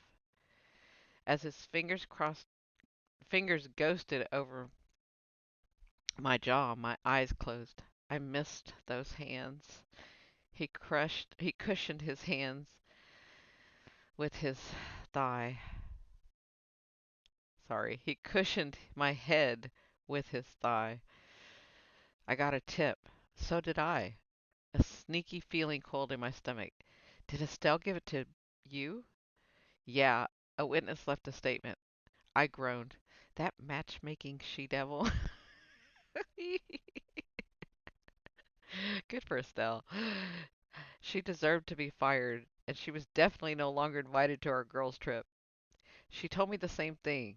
Man, she's devious. She set us up. I'd be shocked if this was even a real tip. It wasn't. I already searched. The smell is tea leaves, perfectly legal tea. Good for good for her.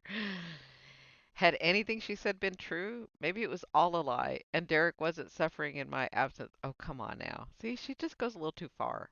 Just a little too far. Stay in the magic, girl. Stay in the magic. I was such a fool. A lovesick, pitiful fool. Then I focused on his face. He was miserable. There was a bleakness in his expression that I'd never seen before. The need for sleep was ingrained around his eyes. He might have even lost a few pounds. And he'd had a workaholic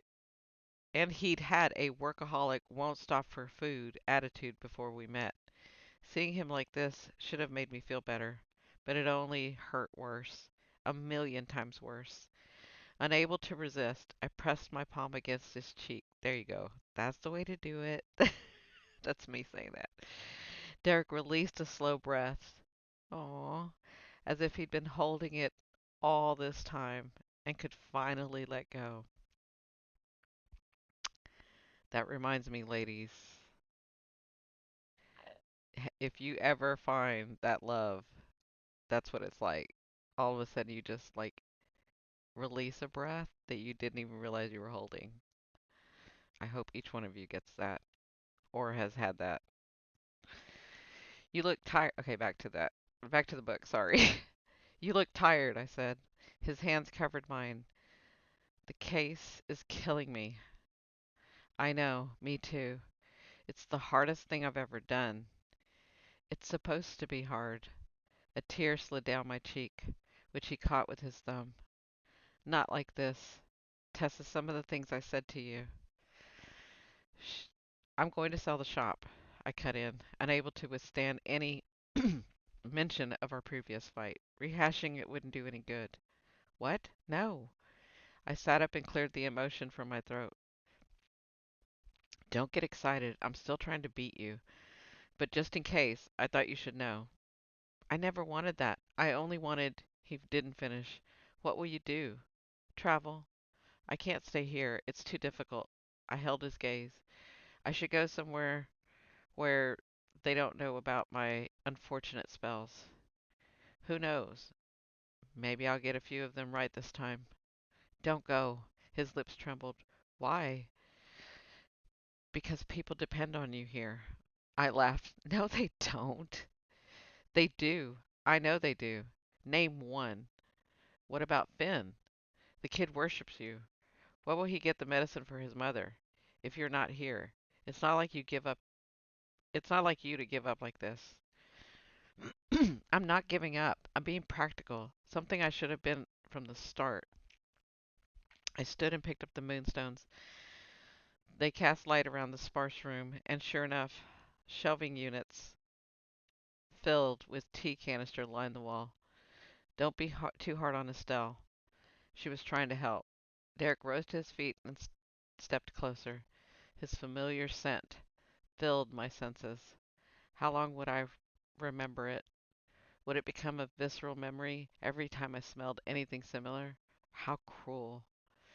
Listen up, detective. If you want to beat me, then get some sleep. Eat something. Give me a real challenge. Something to remember you by. And what about you? You don't have to remember me. What if I want to? You have to give me something. A spell? I closed the distance between us. His hand circled my waist. No. Then how about an illusion? I wound my fingers around his neck, going up on my toes. My lips found his, and I kissed him slowly, thinking maybe it didn't have to end. But that was the thing about illusions.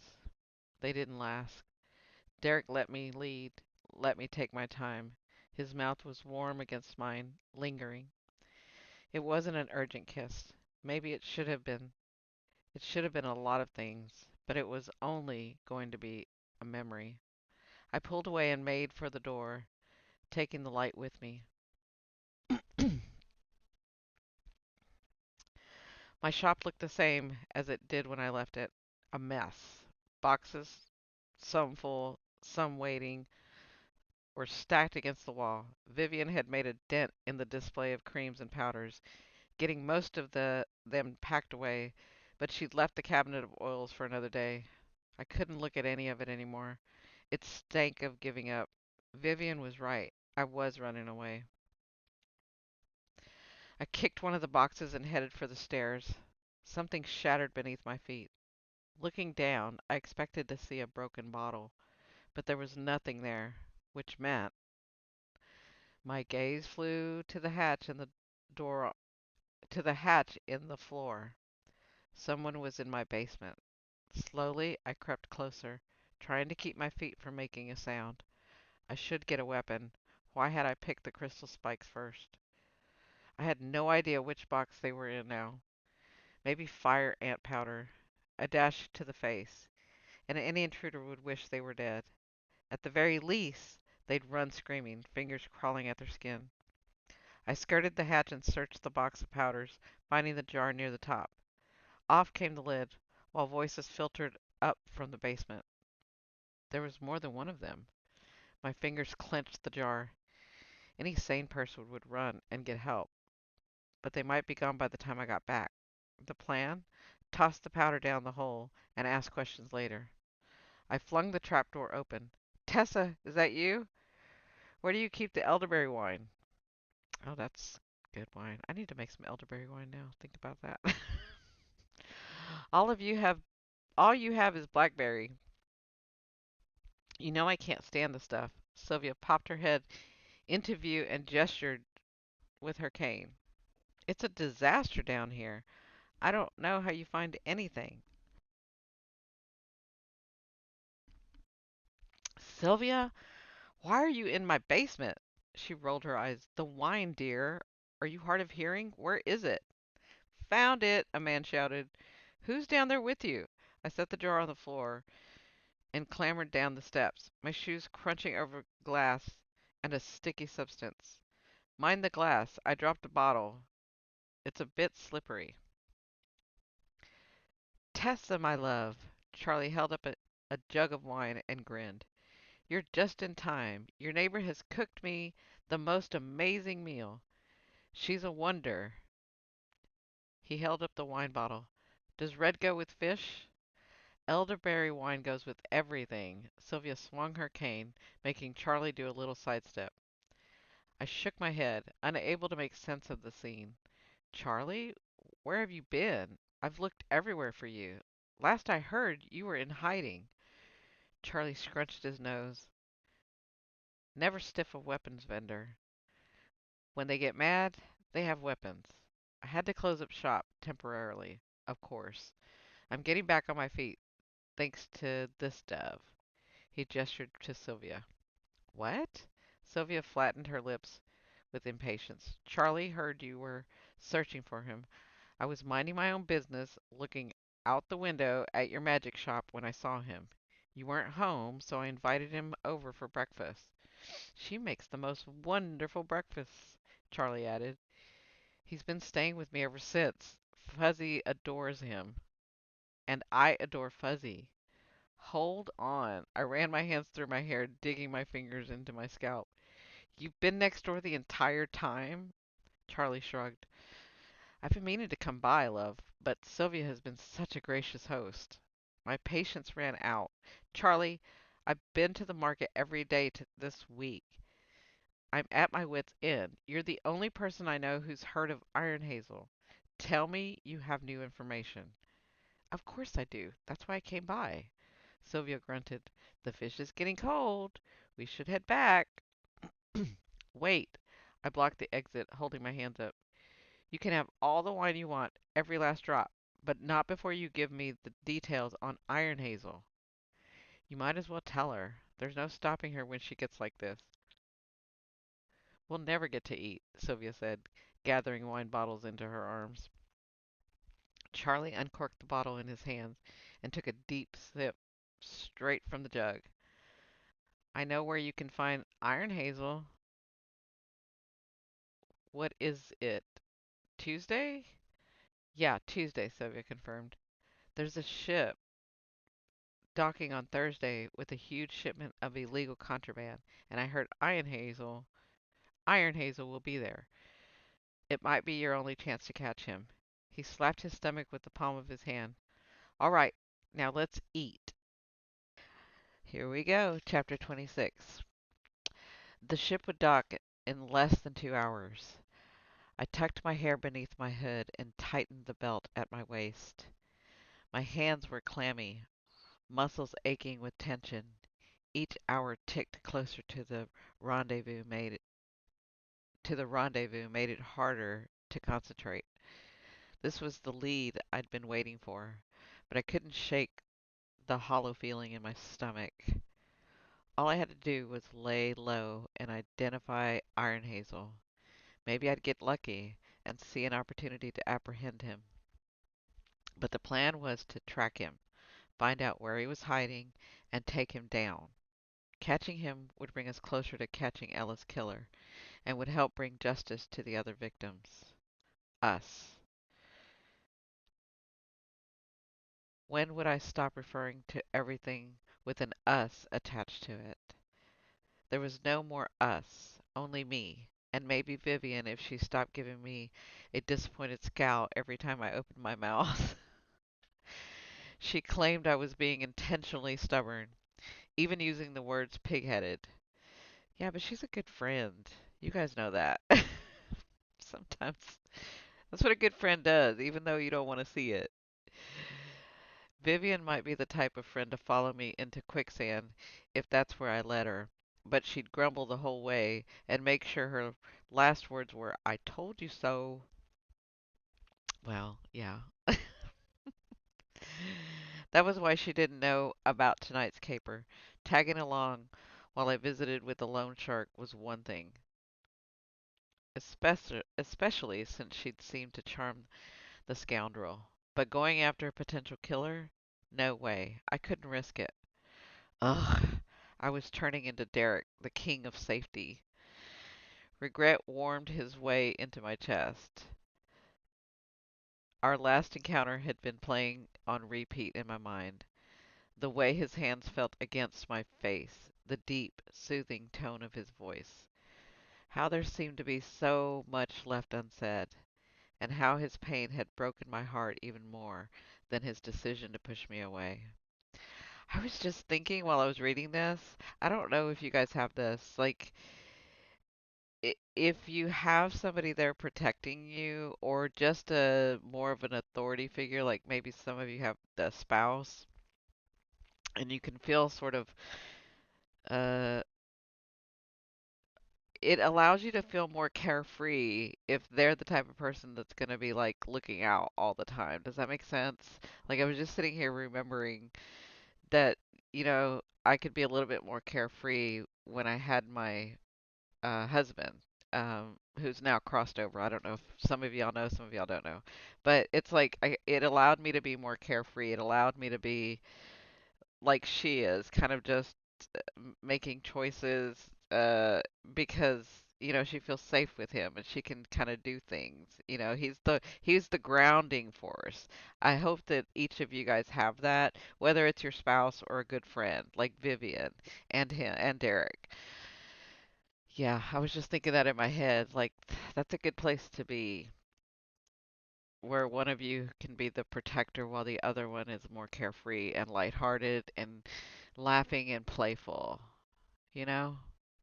I hope you get what I mean. Anyway, it was just in my head. Back to the story. Sometimes I allow myself to imagine different outcomes. Funny how every fictional outcome had us leaving together. Damn it.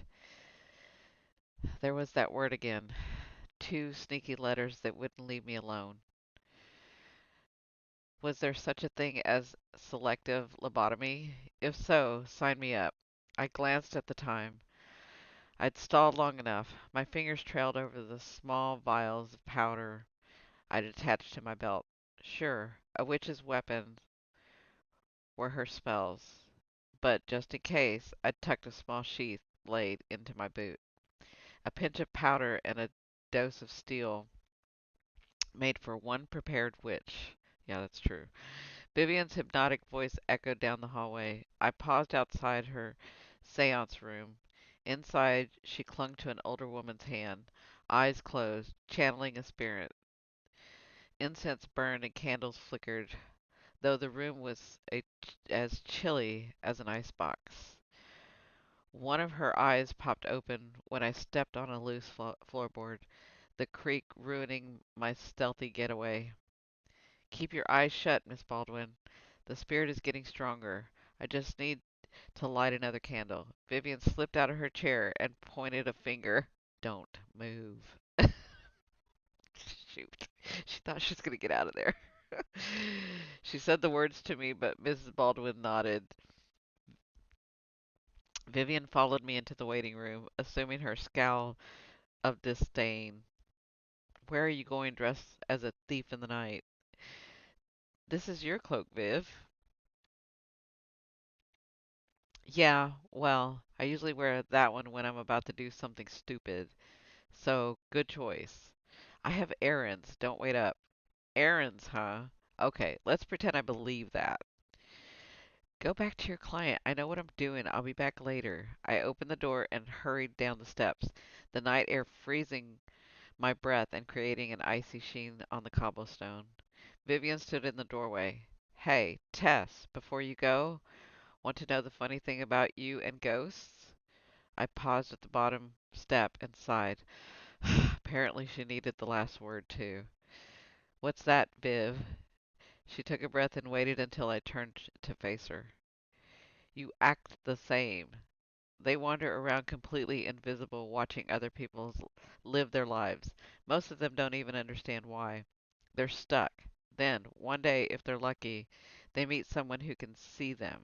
And suddenly, they're not alone anymore. I think it might be like that in life too. When you find someone who sees you differently than anyone else, Tess, someone who opens your eyes to new possibilities and helps you deal with the baggage in your past, it changes things. What a shame that you're willing to give it all up. She gave me a weak smile. But, hey, what do I know? I talk to dead people. The door closed as she went back inside. My hand trembled on the iron railing. A full minute passed before I took a wobbly step into the street.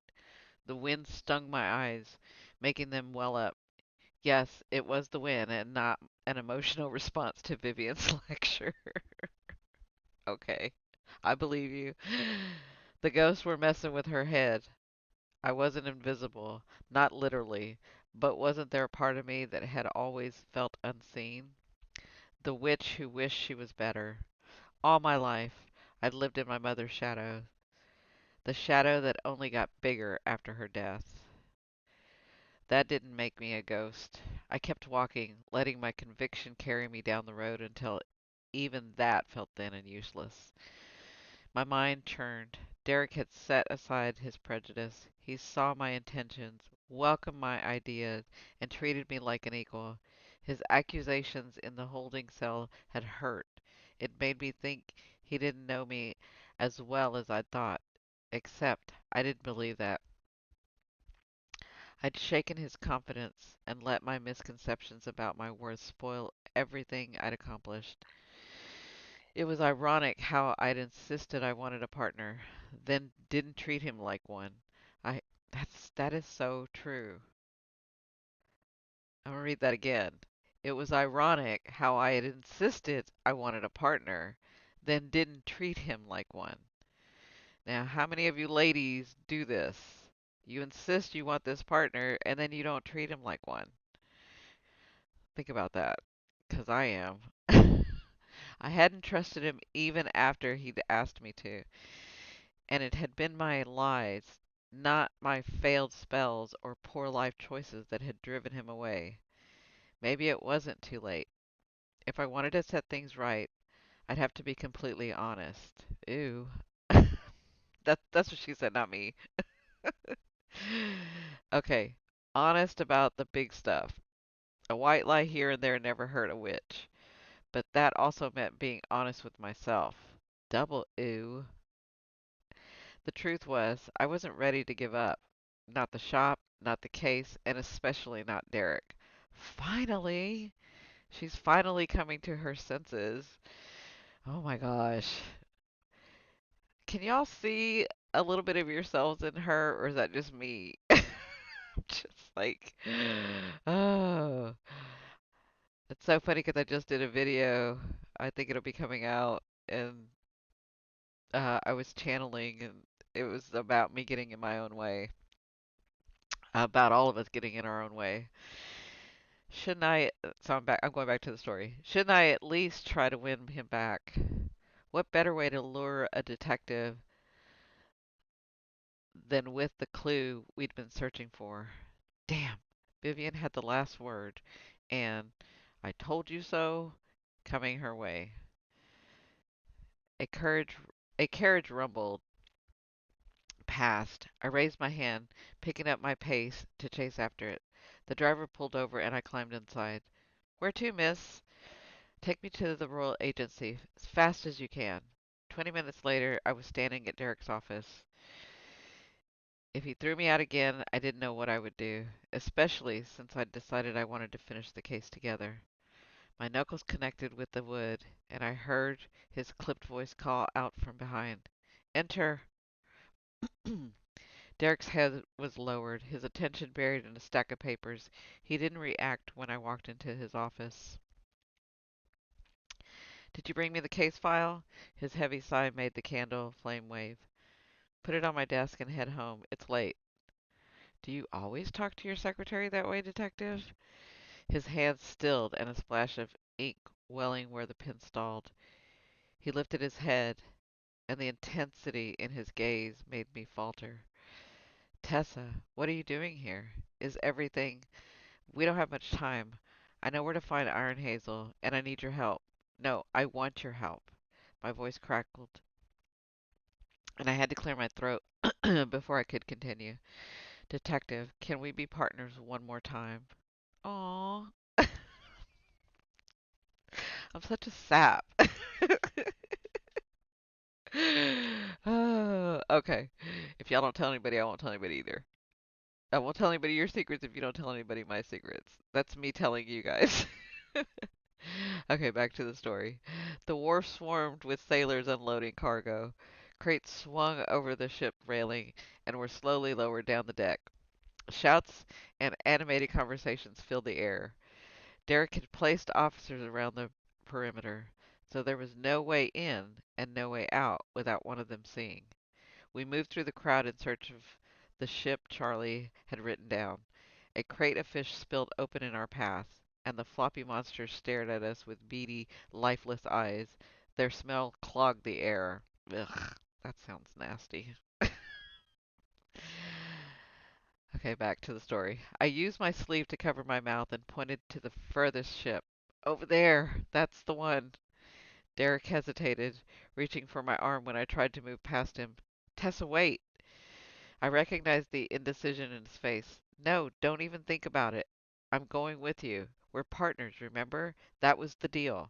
He sighed and gripped my shoulder. Yes, I remember. Promise me you'll be careful. Always. We should split up. I'm not letting you out of my sight. She's cuckoo. You're being unreasonable. Tessa, his hands fisted my cloak, pulling it tight. Don't push me. Fine, we'll stay together, but we need a plan so we can get closer without attracting attention. My foot tapped lightly against the ground while I considered our options. The group of men stumbled past, bumping into stacks of crates. They laughed and kept moving, leaving a trail of empty bottles in their wake. I picked up one and handed it to Derrick, then retrieved another for myself. Cheers! With a clink of my bottle against his, I swayed into him, wrapping my arms around his waist. Derrick took the full brunt of my weight, dragging my hood over my head when it slipped free. He chuckled at my drunken act, and the mood lightened. His smile made my heart shudder.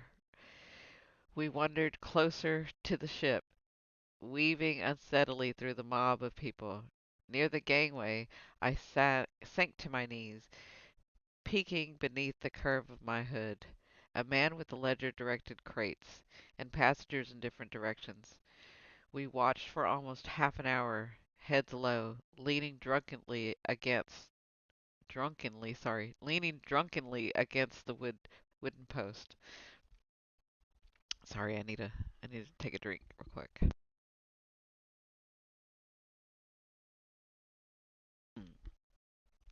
Okay.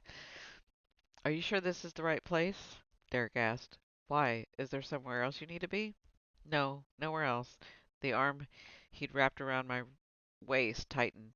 I relaxed into his side, taking comfort in his solid warmth.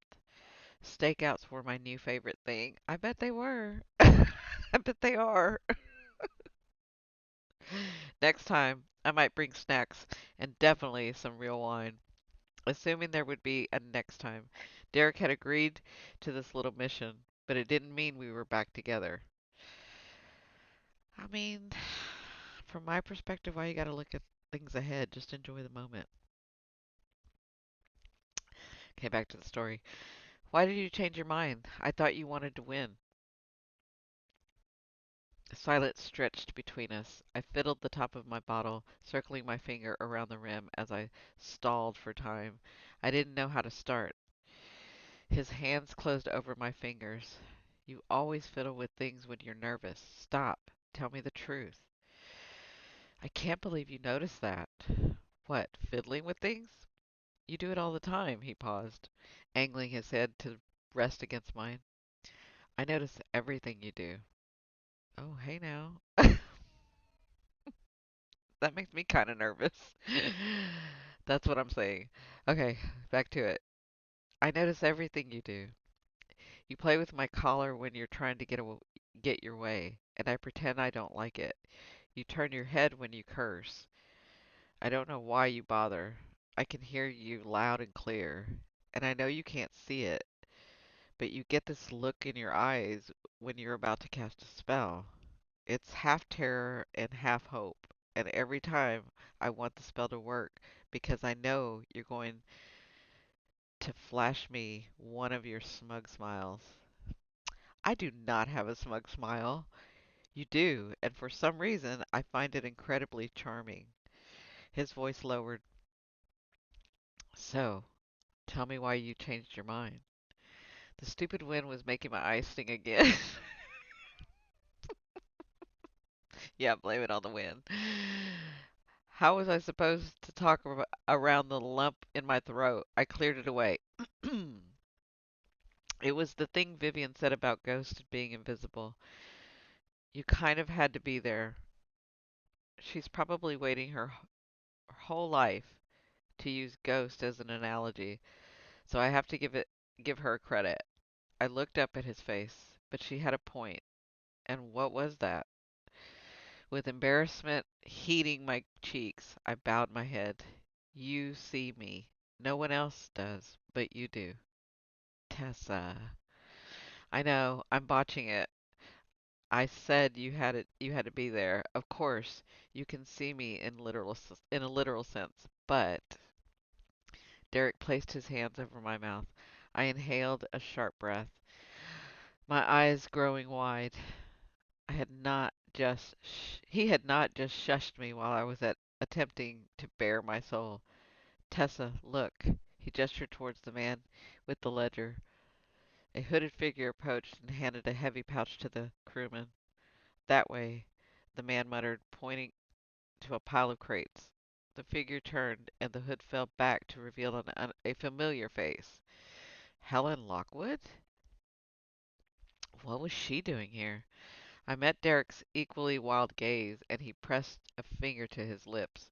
With a nod, we climbed to our feet and followed her towards the crates, keeping our distance.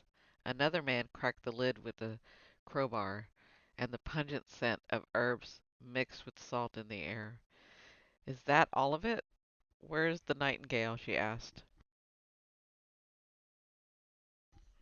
He cracked another lid, revealing jars of dark berries, nightshades, another name for belladonna. Helen was Iron Hazel? My mind raced. The whole time she'd been hiding in plain sight.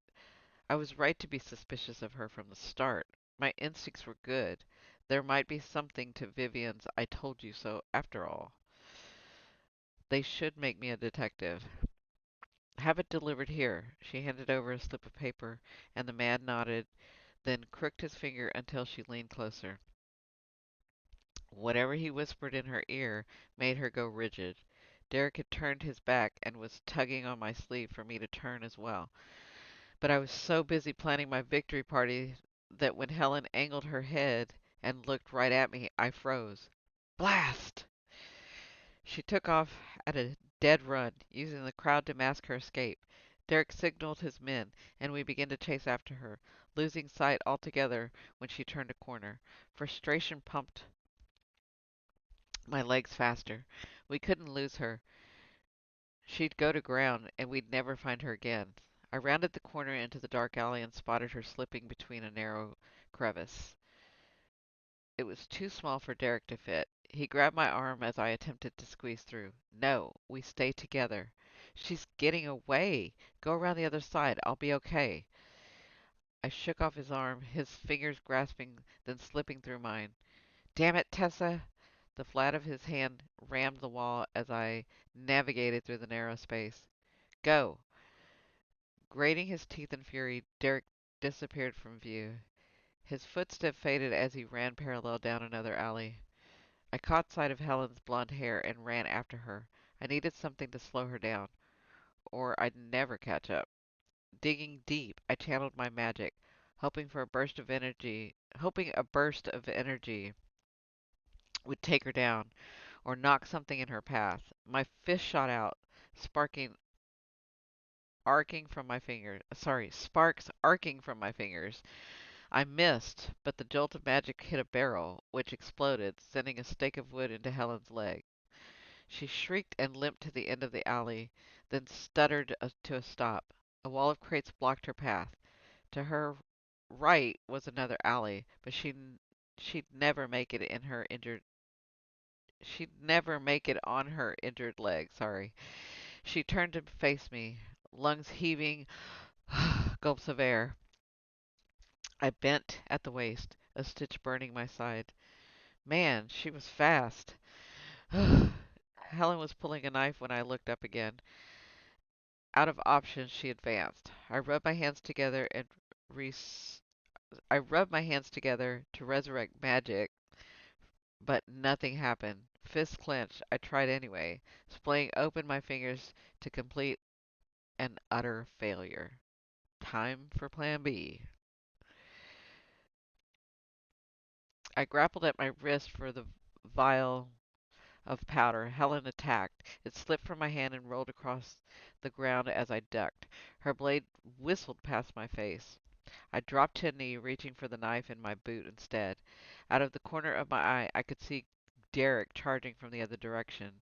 He was too far out to stop a second attack, but at least Helen wouldn't get away. Unable to reach my weapon in time, her knife flashed the moonlight. Sorry, let me read that again.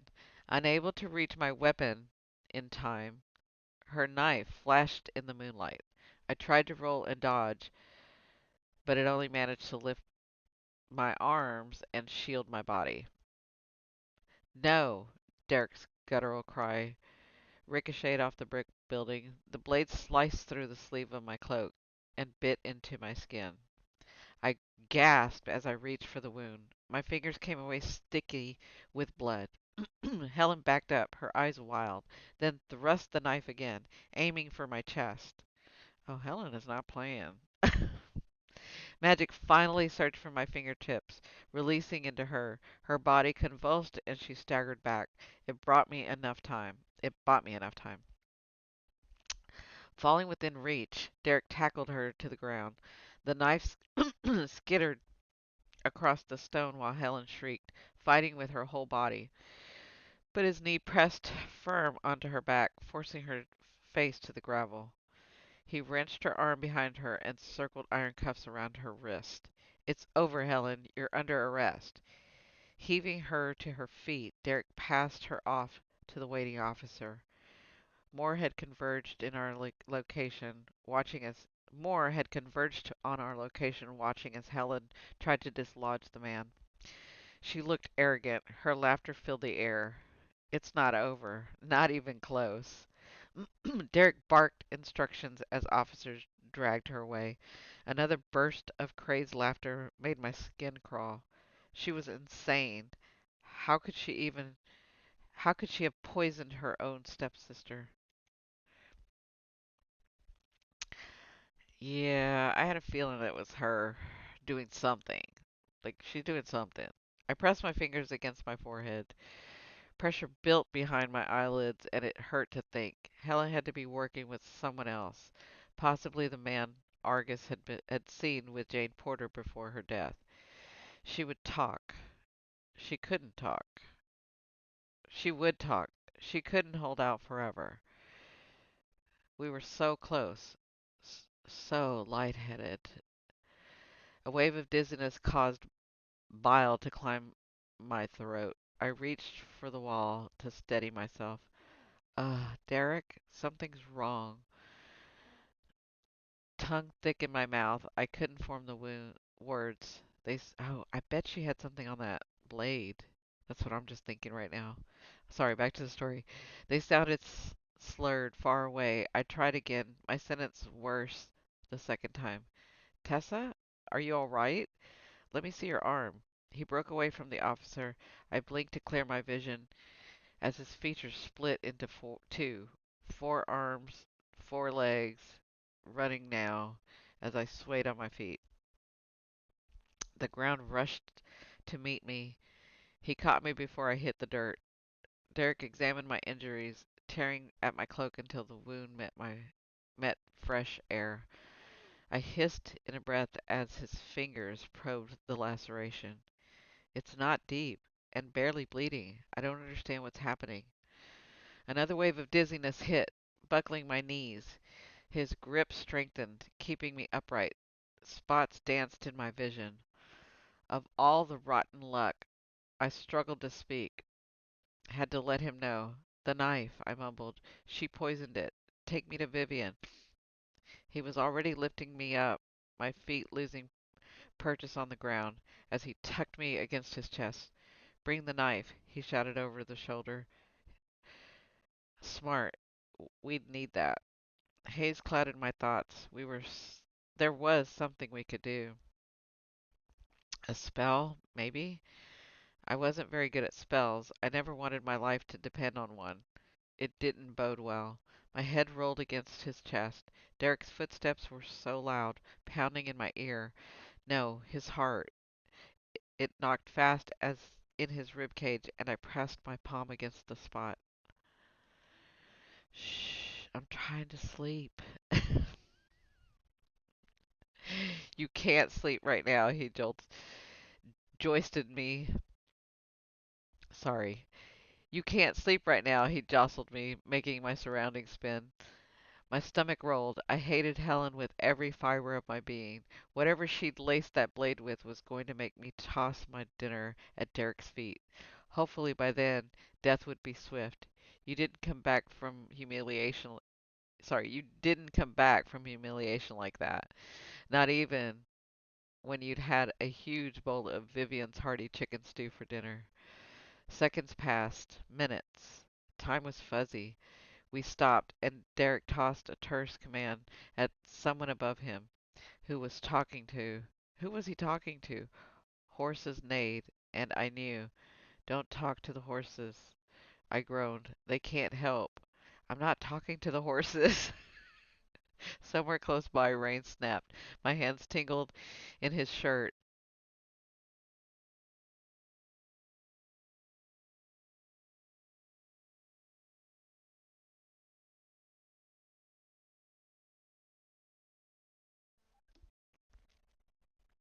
Pulling at the fabric. You can't make me ride a horse. I won't forgive you. I'm too dizzy, and you're likely to drop me. I would never drop you. Can't risk it. I'd rather die by poison than be trampled. You're not going to die. I blinked, my lids closing far longer than they should. If you say so. I do, he snapped. Keep your eyes open, Tessa. For once, do as I say. Derrick's hold tightened as the carriage lurched, arms anchoring me to him, absorbing the worst of the bumps in the road. He smoothed the hair out of my face while I stared up at him, trying to follow his orders. His features were pinched with fear, eyes stormy. People only look at you the way People only look at you that way when you were dying. There's four of you, I whispered, as his tormented face morphed into many.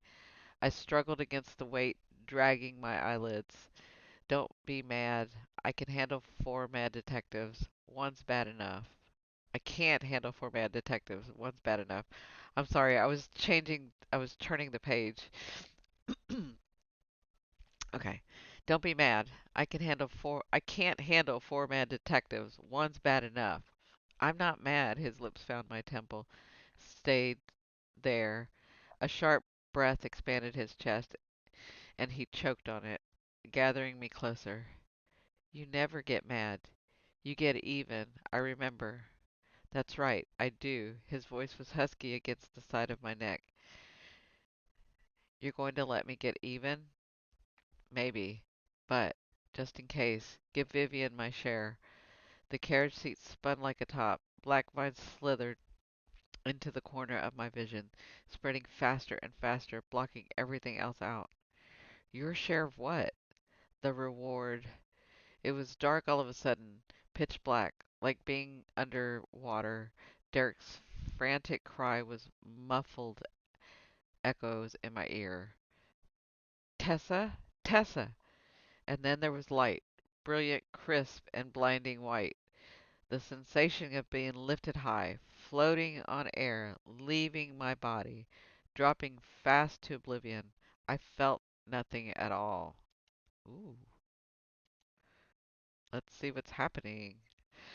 Okay, chapter 27. It's getting good. Guys, we only have like, I think, four more chapters to go, so yeah. Chapter 27.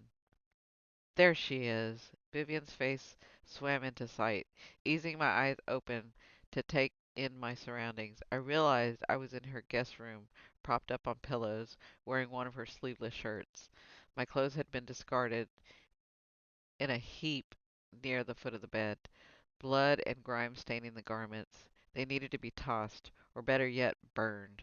A roll of bandages lay on the side table along with my reference book on poisons. My memory came back all at once, and I groaned. Am I dead? No. Unfortunately, no. Her lips crooked into a wistful smile. Exactly. She's such a good friend. I love her. It's such a shame, too. I'd already figured out how I wanted to spend your share of the reward. I scooted back against the pillow, surprised to find my dizziness gone. Even my stomach felt settled. It was a miracle. I'd held on to my dignity. There was only a slight twinge in my arm where Helen had cut me with her knife. Were you planning to erect a vast monument in my name? Vivian blinked. No, I was going to buy a horse farm. Shit. Oh, get out. I shoved her off the bed with my good arm, and she landed on the carpet, her lips shaking with suppressed laughter. Come on, that's funny. Only you would rant about horses when you're delirious. I squeezed the bridge of my nose. Flashes of mine and Derrick's woozy conversation made me cringe. Had I really accused him of talking to the horses? Thankfully, I'd been on my deathbed, and you could say pretty much anything when you're about to die. That was the rule I was sure had been written down somewhere. Vivian remained on the floor, not bothering to contain her amusement as I scrunched my nose in disgust. It is nothing sacred. I can't even enjoy a good old fashioned near death experience without mockery. Well, you could have if you'd been near death, which you weren't. After Derrick brought you here, I performed your spell with the enchanted Rosenfin. Sorry, you had left over from testing Liam's shirt. Turns out Helen dipped the blade in, is it Icofras sap? It's essentially harmless, meant to disarm rather than kill, which is why it's quick acting. It made you dizzy, probably nauseous, too. Don't mind me. I should have gone easy on your stew before I went hunting for a killer. Lesson learned. I folded my arms over my stomach and frowned. Are you sure I wasn't dying a little bit? It was dicey near the end there. Oh my gosh, she's so dramatic. That's me saying that. Okay, back to the story. No, the poison only induces fainting. I fainted? I kicked the blanket off my legs and sat on the edge of the bed, head in my hands. How embarrassing. Does Derrick know? Yeah, sorry. If it makes you feel better, he wouldn't leave your side. It was very sweet, but it made keeping your diagnosis from him tricky. Great. I couldn't even die properly. I was just a ranting lunatic who'd been dosed with the hallucinogenic. Even my own wound wasn't anything to get excited about. Is he still here? Yes, he's been pacing outside since I kicked him out of your room. He did not appreciate that, but it's my house, and I thought you might want to get rid of all of this. She swung her hand in my general direction. Awkwardness before you. I'm sorry, let me read that again. But it's my house, and I thought you might want to get rid of all of this. She swung her hand in general direction. Awkwardness before you see him again. Maybe fix your hair. What's wrong with my hair? Nothing if you're going for the I was attacked in the alley and it shows kind of look. Geez, thanks, Viv. She shrugged and had me turned so she could sit beside me on the bed. The mattress dipped as she reached for the brush on the nightstand. Then she pulled the bristles through my tangled waves. We were quiet for a long moment, her fingers soft as she sifted through the strands, arranging them so they'd frame my face. There, all better. Her hands stiffed. I'm glad you're okay, Tess. I have enough friends who are ghosts. Right? That's so true. I smiled. I know. Her fingers found mine. She squeezed. Are you ready to see Derrick? Or do you want me to tell him to come back tomorrow? Nerves fluttered in my stomach. There was no sense in putting off any longer, even though I was scared to see him. What if he made sure I was okay and then just left? There she goes, overthinking. Did I have it in me to change his mind? If being someone adjacent to death's door hadn't made him realize how much he cared for me, I didn't have a ton of other cards to play. I want to see him. Vivian rose and walked to the door, pulling it open to pulling it open a crack to say, sorry. She's feeling better. You can sit with her if you want. The door was pushed wide, and Derrick appeared in the entrance. Air left his lungs in a rush when he saw me sitting in a bed. In bed. Vivian patted his shoulders. It's late. I'm turning in. Good night, you two. She nudged him further into the room, then closed the door, her footsteps fading down the hall. Derrick stood unmoving, watching me as if I might vanish into thin air. The strength of his gaze made me restless, and I slid to the edge of the bed, wincing when I put pressure on my injured arm. He was beside me in an instant. Go slow. Are you dizzy? No, I'm fine. It'll take more than a knife wound and poison to get rid of me. My smile dimmed beneath his fierce expression. Geez, where was the joy at my speedy recovery? How about you're the bravest, most resilient, and stunning beautiful witch the kingdom has ever seen? Something at this point. I'd take a fist bump to the shoulder and a hey, good to see ya. Dirk sank into a chair beside the bed, where he bent over and dropped his head into his hands. His coat was filthy. A long swath of blood had dried on his sleeve, and droplets dotted the side of his scattered pattern in a scattered pattern.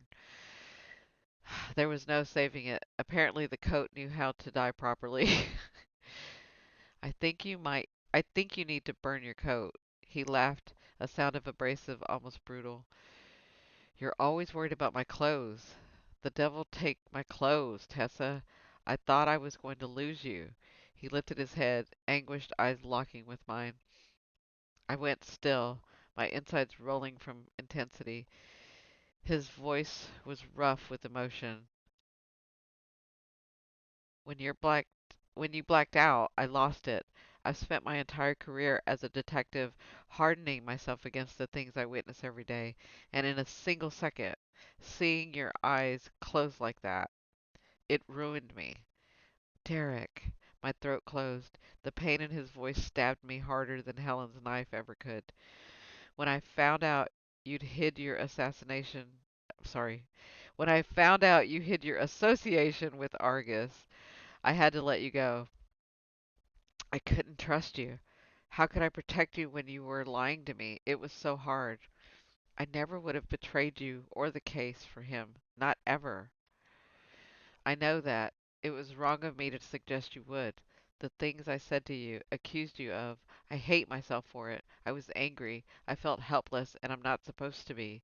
The people in this kingdom look to me to know what to do. The rules, the routine, the structure. It's the only way I know how to maintain control. And you obliterate each one over and over. He sighed and scrubbed his hand ruthlessly through his hair. This isn't the time. I don't want to upset you. You need to rest. He pushed out of his chair and headed for the door. My mouth dropped. Wait, seriously? He was going to leave after saying all that? His hand was on the doorknob. He really was. My heart in my throat. I sprang from the bed, feet tangling in the blanket, so I almost nose-dived onto the floor. Thankfully, I caught my balance, a feat I'd taken for granted until a short while ago. Wait, Derrick Chambers, don't you dare turn your back on a dying girl. She's so dramatic. Oh, his head dropped forward. Tessa, you're not dying. It's a flesh wound. You don't know that for sure. Actually, I do. I bandaged it myself. This was not going as I hoped.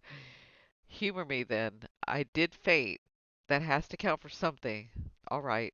He backed away from the door, his lips twitching in the barest twist of a smile. What do you want to say? I exhaled and wiped my sweaty palms against his shirt. His eyes followed the action, lingering for a beat at the hemline, which stopped mid-thigh. There was definitely a draft in here. I'd completely forgotten about my lack of attire, and my skin flushed as I fiddled with the bottom of the shirt. Tessa, you're fiddling again. Nervous? No, Hey, stop noticing that. I clenched my fingers into fists. Everything I wanted to say clogged in my throat. So many things. Apologies, demands, explanations. They all sounded inferior in my head. I wasn't good at this. Asking people to stay, hoping they'd look past all my faults. It was madness. But I needed to try. Um, don't go? That's all she's got. Poor thing. There, it was a start. I had this. You asked me earlier why I changed my mind about finishing the case alone, and it's because I want to finish it with you. I shouldn't have lied to you about Argus and my debt. You deserve the truth. I got scared. I'm not used to disappointment, but I couldn't handle disappointing you. You wouldn't have disappointed me, Tessa. I held up a trembling finger. It's rude to interrupt a dying girl. She's gonna milk that for everything. I'm not finished. There was that half smile again. He nodded, and I took a moment to pace.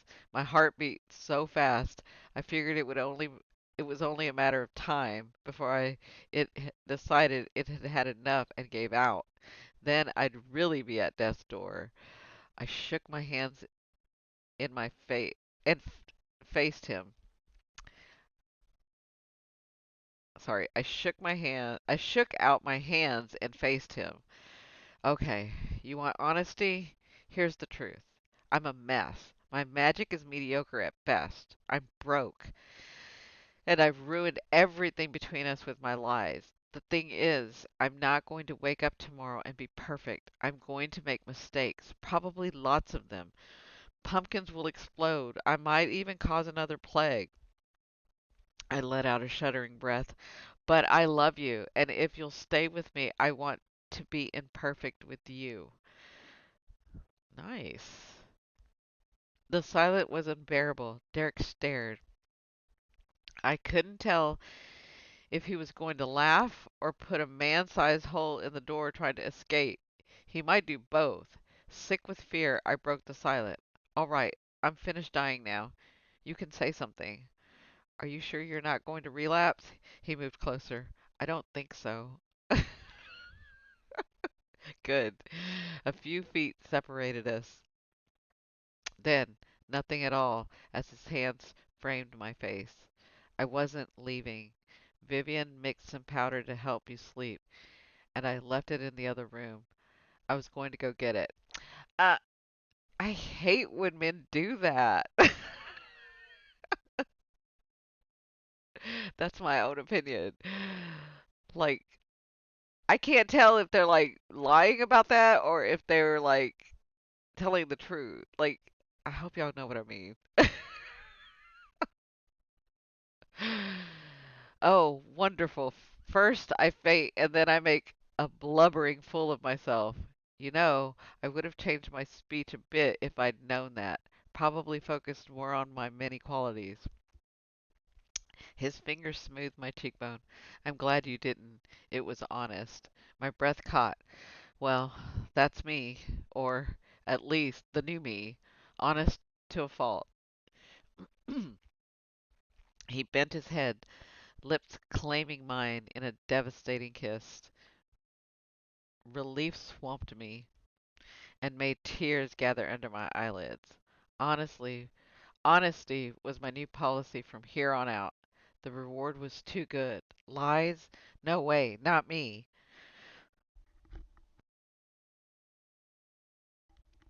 Is that a yes? I asked, coming up for air. A tiny tremor shook my voice. You're okay with me knowing the truth? His eyes searched mine. Tessa, how can you not know how much I love you? I've wanted to tell you multiple times, but you never let me get a word in. There's no one else for me. Explode 100 pumpkins if you want to. Make mistakes. Just make them with me. Oh, hey now. You might regret it. That's what she says. Okay, back to the story. You might regret it. Never. He brushed my mouth with another kiss. I'll remember you said that, detective.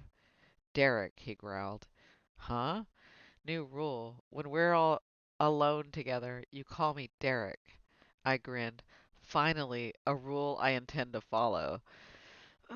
Going up on my toes, I wound my arms around his neck and dragged his mouth to mine. Derrick groaned low in his throat, hands circling my waist. Delicious friction exploded my nerve endings as he locked me firmly against the solid planes of his chest. The scent of his skin filled my senses, drugging me faster than any poison. His tongue touched mine when I opened for him. The heat surged in my belly, moving lower. I matched his groan with one of my own, desire swirling within my body. He backed us up until my legs bumped the bed. His ruined jacket dropped to the floor when I slid my finger under the heavy fabric to push it over his shoulder. He was never wearing that one again. I kicked it away. His shirt came next. The air burned in my lungs as my palm swept the hard ridges of his abdomen. Okay, wait a minute. I hate to do this to everybody, but I think I'm gonna have to read just a little bit ahead because we are still on YouTube. So let me see what it says. I don't know if I can like read all of it if it goes too deep. If it goes, you know what I mean? It goes in depth. Okay, I'm gonna read it, but if it starts getting too in depth and detailed, I'm going to have to stop, I think. I think. I don't know. Can we do this? I'm really not sure. Okay, back to it. But I'm gonna go slow and I'm gonna like hopefully it'll be okay. Dropping an urgent kiss along my jawline, he spoke hoarse in my ear. Are you sure? Yes, don't you dare deny a dying girl. He laughed and nipped the sensitive skin of my neck, teeth skimming my earlobe. You're not dying. I fainted. That has to. It counts for something. Hands at my wrist, he lifted me and eased me back onto the mattress. My shift bunched around my hips. Okay, wait a minute. So sorry. Let me read this for a second.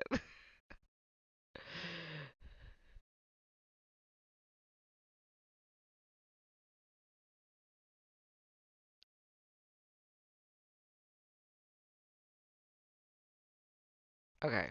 I think I can do it. Hold on. Erase.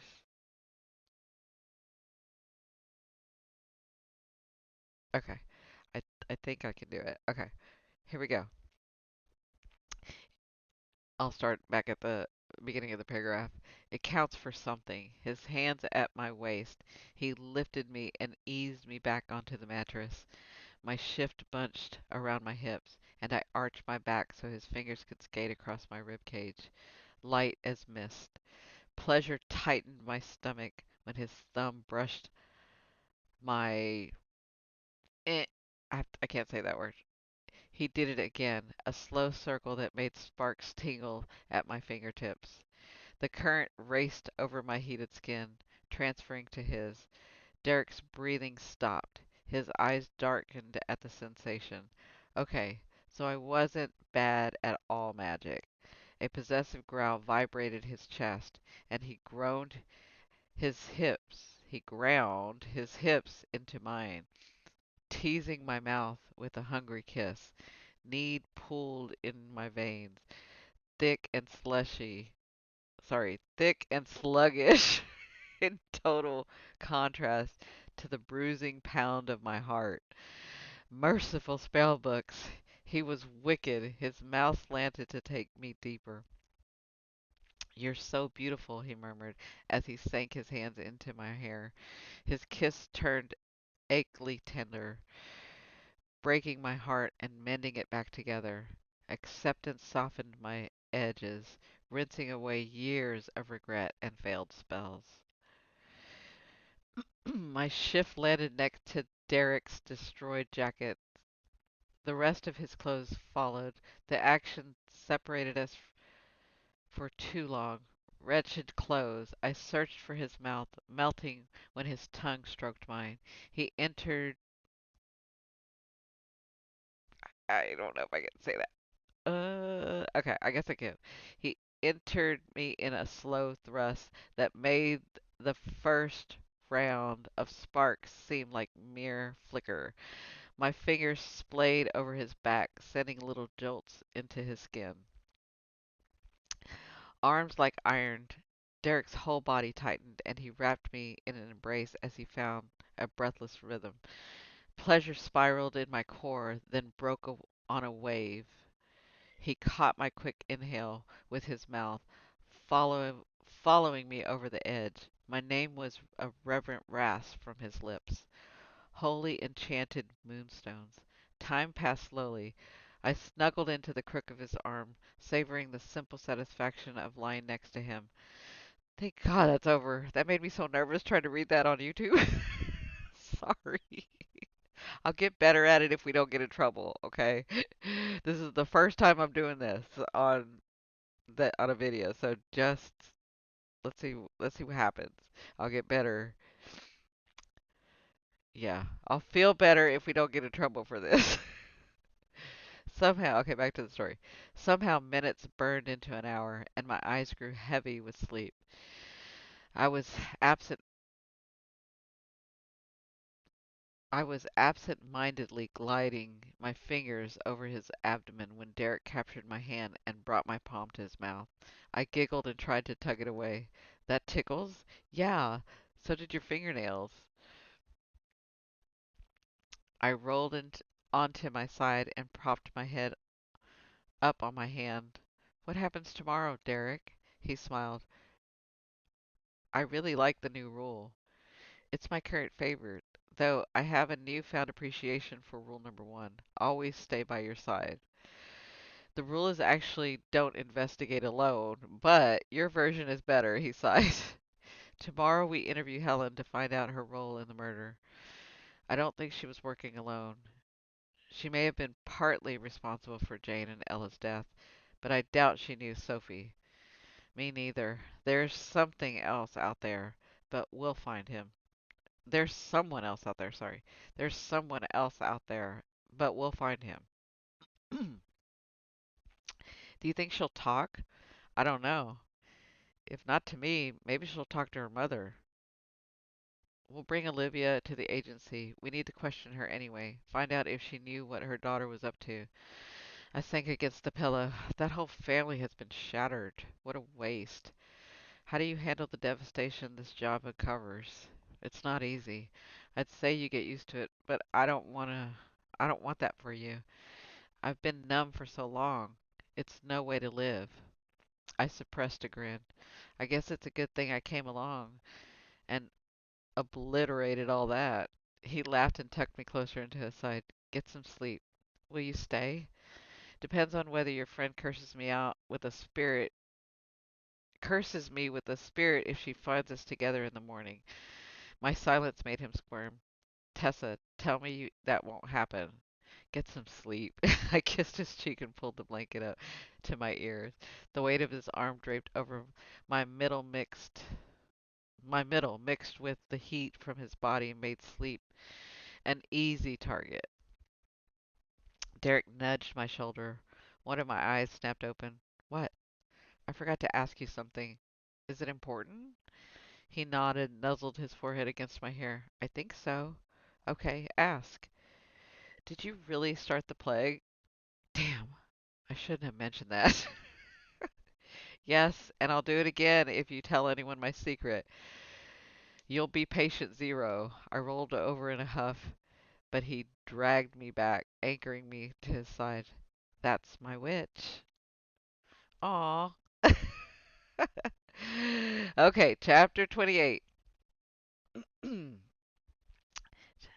Vivian did not sick a spirit on him in the morning, but that might have had more to do with Derrick's complimenting her baking skills than any affront to finding him with me. She eyed us over the rim of her teacup. Can I offer anyone another scone? He plucked the cranberry biscuit from the plate and dug in, his eyes half masked as he devoured the pastry. This is delicious, the best scones I've ever tasted.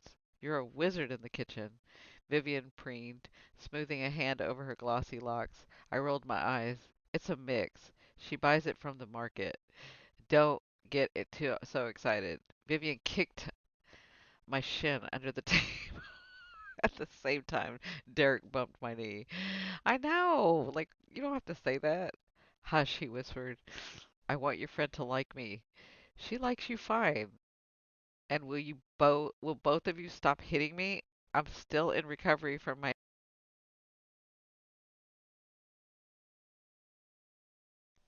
Sorry, my mic went out. She likes you fine, and will you both stop hitting me? I'm still in recovery from my harrowing ordeal. Now it was their turn to roll their eyes. I might have milked my less than near death possibly go. It had lost its effectiveness even with Derrick. Ugh, it was nice while it lasted. We should get to the agency so we can question Helen. Derrick nodded in agreement, brushing the crumbs from his fingers. Vivian cleared away the plates, still giving me the eye for betraying her secret recipe. I would be too, though. Don't be telling people our secrets. I smiled anyway. It was nice to share breakfast with Derrick and my best friend. After everything we'd gone through, I relished the quiet moment. I helped her to finish the dishes while Derrick arranged for a carriage. I almost said car. She nudged me with her hip and flicked water in my face. What was that for? I wiped the droplets away. I'm happy for you, Tess, and I'm proud of you. I hope you finally see in yourself what I see, what we all see. I stacked the plates in the cupboard and I leaned against the counter. All right, go ahead. I know you're dying to say it. I'm shocked you've waited this long. Vivian blinked her eyes innocently. I don't have the slightest idea what you mean. Here I am, congratulating my friend who, against all odds, managed to repair her relationship. It's almost as if she were given sage advice from a goddess. Perhaps? Goddess? Please, try a meddler. You know, one day our roles will be reversed, and I plan to return the favor twofold. She snorted. We'll see. More water hit my face. Stop that! Viv grinned and pulled me into a hug, then dried her wet hands on the back of my dress. I laughed and did the same. They're such good friends. I love their friendship. Okay. The agency waiting room was quieter than usual. Estelle greeted us from her post as we walked in. Good morning, detective. The director wants to speak with you first thing. He's waiting in his office. Her eyes flashed with interest. Tessa, it's nice to see you. Does this mean... Derrick nudged me past her desk without an answer. Estelle's chest deflated with a sigh. Still, I caught her eye before we turned down the hall and gave her a wink and a thumbs up. Relief washed over her feature and she beamed. I thought I told you to go easy on her. I elbowed Derrick as we walked to the office. I did. She's on probation for a week. That's not fair. She was trying to bring us together. It was sweet.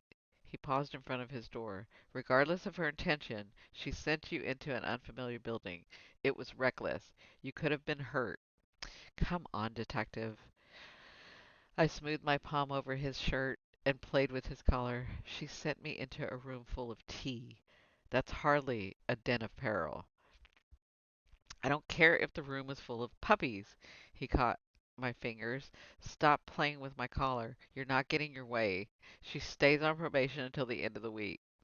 Fine. Be surly about it. I will.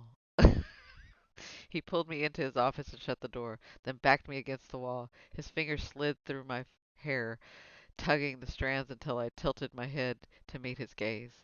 I'm feeling very surly at the moment. You're not following the rules. I bit the inside of my cheek. Which rules, detective? You know which one. He grounded his hip into mine, and I sucked in a breath. Didn't I tell you to write them down if you want me to remember them, detective? Tessa, I'm warning you. I have 5 minutes before I need to go and meet the director. And seeing as we're alone, I want to hear you say it. Now. You're looking at me the way you looked at me at the cranberry scones. Sorry, you're looking at me the way you looked at the cranberry scones. I'm sorry, I couldn't get that out for some reason. Derrick never thought I'd be jealous of a. He cut me off, his mouth capturing mine. You taste better, he growled. My stomach flipped and I leaned into him, letting him press his thumb against my jaw to hold me in place as he savored my lips. I was going to have a hard time looking at breakfast items from now on. Derrick's mouth dropped to my collarbone. If you kiss me every time I say your name, I might end up wearing it out. That's my plan. He pressed our foreheads together. Wait for me here. I'll speak with the director and then we'll interview Helen. I teased the hair at the nape of his neck. Can I sit behind your desk while I wait? He tapped his knuckle under my chin. Don't push it. Yes, detective. Derrick's eyes narrowed dangerously, but dragged himself away to grab a stack of files from his desk. The door closed firmly behind him, and I covered my face with my hands, determined not to let him hear me squeal of happiness. I'm so happy for her. A witch didn't squeal ever. But if she did, it would sound a lot like the noise I tried to hide. Today was a new beginning. It was time to say goodbye to the past insecurities. My magic might never be perfect, but it didn't have to be. It was enough. I was enough. Aw, that's so good that she sees that. All morning, I'd been thinking of new ways to adapt my spells to better fit the agency's goals. The possibilities were endless. I sat in the chair across from Derrick's desk and searched for his notebook, wanting to jot down a few ideas. It was buried beneath a stack of unopened letters. The top envelope caught my eye, and I picked it up, noticing it had been forwarded by the Ever Gazette. Was this a response to our ad? Removing the letter, I scanned its contents. My nerve endings tingled to life. The ad had worked. We had a lead on the rose. A man named Theo Beckett wanted to meet with us to discuss the plant's origin. I glanced at the address and wrinkled my eyebrow. It wasn't too far from the palace, but the area was remote. The office door opened, and I looked up to find Derrick. His features were drawn, and there was tension in every step as he entered the room. He dropped his files on the desk and sank in his chair. His hand scrubbed roughly over his face. A moment passed before he slammed a fist onto the desk. Damn it! What happened? Dread coiled in my stomach when he didn't answer right away. Derrick, talk to me. His eyes met mine. Helen's dead. What? How? She was locked up, under guard. Someone didn't search her well enough. They found her in the cell before dawn. There were poisonous berries in her hand. His eyes closed, and he took a harsh breath. It's over, Tessa. The king spoke with my superior. He's closing the case. They're putting the blame for Ella's death at Helen's feet and walking away. I shoved out of the chair. They can't do that. What about the other murders? They're turning a blind eye. Helen's connection to the murder of her stepsister is enough to remove suspicion from the prince. It's the only move the king has, unless he's willing to exile his son. If this continues and he's found guilty. I scoffed and turned on my heel, pacing the floor. Are we sure Helen killed herself? The whole thing sounds suspect. I agree, but there are no witnesses and no proof. Helen was our only lead. Without her and without backing from the agency, my hands are tied. I'll be reassigned. Derrick's voice was tight with fury. Sophie's killer is out there. I thought we were getting close. Hey, it's not over. I rounded the desk and took his face in my hands. We're not giving up. We're going to find Sophie's killer and bring justice to Jane and Ella. I'm not stopping until we do. And neither are you. Tessa, it's not that simple. I'd have to go behind the agency's back. Okay, let me know when there's a problem. His mouth hitched. I'll lose my job. Then I'll hire you at the magic shop, and if I have to sell it, we'll peddle potions out of a caravan. Besides, I know you. When you care about something, nothing stands in your way. The same goes for me. So let's do this together. Partners till the end. Always. He pulled me onto his lap, settling his hand on my hip. I love you, Tessa. I wiggled my eyebrow. You say that now, but you'll love me even more when I show you this. Reaching across the desk, I grabbed a letter from Theo Beckett. We had a response from the ad in the Gazette. It came in this morning. There's someone who knows where the roses came from, and all we have to do is meet with him. What do you say, detective? Want to keep hunting killers with me? He grinned. Always. Theo Beckett had a limp. He also had white hair that curled around his ears and bald spot on the top of his head. His gnarled hands were tanned from the sun. The dirt was embedded in his fingernails. We found him in his vegetable garden sowing seeds that would survive the winter. He stood and held out a hand. "What can I do for you, detective?" "We're here because you sent a letter to the Gazette about the specific type of rose."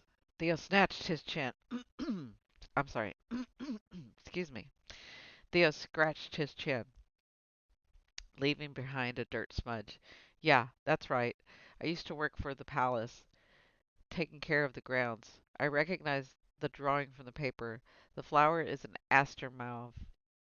An aster mauve, sorry. It's been years since I've seen one." "An aster mauve? I've never heard of it," I said, making a note. "They're exceedingly rare and aren't local to this region. What makes them distinctive is their heart-shaped petals and their hardy growth cycle. They're known to last through heavy frost and even through part of the winter." "And when was the last time you saw one?" Derrick asked. Theo furrowed his brow. "Years ago. There was a young woman who worked for me, tending the palace garden. She had seedlings shipped from overseas, and we grew them in the palace greenhouse with thoughts of transplanting them onto the castle grounds." I looked up from my notebook. "Palace greenhouse? I wasn't aware there was such a thing." "There isn't any more. It's been abandoned for years, but it's about half a mile from here. There were rumors back then that the king was having an affair. It wasn't any of my business, but the young woman, Diane was her name, got caught up in the rumor. Then, one day, she vanished. Never saw her again. It wasn't long after that we stopped using the greenhouse. I never did transplant those roses." Derrick caught my eye. He had the same question I did. "Did you think Diane had an affair with the king?" "It's possible. I always wondered what happened to her, but to be honest, there was a lot of turnover in the palace staff back then. So, someone leaving wasn't out of the norm." He picked up a pair of gardening gloves and gathered the trowel. "Come with me. I'll take you up to the greenhouse so you can have a look." We traveled half a mile, the brush getting thicker as we went.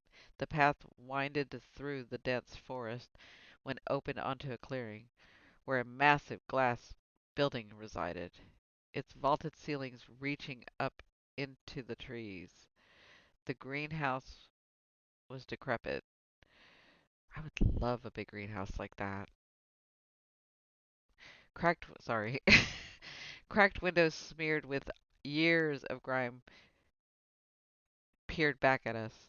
Rusted iron trimmed the glass panes and formed an ornamental design along the roof. It looked ready to collapse if not for the overgrown branches holding it in place. Weeds and tangled vines choked the wall and the inside of the structure. Diane loved it here.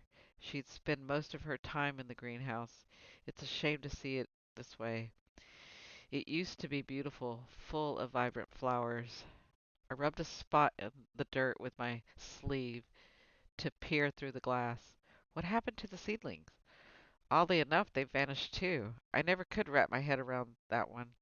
Theo kicked at the mound of dried grass. Diane must have taken them with her. It didn't add up. Clearly, Diane fit into the puzzle somewhere, but we were still missing a piece. The fact that she worked at the palace didn't bode well for the prince. He would have been a child when she was around, and likely wouldn't have had anything to do with her disappearance, assuming she had disappeared and didn't leave on her own. Excuse me.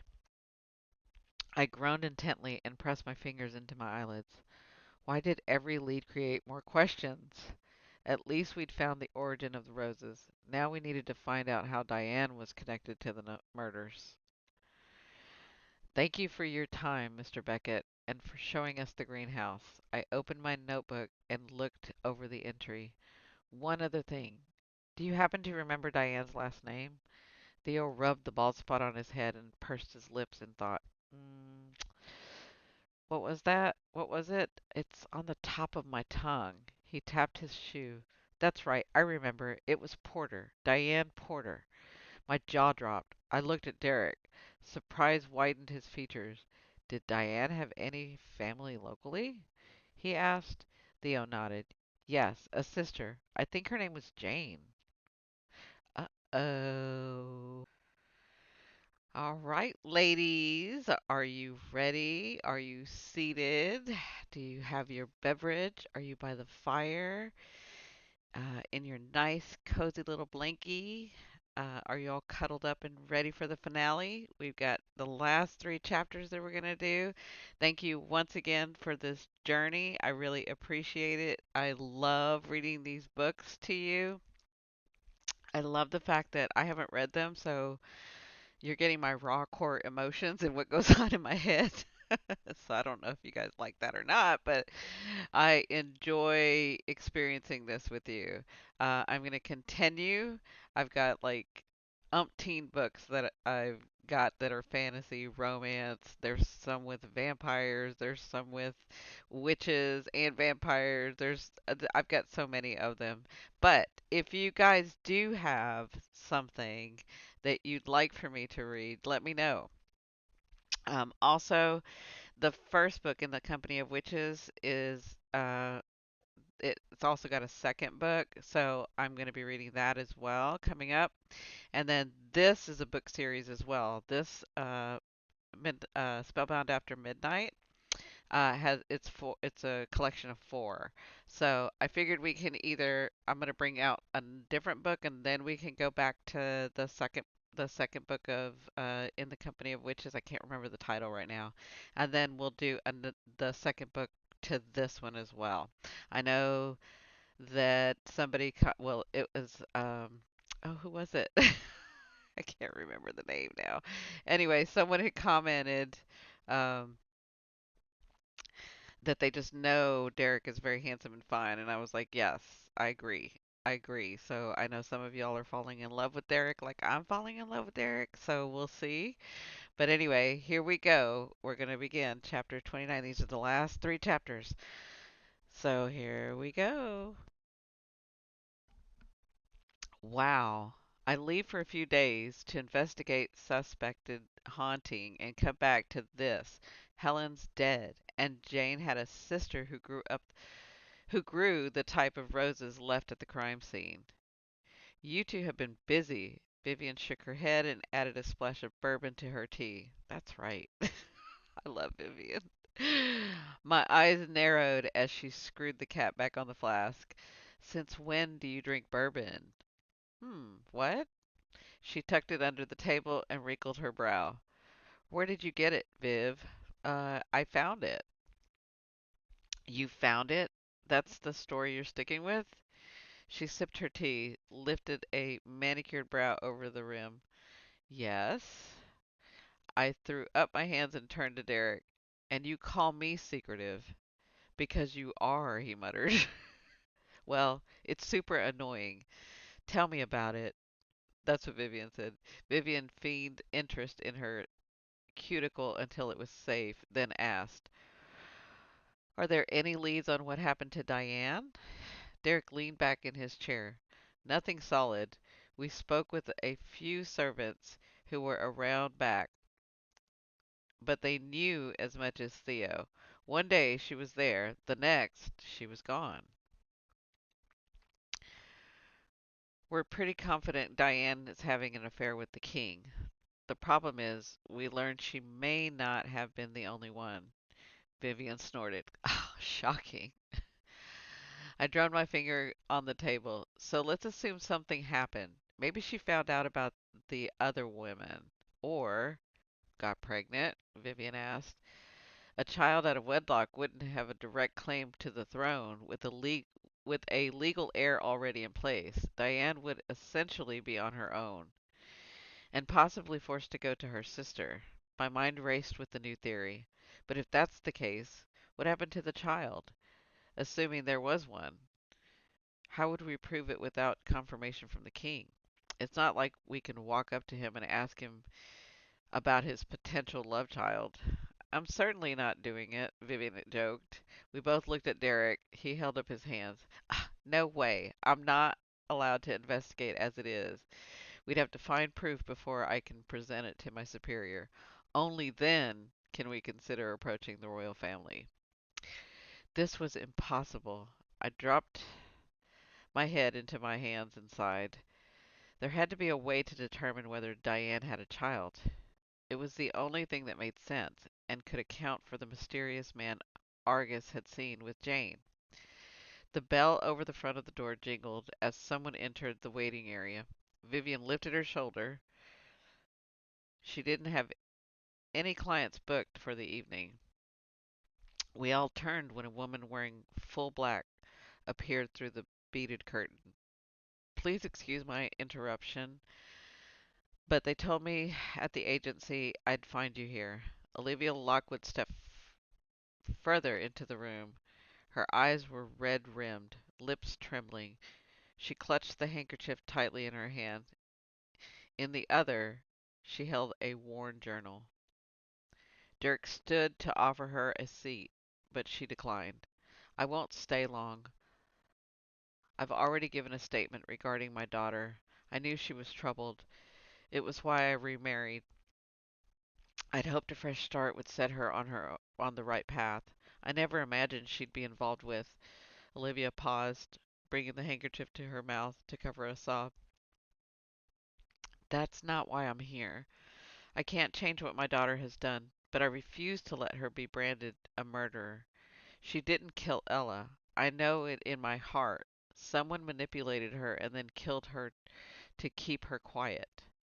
She extended the journal. I reached out to take them from her.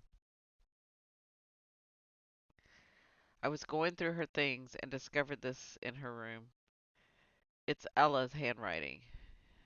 Helen must have found it after the murder and was worried it would reveal her association. Ella knew my daughter was caught in something beyond her control. Even though they weren't close, I think she wanted to help her. I have to believe that. I'm giving you this because I want you to find who did this to my family, and I want them to pay. Mrs. Lockwood, I began, while Olivia struggled to regain her composure. We know there was someone else involved besides Helen. We're going to find out who. I promise that if Helen wasn't responsible for killing Ella, we'll do our best to clear her name. That's all I ask. Olivia wiped her tears in her eyes and then turned to leave. After the front door had closed softly behind her, I opened the journal and read through the entries, passing it to Derrick when I'd finished. It was as Olivia had said. Ella had known Helen was in over her head and had started to follow her. The symbols on my palm had begun to itch. That familiar warmth had returned. I glanced at Derrick, then Vivian, as unease coiled my stomach. Ella saw her killer months before the night of the ball. She followed Helen to the Laughing Raven. We need to know what she saw. My palm was on fire. I rubbed at the painful spot, winced when it only grew hotter. Vivian grasped my hand and turned it palm up. The symbols glowed orange, giving off their own light. I have an idea. There's just one part you won't like. You said the same thing when we started this whole mess. She angled her head and ran her fingers over the symbol. Yeah, well, this time you're really not gonna like it. What's she talking about? Derrick asked. The link between Ella and Tessa. Vivian led me to the chair and flattened my hand against the seance table. I've been thinking about it. Why the connection? What does it mean? Whenever the symbols glow, you experience a memory or insight into Ella's life. In her house, she led you to her room and her father's letters. Then, at the fountain, you experienced her final moments. When you read her journal just now, your symbol acted up. What if we could use the journal and your link to Ella to discover what she saw the night she followed Helen? How? Weariness strained for my voice. Possession. So there was the part I so there was the part I wouldn't like. You mean the crazy thing that happened between you and Sophie? No way. Can't you do it? It won't be the same. The link is stronger between you two. With Sophie, the connection was faint. She was disjointed, unable to stay or speak for long. But Ella doesn't have her memories. I gasped at straws. I grasped at straws, trying to think of reasons it wouldn't work. Some of her memories will return once her spirit is taken over. We can bind the journal entry to her spirit and amplify the memory. I think. You think? That's what I was saying to my and she said it. You think? Derrick stepped between us. Tessa, you don't have to do this if you don't want to. We'll find another way. Vivian made a face and slung her arms across her chest. This is the way.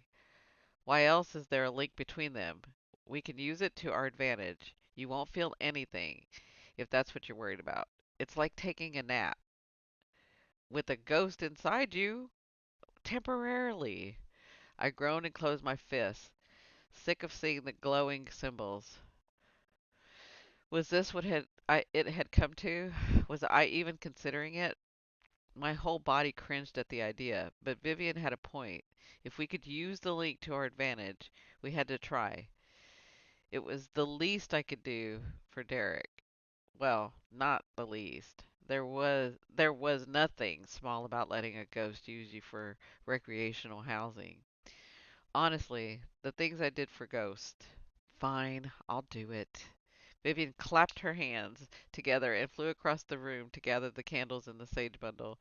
She was enjoying this a little too much. Yeah,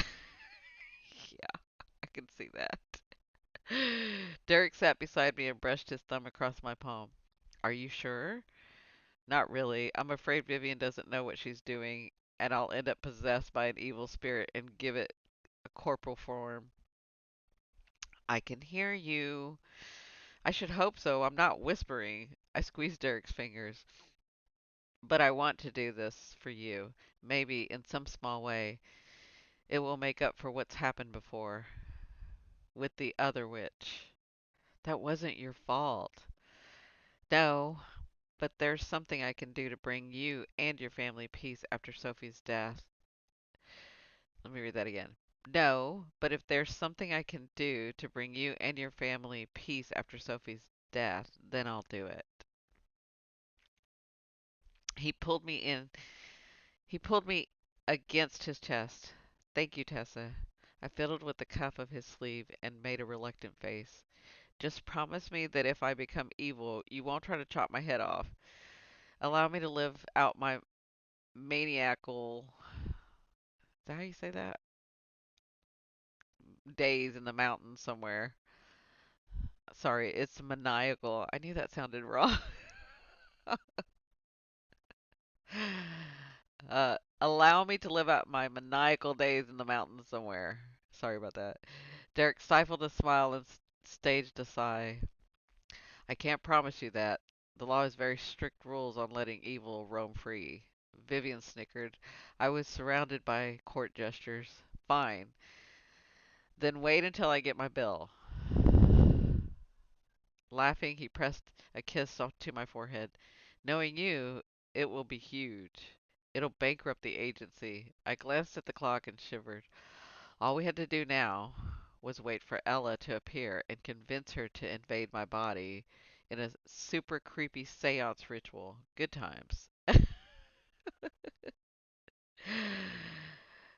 Well, I don't know. What do you guys think? Like, you guys know I'm a medium, so I don't really like let the outside forces. I'm not that type of medium. I have beings I work with that I've always worked with that are in my energy that are kind of always there. I don't know about the possession thing. But then I think, well, maybe it's the way religious lied to us about things. Like, maybe there is nothing to fear, you know? I mean, these are just thoughts in my head. Anyway, let's get back to it. I'll do it. Ella floated closer, nodding her head in excitement. Will I remember everything? Vivian chewed her lip. Not everything. The link works best when tied to an object. The journal is a catalyst for this memory. You won't remember the day you died. I understand. I still want to try. You don't want to think about it for a while? Maybe take a couple of days? I asked, winging my hand on my lap. Tessa, quit stalling. Vivian lit a bundle of sage and held it in the air. I'm not stalling. I ground my teeth and tried to calm my nerves. It felt like I was on a runaway cart with no option but to hold on and hope for the best. Derrick was going to have broken fingers by the time this was over. I gripped his hand harder to test his limits, but he didn't even flinch. That's right, he's a strong man. Don't let go, I said. I won't. I'll know if you do. No, she won't. Vivian moved the pedestal candle into the center of the table. Derrick smoothed the lock of hair out of my face. I won't let go. I believed him. I believe you too. Derrick, I'll believe you. Nerves settled. I took a deep breath. This was fine. What was a little possession among friends anyway? It would make for a great story. I'd be amazing at parties. Not that I went to parties, but maybe someday. Vivian instructed me to place my palm with the glowing symbols over the pages of Ella's journal. The instant I did, I felt a jolt and a wave of dizziness. Are you ready? She asked Ella. Moving to stand behind me, Ella settled a translucent hand on my shoulder. I'm ready. That made one of us. Vivian closed her eyes. The ritual began. The candles dimmed, then flashed the room in white light. Warmth flowed through my limbs, sending me drowsy. I tried to keep my eyes open, but they drifted shut, and I went numb, fading into nothing. Ella, can you hear me? My name sounded far away, and I struggled against the dark, fighting to bring myself closer. I opened my eyes and blinked to clear my vision. Vivian sat across me, her concerned gaze searching mine. How strange. My hand was clasped between the detective's, his grip firm and reassuring, but there was a hint of fear in his eyes. I'd caused it. Without thinking, I tried to pull my hand away, but he tightened his grip. Don't, he said. That's right, he made a promise. I took a deep breath, filling my lungs with sage-scented air. It smelled oddly pleasant.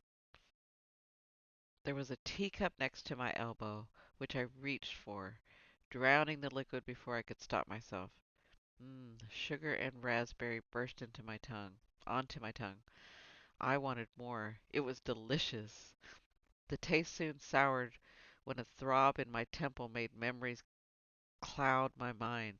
I winced and my hand shook. This wasn't real. This wasn't my life. It belonged to someone else. The cup dropped and hit the edge of the table, then crashed to the floor.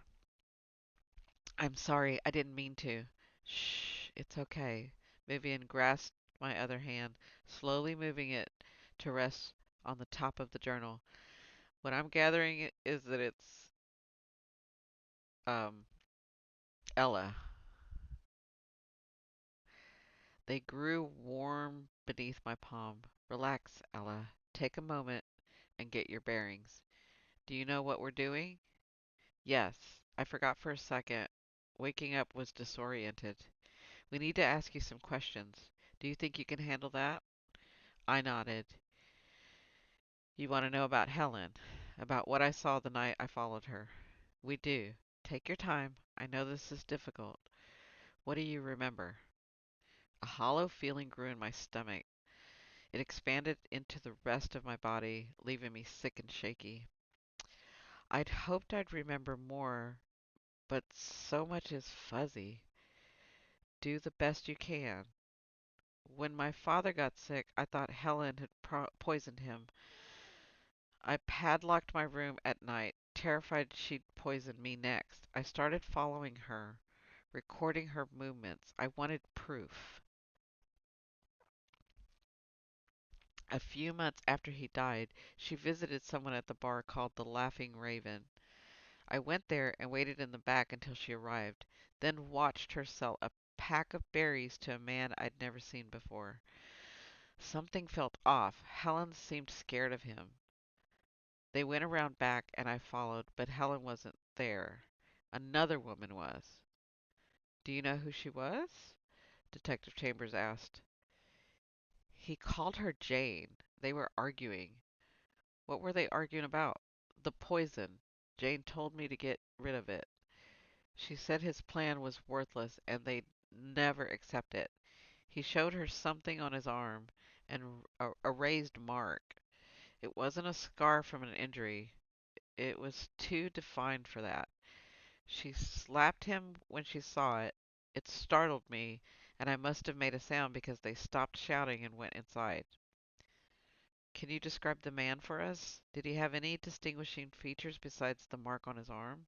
The detective asked. He was fairly young, early 20s maybe. He wore a cap and a dark coat. There wasn't anything that stood out. He had a soft voice, even when he was angry. It wasn't loud, but it was menacing. If you know what I mean? Vivian nodded. Do you remember anything else about that night? When I got home, I confronted Helen about everything. She denied trying to poison my father. She claimed she'd been trying to save him, but he was too far gone. I wanted to believe her. She had her vices, but in the end, I don't think she was a killer. Murkiness blurred the rest of my thoughts, and a whimper escaped my throat. That's all I remember. I'm sorry. You did really good, Vivian soothed. I feel dizzy. She placed a hand over mine. I think it's time. No! My gaze darted around the room, panic eliciting harsh gasps. I'm scared to go back. Please, let me stay a little longer. Don't be scared. We can't hold you here or leave the connection open for too long. It's not safe for either of you. Vivian's voice grew quieter. She lifted the sage bundle and struck a match, filling the air with the scented smoke. A weight settled in my body. The lights dimmed. Everything is going to be all right, Ella, Vivian whispered. I closed my eyes. Now we're going to the next part. 5 more minutes, I mumbled, burying my head under my arms. A thick smell crinkled my nose. Why was there so much smoke? Was the shop on fire? If any one of my spells had started a house fire, my mother would kill me. I didn't start the fire, I swear. Poor girl. Oh, my eyes burst open. I nearly fell out of the chair. Someone caught me around the waist, settling me back into the seat. Relax, Tessa. There's no fire. Oh, poor girl, poor Tessa.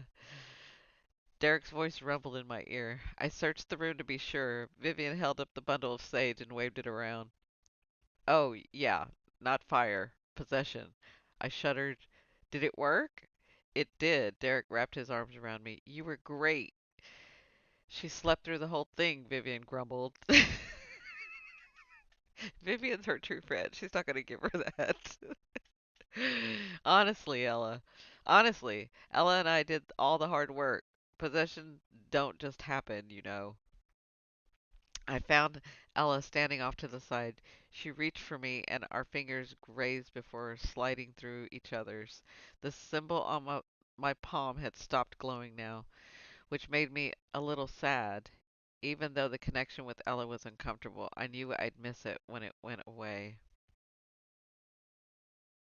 Aw, see, Tessa's such a sweet girl. She just, she does things differently. There in the seance room, the three of them filled me in on what had happened, retelling Ella's story until a snippet of information made me interrupt. Hold on.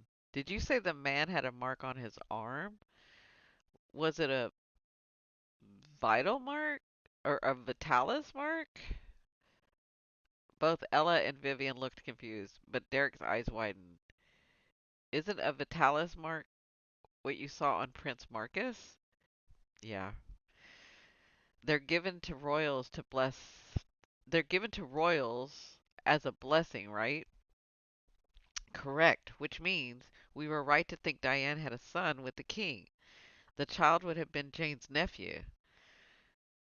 I untangled myself from Derrick's arms, excitement humming through my body. I know how to find his name. How? Vivian asked. The boxes of books we brought over from the shop. My mother kept a ledger of the spells she performed. The, she cast the Vitalis mark on Prince Marcus when he was a baby, and would have cast the second mark if there's been another child, even out of wedlock. A son would be a candidate for the mark. He'd be listed in the book. I ran to the storage closet. It took some time to find, but I retrieved my mother's ledger.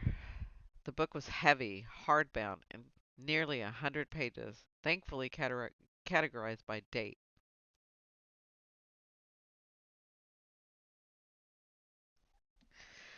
I flipped through and found the year Prince Marcus was born. His entry was listed with his full name, type of spell, and the date.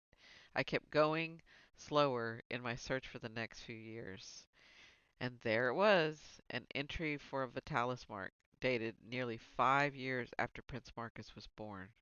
I read the name aloud. William A. Porter. We'd found our killer. Oh no. Chapter 30. Vivian packed her pedestal candle and sage bundle into a bag and slung it over her shoulder. Are you sure you'll be fine by yourself? You're welcome to come explore the haunted mansions. I'll let you wave the sage around. I scrunched my nose, still uncomfortable after my spiritual invasion the night before. As fun as that sounds, I'm good. Derrick sent one of his officers over to keep watch, and I want to wait for him to finish his meeting with the king. If he confirms what we've learned, we can start hunting William Porter. Suit yourself. She twisted her hair into a bun and tied it back. Loose strands tumbled into her face, and she blew them out of her eyes, hands on her hips. Vivian studied the items spread out over her seance table. Tessa, you're going back to the magic shop soon, right? Don't get me wrong, I love having a house guest, and the officers Derrick sent over are kind of cute, but you're turning my seance room into a potion mill. I sprinkled a dash of sea salt into a clay pot filled with an oozing substance and added a crow's feather. A puff of nauseous smoke bloomed, sending Vivian back on her heels. Yep, I'm going to need you to vacate the premises immediately. She's not listening. Covering my nose with my sleeve, I waved away the thick clouds spewing from the pot. Drat! I think I added too much iron dust. Don't worry, Viv. I'll clean up when I'm finished. What are you making? She asked, pinching her nose. Dinner, I deadpanned. Very funny. Actually, I had an idea for a potion that could prevent someone from telling a lie. Imagine how useful that would be in interrogations. I'm going to surprise Derrick with it if I ever figure out how to make it work. Honestly, I think you're already there. I've revealed my darkest secrets from that smell alone. Thanks, Viv. It's a work in progress. Have fun on your haunting. She snarled and headed for the door. Open a window before that smell ingrains itself in the walls and the value of my house goes down. Will do. I wiggled my fingers and measured a fresh scoop of iron dust. The front door clicked shut, and I leaned back in my chair to survey the mess. I needed something to distract me while Derrick presented our findings to the king. He'd left early in the morning and had already been gone half the day. I still couldn't believe we had a name. Seeing the look of relief on Ella's face had been humbling. She'd placed her trust in me, and I hadn't failed her. I couldn't begin to imagine what Derrick was going through. After all these years, to finally learn the name of his sister's killer. It must be eating him alive. He decided to wait to notify his family, wanting to be sure before he got their hopes up. I didn't blame him. It would be a crushing blow to come this far and not apprehend the culprit. The hanging beads swayed together, and I pushed aside the clay pot, doing my best to frantically clear the air. Did you forget something, Viv? It's just me, Tessa. Abram stood in the entryway, his hands twisting the brim of his cap. Shift change. I sent the other officer home. Really? Vivian will be disappointed when she gets back. I think she's I think she liked him the best. So I'm gonna stop here because I kinda felt like Abrams had something to do with something. He's involved some way, but we'll see. But I don't know. Did y'all have that feeling too? I had that feeling like, something's. I could be wrong, but I get that feeling with Abrams. Okay, back to the story. How long will she be gone? I pursed my lips and started cleaning off the seance table. A couple of hours, unless the ghost is chatty, then who knows? Abrams nodded absently, his gaze wandering the room. I heard you discovered the name of the killer. I'm impressed. My hands hovered over the basket of crow feathers. I didn't realize Derrick told you. Abrams chuckled. Why wouldn't he tell me? I used to help all the time with his cases before you came along. I always knew what was happening at the agency, every little thing. Unease made my palms itch. That's right. He always speaks very highly of you. Funny how he only talks about you now. No hard feelings. Abrams lifted his shoulders in an easy shrug. The move contrasted with his tone. His boots were silent as he approached, crowding me against the table. How about we have that glass of wine you promised me a while back? It will be our secret. We're so good at keeping secrets.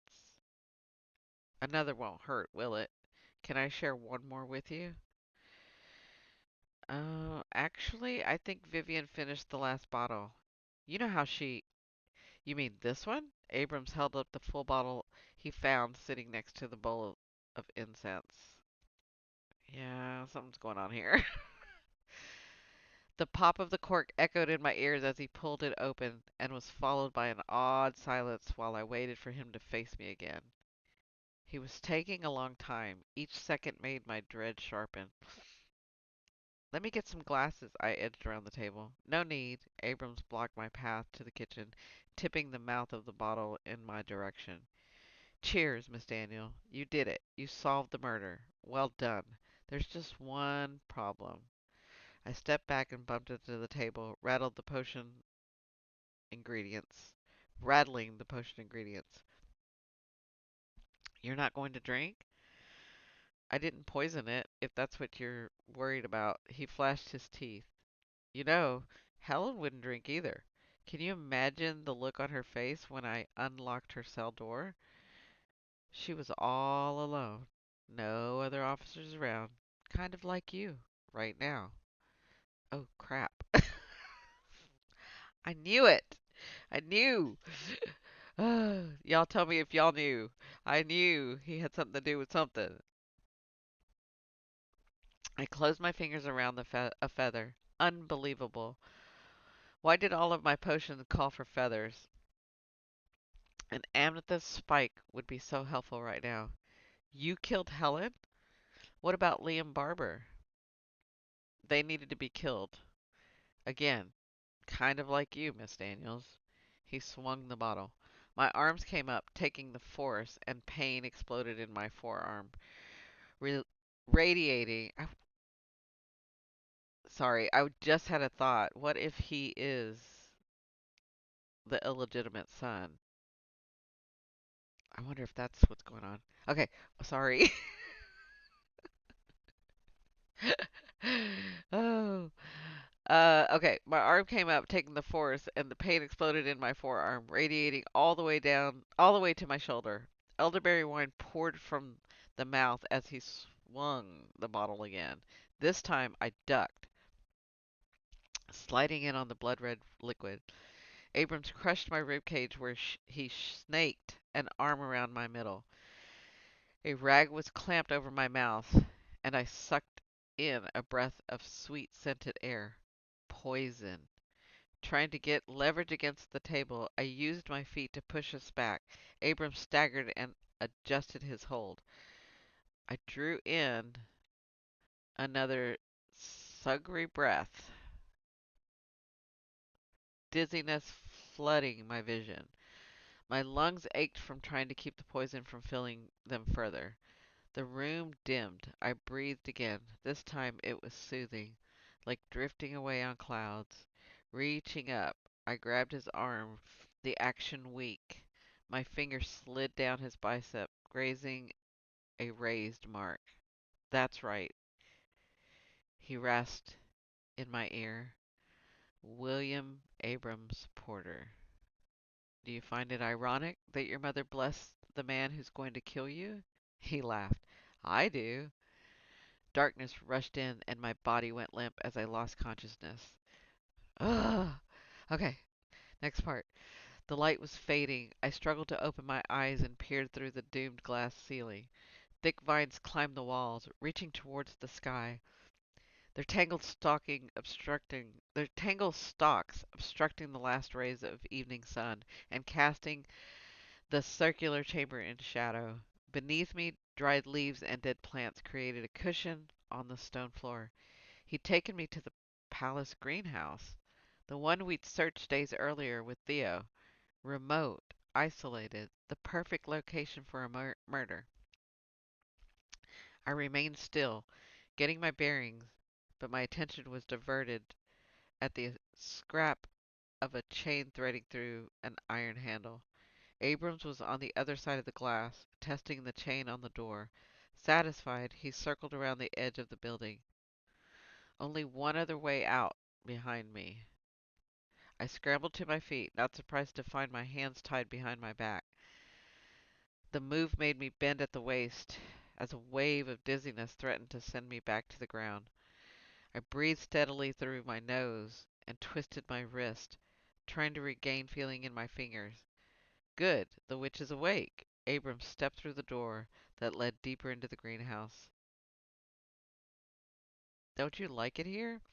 My mother did. At least, that's what they tell me. It was kept a lot nicer back then. Sorry I couldn't find a place that reeked less of abandonment. But that is the theme we're going for. He locked the door behind him and held up a key.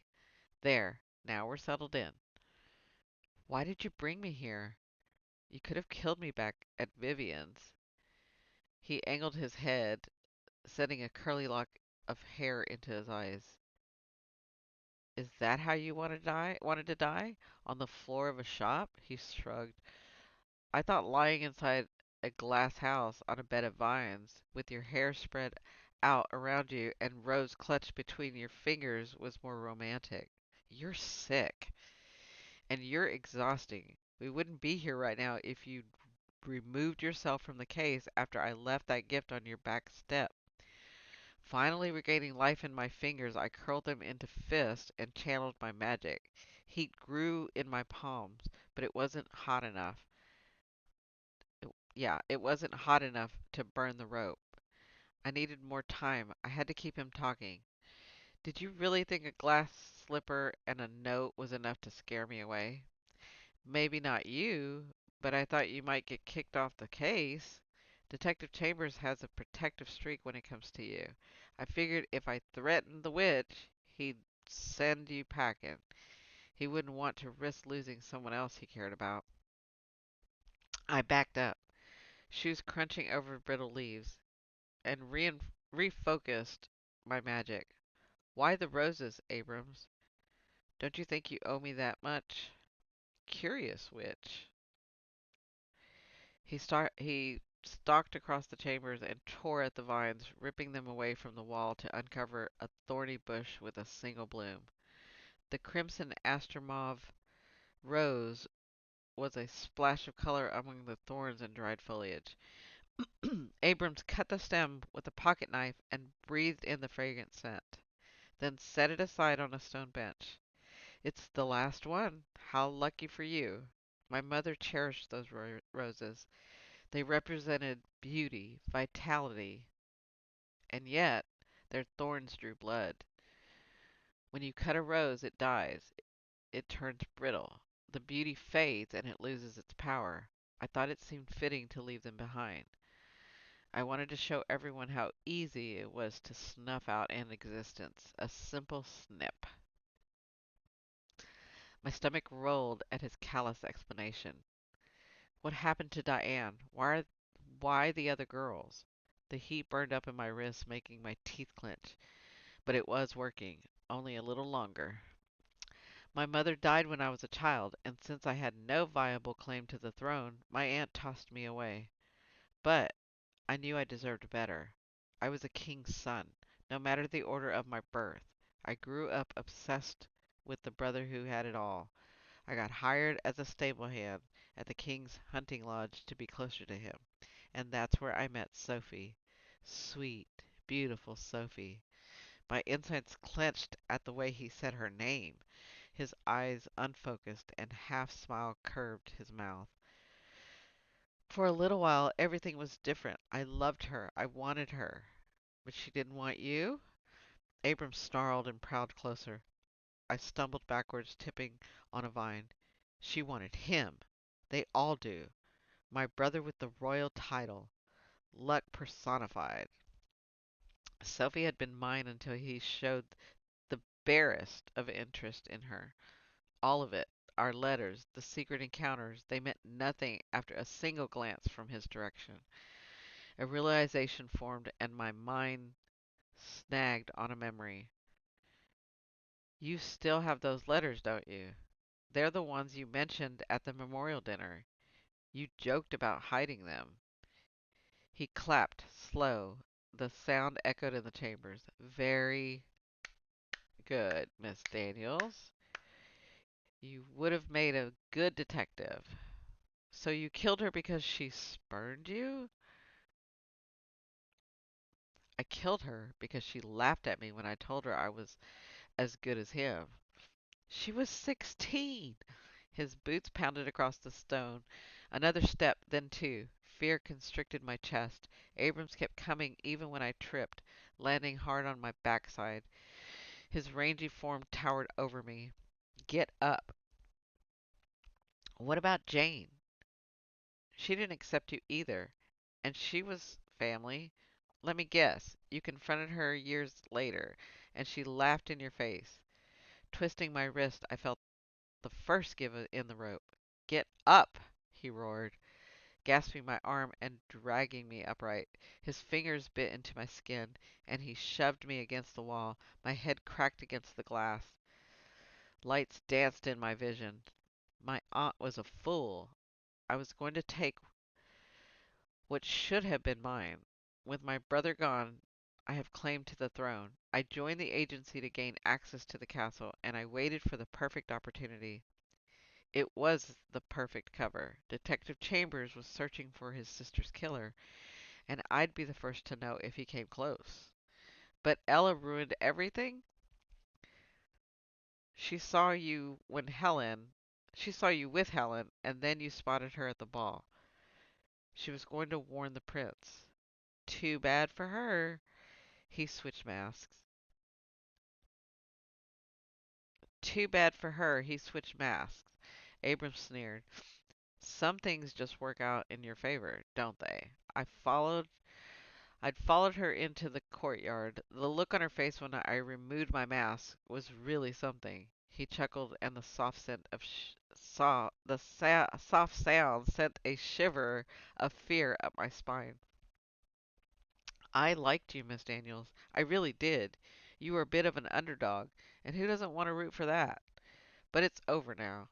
I'll lay low for a while, go dormant until memories fade, and I can walk freely among the kingdom again.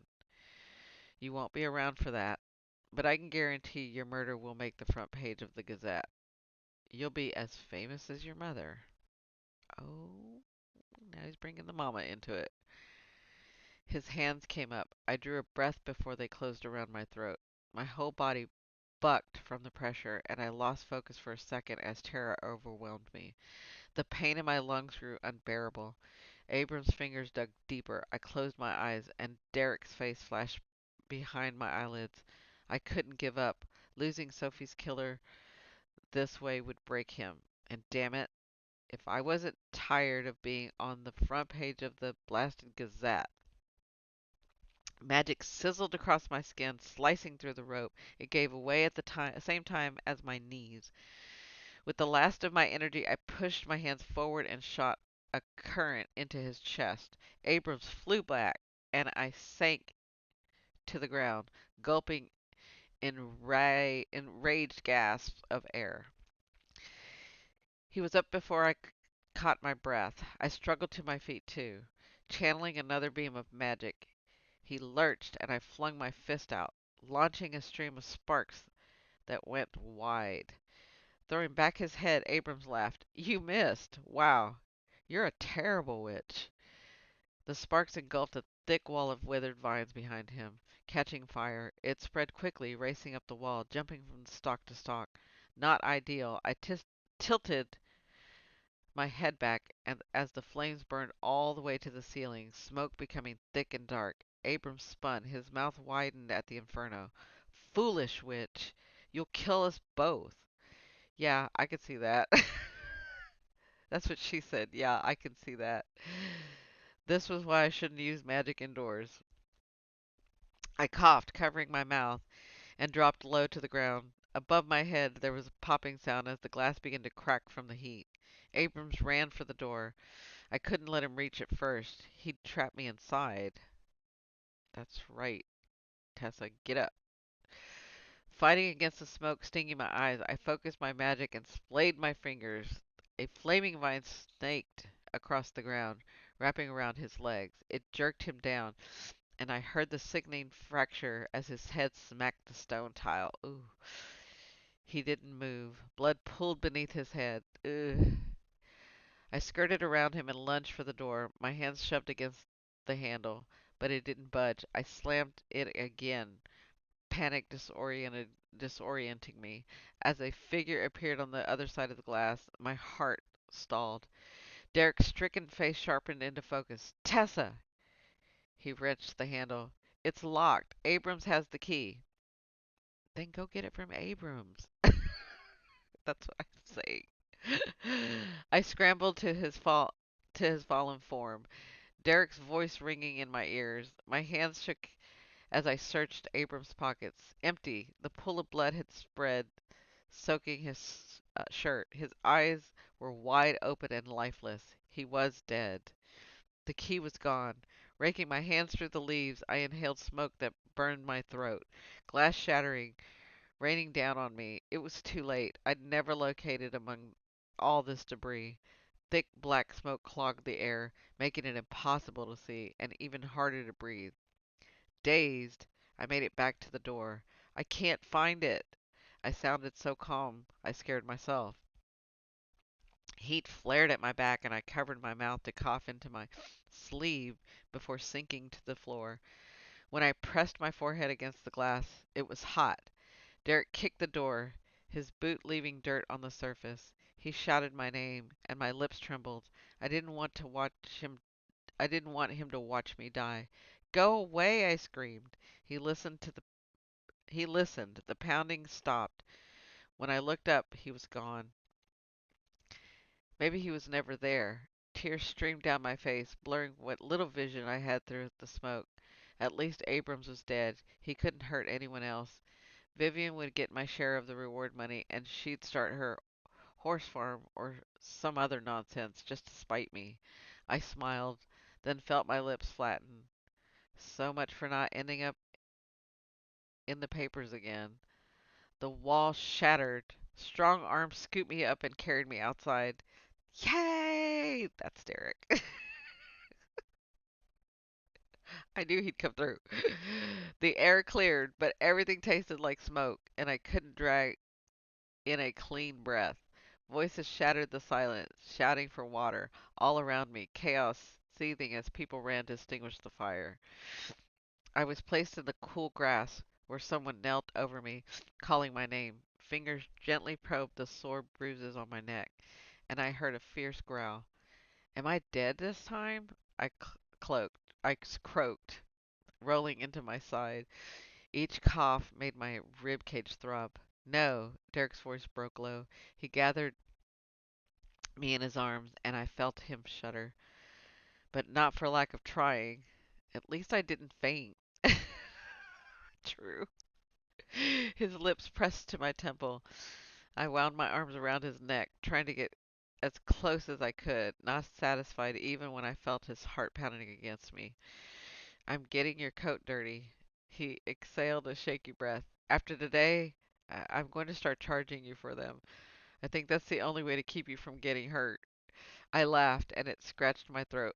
You might be onto something. Anything to save a coin.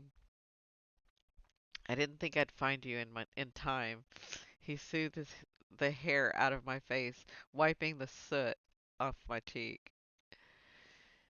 How did you find me? Derek's features hardened and his mouth curled down. Argus. What? I didn't hear you correctly. There's smoke in my ears. Did you say Argus? Two of Argus's men saw Abrams take you out of the house. They followed you and then reported back. Argus found me at the agency. He demanded I meet him on the streets. Told me what happened. Wow, I didn't see that coming. Neither did I, but he was right. I just found out about Abrams. The king confirmed everything, even his son's middle name. I couldn't believe it all this time he was right there.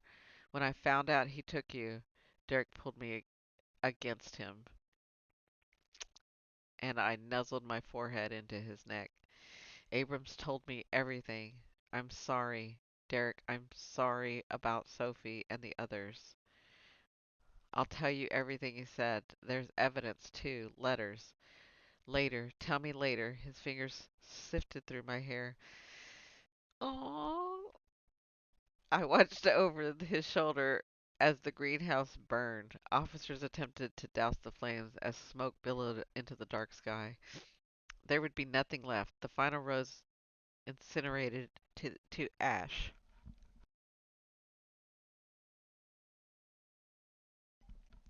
A light appeared, glowing brighter and moving closer. It took form as the temperature plunged and my breath fogged in front of my face. Do you feel that? I whispered. Untangled from Derek's embrace, I climbed to my feet. It's Ella. She's here. Derek stood and peered into the shady canopy. I'll have to take your word for it. He shrugged my sh- he rubbed my shoulders and wrapped an arm around my waist to keep me warm. Ella floated to a stop in front of me, her pale features serene. Peace radiated from her body in waves of light.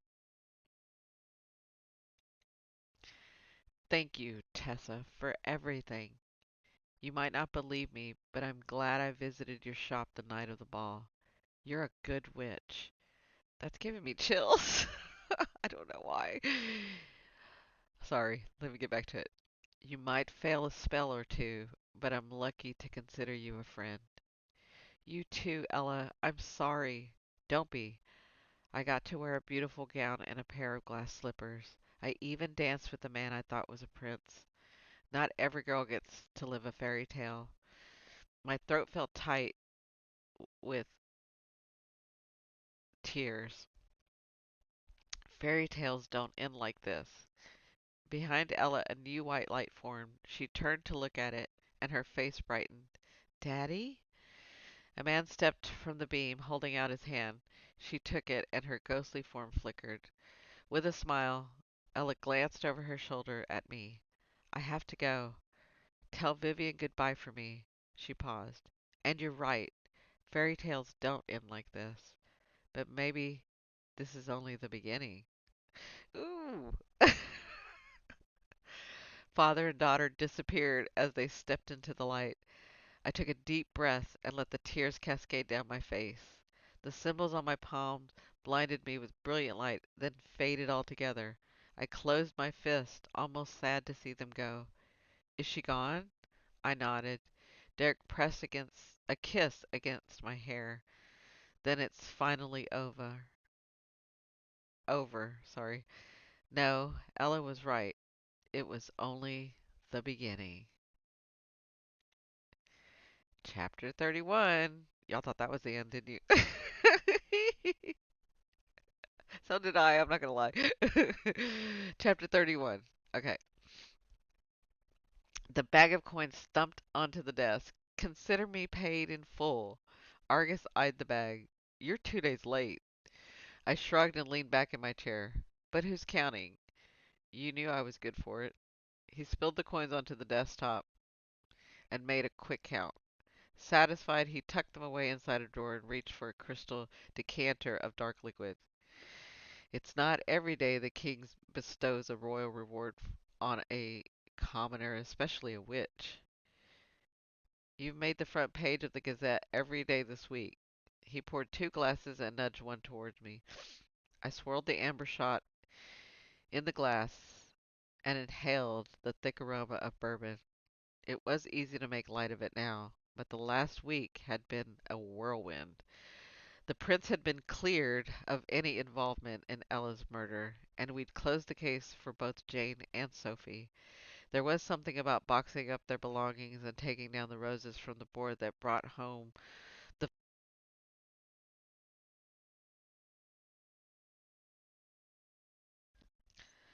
that brought home the finality of it all. Derrick had left 4 days ago to visit his family and tell them the news. He'd missed my audience with the king and the opulent ceremony where I'd received the reward in front of a crowd of onlookers. Apparently, I wasn't allowed to take the money and run. I had to be feted? Fine by me. The buffet was immense. Sorry, it's right at the bottom of the page. The buffet was immense. Vivian's eyes had nearly popped out of her head. I was pretty sure she'd stuffed food in her pockets. I certainly had. Uh, then things had settled back to normal. Well, as normal as things could be when we were the most popular witch in the kingdom. When you were the most popular witch in the kingdom. So far, I hadn't turned anyone's hair green, or any other color for that matter. There was a small incident with a charmed medallion, but I was able to fix it before things got out of hand. All said, the shop was booming and my debts were paid. So, why did I feel so unsettled? Oh my god. This is me talking. I know exactly what she's talking about. Oh, okay. I'm sure you guys do too. I'm sure you guys are like, yeah, everything worked out right, but what's going on? Okay, back to the story. As much as it pains me, I should thank you for. I paused and cringed, my mouth unable to form the words. I might be grateful, but I detested the man. One good deed didn't erase a lifetime of corruption. Saving your life? Argus finished. Yeah, that. He smirked. I can't get paid if my borrower's dead, can I? And there it was. I clenched my teeth. That would have been so disappointing for you. What can I say? It's not good for business.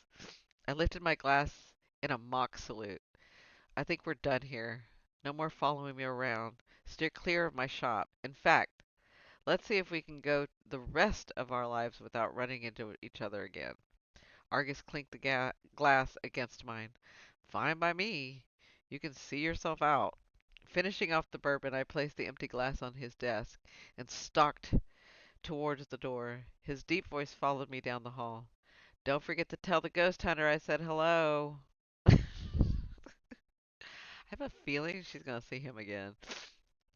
Like, I have a feeling, maybe it's in the other books. I don't know. I have a feeling that, yeah, that maybe they have to have another encounter. Okay, back to the book.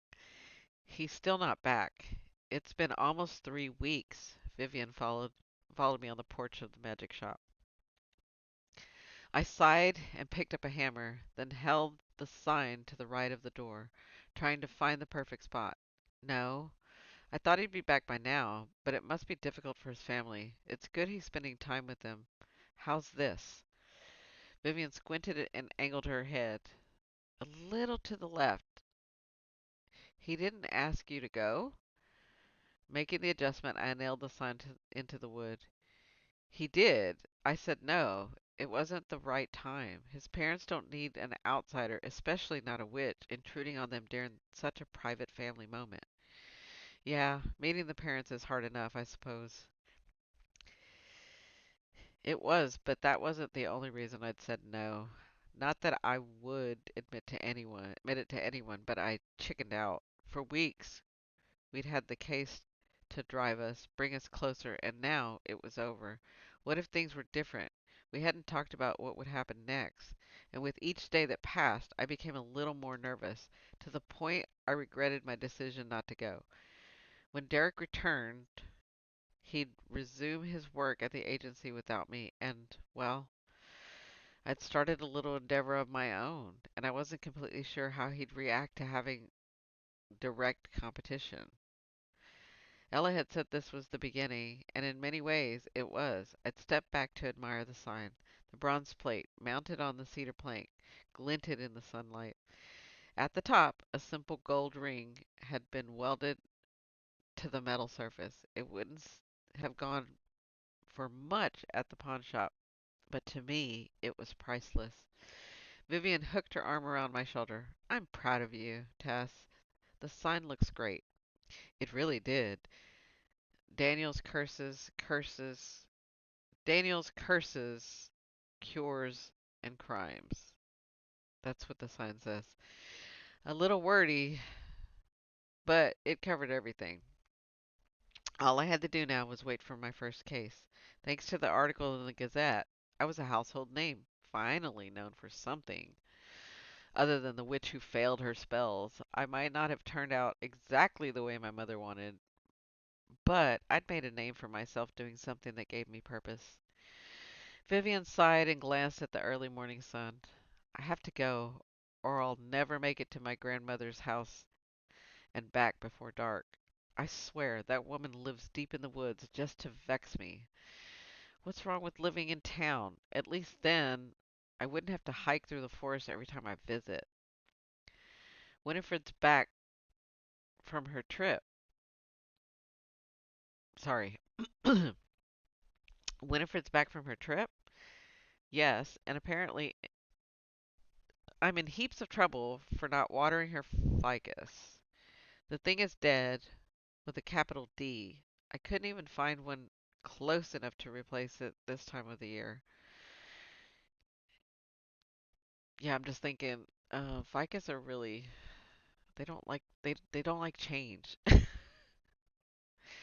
That's me saying that. I was just thinking that in my head. Ficus are temperamental, and trust me, I don't know. Yeah, I can't name every plant, but I know ficus are. I've dealt with ficus before. I'm saying that. That's what I'm trying to say. Okay, back to the story. I'll be sure to tell her you said that. Vivian went back inside and retrieved her cloak. You know what? Reading all of these, I'm sidestepping again. Sorry, but in my head, I'm like reading all of these makes me want a cloak. I think we should have a cloak. I think we should all have a cloak. We should bring the cloak back. All right, let me start again. I'll be sure to tell her you said that. Vivian went back inside and retrieved her cloak. She swung it over her shoulders and tied the ribbon at her neck. The deep red fabric skimmed the tops of her boots, and a wide hood draped down her back. She reached for a basket on a side table and slung it over her arms. I'm taking her a couple of bottles of elderberry wine to smooth things over. You know it's her favorite. My mouth dropped open as a realization formed. You don't think she saw you were going to kill her plant and use the opportunity as a devious way to get free wine, do you?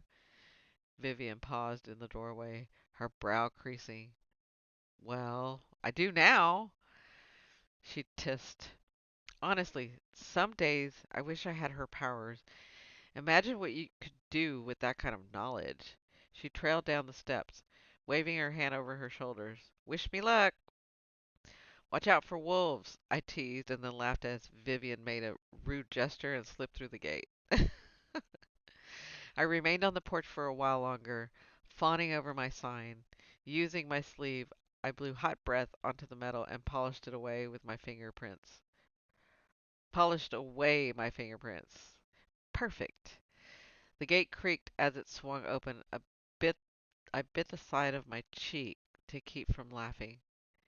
Did you decide to bring extra wine, Viv? There wasn't an answer. I turned and peered. Ooh, I hope this is him. I turned and peered into the yard, but it was empty. Maybe the wind had opened the gate.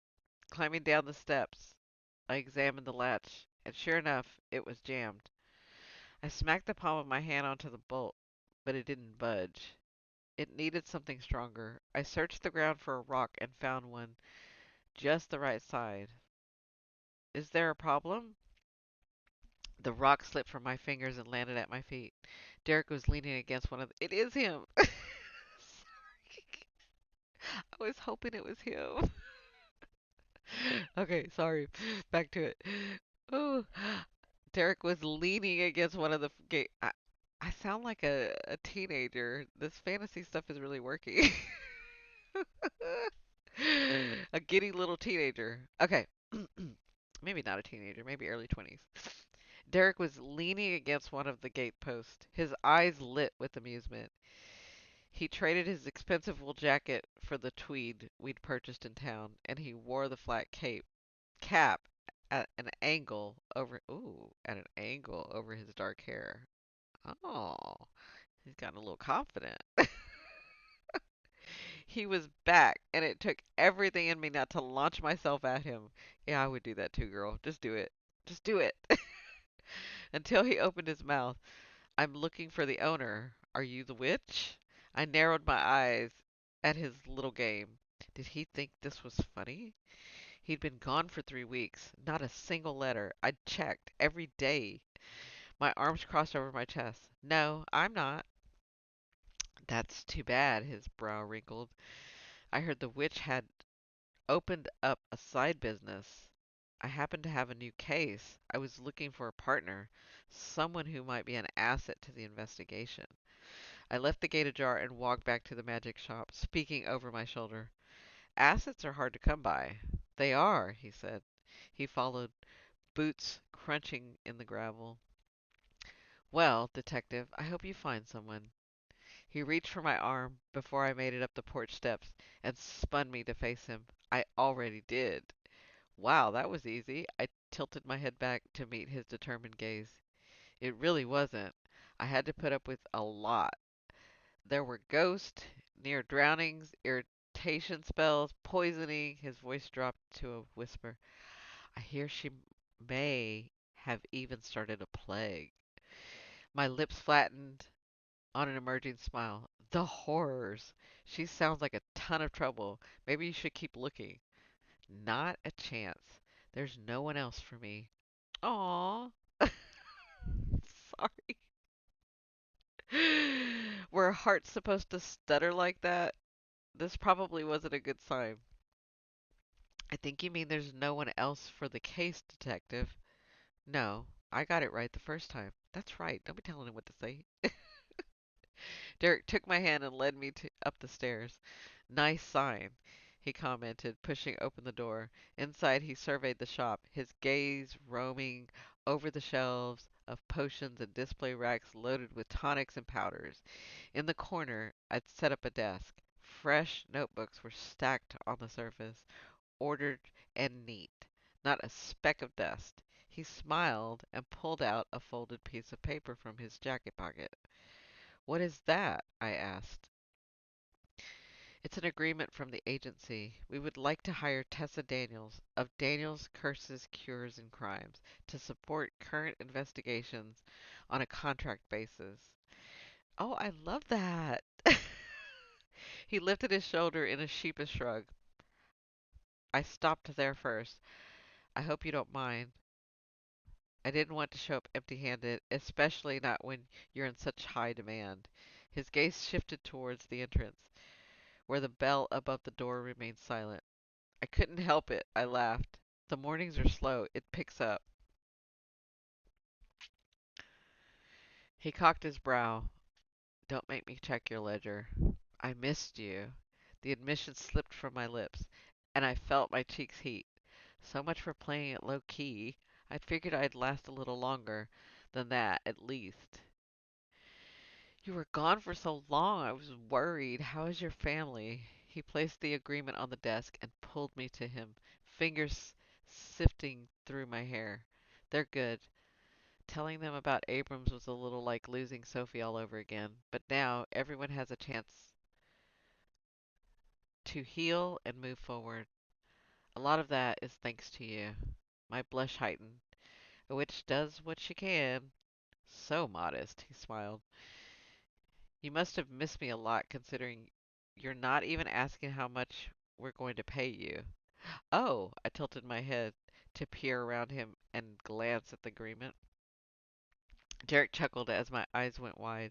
I untangled from him and I rounded my desk, moving the documents closer. What are you doing? He asked. Reading the fine print. I need to know if this contract is worth signing. I reached for a pen and made a notation. He read the amendment over my shoulder. Lunch breaks? They're mandatory, detective. Will you be taking them alone? Ignoring his question, I kept reading, dipping the pen in ink and crossing out the figure at the bottom to add a little extra. Are you negotiating with me, Miss Daniels? I flashed him an innocent smile. It's a fair amount. I'd never gouge you. Yes, you would. You have, in fact, multiple times.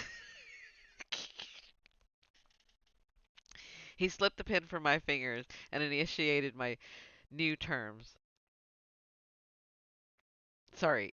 He slipped the pen from my fingers and initialed my new terms, then tapped his signature line and handed it back. Are you ready to sign? My name flowed across the page. I sprinkled a little powder on the parchment, drying the ink and sealing the deal. Derrick refolded the agreement and tucked it back inside his pocket before pushing my notebook and folders aside.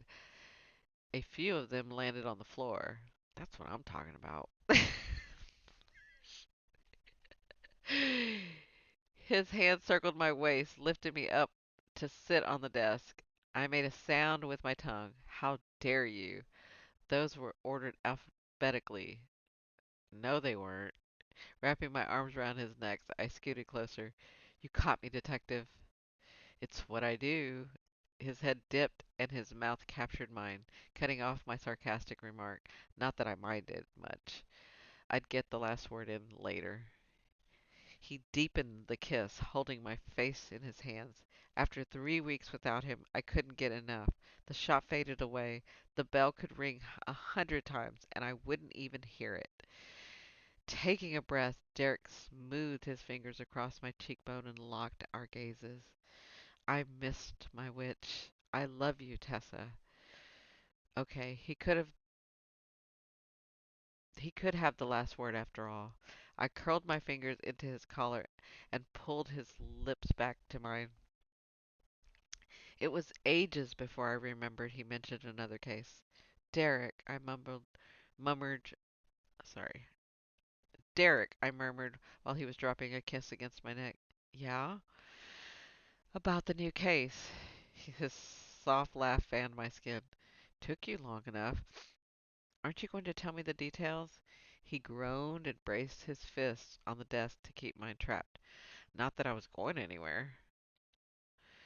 Derrick leaned in. This one's a doozy. A body was found in the woods. At first glance, it appeared to have an animal attack. Then they found a second body inside a shop, locked doors, same claw markings. So we're not dealing with an animal? Not exactly. I hope one of your magical books has a section on werewolves. We're going to need it. Oh, this may be what the next book's about.